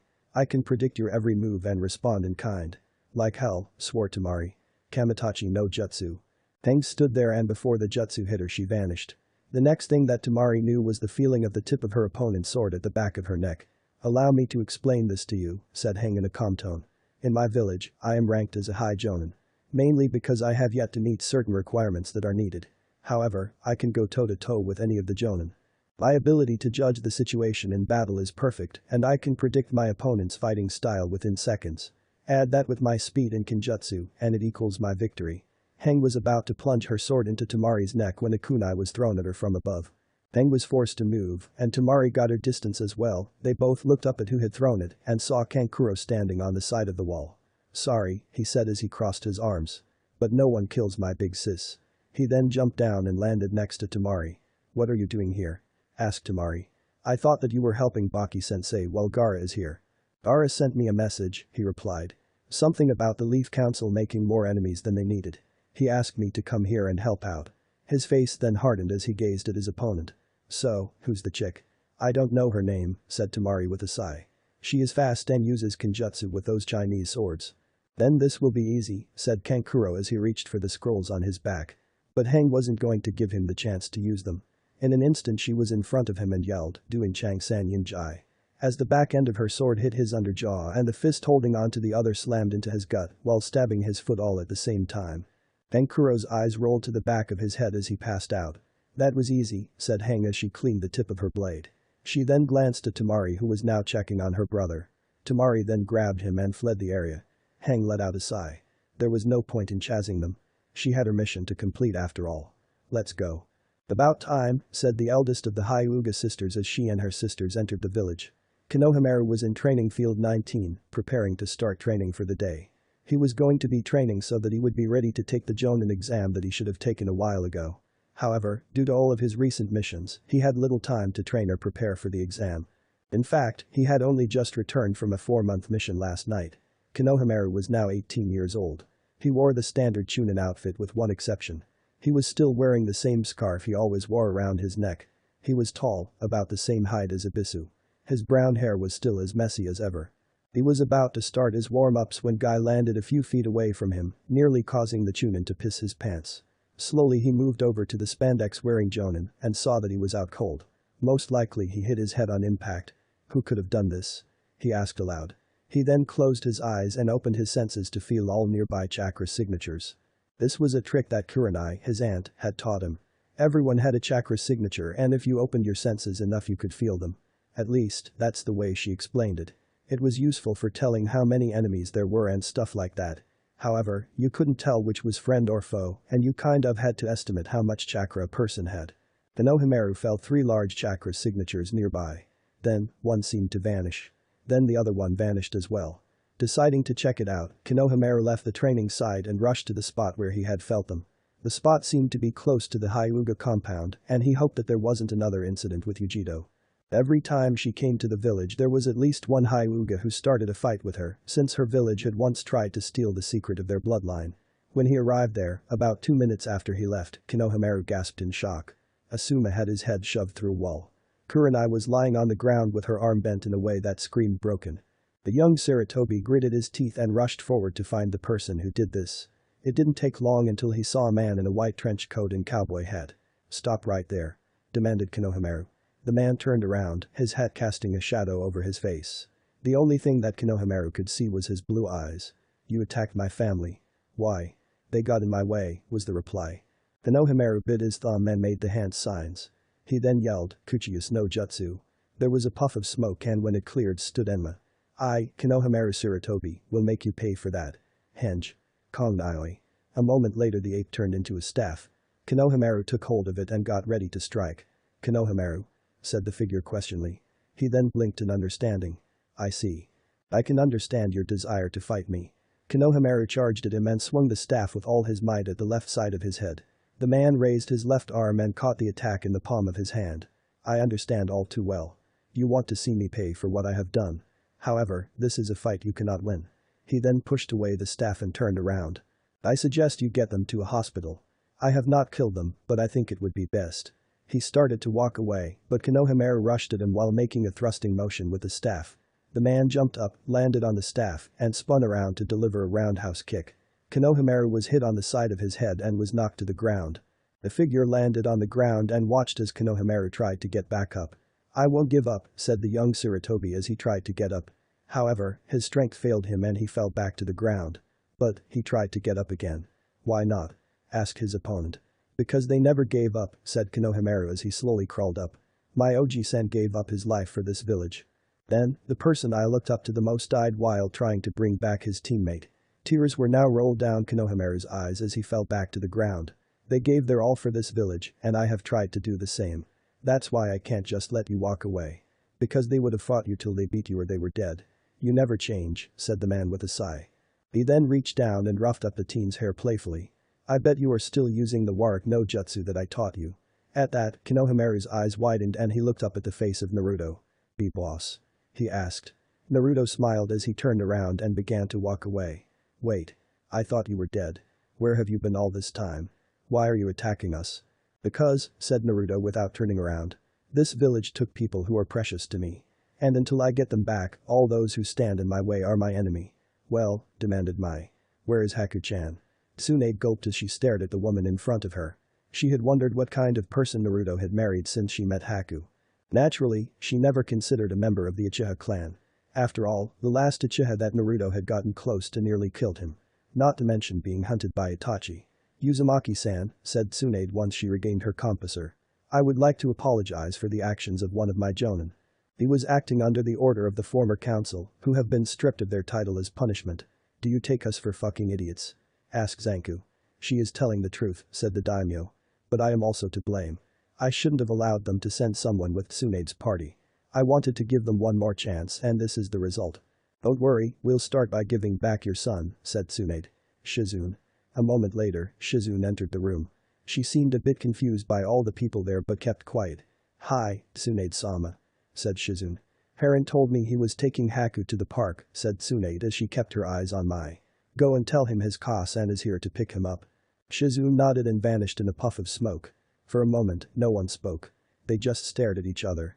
The level of tension was so high it would crush you if you let down your guard. Then, Mai Uzumaki broke the silence. "My husband told me about the Kyuubi," she said. "How it was sealed inside him the day he was born to save this village. After that, you treated him like shit. No matter what he did, no matter how hard he tried, he was always turned away. That's why I was angry at him when he didn't kill your people on the spot when they interrupted the Chunin exam. Then it grew when he said he was letting them go. I knew they would take advantage of this. I knew something horrible would happen. I tried to tell him. I pleaded with him, yelled at him, I even threatened him with no sex after the baby was born. But, he wanted to give your people another chance. Why? Why is he willing to give this place chance after chance when all it does is screw him over? What's to understand, said Zanku. The Dumbus has shit for brains. Remember the time he went up against 100 bandits just to save one man? Mai went into a thinking pose. Was that before or after the time he went to rescue the Hyuga sisters from that kidnapper? She asked with a thoughtful look. After, said Zanku. Defiantly fucking after. Right, said Mai. Now I remember. He's done so many things like that it's hard to remember them all. Ka-san. Cried Haku as he ran past everyone and went straight for his mother who deactivated her Sharingan. He latched onto her leg and began to hug it. Shizune along with Heron and Hiashi, who had gone with her as bodyguards, awed at the sight. I missed you, Ka-san. I missed you to Haku-chan, said Mai as she petted his hair. She wanted to bend down and hug him tightly but that wasn't a good idea in her current condition. Are you alright? Did anyone hurt you or make you cry? I can assure you he is fine, said Tsunade. And if anyone did they would have to deal with me, said Heron. Ah, did Naruto come with you? Hi, said Mai. However, her voice was a bit queasy. He went to get Asahi-chan. We believe that she would most likely be with the Hyugas. Hiashi began to sweat. But why began Tsunade, but something happened that caused her to stop and her eyes to go wide. Oh shit. Mai Uzumaki's water broke. Let me go, demanded Asahi as she struggled. Her arms were being held tightly by two branch members on both sides as they took her to the Great Hall. In the hall were the elders who were talking amongst themselves. That was until they saw Asahi. What is going on here? Demanded an elder. That was when Akio stepped into the room with ink and a brush. I would think that would be obvious, he said. Akio then looked at the branch members. Put her in the middle of the hall and hold her. Seeing them do as he commanded he turned his attention back to his fellow elders. It is time we place this girl in the branch family. You can't, said Nami as she took a stand against him. Hiashi-sama told us to wait until we hear the fate of the council. We are being attacked, said Akio. Placing the seal on this girl is the best course of action. Do we know for sure that it is Uzumaki-san? Asked Taki. It could be the sound or some other enemy. It is my Nai-san, yelled Asahi. Everyone turned to look at her and she glared back at them. He's here and he's going to kick all your asses. No matter what you do he will win. The elders weren't ignorant. It was because of this fact that they were able to see the look in her eyes. She had seen freedom and known it her whole life. And mixed in with that was faith. Not blind faith, but faith that comes with experience. Her eyes said that she knew Naruto was coming because he had done it over and over. Akio said nothing. He moved in front of her and sat down while placing the ink and brush next to him. Even if you are right it won't change a thing, said Akio. The life you knew before this is over. From this day forward, your entire existence will be to serve the main house. If I tell you to jump, you will ask how high. If you see a member of the main house in danger, you must put yourself in their place even if it means death. You have no rights, no future. You belong to this clan and will follow its rules. Akio paused to allow her to absorb this information. It was always a joy for him to see their faces in fear. Some begged and pleaded. Others cried and made themselves look pathetic. Then, without warning, Asahi spat on his face. I am Asahi Uzumaki, she said with pride. I am the younger sister of Naruto Uzumaki, the Kitsune Sennin. My home is the village of hidden kitsunes. My home, my family, and my friends are the only things I will give my life for. Do whatever you want to me, I won't give you an inch. Akio took out a napkin and whipped the spit away. He then put it away and looked at the girl for a moment. Then he slapped her hard enough to cause her lips to start bleeding. I will enjoy watching your resolve break, said Akio. He then reached for the brush. Stop it, Akio, demanded Nami, then she felt a hand grab her shoulder. She turned around and saw the other elders, except Taki, looking at her. Taki was also being held by the shoulder. Elder Nami, said the elder who was holding her. If there is even a chance that this could help the village, we must take it. Hiashi-sama can no longer lead us. Akio smirked as he picked up the brush. Slowly he dipped it in the ink. Time then seemed to crawl as the brush then moved towards Asahi's head. Jutsu. Suddenly a large blue claw of chakra burst through the door. It stopped short of Akio, but it was enough to get him to drop the brush and spill the ink in fear. When the smoke cleared, a figure in a white trench coat was standing in the doorway. Damn, he swore as he took 2 steps in the room and then folded his arms. I missed. But I guess that's to be expected when you can't see through walls. Who are you? Demanded Akio as he stood up. There is a sealing ceremony taking place and outsiders are not welcome. Lucky me, said Naruto with a smirk. I had thought that you would have slapped that seal on my knee-chan the moment you saw here. Looks like the hero really does appear at the last minute. Akio's eyes widened when he realized who he was talking to. Kill him. Shouted Akio as he turned to the branch members. Kill him, and he was unable to complete that sentence as Naruto grabbed his head and thrust downwards into the wooden floor. There was a crack and then everyone saw that Akio's head was buried underneath the floor. Naruto then turned to the branch members and smiled. Are you sure you want to follow that order? He asked. They shook their heads. Good. Now let go of Asahi Nichan. The two complied and Asahi ran over to her brother. About time, she said as she folded her arms. I was beginning to worry that you got lost. Like that would happen, said Naruto. He then turned around and walked away with Asahi tailing right behind him. Now, let's get Haku so we can get the hell out of here. Wait, said Asahi. Haku is here too. Hi, replied Naruto as they left the Great Hall. Let's go see Bachan now. Translations. Doin Chang San Yin Jai. Gut-wrenching 3 yin blow. Next time I will start doing character profiles. Just something to look forward to. Oh crap, oh crap, oh crap, swore Zanku as he carried some clean white towels into the room. On Tsunade's office floor was Mai. She was now breathing hard with tears in her eyes. Her face was full of sweat as she gritted her teeth. Tsunade had placed herself between the woman's legs. Shizune sat next to Mai with a tub of hot water. Alright, said Tsunade as she cleaned her hands. As much as she wanted to do this in a hospital, moving her at that moment would be too risky. So, they would have to do it in her office. We have to start now. Shizune, you will be assisting me. You, guy who swears a lot, I want you to hold her hand. You got to be fucking kidding me, said Zanku as his eyes bulged. The last time she gave birth she crushed Naruto's hand. And I happen to like my hand the way it is. Mai looked at him. Her face was now dripping with sweat. Zanku gulped as she activated her Sharingan. Now it was his turn to sweat. With a sigh of defeat, he slowly moved next to Mai and held her hand. He only hoped that there was a medic who could repair his hand after all his bones had been shattered. Why, wailed Haku. He was outside Tsunade's office with the daimyos, Gaara, Heron, and Hiashi. Tears were falling down from his whisker-marked face, and his fox ears were drooped. I, sniff, broke Mai, sniff, sniff, Ka-san. The adults looked at Haku and sighed. In Haku's mind, he had broken her when he hugged her. Why was this? Well, he was still holding her when her water broke. Once the shock had worn off he began crying, blaming himself for the situation in his mind. What should we do? Asked Hiashi as he turned and looked at Heron. Why are you asking me? Demanded Heron. I missed the birth of my only son and his entire childhood.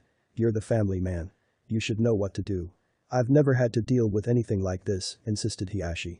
Besides, my parenting skills aren't the greatest. I mean, they're better than they used to be, but I don't know how to fix this. They then looked at Gaara. Inada-chan deals with the kids when they cry, he said as he took a step back. Maybe the situation needs a woman's touch. Don't even think about it, said Koyuki. I'm an actress and a daimyo, not a mother. I've never had to play one before. She then got into a thinking pose. Well, there was that one time in that Icha movie where my character got pregnant. Everyone's sweat dropped at that. I broke my, sniff, Kasan. Haku continued to wail. I'm a bad, sniff boy. Please somebody do something, begged Heron. The only real skills I have are shinobi related and creating evil organizations. Hiashi looked at Heron and then at Haku. He then sighed as he shook his head. As the head of the Hyuga clan he had to set a good example. Besides, if Haku died of dehydration, Naruto wouldn't be very happy. And with the way this kid's tears were flowing it would happen soon. Hiashi moved over to the weeping child and looked down at him. Ah, it's not your fault, Hiashi said with uncertainty. Haku looked up at Hiashi and stopped crying for a second. Then, when the second was over, he began to cry again at full force. Heng walked down the streets of the village with the Hyuga sisters behind her. The sisters were using their Byakugan to try and find Asahi and Haku. Yet their minds turned out to be easily distracted. Every time one of them found a dress that she liked she had to tell the others. Then there were the "that chair does not go with that room" bits. Heng wanted to scream. They were on a different continent. They had their own fashion sense. Heng did her best to resist the urge to kill. Naruto had insisted that the Hyuga sisters come with them due to their seal knowledge. Physically, the girls were not at all strong. Back in the days of the bandits they used seduction to kill their opponents.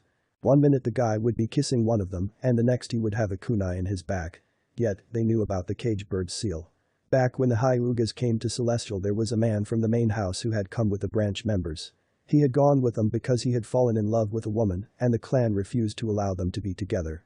So he left with her on a boat heading to a new land. With him, he brought the knowledge on how to remove the seal without killing any more or having their bloodline removed. This knowledge he passed down to his children and then to their children and so on. This was done in case the day ever came that the Hyuga clan ever found out about them and tried to place the seal on them. The girls continued to walk down the street looking for their allies.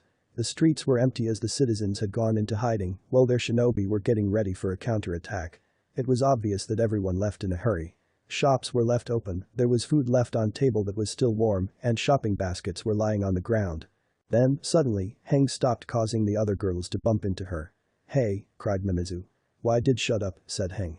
A moment later the wall of the building to the left of them exploded a few feet in front of them. Had they kept walking, they would have been right in front of it. Kisum had flew out of the wall, his face covered in a purple slime. A moment later Shinja walked out of the hole. Her clothing was full of cuts and scrapes with various bruises on her skin in those areas. A thin line of blood was coming from her lips. Other than that, she seemed fine. Why did I have to fight the ugly one, Shinja said with a sigh. Because you waited too long to attack, said a voice from above them. On the roof was Onanenshu. On his shoulder was somebody wrapped in his iron sand. In his opposite hand was his famous doll. The bandaged man shifted his captive off his shoulder and, "You need help," said Shinja as she crossed her arms and shook her head. Onanenshu turned his eyes on her. Shinja winced a bit as she felt the anger and sadness coming from his eyes. "When you lose your child, talk to me about sanity," said Onanenshu. Now, said a voice coming from their right. Everyone turned to look and Naruto-kun. Squealed the Hyuga sisters. Naruto smirked and Asahi just shook her head. Then, brother and sister walked over to their allies. When they were closer, Naruto looked down and saw Kisum's sword. What the hell? He thought. He then looked over at the group. I see you have all been busy, he said. Not really, said Heng. So far I have only fought a fangirl and a guy who wears makeup. Looks like you got off easy, said Shinja with a look of arrogance. We had to fight the big guns. Of course, they were no match for us. The shark guy did have an odd weapon though. When it got too close to me it felt like I was losing my chakra. Not that it mattered in the end. My opponent was a little off, said Onanenshu. He kept talking about art while we fought. I thought he wasn't all there in the head until I saw one of his clay sculptures blow up. Plus he had this weird way of talking that was just driving me nuts. Right, Ray-chan? Everyone's sweat dropped. You know you're the pot calling the kettle black, right? Asked Shinja. Before Onanenshu could answer that, there was a large puff of smoke around the group. When it cleared, they were surrounded by Anbu. Each one of them was shaking slightly as they held their katanas in their hands. All but one. She had long purple hair and seemed to be the leader of the group. She stepped forward without showing any signs of fear. She looked over the group who looked back at her with little interest, as if they were a mere annoyance. This is as far as you go, she said calmly. Surrounding you are some of the best Anbu in the village. You will come with us to be detained and questioned. If you refuse, we will use force to make you. Some of the best, said Naruto as he looked around at the Anbu. It seems that the quality of the shinobi here has slipped since I left. Now why don't you go and tell that old hag you call Hokage to get her wrinkly ass over here so that she can tell me why she had my son kidnapped. Shut up, demon, said one of the Anbu. Sparrow, be silent, said the leader. No way, he yelled back. We should have killed this monster the day he was born. Now he has brought with him even more monsters. We should kill them here and now, along with that little hell spawn of his. What did you call my son? Asked Naruto in a very angry voice. He then took a step towards the offending Anbu. Immediately the other Anbu tensed up. I bet you think you can kill me, said the Anbu. Well, that's impossible. I am ranked the 5th strongest Anbu in this village. There is no way a monster like you could. He stopped there when Naruto seemed to vanish. The next thing he was something round being shoved into his back before he went sailing through the air. As Naruto lowered his now Rasengan free hand, his stupid opponent hit a wall. Kill them, cried another Anbu. No wait, shouted their leader. However, it fell on deaf ears as they charged at Naruto and the others. Then, Hain Shuriken. From above everyone, dozens of brown feathers shot down on the Anbu. Several managed to hit the Anbu in their legs or arms. Then Chauken landed next to his leader on an Enshu with Hana under his arm. Sorry I'm late, he said with his famous fake smile. However, this one was a bit of a problem. Plus she's cute, so I went easy on her. Naruto chuckled as memories of Kakashi's lame excuses came to mind. Try not to let it happen again, said Onanenshu. Chauken nodded as he dropped Hana to the ground. Good, now we have to see who gets stuck taking care of these pests. How dare you, Ark, coughed an Anbu. One by one the other Anbu began to scream in pain as roots came out of the soil dug into the skin. The roots then began to move through the enemies' bodies, keeping them from moving. Hiding in the shadows, Yuri said, Hirubanshu. With glee as her jutsu began to drain the Anbu of the water in their bodies. Once she had drained enough to cause them to faint, she released the jutsu and walked into the open while dragging Itachi, who was covered in thick vines, and taking a little nap. I see you haven't lost your touch, said Naruto with a smirk. To this, Yuri smiled back. Well, it wasn't like it was hard or anything, she said with a blush. She then stood Itachi up next to her and pointed at his face. Can I keep him? He's so kawaii. You're acting as if the Kitsune Sennin is our boss, said Shinja with disgust. We have an alliance with him and nothing more. If you want to take something you don't need permission. Well, I don't mind, said Naruto. I wouldn't recommend it thought because that guy killed his entire clan in one night. Not exactly boyfriend material. Who said anything about boyfriend, said Yuri. I just want to stick him on the wall of kawaii. Well then, said Naruto with a smirk. He's all yours. How did any of these idiots ever get to be Sennin, thought Shinja. If Junpyu-sama were still alive then things would be different. I wouldn't be here with these morons saving some gakis I hate. Just wait till Ukyo-kun gets here. Then we'll be able to make things like they were with the exception of you fools. Just then, the communicator on one of the Anbu came to life. Then they heard a voice that Naruto recognized as Gaara's. Attention all shinobi of the Leaf Village, said Gaara. Please do not attack the invaders. They have come seeking one of their own that was kidnapped. If you spot them, inform them that the child called Haku is safe and sound in the Hokage's tower. Also, inform them that a woman named Mai Uzumaki is currently giving birth. Slowly, everyone turned their attention to Naruto as the message repeated itself. Naruto's skin had paled and was sweating bullets. He knew he was in deep shit right now with Mai. She wanted him to be there when she gave birth and made him promise to do so. Also, continued Gaara, Haku is crying. That did it. Naruto couldn't stand still anymore. He took off, forgetting he could just teleport there, as fast as he could in the direction of the Hokage's tower. Mai-chan, forgive me, cried Naruto as he ran with tears in his eyes. Haku, daddy's coming. We better go after him, said Yuri. She was about to run after him and then stopped herself. Are we missing someone? The others shrugged. Elsewhere, something strange was going on. Those jonin that were watching were wishing they were somewhere else. Why, you ask? Lee-san. Yun-san. Lee-san. Yun-san. Lee-san. Yun-san. Lee-san. Yun-san. Yes, the two were having a hug fest. After yelling how quickly they would finish the other and the consequences of what would happen if they failed, they devolved a bond. Thus, they began to hug while an image of horse running across a beach with the sun setting behind them appeared. That is why everyone else wished they were somewhere else. Why? Cried Haku. They had tried everything. Hiashi had tried giving him candy. Heron had tried rocking him back and forth like a baby. Koyuki had tried telling him a story. So far, nothing worked. Damn it, swore Hiashi. I've been on A-class missions that were easier than this. Where is Hinata when you really need her? Well, Gaara did say he was going to try and get help, said Heron. Just then, a figure came running down the halls. The others turned their heads and saw Naruto standing there looking at his crying son. Haku saw him as well between his tear-filled eyes. The little fox boy got up and ran over to his father, who bent down and held him in his arms. T2-san, cried Haku. I'm sorry. SHHH, said Naruto. I'm not mad at you for getting kidnapped. There was nothing you could do. It wasn't your fault. I'm just glad you're safe. It's not that, whispered Haku. I bro Ka-san. At that, Naruto blinked. He then looked at the others in the room for answers. He was hugging his mother when her water broke, said Heron, who then looked away. Understanding filled Naruto's eyes as he nodded. He then returned to his son. Is that what you're worried about, said Naruto playfully. Well, it takes a lot more than a hug to break your Ka-san. Trust me, she's fine. You'll be seeing her in no time and you'll see that you have been crying for nothing. But if I didn't break Ka-san, what happened? Asked Haku with big puffy eyes. Naruto began to look nervous. He had wanted to give him the talk when he was older. How was he going to explain this to him? Well, began Naruto. You see, Ka-san is Naruto was cut off as loud noises caught his attention. They were like giant thuds, one shortly after the other. He looked out a window to see if he could see it coming from outside. The view looked normal until it turned red and warty. Then, the window suddenly broke and out popped an old man with long white hair. Haku looked at him brightly. Santa. Cried Haku as Jiraiya's face faltered. I'm not Santa. Yelled Jiraiya as he pointed a finger at Haku. Then he got into a thinking pose. Although, his ability to watch everyone in the world and not get caught is something I have always wanted. He then heard chuckling coming from the man holding the child who had confused him with Saint Nick. Trust me Haku, he's not Santa. You're looking at one of the world's greatest perverts, Jiraiya. Or, as I like to call him, Iro-senin. Jiraiya's eyes widened at the sound of that name. The man turned his head to look at him and their eyes locked. It's been a while Iro-senin. Naruto, choked Jiraiya. His eyes then went white and he pointed at Naruto. You little shit. I gave up porn because I thought you were dead. And then after 8 years I find out that you have been alive this whole time and have created your own village. How do you think I feel? Proud, said Naruto with a smile. You trained a boy who no one would give the time of day, and that training helped him save a continent. It was also because of your training that I became the Kitsune Sennin. I mean, how many senseis can brag that they trained 2 different people who both became leaders of the shinobi community?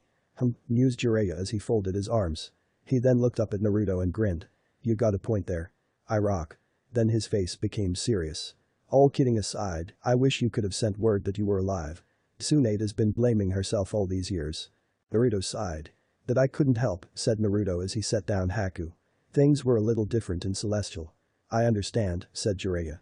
He then walked over to Naruto and placed his hands on the younger man's shoulders. I just want to say how proud I am of you. Jiraiya then pulled back his arm and punched Naruto in the face. Naruto was thrown back and hit the wall behind him. But if you ever do anything like that again you won't be getting one of my love taps. I'll be sure to remember that, said Naruto as he rubbed his jaw. Then, holy shit. Screamed Zanku from in the office. Please, you're hurting me. You don't know what pain is. Screamed Mai back at him. Just let go of my hand, begged Zanku. I really like my hand with bones. Hushame they heard Tsunade say. Then, a few moments later they heard a cry. We're not done yet. Everyone just stood there and listened. Eventually, Naruto's allies showed up and they too just stood there as they listened to the screaming. Then, when it was over, the door opened and Tsunade came out. In her arms were 2 babies covered in blankets. She looked around at the crowd and wow, was all Naruto could say as the babies began to reach out to him. You have a healthy boy and girl, said Tsunade with a smile. Kakashi was tied up to a wall. His arms kept apart so he couldn't use any jutsus. Ibiki really was a sadist with all the things that he had put the copy nin through. The one thing that kept Kakashi going was that the council was on his side. They would help him out. Just then, he heard footsteps coming towards his area. Slowly, he raised his head and was shocked by who he saw. Naruto. And the look Naruto was giving him said that he was very glad to see him again. But, not in a good way. Well, said Naruto. Looks like justice isn't dead after all. What do you want? Demanded Kakashi. Just here to tell you some things, said Naruto. The council has been disbanded, meaning there's no help coming for you. Tomorrow, I will be starting the talks with the village after a formal and public apology for what you have done. Naruto turned around and took a few steps before stopping again. One more thing. Bachan said I could decide your punishment. Naruto then raised his pointer finger into the air as he turned around. Then, at the very tip, appeared a tiny Rasengan. What are you going to do? Asked a scared Kakashi. Don't worry, said Naruto. I'm not going to kill you or take out that eye of yours. I'm just going to make sure you are never able to use another jutsu again. With that, Naruto walked over to Kakashi and pressed the mini Rasengan into the older man's right shoulder. For a moment, nothing happened. Then, Kakashi's shoulder exploded sending his right arm flying. The man screamed in pain as Naruto turned around and walked past the medic who rushed to keep him alive. Sasuke and his men continued their way back to the Sound Village. That was until Danzo called Sasuke over. "What do you want, Danzo?" demanded Sasuke. Danzo raised an eyebrow at the lack of respect the young man showed him. After all, he was the one training the shinobi of the village. However, they had much more important things to talk about than where Sasuke learned his manners. "Sasuke-sama, I think we should change our destination," said Danzo. "Right now, we are not ready to attack another shinobi village. However, we could easily take over another country that lacks a shinobi village right now." "I see," said Sasuke. "Just where do you think we should go?" "Wave country is the best trade route in the elemental countries," said Danzo. "If we took control of that land, we would control trade for most of the elemental countries that are not yet under your control. Then, after a few months, we can attack the Mist Village and make it a part of your empire." "Very well," said Sasuke. However, Danzo had more to say. "There is one problem," said Danzo. "We know that Jiraiya now lives in that land since he has cut all ties to his former home. While he will not fight for the leaf again is a good thing, he is still a risk. If you were to go there and kill him, the entire shinobi world will realize that you are truly unbeatable. You will be known as he who killed the Sannin." "No," said Sasuke. "I will be remembered as the one who conquered the entire world. Killing this baka will be a minor footnote to the story of my greatness. After all, the only people who can kill an Uchiha are other Uchiha." Tsunade slammed the door to her office, startling Shizune and Taunton. Grumbling to herself, the Hokage made her way to her seat and then sat down. She then reached for her secret stash of sake, the one she kept for emergencies. Without a moment's hesitation, she began to drink right from the bottle. It had been 2 days since Naruto had returned to the village. Itachi, Deidara, and Kisame were now out of the hospital after their fight with the Sennin. Zanku was still wearing a cast for his hand which had a dozen broken bones. Many of the others who had fought that day were still recovering, while the rest had only been knocked out. Mai was resting in the hospital with her twins Ichigo and Hikari. So far they seemed to be in perfect health. Hiashi had punished Akio and the other elders who had sided with him by branding them with the birdcage seal. That was where the good news ended. During his public apology, people began to shout for his death and a riot began. Things became even worse when they heard what happened to Kakashi and about Mai. Rumors had begun that Naruto was now corrupting the Uchiha clan. She had even had letters asking that Mai's children be exterminated and that she be persuaded to start rebuilding the Uchiha clan. The only good thing about that was Naruto never saw the letters. Tsunade was doing everything within her power to calm everyone down, but with little luck. She had just returned from a meeting with the clan heads in an effort to calm everyone down. "I take it the meeting didn't go so well," said Shizune quietly. "Understatement of the year," groaned Tsunade. "Many of the clan heads want Naruto and his friends out and for Mai to stay. No matter how I try to explain it to them, they can't get over their fear and hate. All they will say is that he did exactly what they all said he would do one day, turn on the village." Shizune lowered her head at that. She had guessed that would have been their response after Naruto's rescue. Still, she thought. If they would have been in his place, they would have done the same thing. "What will happen now?" asked Shizune. "Well," said Tsunade as she finished her bottle. "I guess there is nothing left to do. After all this, I doubt that Naruto will want to form any alliance with us. We really could have used his help. I doubt even I could defeat him now, let alone all 4 of them. But this village has nailed its own coffin shut. Is there any chance that Jiraiya-sama could return?" asked Shizune. Tsunade shook her head. "Not a chance," said Tsunade. "If he had to choose, he'd side with Naruto. That much is a given." Suddenly, there was a knock on the door. "Enter." As Tsunade hit her bottle, the door opened and Onanenshu stepped into the room. In one hand was his doll while in the other was a bundle of roses. Tsunade raised an eyebrow at this as he made his way over to her. "For you," he said as he handed Tsunade the flowers. Slowly, Tsunade took them and then smelled them. When she looked back at Onanenshu, there were hearts in his eyes. "Ah, thank you," said Tsunade nervously. To be honest, the guy creeped her out. "Tsunade-sama," said Onanenshu as he leaned forward over her desk a bit. "I was wondering if you would like." Suddenly a Chunin entered the room without knocking. In her hand was a message that a messenger hawk just delivered. "Tsunade-sama," she said with a pant. "This just came in. Sasuke Uchiha is leading a large group of Sound Nin towards Wave." Naruto walked down the streets of the village while giving Haku a piggyback ride. Naruto was talking Haku out so he could give his oldest son a lecture on being a big brother, as well as spending some time with him. After all, now that there were 2 more kids, he had to make sure that Haku knew that his parents still loved him just as much as they did before the birth of the twins. As they walked, people glared at the 2 of them or whispered to each other. Naruto, however, paid it no mind. As soon as Mai and the kids were ready to travel, then they would be out of this hellhole of a village. Then Naruto stopped as he reached their destination. they were finally there. It was the place where Naruto really wanted to go if things had been under different circumstances. It was also the place where Naruto wanted to spend time with his son. And here they were at Ichiraku Ramen Bar. Bet you saw this coming a mile away. Naruto took Haku off his shoulders and placed him on the seat next to his. Naruto himself then sat down as they waited to be served.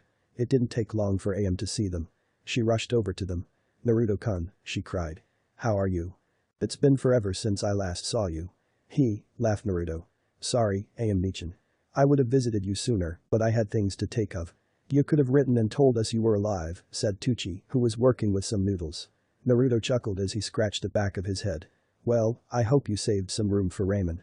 And with that, the old man retuned to the batch of noodles that he was boiling. "There's always room for ramen," said Naruto with a grin, causing everyone to laugh. "We'll have 2 miso ramen to start with." AM smiled, happy to see their favorite customer again after all these years. Then she noticed that there was someone sitting next to him, a small kitsune boy. Haku lifted his head and their eyes met. When they did, a small red digital clock appeared beneath AM and began to count down from 10 to 0. When it hit 0, she vanished at a speed similar to that of the Hirishin and reappeared next to Naruto holding Haku tightly in her arms. The poor boy's face was squished between her breasts. "Kawaii," cried AM in high-pitched squeal. "Dusan," cried Haku in a muffled voice. "Can't breathe, help." "Kasan," whined a new voice. "Stop it, you're embarrassing me."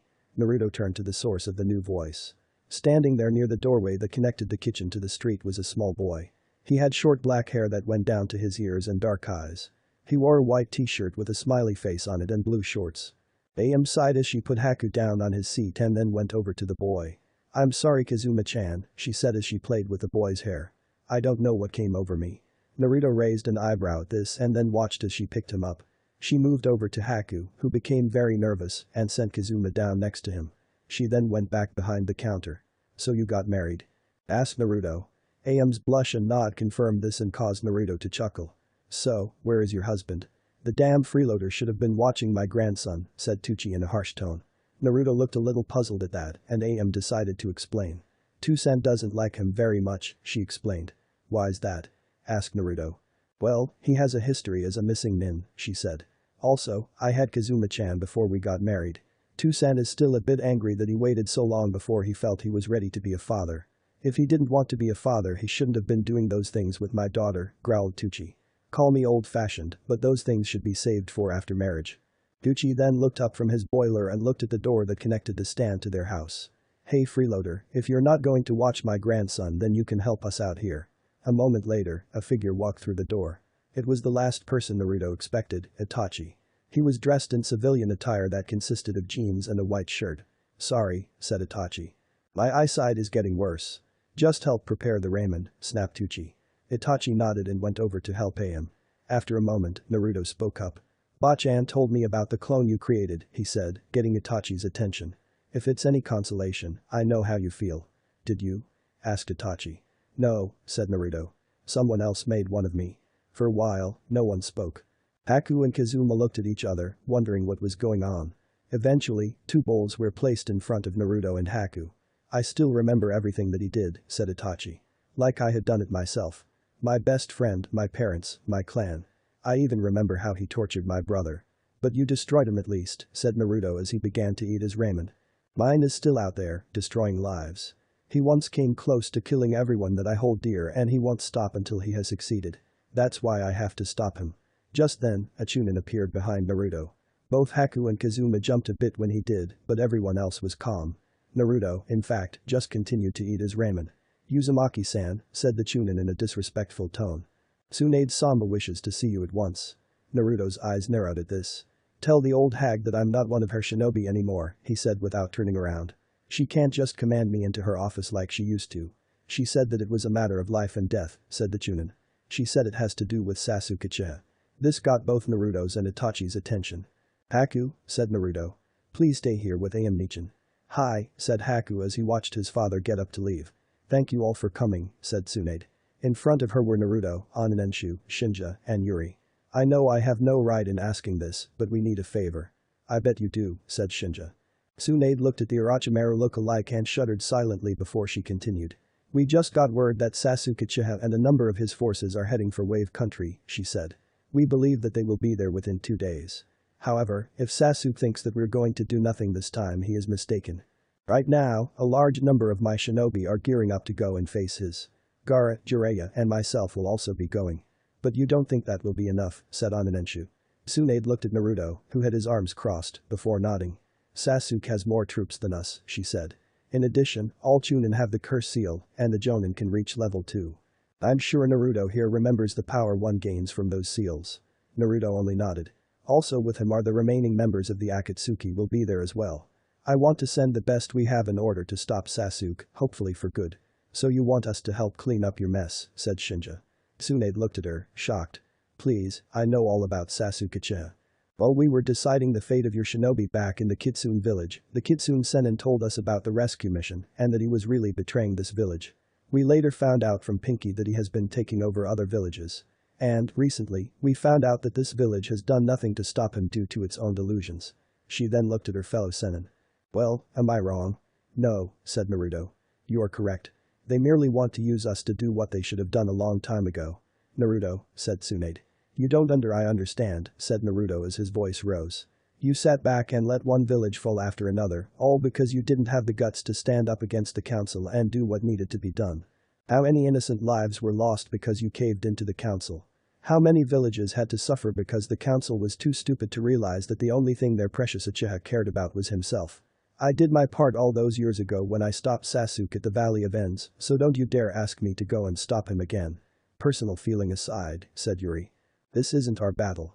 These aren't our people. This isn't our land. We have no reason to fight and there is nothing to be gained if we do. If this Sasuke Uchiha person does come after us, we will stand untied against him. But, if we stop him here then you will never have to worry about him, said Tsunade in desperation. I'm afraid that we have made up our minds on this, said Onanenshu. With that, they all turned and left. An hour later, Tsunade stood at the gate. In front of her was a large number of shinobi. There were several members from each of the top clans in the village. Hinata and Niji were talking to the Hyuga members. Hana and Kiba were getting the dogs ready. Ino, Choji, and Shikamaru were chatting with their parents with Tamari hitting her husband on the head with her fan every time he said troublesome. Sakura and Lee were making sure they had everything that they needed. Tenten was double-checking her scrolls. Konohamaru and Hanabi were getting ready while giving each other looks, while Yuden and Mogi were shaking their heads. Asuma and Kurenai were kissing each other. Guy was being his usual loud self. Up on a rooftop, Naruto and Zanku were looking down at them. So, said Zanku. Do these fuckers have enough? No, said Naruto. They have enough to put up a decent fight, but that's about it. Tsunade then called out something, and everyone began to move out. Naruto looked once more at Tsunade before he turned his back and began to walk away. You know, said Zanku. You could just go. Nothing is fucking stopping you. I know, said Naruto. But this isn't my fight anymore. Just like it wasn't your fight against the shit-brained Sennin, said Zanku. I seem to remember that you once upon a time wanted to leave Asahi somewhere and then get the fuck out of Celestial because it wasn't your fight. Then you changed your mind. I would have thought that you of all people would love to leave here, said Naruto. Especially after what Kakashi team did to you. True, said Zanku. But I also know what the fuck it's like to live under oppression and have everything I care about taken from me. Zanku then turned and moved to the ledge. Just remember that whatever you choose, you will have to live with. And with that, he jumped off. The next day, Naruto was sitting at his favorite spot as he thought about what to do. Zanku did have a point about what Sasuke had planned. And maybe his decision was based on personal feeling towards this village. Yet, why should he stick his neck out for this place again? After everything they had done to him and his family, why help them? But he didn't want Jiraiya, Gaara or Tsunade to die just because he had a grudge against the village. I guess you can't have everything you want, said Naruto aloud. He slowly got up to leave when he felt it. A powerful chakra signature coming from far away. No, wait, 4 powerful chakra signatures. Naruto narrowed his eyes as he began focus on them, looking for their source. After a moment, Naruto bared his teeth and clenched his fists as the signature vanished. He knew who they were and where they were. It looked like he was heading to Wave Country after all. At the same time, 2 other people felt the chakra signatures. One was Karen, who was still in the Sound Village. She began to tremble in fear because the 4 people she had just felt were stronger than anyone else she had ever felt before. Together, it was almost inhuman. The only other person who felt it was Orochimaru. He had been taking a nap when it happened. As soon as he felt it he woke up and jumped out of bed.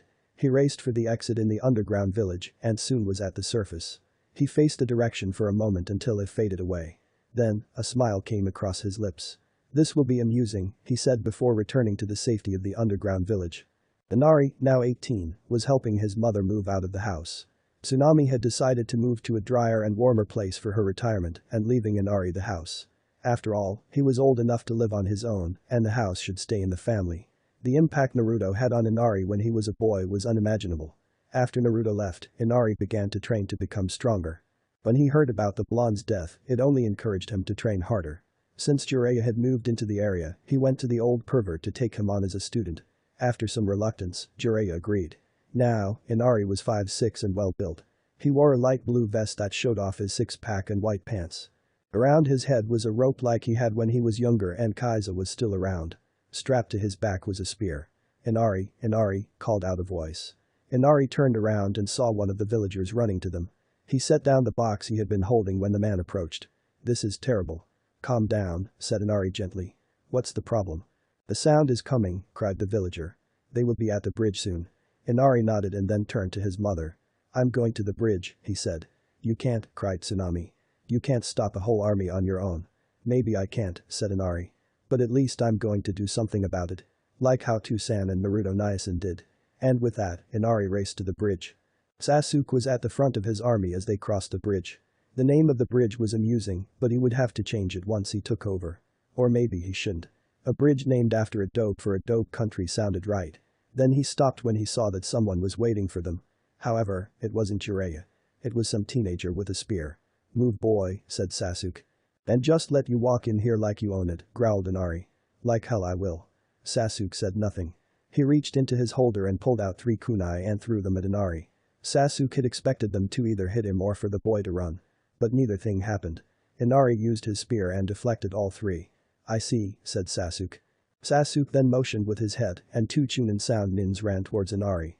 Once they were close enough, they pulled out their kunai and lunged at him, stabbing him in the chest. However, Inari went puff. The 2 Chunins were shocked and didn't see that Inari was falling down on them with his spear pointing down. He landed on the first on and pierced his head. As he landed, he spun around and kicked the other Chunin on the side of his head. Sasuke watched as Inari pulled his spear out of the fallen Chunin's head. "I'll take care of him," said Haiden as he stepped forward. "I will offer up this punk soul to Jashin in no time." "Fine," said Sasuke. "Sasori, when he is done you can make a puppet out of him. That should serve as an example to anyone else who is foolish to stand against me." Sasori simply nodded, not really caring. Everyone watched as Haiden readied his scythe. Inari readied his spear. He could tell that this guy was in a different league than the 2 Chunin he just fought. Then, just as Haiden was about to make his move, a loud crash was heard from the rear. "Sasuke Uchiha," called out Tsunade. "This is as far as you go." "Kill them," said Sasuke without looking back. At that, all his shinobi began to activate their cursed seals before charging at the Leaf Nins and the few Sand Nin. Unlike the former Sound 4, all of Sasuke's shinobi had been trained under the instructions that Danzo had laid out, making them much stronger and more dangerous. But that did mean that they were fighting pushovers as well. Now, the only ones who were standing in front of Inari were Sasuke, the last of the Akatsuki, Danzo, Jugo, and Sujetsu. "What's the matter?" asked Inari. "Too scared to fight with them?" "Hardly," said Sasuke. "I am merely softening them up for later." "You mean that you are sacrificing your own shinobi just to weaken them?" demanded Inari. "That is correct," said Sasuke. Inari was shocked. How could someone have no value towards human life? What kind of monster was he? Inari was so wrapped in thought that he forgot that Haiden was still in front of him. The immortal threw his scythe at Inari in an attempt to get some blood. Inari realized it too late, he couldn't move to block it or dodge it in time. Then it happened. A bolt of lightning hit the ground in front of him and a figure appeared. The man in front of Inari caught the scythe with his bare hand and then dropped it on the ground. Everyone in the area stared at this man in a cowboy hat as he turned around to look at Inari. "Well, this is a surprise," said Naruto. "Looks like you stopped crying in your room like a Greek tragedy." Inari looked at Naruto in shock as he began to recognize him. "And Naruto Niasen," said Inari as he took a step back and fell to the ground. "Yep, it's me," said Naruto. He then turned around to face Sasuke and the others. "You're lucky that I happened to be running early. I'm expecting someone else to show up so I don't have a lot of time to play with little team over there." Sasuke stared at Naruto in disbelief. "It can't be him," thought Sasuke. "I killed him years ago." Then it all began to make sense. Why his Sharingan didn't evolve when he killed him. It was because he had survived somehow. And now, here he was. "Naruto," said Sasuke with a smirk. "Sasuke," said Naruto. "It's been a while." Haku was sitting in the living room of Aem's and Itachi's home. Next to him were Akane and Kazuma. The newlywed couple was on babysitting duty while their parents went off to fight. Itachi had been kept from joining in on the mission to stop Sasuke and was not happy about that. "I can't believe it," said Itachi before he took a sip of his tea. "I should have gone with them." "I know you feel that way," said Aem. "But you said so yourself that your eyesight is getting worse and worse. And you still haven't totally recovered from that fight you had with Naruto-kun's friends. If anything happened to you, I don't." Aem stopped there as tears began to roll down her cheeks. Itachi sighed as he reached over and held her hand. "I'm sorry," he said gently. "But he's still my brother. I feel like I should be doing more." "I'm sure you'll play your part when the time comes," said Aem. Back in the living room, Haku and the others were watching the Prince of Egypt. However, Haku seemed to be slowly falling asleep. He tried to stay awake, however it was his nap time back home and he was very tired. The Kitsune boy gave one final yawn before falling into slumberland. The next thing Haku knew was that he was on a bridge. On one end was his father, standing tall and staring at someone at the other end. Haku looked and saw a man who scared him. He looked like the boy his father had shown him in a picture, a boy called Sasuke. The man had the same eyes that his mother had, but he had a different feeling than his mother did. When Haku was around his mother, he felt love and a calming sensation. But this person was like ice, chilling the poor boy to the bone. Then he heard voices singing from everywhere. "I send a pestilence and plague into your house, into your bed, into your streams, into your streets, into your drink, into your bread, upon your cattle, on your sheep, upon your oxen, in your field, into your dreams, into your sleep, until you break, until you yield. I send the swarm, I send the horde, thus saith the Lord." Then, Naruto sang. His voice was filled with pain, unlike anything Haku had ever heard before. "Once I called you brother, once I thought the chance to make you laugh was all I ever wanted." Then the voices returned. Unlike before, they began to sing louder until they were shouting. "I send the thunder from the sky, I send the fire raining down." Once again, Naruto began to sing. His eyes filled his pain as he remembered their past. "And even now I wish that God had chose another serving as your foe on his behalf, is the last thing that I wanted." Now the voices were like thunder, as if everyone in the world was singing at the same time. "I send a hail of burning ice on every field, on every town." Naruto waved his hand towards the mainland. Haku looked in horror at what he saw. Homes burning to the ground. People dead in each other's arms. People with the sound symbol on their foreheads taking children from their parents. The land no longer looked usable as dead animal littered the fields. Then Naruto pointed a finger at Sasuke and looked at him in anger. "This was my home, all this pain and devastation, how it tortures me inside, all the innocent who suffer from your stubbornness and pride." Once again, the voices reappeared. And as they sang this time, a shadow appeared around Sasuke and began to grow and spread all over the bridge. But it stopped at Naruto's feet. "I send the locusts on a wind such as the world has never seen, on every leaf, on every stalk, until there's nothing left of green. I send my scourge, I send my sword, thus saith the Lord." Now Sasuke sang. As he did, his Sharingan activated and looked at Naruto with hate. "You who I called brother, why must you call down another blow?" The voices reappeared, singing along with Naruto. And as they did, Naruto began with a bright white light that began to push away the shadows that had come from Sasuke.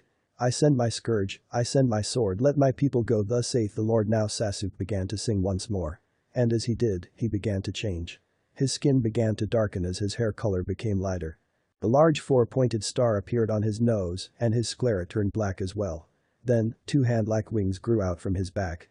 To Haku, he looked like a demon that had escaped from hell to torment him in his dreams. "You who I called brother, how could you have come to hate me so? Is this what you wanted?" The voices reappeared, singing at the top of their lungs so loudly that Haku covered his ears. "I send the swarm, I send the horde." Sasuke began to sing again. As he did, lightning began to circle around his body. "Then let my heart be hardened, and never mind how high the cost may grow, this will still be so. I will never let your people go." Now the voices came back. "Thus saith the Lord." Naruto began to repeat what they had just sung. "Thus saith the Lord." Sasuke yelled out his verse. "I will not." Now all three of them sang together as Naruto and Sasuke charged at each other. "Let my people go." Haku then woke up with a start as the movie ended. He was sweating from head to toe as he began to take deep breaths. Akane looked scared. Soon Kazuma, who had gone to get his parents, came in with them. Haku looked at the TV and saw that it was over. "Yes, it has been a while, dope," said Sasuke. "Funny, I thought you were dead." Naruto smirked as he stared at Sasuke, who stood in front of his forces while he deactivated his Bakoutai. Most of his men were fighting Tsunade and the group from the Leaf Village, while his elite stood next to him. "Yeah," said Naruto. "A lot of people thought that as well. To tell the truth, I was really close to dying. But I'll tell you this, it was all worth it to take you down."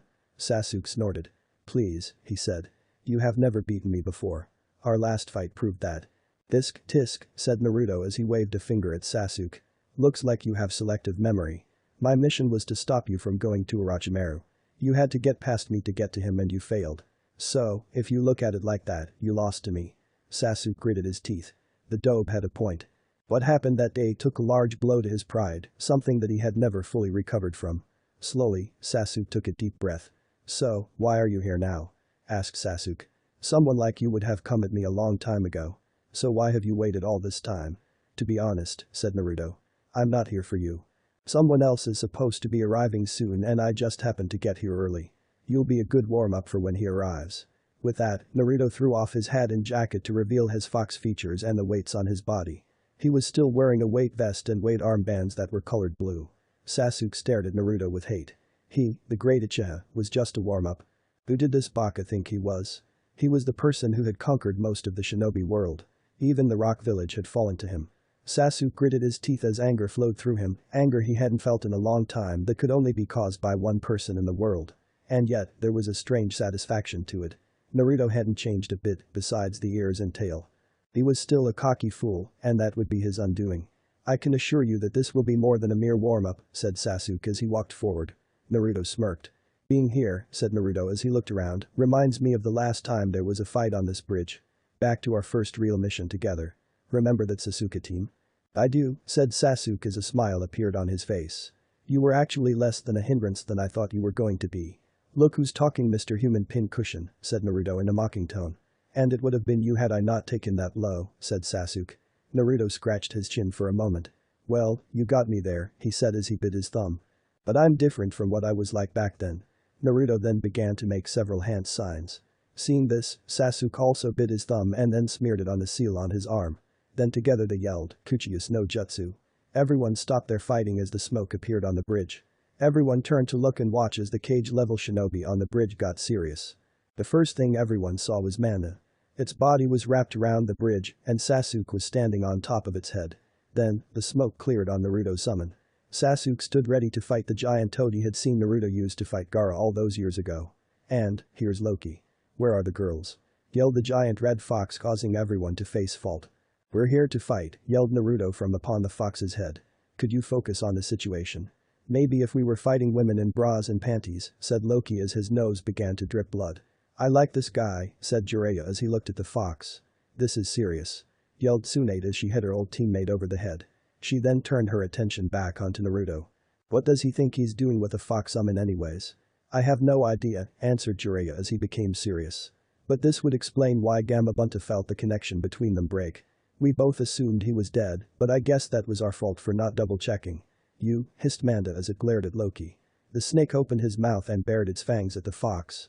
How dare you show your face in front of me after what you did? Still sore about the Spice Girls thing I see, said Loki with a grin. I wonder if I'll ever be able to top that one. Manda looked upward at Sasuke. Boy, he said. I could care less about any sacrifices. Just as long as we skin this damn kitsune. Very well, said Sasuke as he looked at Loki. Then, the fox boss began to chuckle. Let's make this quick, said Loki. And I know just how to do it. Naruto's eyes widened when he heard that. You're not planning, began Naruto. However, before Naruto could finish, a cloud of smoke appeared around them. A smokescreen? Asked Sasuke aloud. Slowly, an image began to appear. Sasuke braced himself for the worst. And then he heard Loki's voice call out the name of his attack. Warak no Jutsu. The smoke was now clear, and Sasuke was staring at a giant naked red-haired girl. Her long hair went all the way down to her butt and on her face were whisker marks. Sasuke then did the only thing her could do. Face fault. He then slowly got back up as his eye began to twitch. What the hell is that? Demanded Sasuke. Just the jutsu that took down most of your army, said Loki as she gave Sasuke a wink. Sasuke turned around and saw to his horror that the perverted fox was right. Upon seeing that jutsu, nearly every shinobi he had fainted with blood dripping out of their noses. In fact, he had lost so many shinobi that Jiraiya felt comfortable enough to take out his old notepad and begin to write down what he was seeing with tears in his eyes. However, Inari, who had stayed near Naruto, had ended up in between Loki's legs. So he was down on the ground as well. And they called it a useless jutsu, said Naruto's voice from behind Sasuke, causing Sasuke's eyes to widen. Sasuke was frozen in place as a bead of sweat raced down his cheek. There was no way Naruto could have jumped off his summoned creature and onto his without making a sound. At the very least Manda would have made some noise. Slowly Sasuke turned around, and sure enough, there was Naruto with his fist pulled back ready to punch Sasuke in the face. Then, without warning, Naruto sent his fist flying right at Sasuke so fast that Sasuke didn't have time to block or more. The Emo King went sailing off Manda and onto the ground. For a moment, Sasuke just laid there. No one rushed over to help him, all anyone did, at least, the ones who were still awake, was staring in shock at what had just happened. Then, Sasuke slowly crawled to his feet.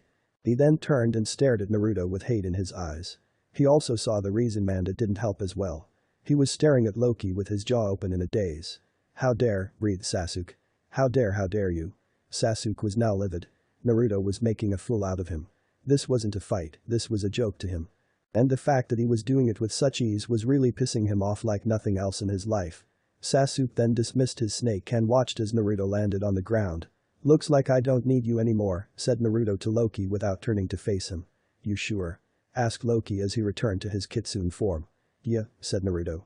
"Sasuke has improved a great deal, but his skill level is defiantly below mine. I should be able to take him down without using any more jutsus. Pity really, I was hoping our favorite jutsus would clash once more. But that would waste my chakra, and I need as much of it as possible for when they arrive." "Fine," said Loki with a sigh. "But next time, make sure there are more pretty girls that aren't fully dressed." And with that, the boss of the kitsunes vanished in a cloud of smoke. "Why me?" moaned Naruto. "Every time I summon him, all he really wants to do is goof around. For once could he please focus on what's important? Is that too much to ask for?" "I would worry more about yourself right now, Dobe," said Sasuke. Naruto turned to face him and looked right into his eyes. Then next thing Naruto knew was something moving on his chest.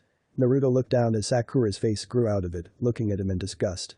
"You told me that Sasuke would never betray the village," she said. "You promised me that you would make sure Sasuke came back. But he just left again.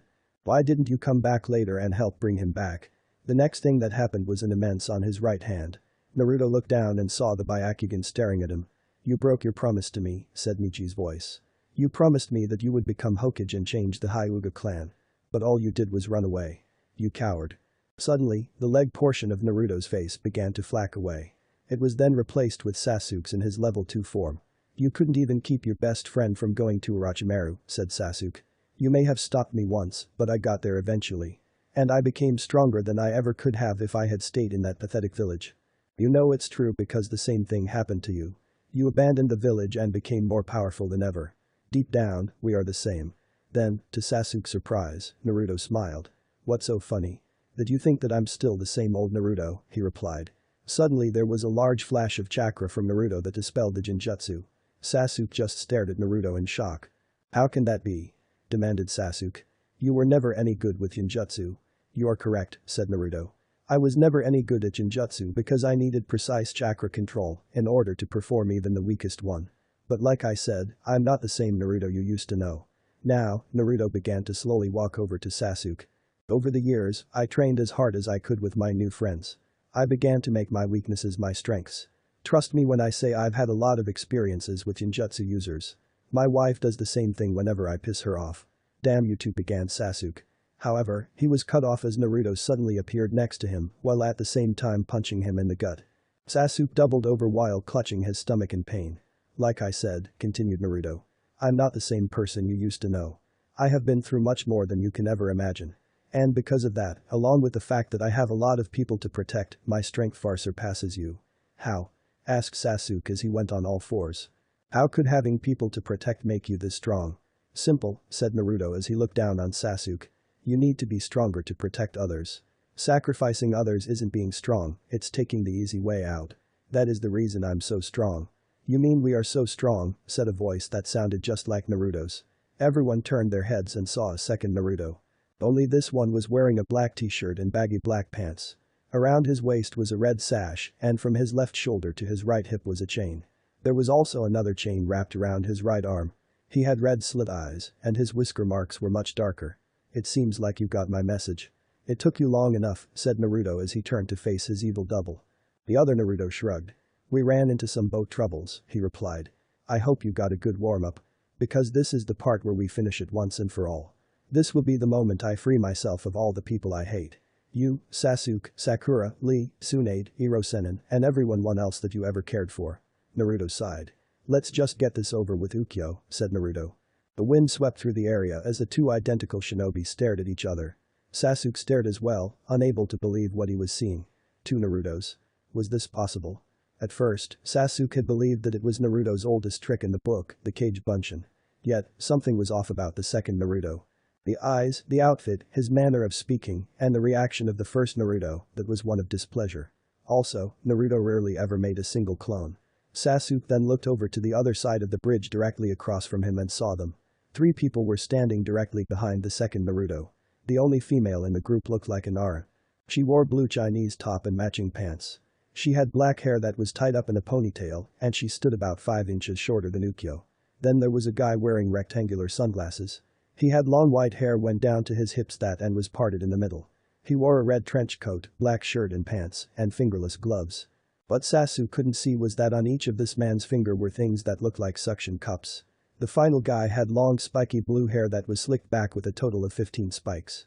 He was wearing green camouflage suit, black boots, and fingerless gloves. His eyes were covered by sharp-edged sunglasses. Naruto then suddenly moved away from Sasuke, and the other Naruto moved away from his party. They kept their eyes on each other as they moved to the center of the bridge. At the same time, the leaf and sand nins moved past the fainted sound shinobi to get closer to Naruto. However, they stopped when they saw the second Naruto as well. "Hey, am I seeing things?" asked Kiba loud. "We shouldn't interfere," said Gaara. "These two hate each other." "How can you tell?" asked Neji. "That one has the same eyes that I once had," said Gaara as he indicated towards the second Naruto. "He has the eyes of a killer who lives only for himself. He will do whatever it takes to prove his existence and will kill anyone who gets in his way." "Gaara-kun," said Hinata quietly. "He's right," said a voice from behind them. Everyone turned around and saw Shinja, Yuri, and Ananenshu. Yuri spoke again. "It would be best not to get between them right now. This is a personal fight between the Kitsune Sennin and Aiko of the Chika." "Is that why you stayed?" asked Tsunade, and she received nods. "Then tell me, did Naruto create?" "Like he could," interrupted Shinja. "It was my former master who created Aiko." "Alright then," said Tsunade. "We'll remain here for the time being. Somehow I get the feeling that we would be more in the way if we even tried to help." "But you're the Hokage," cried Konohamaru. "I know that," said Tsunade. "But, I can sense their chakra. They have both far surpassed all of the Sannin back when we were in our prime." Tsunade then gulped. "And somehow I feel like even at my best, I couldn't defeat Naruto. And if this Aiko is Naruto's other half, then I couldn't take him down either." "What's that supposed to mean?" demanded Asuma. "I'll explain," said Shinja. "Aiko is a clone created by a jutsu called the Kenjutsu Ogi. Kage Tain Jiniku no Jutsu. He is like the Cage Bunshin, he is equal to the original in every way and knows everything that his original did when he was created. However, he has free will and will not go away unless he is completely killed.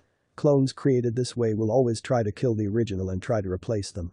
I guess this is why the Uzumaki clan never put them to use." "This brings me back," said Ukyo with a grin as he continued to move closer to the center of the bridge. "This is where we nearly killed for the first time." Ukyo then licked his lips. "Such a delicious memory." "You're sick," said Naruto.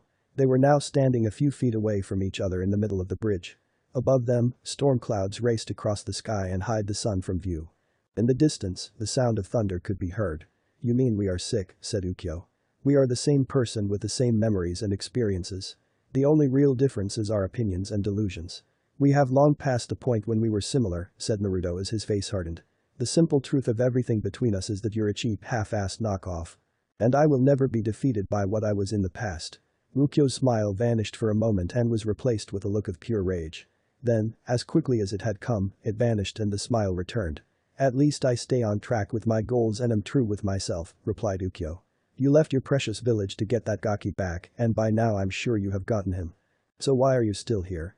What lies have you told yourself to keep you in the Forsaken Land? Your duty to stop Sasuke? Your duty to stop me? That you have to help those who are important to you?"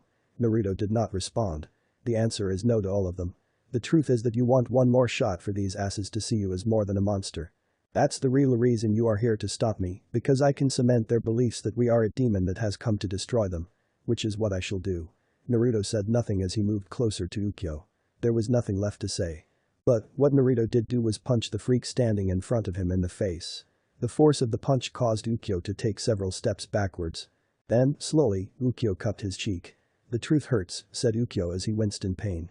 "But it should be hurting you much more. Allow me to help." Ukyo then moved to punch Naruto back, but Naruto read the attack and blocked the fist with his arm. "Not on your copied life." spat Naruto. What happened next was too fast for most people to see. The two blondes began to punch and kick each other at amazing speeds. There was not art to these attacks, just the pure desire to damage the other as much as possible. They dodged whenever possible, but each dodge was very narrow. Ukyo was punched twice in the face, while Naruto got a powerful blow to the gut. But these wounds only caused them to push on harder. Back with Sasuke, he was trying his best to watch the fight. Yet, even with his eyes, he was having a hard time keeping up. This angered the emo greatly as his all-powerful eyes were failing him when he needed them the most. But what angered him more was that Naruto had gotten much stronger than him. He, Sasuke Uchiha, should have no true rivals now after everything he had gone through. Danzo, said Sasuke suddenly. Give it to me. That would not be wise, said Danzo. Sasuke spun his head around to glare at the Warhawk. Just do it, growled the Uchiha. Danzo nodded, knowing that Sasuke wouldn't budge on this issue. He then reached behind his back and then pulled out a small black case. He opened it and inside was a needle as well as a bottle with a neon blue liquid within it. This chemical had come from the hidden waterfall village. Sasuke had started with that village first because he remembered the mission he once had there. Once he had taken control, Sasuke sent scientists there to study the tree which produced a strange water that the leader of the waterfall shinobi had died to protect. After a while, the sound scientists were able to refine the water and improve its performance by 300%. However, it was not without side effects. Each time a person takes it, their life was cut in half and it only lasted for a short amount of time. Sasuke had only used it once to barely defeat Salamander Hanzo. Danzo injected the liquid into the needle. He then hesitated for a moment before sticking the needle into Sasuke's arm. Now they all had to wait for the chemical to kick in.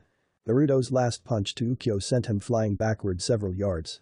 However, Ukyo landed on his feet and skidded to a halt. When he stopped, Naruto noticed that Ukyo's hand and arm were glowing blue. Then Ukyo yelled, "Jutsu!" And a blue chakra claw came flying at Naruto. Naruto's own arm and hand began to glow blue as the claw made its way closer. When it was in striking range, Naruto yelled Jutsu as well and slashed at Ukyo's attack, causing it to be cancelled. I think you have forgotten that the Jutsu is at its most powerful when used at close range, said Naruto. Don't get so cocky, said Ukyo. Bikoutai. Tatsumaki. With that, Ukyo's tail turned gray as the wind mode was activated. Ukyo then shot towards Naruto through the air and grabbed him by the waist. Then, Ukyo shot up into the air, and once he was high enough he began to loop around in the air. Once he had gotten the amount of momentum that he had wanted, Ukyo flung Naruto to the ground. Naruto, however, yelled out Bikoutai. Kaiu. And his tail looked like it was made of water. When Naruto hit the ground his body went spat, literally. Naruto's entire body had turned into water on impact and had spread out.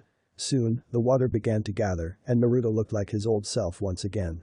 Naruto then looked at Ukyo, who was still in the air, and saw that his evil double had pulled out some kunai with exploding tags on them. A moment later those kunai were shot at Naruto. Naruto yelled Bikoutai. Kai. And then yelled Jutsu. A blue claw of chakra was sent towards the kunai, and on impact there was an explosion.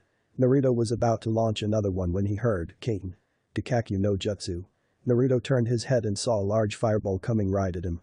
Naruto quickly jumped out of the way. When the flames died, both Naruto and Ukyo looked upon Sasuke in his level 2 form. Somehow, he seemed much stronger than before. Ukyo landed on the ground, released the wind tail. Hey team, said Ukyo. Don't you know that three's a crowd? Sasuke scowled at Ukyo as his Chidori activated. He pointed it at Ukyo, and then several senbon needles shot out of it and flew towards Ukyo and hit him in the chest. A moment later, Ukyo's body was replaced with a log. Kawarimi, muttered Sasuke. Your luck just ran out. Sasuke then unsheathed his sword and charged at Naruto this time. Naruto yelled, Bikoutai. Hizen. And created an ice sword. Naruto then positioned the blade of ice to defend himself, however Sasuke's sword cut right through Naruto's. Seeing this, Naruto pulled back just in time to keep the blade from slicing his head off. Sasuke looked at him impassively. That was the wrong way to stop my sword. Shit, swore Naruto as he leapt back to get some distance from Sasuke. However, Sasuke continued to charge at Naruto, swinging his blade with all his skill to try to end Naruto's life. Then, without warning, Sasuke felt a chain wrap around his leg and he fell down to the ground. The Uchiha then turned his head and saw that Ukyo was holding the other end of the chain. He's mine, asshole, swore Ukyo. Bikoutai. Kaizen. With that, the fire tail activated and the chain began to turn red, and then it was on fire. Sasuke screamed in pain as he quickly cut the chain with one swing of his sword. At the sought time, Naruto had released his Bikoutai and yelled, Jutsu. The claw of chakra sailed right over Sasuke and hit Ukyo on the chest, sending him flying backwards. Sasuke then managed to stand, but Naruto yelled, "Atekiden." Naruto's tail pointed in the direction of Sasuke, and the fur became as hard as needles. They then shot at the emo in the dozens. Sasuke moved his hand like wings to block the attack, but still gritted his teeth as they pierced his flesh. Naruto then let out a sigh of relief as he watched Sasuke fall to the ground. He then began to return his attention to Ukyo when he heard a disgusting sound. He looked at Sasuke and saw that his mouth was open and another Sasuke was coming out of it. Moments later Sasuke stood over the skin of himself. "You don't have what it takes to beat me," said Sasuke as he charged up a Chidori with black bolts coming out of it. "We'll see," said Naruto simply as he formed a Rasengan. They both stared at each other for a moment and then charged, attacks ready to kill. Habataku Chidori. Futon. Rasengan. With that the two attacks collided and began to fight for dominance. Naruto pushed as hard as he could with his while Sasuke did the same. However, Naruto's began to overpower Sasuke's. Sasuke watched in shock as Naruto's jutsu destroyed his, and then what was left of it hit him. The damage was only a fifth of what it would have been if it had hit him directly, but it still sent him spiraling several dozen yards away towards the village. Once Sasuke landed, Naruto raced over to him and picked him up by his arm. "It's over, Sasuke," said Naruto. Sasuke opened an eye and then let a small grin slip. A moment later, Sasuke activated his Chidori Nagashi, causing Naruto to scream in pain as he felt his body begin to go numb. Then Raiten. Raikau Ago no Jutsu. Sasuke stopped his attack when he heard that attack and saw a pair of jaws made of lightning coming right at him. Both he and Naruto tried to get out of the way, but it was too late. Naruto got a dose of more electricity and Sasuke got a taste as well. Hee, laughed Ukyo as he saw them both on the ground. "Looks like I win. Pity, I wanted to try out some of my new attacks on that bastard." With a grin he began to move towards Naruto's body when he heard someone yell, "Doten. Kaketsu." Then around Ukyo appeared small spikes made of rock and cement from the bridge. Ukyo didn't move, knowing what would happen if he did. Slowly he turned his head around and saw Naruto standing behind him. "I don't go down that easily," said Naruto with a grin. "I see," said Ukyo. "You used a combination of Kawarimi and Kage Bunshin to escape and make it look like you were still down. Guess you forgot how I think," said Naruto. "Not really," said Ukyo right before he went poof. Naruto blinked at what he saw and realized that Ukyo had used Kage Bunshin as well. Could a clone use that jutsu? Apparently they could. Naruto then snapped out of his shock and turned in time to see both Ukyo and Sasuke, who had gotten back on his feet, charge him at the same time. Naruto quickly created one of his special Rasengans and tossed it in the air yelling, "Kaushu Rasengan." The Rasengan exploded in a bright flash, blinding everyone who had their eyes open. "My eyes!" yelled Sasuke as he stopped and covered them with both hands. It had hurt him the worst due to his Sharingan being activated. "Damn it," cursed Ukyo who had also stopped to rub him eyes. "I hope you like that team," said Naruto. "I created that jutsu in cause we ever fought again. I figured that the best way to beat you would be to take away the thing you relied on the most." Sasuke was about to say something until he felt someone kick him in his chest. "Just stay down until I'm done with Ukyo. Then I'll make sure that you stay in the Leaf Village." "Still thinking soft," said Ukyo as his sight began to return. "That's what makes you so weak." "Shut it," said Naruto. "I think it's time to finish this." Ukyo smiled at Naruto evilly. "As much as I would love that," said Ukyo, "I have other plans. This was just a friendly hello from me to you. When we do finish this, it will be in that crap hole we used to call home. Bikausha. Yami." As soon as he said that, a shadow covered him and he was gone. Naruto turned his attention back to the rest of the Chica, but they had vanished as well. "At least I get to take Sasuke team in," said Naruto with a sigh. No sooner had he said this when Tobi appeared over Sasuke, who had gone back to his original form after Naruto kicked him and put the emo king on his shoulder. "Sorry but you can't," said Tobi in a childish manner. "We have to go help an old lady cross the street. See you later." With that, Tobi simply vanished along with Sasuke. Naruto turned around and saw that most of those who had come with Sasuke had vanished as well in some way or another. "You have got to be kidding me," screamed Naruto as he flung his fists into the air. It was about a half an hour later and things were going pretty well, all things considered. Sasuke had left most of his jounin to be captured and they were now beginning confined and having suspension seals placed on them. Tsunade was checking everyone for injuries and was now treating Naruto. "Stop moving around," said an annoyed Tsunade who was getting tired of Naruto squirming. "Hey, I can't help it," said Naruto. "I guess I still have a lot of energy left." Tsunade rolled her eyes. "That's one thing I don't think you'll ever run out of," she said. Then she was silent for a moment. "Thank you for coming." "Hey, I had to come," said Naruto. "If I didn't I'd be accused of abandoning the elderly for the rest, ouch." Naruto then began to rub the large bump on his head that Tsunade had given him.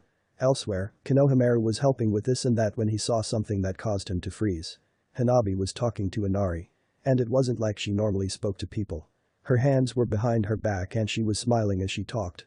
Konohamaru watched for a bit and then saw her laughing at something Inari said. Konohamaru then moved in closer as tick marks appeared on his head. "That's so interesting," Konohamaru heard Inari say. "I can't believe she did that." "She did," said Hanabi with a light laugh. "I don't think she'll ever live it down." It was then that she noticed Konohamaru. "Kono-kun, do you need something?" "Just making sure everything is alright," lied Konohamaru while trying to sound casual. "So, what were you two talking about?" "Nothing really," said Inari. "Didn't sound like nothing," said Konohamaru with a snot. "Were you spying on us?" demanded Hanabi as her eyes narrowed. "And no, of course not," said Konohamaru. "Why would I spy on you?" "Well," said Inari. "You might think that I was making the moves on your girlfriend." Konohamaru's and Hanabi's faces turned bring red in less than 2 seconds. "She's not my girlfriend," said Konohamaru quickly. "Really?" said Inari. "That's great. I'm going to be heading down to the Leaf Village with Sensei to help you all out. So maybe while I'm there maybe you and me could get something to eat, Hanabi-san." Well," stammered Hanabi as she glanced at Konohamaru. She would have rather gone out with him, but maybe she could make Konohamaru jealous. "I'd love to." "Great," said Inari as the two of them began to walk away from Konohamaru, who had turned to stone. "Can I call you Hanabi-chan?" Naruto was the last to leave the area. He stood alone in a secluded area. Before him stood the graves of 2 shinobi that he once knew. "I promise I'll return your sword to you," said Naruto to the grave. "Then you can rest in peace once again." With that, Naruto turned around and began to prepare himself for a far greater fight, telling his wife they would be staying for a while. Name: Onanenshu. Rank: Inishishi Senin. Age: 39, hair: unknown. Eye color: red. Obsessions: his dolly Onanenshu was once the leader of the Inishishi bandits. Before that, he was a simple farmer with a wife and a 1-year-old daughter named Rei. However, the emperor in his homeland decided to fight fire with fire when dealing with the bandit gangs. He decreed that every family submit one member of their family who had a bloodline or anything close to one. Onanenshu tried to speak out and was made an example of. Soldiers burned down his house with his wife and child still inside and forced him to watch. Then they burned him alive. However, he didn't die. After that, Onanenshu decided to get back at the emperor and join up with the Inishishi bandits. He worked his way to the top and soon became its leader. Once he was in control, he began to break children out of their training camps and did his best to help them. Some, like Chouken, stayed with him while others went off on their own. This continued until his defeat at the hands of Naruto Uzumaki. After that, he built his own shinobi village. To this day, Onanenshu is covered in bandages. He also carries with him the doll he was going to give to his daughter, talking to it as if Rei were still alive inside that doll.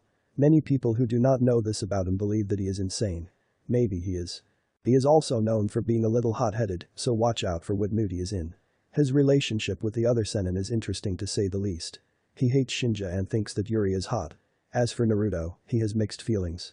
He sees Naruto as someone who fights for justice and is merciful. However, Naruto sent many of his people, many of whom were children that he saved, to jail. Onanenshu uses iron sand.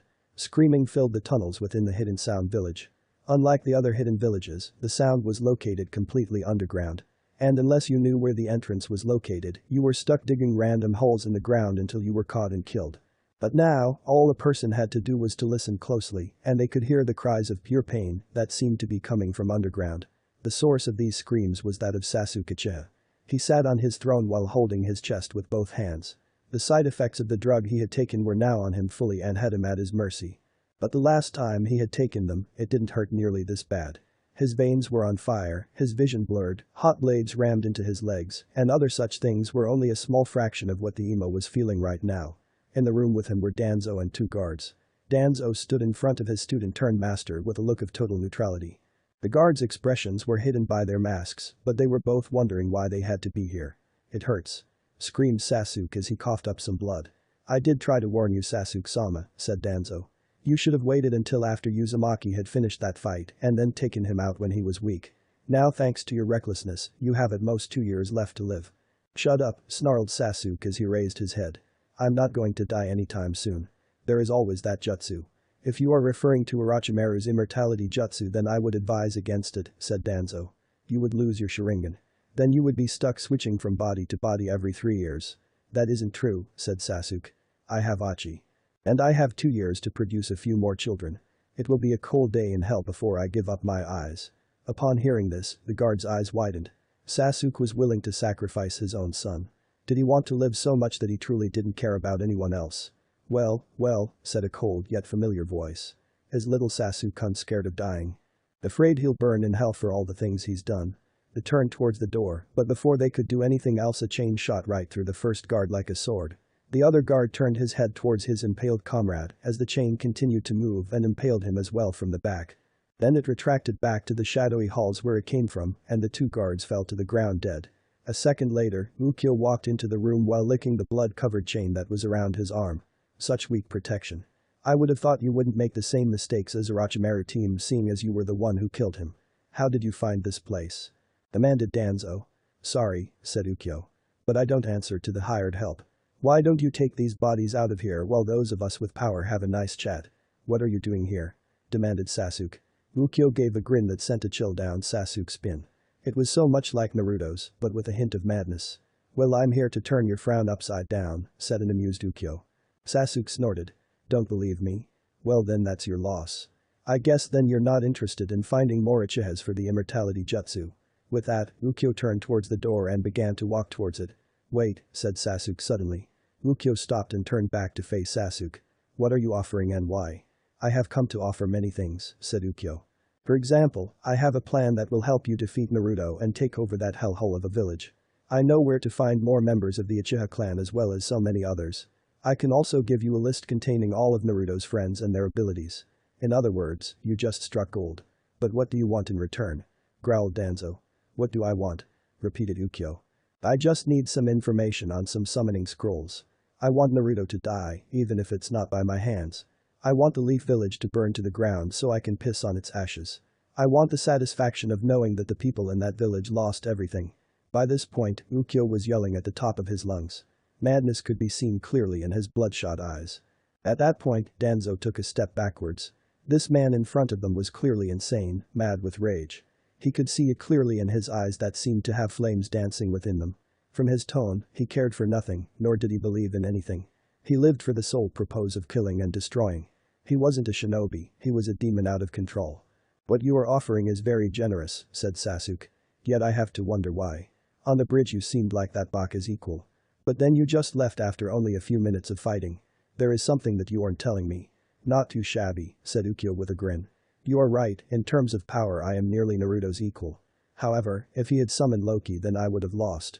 Therefore, I need to acquire a summoning contract before I can face him once again, and not just me, but my allies as well. Yet there is a chance that Naruto and his allies, or friends as he calls them, will get in our way. So I need someone to keep him busy. You just want to use us as pawns, said Danzo. We will never do something so degrading. Even if it meant losing the only chance you will have to defeat Naruto? Asked Ukyo as he stared at Sasuke. I know that's what you truly want right now. That and to kill Itachi. Naruto has humiliated you in the past, and your own brother has more interest in him. You hate him with every fiber of your being. But at the same time, he is the only person you have ever been close enough to call friend. If you listen to me you will be able to kill him and then gain the true power of the Uchiha clan. And then the pawn will become a king. Very well, said Sasuke. Danzo turned to Sasuke in utter surprise. Let's hear your plan. At the same time, Tsunade was in a meeting where everything seemed to be going right. After everyone returned from the Great Naruto Bridge, Naruto had set up a meeting with her and the other Sennin from Celestial. There hadn't been a change of heart, but there had been a change in interest due to the appearance of Ukyo and the rest of the Chica. And from what Tsunade had heard from the hospital, even Mai felt that they had to act quickly and stop them. Tsunade-sama, said Yuri, please understand that we are in a bind. The presence of the Chica here means only one thing, they are looking for summoning contracts. This is most troubling, said Ananenshu. We have always held the edge in battle with our ability to summon. It would be a complete disaster if we allowed them to return to Celestial with that power. Yet we are at a disadvantage, said Shinja. Trying to find them here will be like looking for a needle in a haystack. The small number we brought with us will not be able to search all of Elemental in order to find them in time. We also don't know the area or have any of the local currency. Therefore we need to ask for assistance. I think we can work something out, said Tsunade.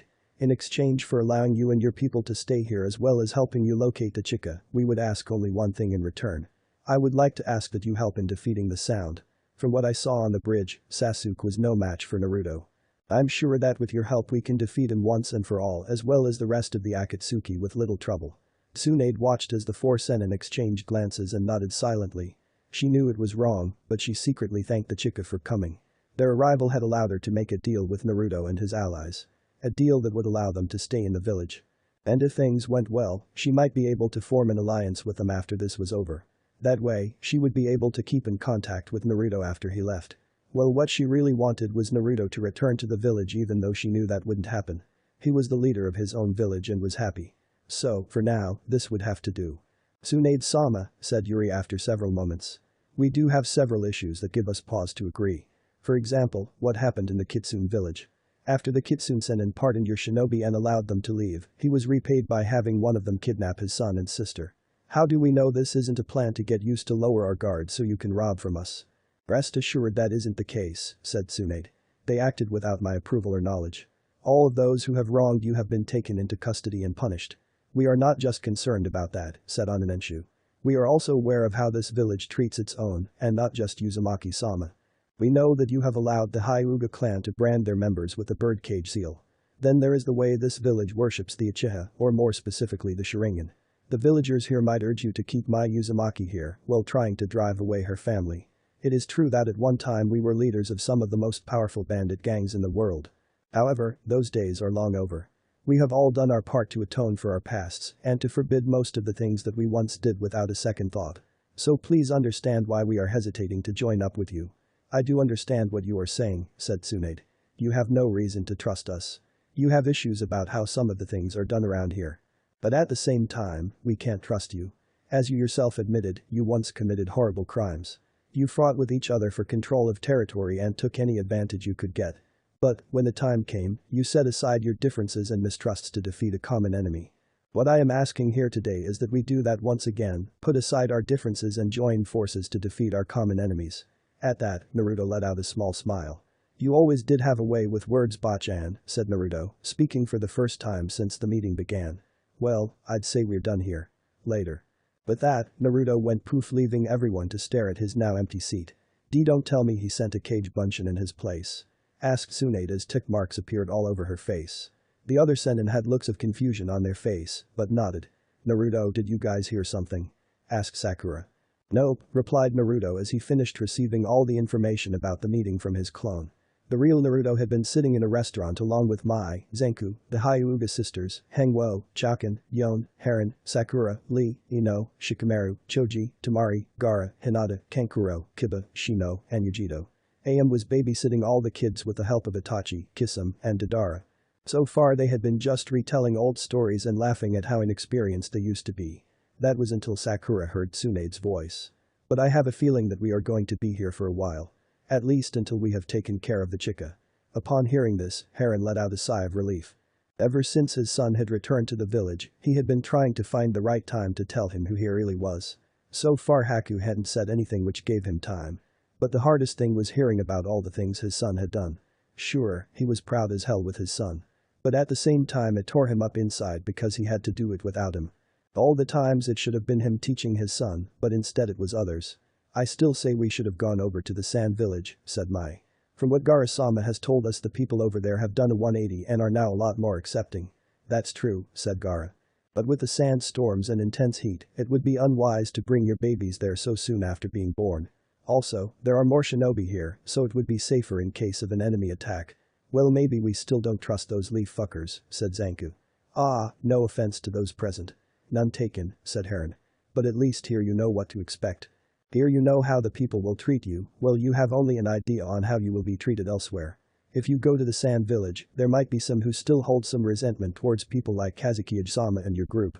Or one of those smiling faces might be a spire traitor who is just waiting for the right moment. Gaara sighed. I won't deny that there aren't cases like that, he said. But they are very rare. That's why I always have several members of Anbu watch my own children while I'm in the office, and Hinata is off on a mission. I'm sorry, said Naruto as he stared at Heron. But who are you again? You seem familiar somehow. All eyes were now on Heron. The Leaf Shinobi knew who he was and his relationship with Naruto. They could all see him begin to sweat at the fear of telling Naruto who he really was. Well, began Heron. You see, how do I put this? He's just a guy who knew the Yondaime, said Sakura. We've worked in the last couple of years so he gets invited to things like this sometimes. While Sakura said this, she gave Heron a look that said not yet. Yeah, said Heron as he scratched the back of his head. I knew him pretty well actually. I was dating his sister and really? Asked Naruto before Sakura could kick Heron to shut up. Well then, I've got a question that I've been wondering for years now. Since you knew him, you might be able to answer it. Sure, replied Heron with a smile. Shoot. Why did the Yondaime seal the Kyuubi inside me and then leave me to rot in this hellhole? Asked Naruto. Heron's sweat dropped as he realized that they were back to square one. Naruto, I'm sure the Yondaime had his reasons and didn't feel the need to share them, said Sakura quickly. Now stop grilling the poor, old stupid man and let's just continue having a good time. Yeah, said Kiba. You're killing the good mood here. Naruto eyed everyone and then let out a sigh. They had a point, this was a getting back together party and here he was getting all serious. Besides, he'd have other chances to talk with Heron. So he could afford to let him go for now. Mai, however, seemed to be a different story. You seem to be covering for him, she said as she eyed Sakura. I think you're helping him hide a secret that has something to do with my husband. And I don't like it. Don't you think you're overthinking things, said Sakura as she began to get a little nervous. I would never do anything to hurt Naruto. Mai leaned back into her chair and sighed. There is nothing that I hate worse than being lied to, said Mai. I still find it hard to believe that Naruto had feeling for such a sneaky, useless weakling. At that moment, everything became totally quiet. The only sound that was heard was Choji eating faster as they all watched what could be the catfight of the century. What's that supposed to mean? Demanded Sakura as she stood up. You don't know anything about me. I know a lot more than you think, said Mai as she stood up to meet Sakura's gaze. You have a good mind, from what I'm told at least, but you never really used it back when Naruto was your teammate. You had a talent for Jinjutsu, but you never went after that. Instead, you use gorilla-like strength rather than that brain of yours. I'll have you know that I am a skilled medic nin, said Sakura hotly. I was trained under one of the greatest medical nins in the world, Tsunade-sama. So I do know how to use my brain. And just so you know it was a lot of hard work and I didn't have a Taijutsu to give me a hand. So get off my case, princess. Well, I'm sorry, said Mai sarcastically. But I can't help the way I was born. And besides, it's not like there were a bunch of hospitals that would teach anyone back when I was learning my medical skills. I had to take what I could get when I could get it. Got that, trainer bra? Now there was a lot on tension as the two women stared at each other while lightning shot out of their eyes at each other. Naruto then did the dumbest thing in the world, he tried to break it up. For those of you who have never seen a catfight, I have one warning for you. Never, under any circumstance, get in between them unless you have a death wish. Naruto learned that as he was punched by both girls through the wall. Then, when Naruto opened his eyes, he saw Asahi standing above him. Aniki, she said. Can I talk to you in private? Naruto looked over at the hole in the wall and saw that his wife and former teammate were now fighting inside a cloud of smoke. Not wanting to get involved again, he nodded. So what's up? Asked Naruto. Both he and Asahi were now in Team 7's old teaming ground. Naruto was leaning against the same pole he had once been tied to as Asahi stood in front of him. He noted that she seemed nervous about something and hoped she wasn't coming to him asking about boys. Because if she was, he'd kill the bastard. Well, she said with a gulp. I was just wondering how I did during the Chunin exam. So I thought that you might be able to tell me if I passed. I'm sorry, said Naruto as his face went neutral. But you didn't pass. Better luck next time. But why? Cried Asahi. I'm one of the best genin in the village. You saw me out there, I did great. Aniki, please. Control yourself, Asahi Uzumaki, said Naruto sternly. Asahi took a step back in shock. Naruto had never referred to her like that before in her life. This is the decision of the examiners and the 3 other senin. I also happen to agree with them. Why then? Asked Asahi. Why didn't I pass? First off, you were more interested in showing off, said Naruto as he stared at her. As he did, Asahi felt as though he could burn a hole right through her at any moment. Your first opponent was both weaker and dumber than you. Defeating him should have taken very little effort. Yet you still used 2 high-level jutsus for no other reason than you could. In doing so you showed all of your other opponents what you knew and they would have used this information in case they had to fight you in the future. I can understand that you are proud of what you have accomplished at your age and you have every right to be. Yet, the Chunin exam is more about strategy than who knows the best jutsu in order to decide who will make a good squad leader. That brings me to my second point. After using both jutsus you were drained of nearly all your chakra. You knew this and you still decided to continue with the exam. You should have quit. But you didn't, said Asahi. You told me yourself about what happened when you took the exam. You said your chakra was all sealed up and you still kept going, so I did what you did. Well, you're not me. Said Naruto. Asahi now began to tear up. I hate you, Aniki. She yelled as she ran off. Naruto continued to lean against the pole while moving his hat so a shadow covered his face. This way, no one would be able to see the tears rolling down his face. He then looked over to a corner and let out a sigh. So he's going to handle it, said Naruto aloud. He then closed his eyes. It's for the best. Stupid Aniki, muttered Asahi. She was now down the river. She was sitting as she watched the water flow downstream as she thought about what Naruto had told her. She just couldn't understand it. All her life he had told her that Uzumaki's never gave up no matter what happened. So what was he saying now, that she should give up because she wasn't really in Uzumaki? Suddenly Asahi felt something cold next to her cheek. She looked over and saw the person her brother called Iro-senin with a popsicle. Take it, he said. It'll make you feel better. Wordlessly, Asahi took it and began to lick it. You know, I remember the last time me and that Gaki had one of these. He had just finished completing the second level of his Rasengan training, and boy was he thrown back by it. I swear the look on his face then was nothing compared to when I gave him that popsicle. I had never seen anyone so happy. Jiraiya then let out a sigh. I bet it's hard being told things from your older brother. Especially when it's things you don't want to hear. Then why? Asked Asahi. Because he loves you, was her answer. No he doesn't, said Asahi. Listen, I know you two are close, said Jiraiya. And he's done a very good job at raising you. But Naruto doesn't have much experience with this kind of stuff. He never had an older brother or a father tell him about his flaws. But he did what he had to do to make sure you knew how serious he was about it. He wants only the best for you from the bottom of his heart. At that moment, he had to be the leader of your village and not your older brother. Are you sure? Asked Asahi as she looked at the old pervert. As sure as I'm that you'll be a knockout when you get older, said Jiraiya. Just then Naruto appeared behind him and whacked him on the head. Don't say things like that to her. So, said Ukyo as he finished telling Sasuke his plan. Do we have a deal? Of course we don't, said Danzo. There is no way that anyone would ally themselves with the like of Danzo, then stopped as cold steel pierced through his flesh. He looked behind him and saw Sasuke holding the blade. I like this plan, said Sasuke as he pulled the sword out of Danzo. With it, I shall be more than just the ruler of the world. I will be God. Ukyo walked out of Sasuke's camera with a wicked grin on his face. They had been talking for hours about the plan and the sacrifices that would have to be made. All that was needed was for all of the pawns to fall into place. One of the other things that they had talked about was Mai. Sasuke had been intrigued when he had found out that Naruto had married an Uchiha. They had tossed around the idea of making her Sasuke's new body, as well as making sure that Naruto was around to witness it. In the end, they left it as a maybe. Sasuke wanted to make sure that he would have plenty of Uchiha vessels for him, and a female body wouldn't cut it. But he still liked the idea of Naruto suffering like that. Ukyo stopped in his tracks as a small boy came out of a room. The boy turned to face Ukyo and gave him a sick grin. Now, this wasn't the kind of sick smile you give when you tell people you're fine while you're at the hospital.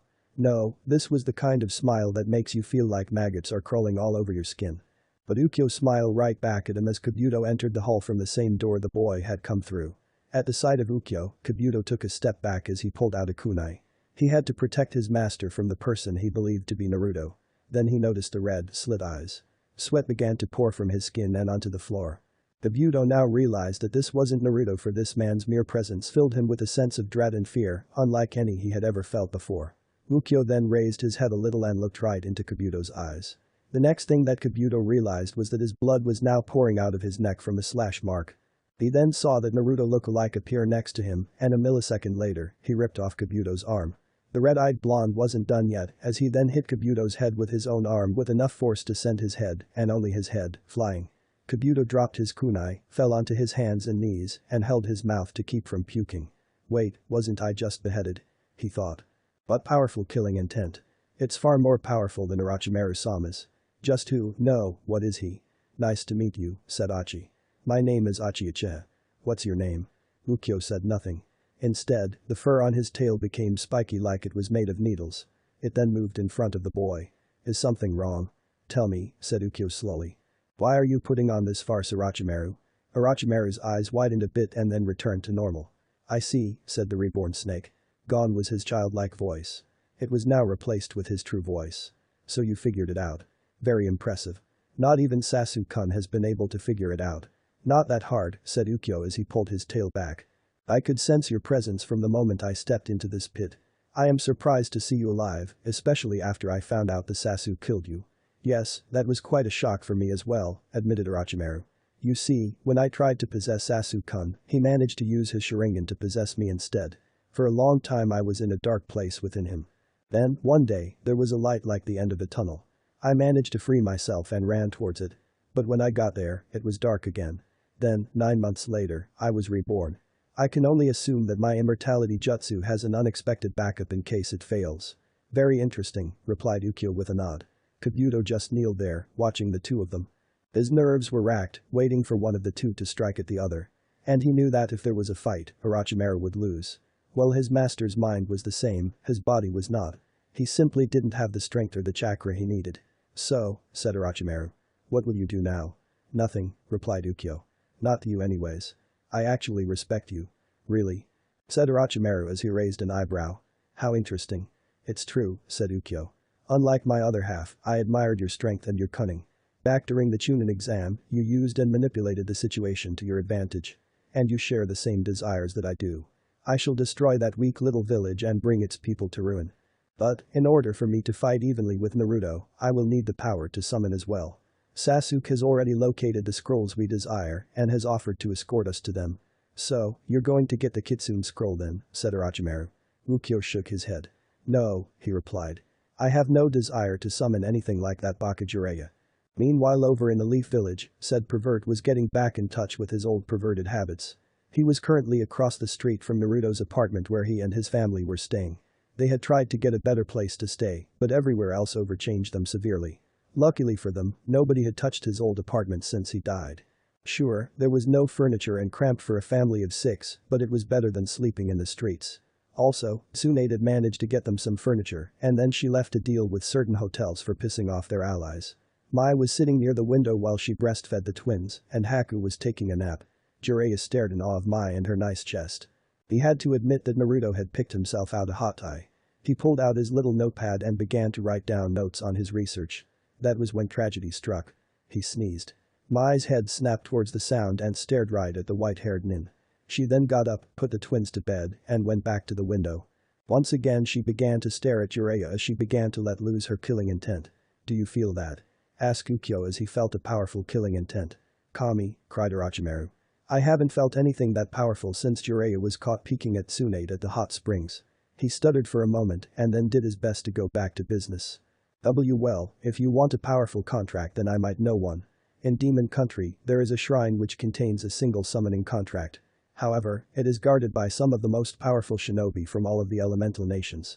Interesting, replied Ukyo with a sick grin. He then began to crack his knuckles. I could use a warm-up before I fought Naruto. Orochimaru shook his head. You will need more than yourself to get this, he said. I tried to do so as well and failed. Ukyo didn't respond. He just walked right past Orochimaru and Kabuto who was just now trying to get off the floor. And then, he turned his head around to give them a feral grin. That was you, he said simply. Not me. A few days later Naruto let out a sigh as he jumped from tree to tree. Ever since Mai trapped Jiraiya in a genjutsu and began to beat the crap out of him for peeking on her while breastfeeding the twins, things had been very annoying.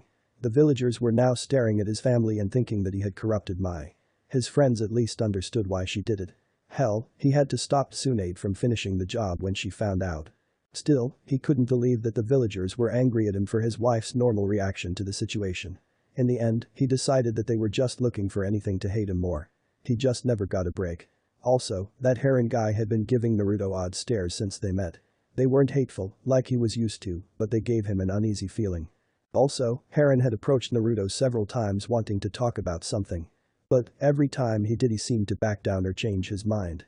Something was up, and Naruto was going to find out what as soon as he got back to the village. Right now he was traveling with Asuma and his team. Tsunade had asked him to help out the Niju Shotai in case they ran into someone from the Chika. However, it was also reported that the Chika member was with the Akatsuki. This could only mean that Ukyo and Sasuke had teamed up. The other Sennin were with other groups in an attempt to even the odds in their favor. They were following a lead that said that 2 members of the Akatsuki were traveling alongside someone whose description matched demons. Naruto looked at the group and only really knew 2 of them. One was Asuma, however he didn't really know him all that well, other than he was the Jonin in charge of Team 10 and was a chain smoker. He knew Shikamaru much better, in terms of skills and personally. Kitetsu Hagane and Izumo Kamizuki, on the other hand, he knew next to nothing about them. All he could do was hope that they would be smart enough to get out of there once the fighting started between him the bloodsucker. Are we there yet? Asked Naruto. Not since you asked 20 minutes ago, replied Shikamaru. But you guys said they were close by and it wouldn't take us long to spot them, stated Naruto. Troublesome, muttered Shikamaru. It'll take us as long as needed. Besides, the longer I get to be away from my wife and her brothers the better. Asuma chuckled at the statement. However, his expression changed as he saw Naruto let out another sigh. Let's just hurry up, said Naruto. Something wrong? Asked Asuma. You've been sighing a lot since we left the village. Naruto gave Asuma a slight nod. Something Yuri said before we left, he replied. Flashback. Kitsune-sama, can I have a word real quick, asked Yuri as all the teams were getting ready to leave. Naruto shrugged. Sure, he replied. What ya got? It's something that has been bothering me since we decided to stay, replied Yuri. My former master, the previous Tora Sennin, left one final prophecy before he died. He said that he saw an 18-tailed comet racing towards a star. At first the star was weak and small, but as it got closer the star got bigger and began to burn with black flames. And around this black star were 17 dead worlds which moved to block the comet which went right through them. Yet, even though it did that, the planet still continued to move to block the comet, slowing it down more and more until it could no longer move. Then a hero's tear shall fall as the greatest sacrifice is made. One fire shall be blown out and 1,000,000 shall take its place. Ah, I don't mean to be rude, began Naruto, but couldn't he have been less vague? He said he did it this way because he didn't want me to try and change the future, she replied. The farther he looked into the future, the less likely it would happen since it is constantly changing. But anyways, I think this has something to do with us. How so? Asked Naruto. The 18-tailed comet, said Yuri. Your Bikoutai has a total of 9 tails, and Ukyo is your clone. I think you two are the 18-tailed comet. The star might be referring to the land of fire. Maybe you're just overthinking this, said Naruto. But began Yuri. Besides, continued Naruto, I don't believe in fate or destiny. The only one who controls my future is me.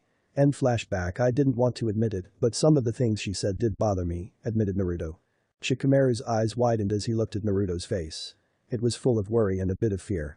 He had never known Naruto to act like this. In fact, Naruto had been acting a bit differently since they had found him. Maybe it was because he had grown up differently or he had some kind of experience that had changed him. Then, all of a sudden, Naruto stopped.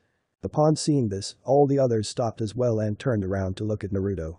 He was sniffing the air, detecting a scent that only he could smell. He then took off his hat and his ears twitched. Asuma and his team watched as Naruto closed his eyes and seemed to be concentrating on something. You got something?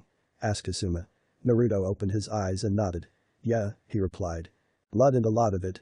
Naruto then pointed off to the side. There are 2 sources. One is stationary while the other is on the move. I've seen this before. Demon attacks some travelers for their blood so he can use it later. Naruto looked right into Asuma's eyes with a look that said to do what he said and not to argue no matter what. Asuma-sensei, you take your team and check to see if there are any survivors. If not, we should at least identify the bodies and take them back to the village. After that we can notify their families. It's the least we can do for them. And what about you? Asked Izumo. I'll take care of the bastard responsible for this, said Naruto with gritted teeth. Just make sure you don't come after me. You'll only get in the way. And with that, Naruto leapt away from the group. Hey, he can't give us orders like that, said Kotetsu.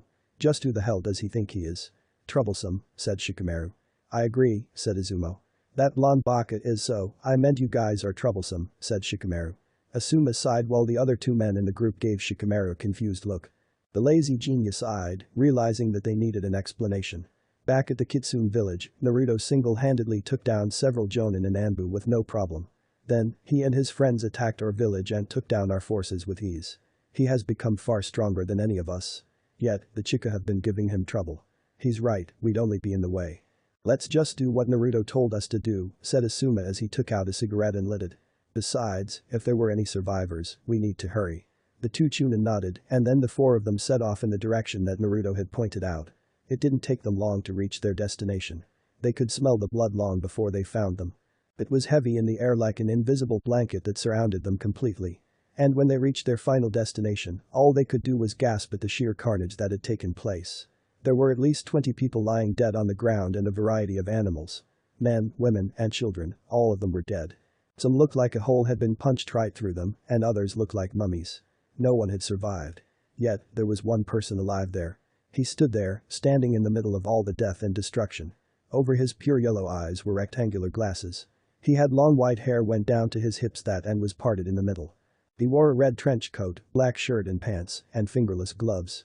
At the last segment of his fingers was something that looked like a suction cups. "'Tis a pleasure that you have arrived," said the man as he gave them a slight bow. "I am Demon Legion of the Chica. I truly did as was foretold by my master and have fallen into a trap most foul."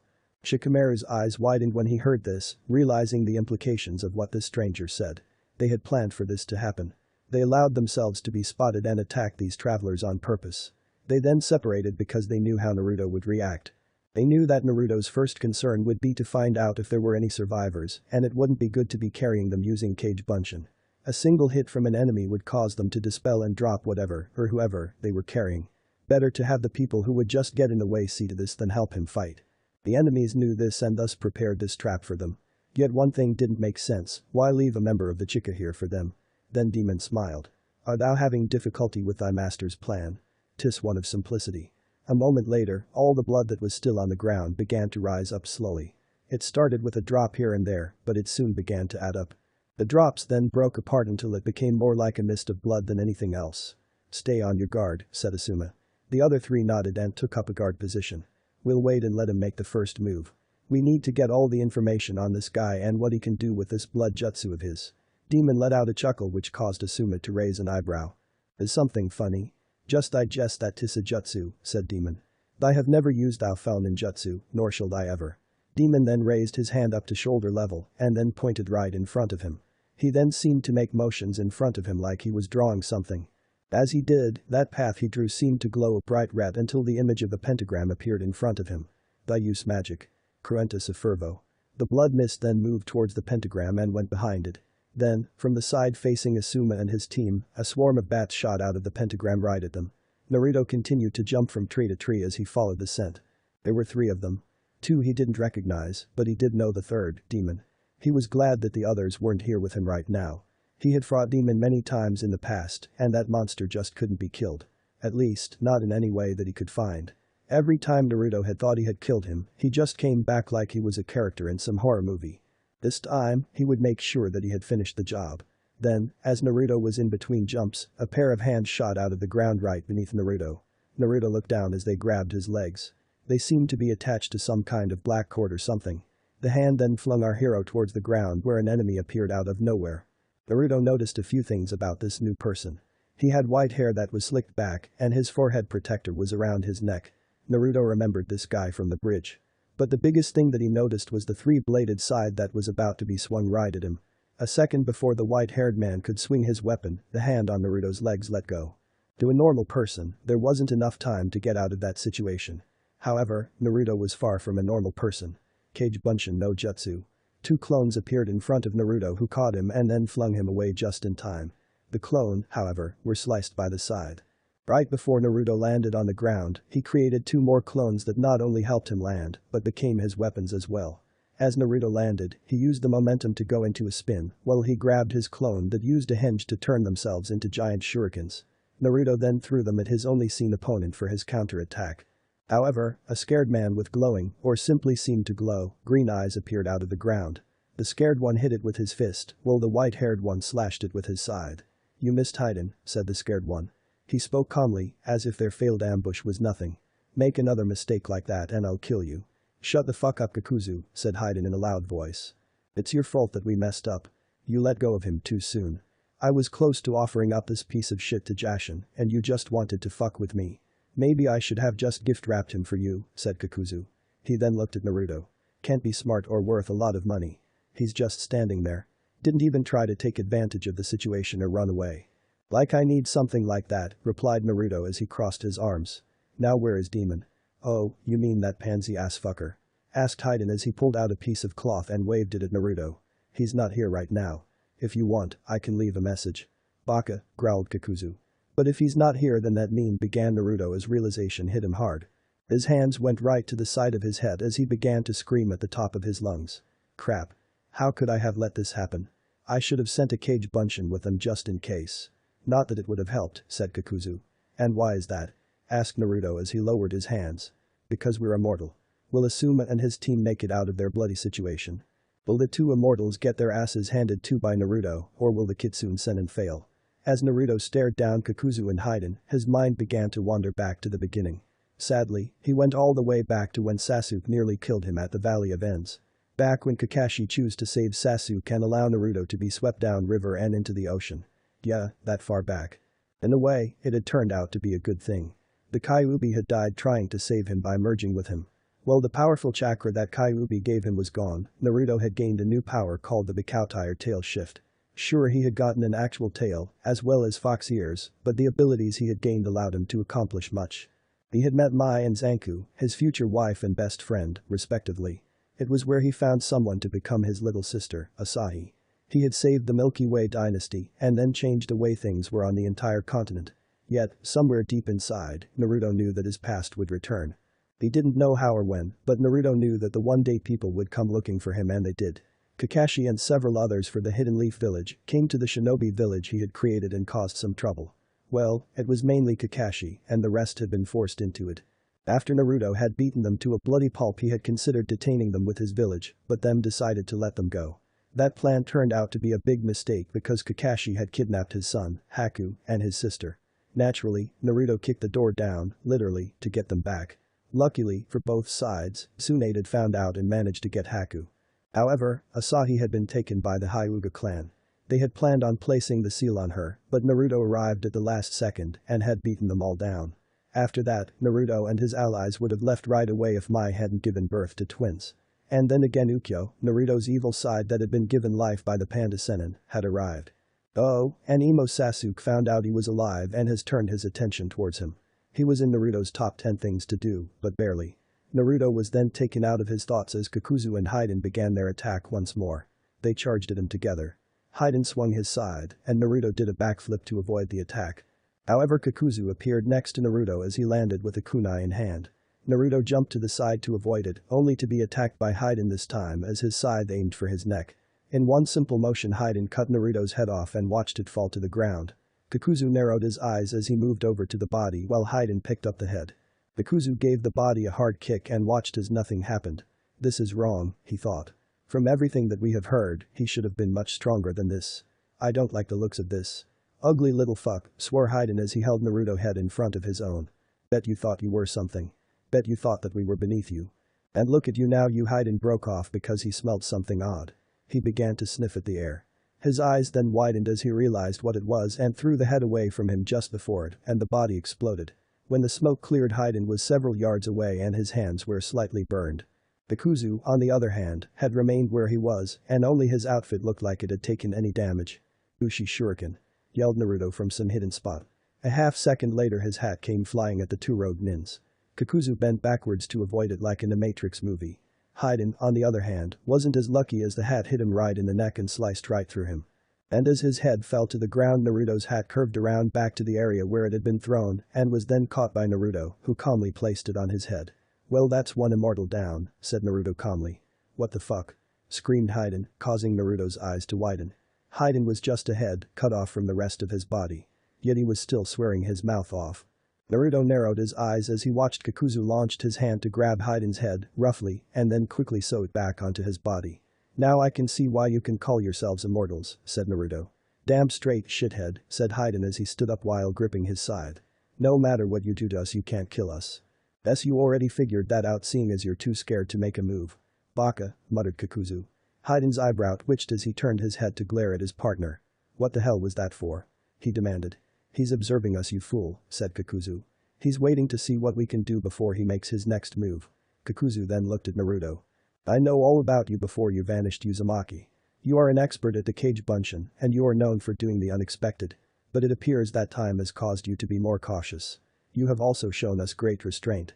I am sure that, had you not left, there would have been a great bounty on your head. Perhaps, said Naruto with a slight grin. Then he seemed to visibly relax and shrugged his shoulders. To tell you the truth, immortality just seems like a pain. Well, for you that is. Because it just means that I don't have to hold back as much as I normally have to. See, normally I like to take people like you in alive for questioning.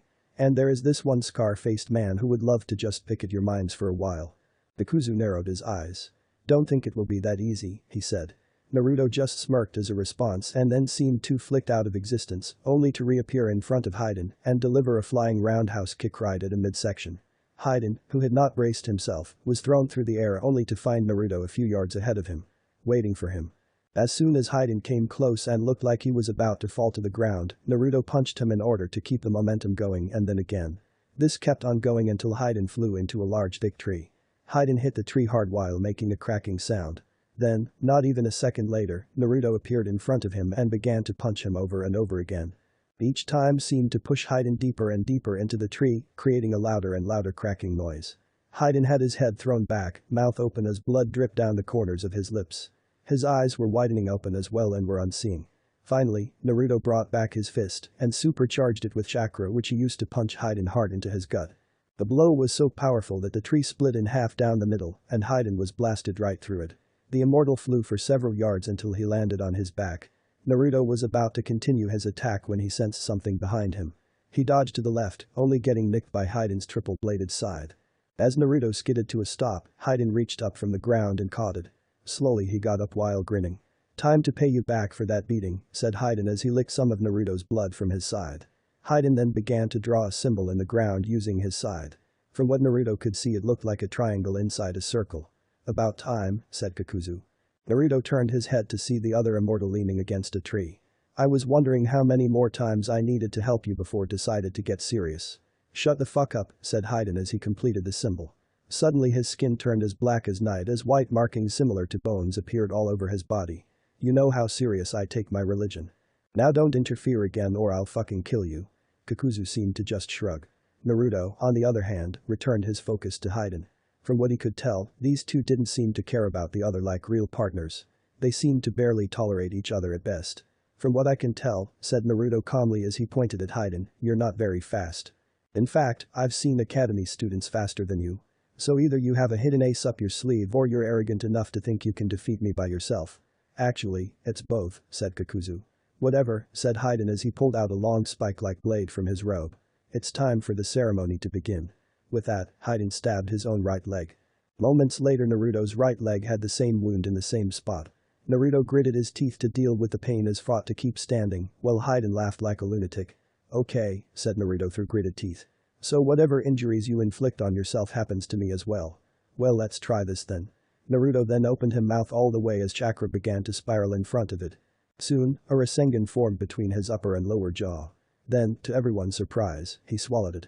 Everyone's eyes were opened wide in shock and even more when Naruto's body expanded. He opened his mouth and yelled Raseniki. And a blast of chakra shot out of it at high speeds. It hit Haiden right in the chest and launched him several dozens of yards back, rolling around until the back of his head hit a tree, causing more blood to be spattered. Naruto felt the same force on his chest as well, being sent back an equal distance. However, his stop was much calmer than his opponent.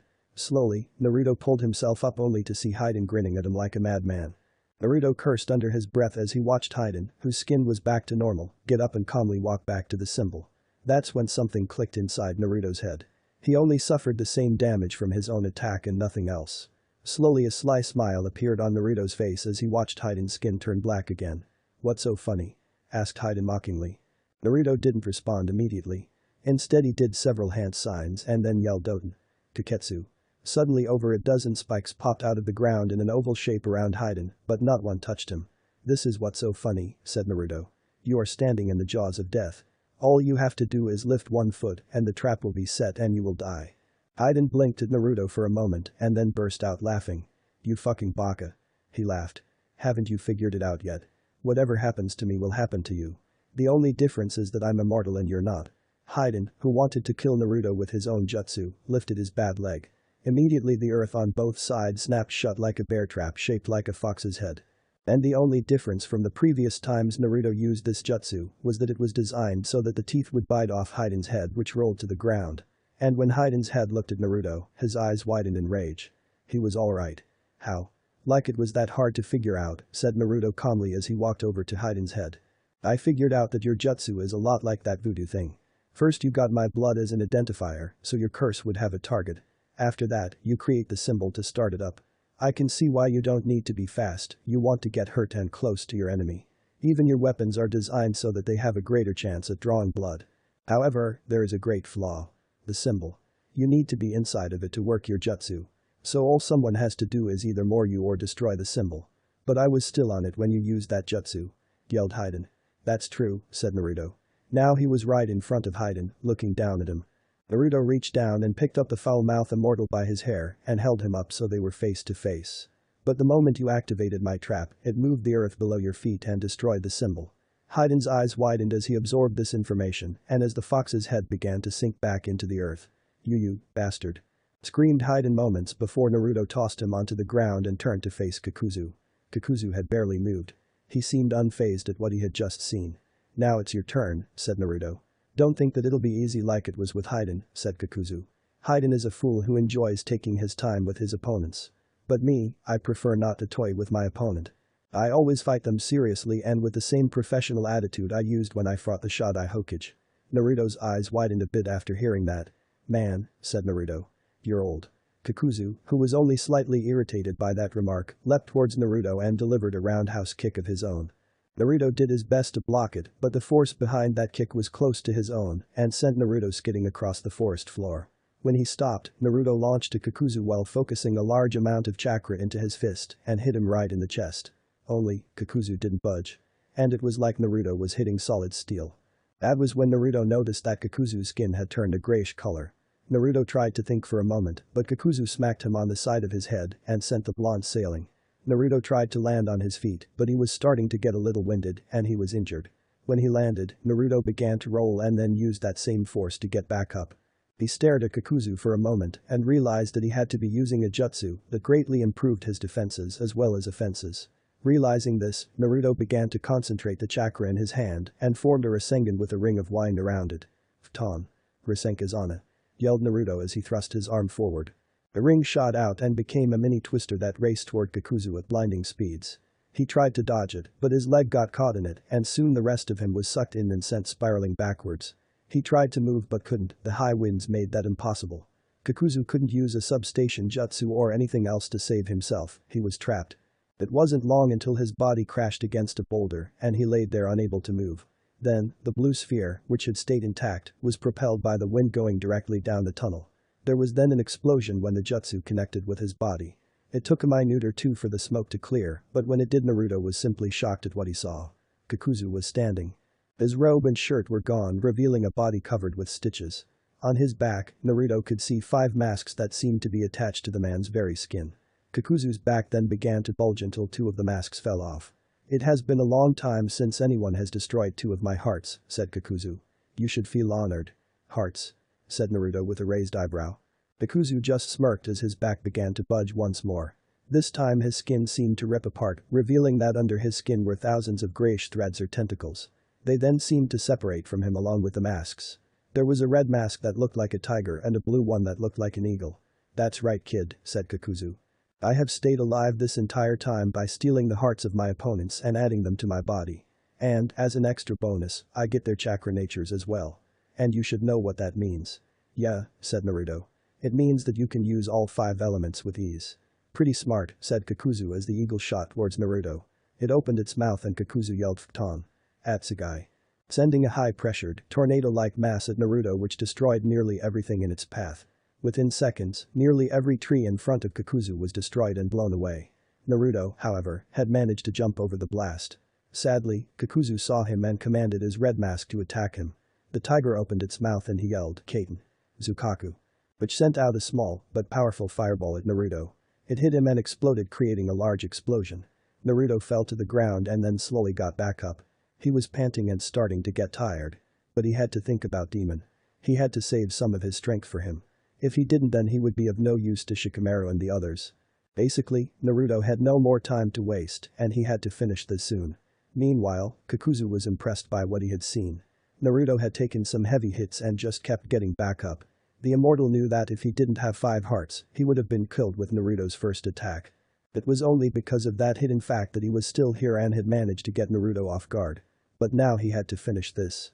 Kakuzu moved his creatures so that one was in front of Naruto and the other was behind him. Both of them opened their mouths, ready to combine both jutsus together. The fire element would be strengthened several times by the wind element. And if Naruto tried to get out of the way, his beasts would be on him. In short, Naruto was trapped like a fox cornered by hounds. Then, Naruto yelled Futon. Kaiten. With that, Naruto began to spin and was then surrounded by a spinning chakra dome. And all around it were thousands of small wind blades that seemed to chop up everything that got too close. And his monsters were too close. They both let out a cry of pain as they were sliced and diced by this take of the Hyuga Jutsu in a matter of seconds. And once the spinning had stopped, Naruto began to stare Kakuzu down. Never before had Kakuzu felt so vulnerable. He had one heart left, and no one had been able to do that since the Shodai Hokage. "I know what you're thinking," said Naruto as he took a step forward, causing Kakuzu to jump a bit. "That jutsu I just used was a lot like the one that the Hyuga clan uses. It should because I learned it along with my little sister and then improved it. I seem to have a talent for doing things like that." "You," said Kakuzu as he gulped. "You're a monster." With that, Kakuzu turned, ready to run as far away from Naruto as he could. But before he could take one step, Naruto appeared in front of him with his favorite jutsu in hand. Rasengan. He yelled as he slammed it into Kakuzu's chest, which sent the so-called immortal flying backwards. "The person who steals other people's hearts so he can cheat death has no right to call me a monster," said Naruto as he gazed at Kakuzu's body. He just laid there, unmoving. He was done and almost dead. "How?" asked Kakuzu. "How could a kid like you defeat me?" "Because you haven't really changed," said Naruto as he looked up at the sky. "The world is constantly changing. People are constantly changing. This generation is stronger than the one it replaced, just like how the one after mine will be stronger. And they will be stronger, my children and sister." "I see," said Kakuzu as he faded into the darkness of hell. Naruto stood there for a moment as he stared at the body of Kakuzu. Then, he began to look for Haiden's head. He would need it to gather information. Plus, if he fought Demon first, he might forget to come back for it later. So this concludes the end of this story. And I hope you all enjoyed it.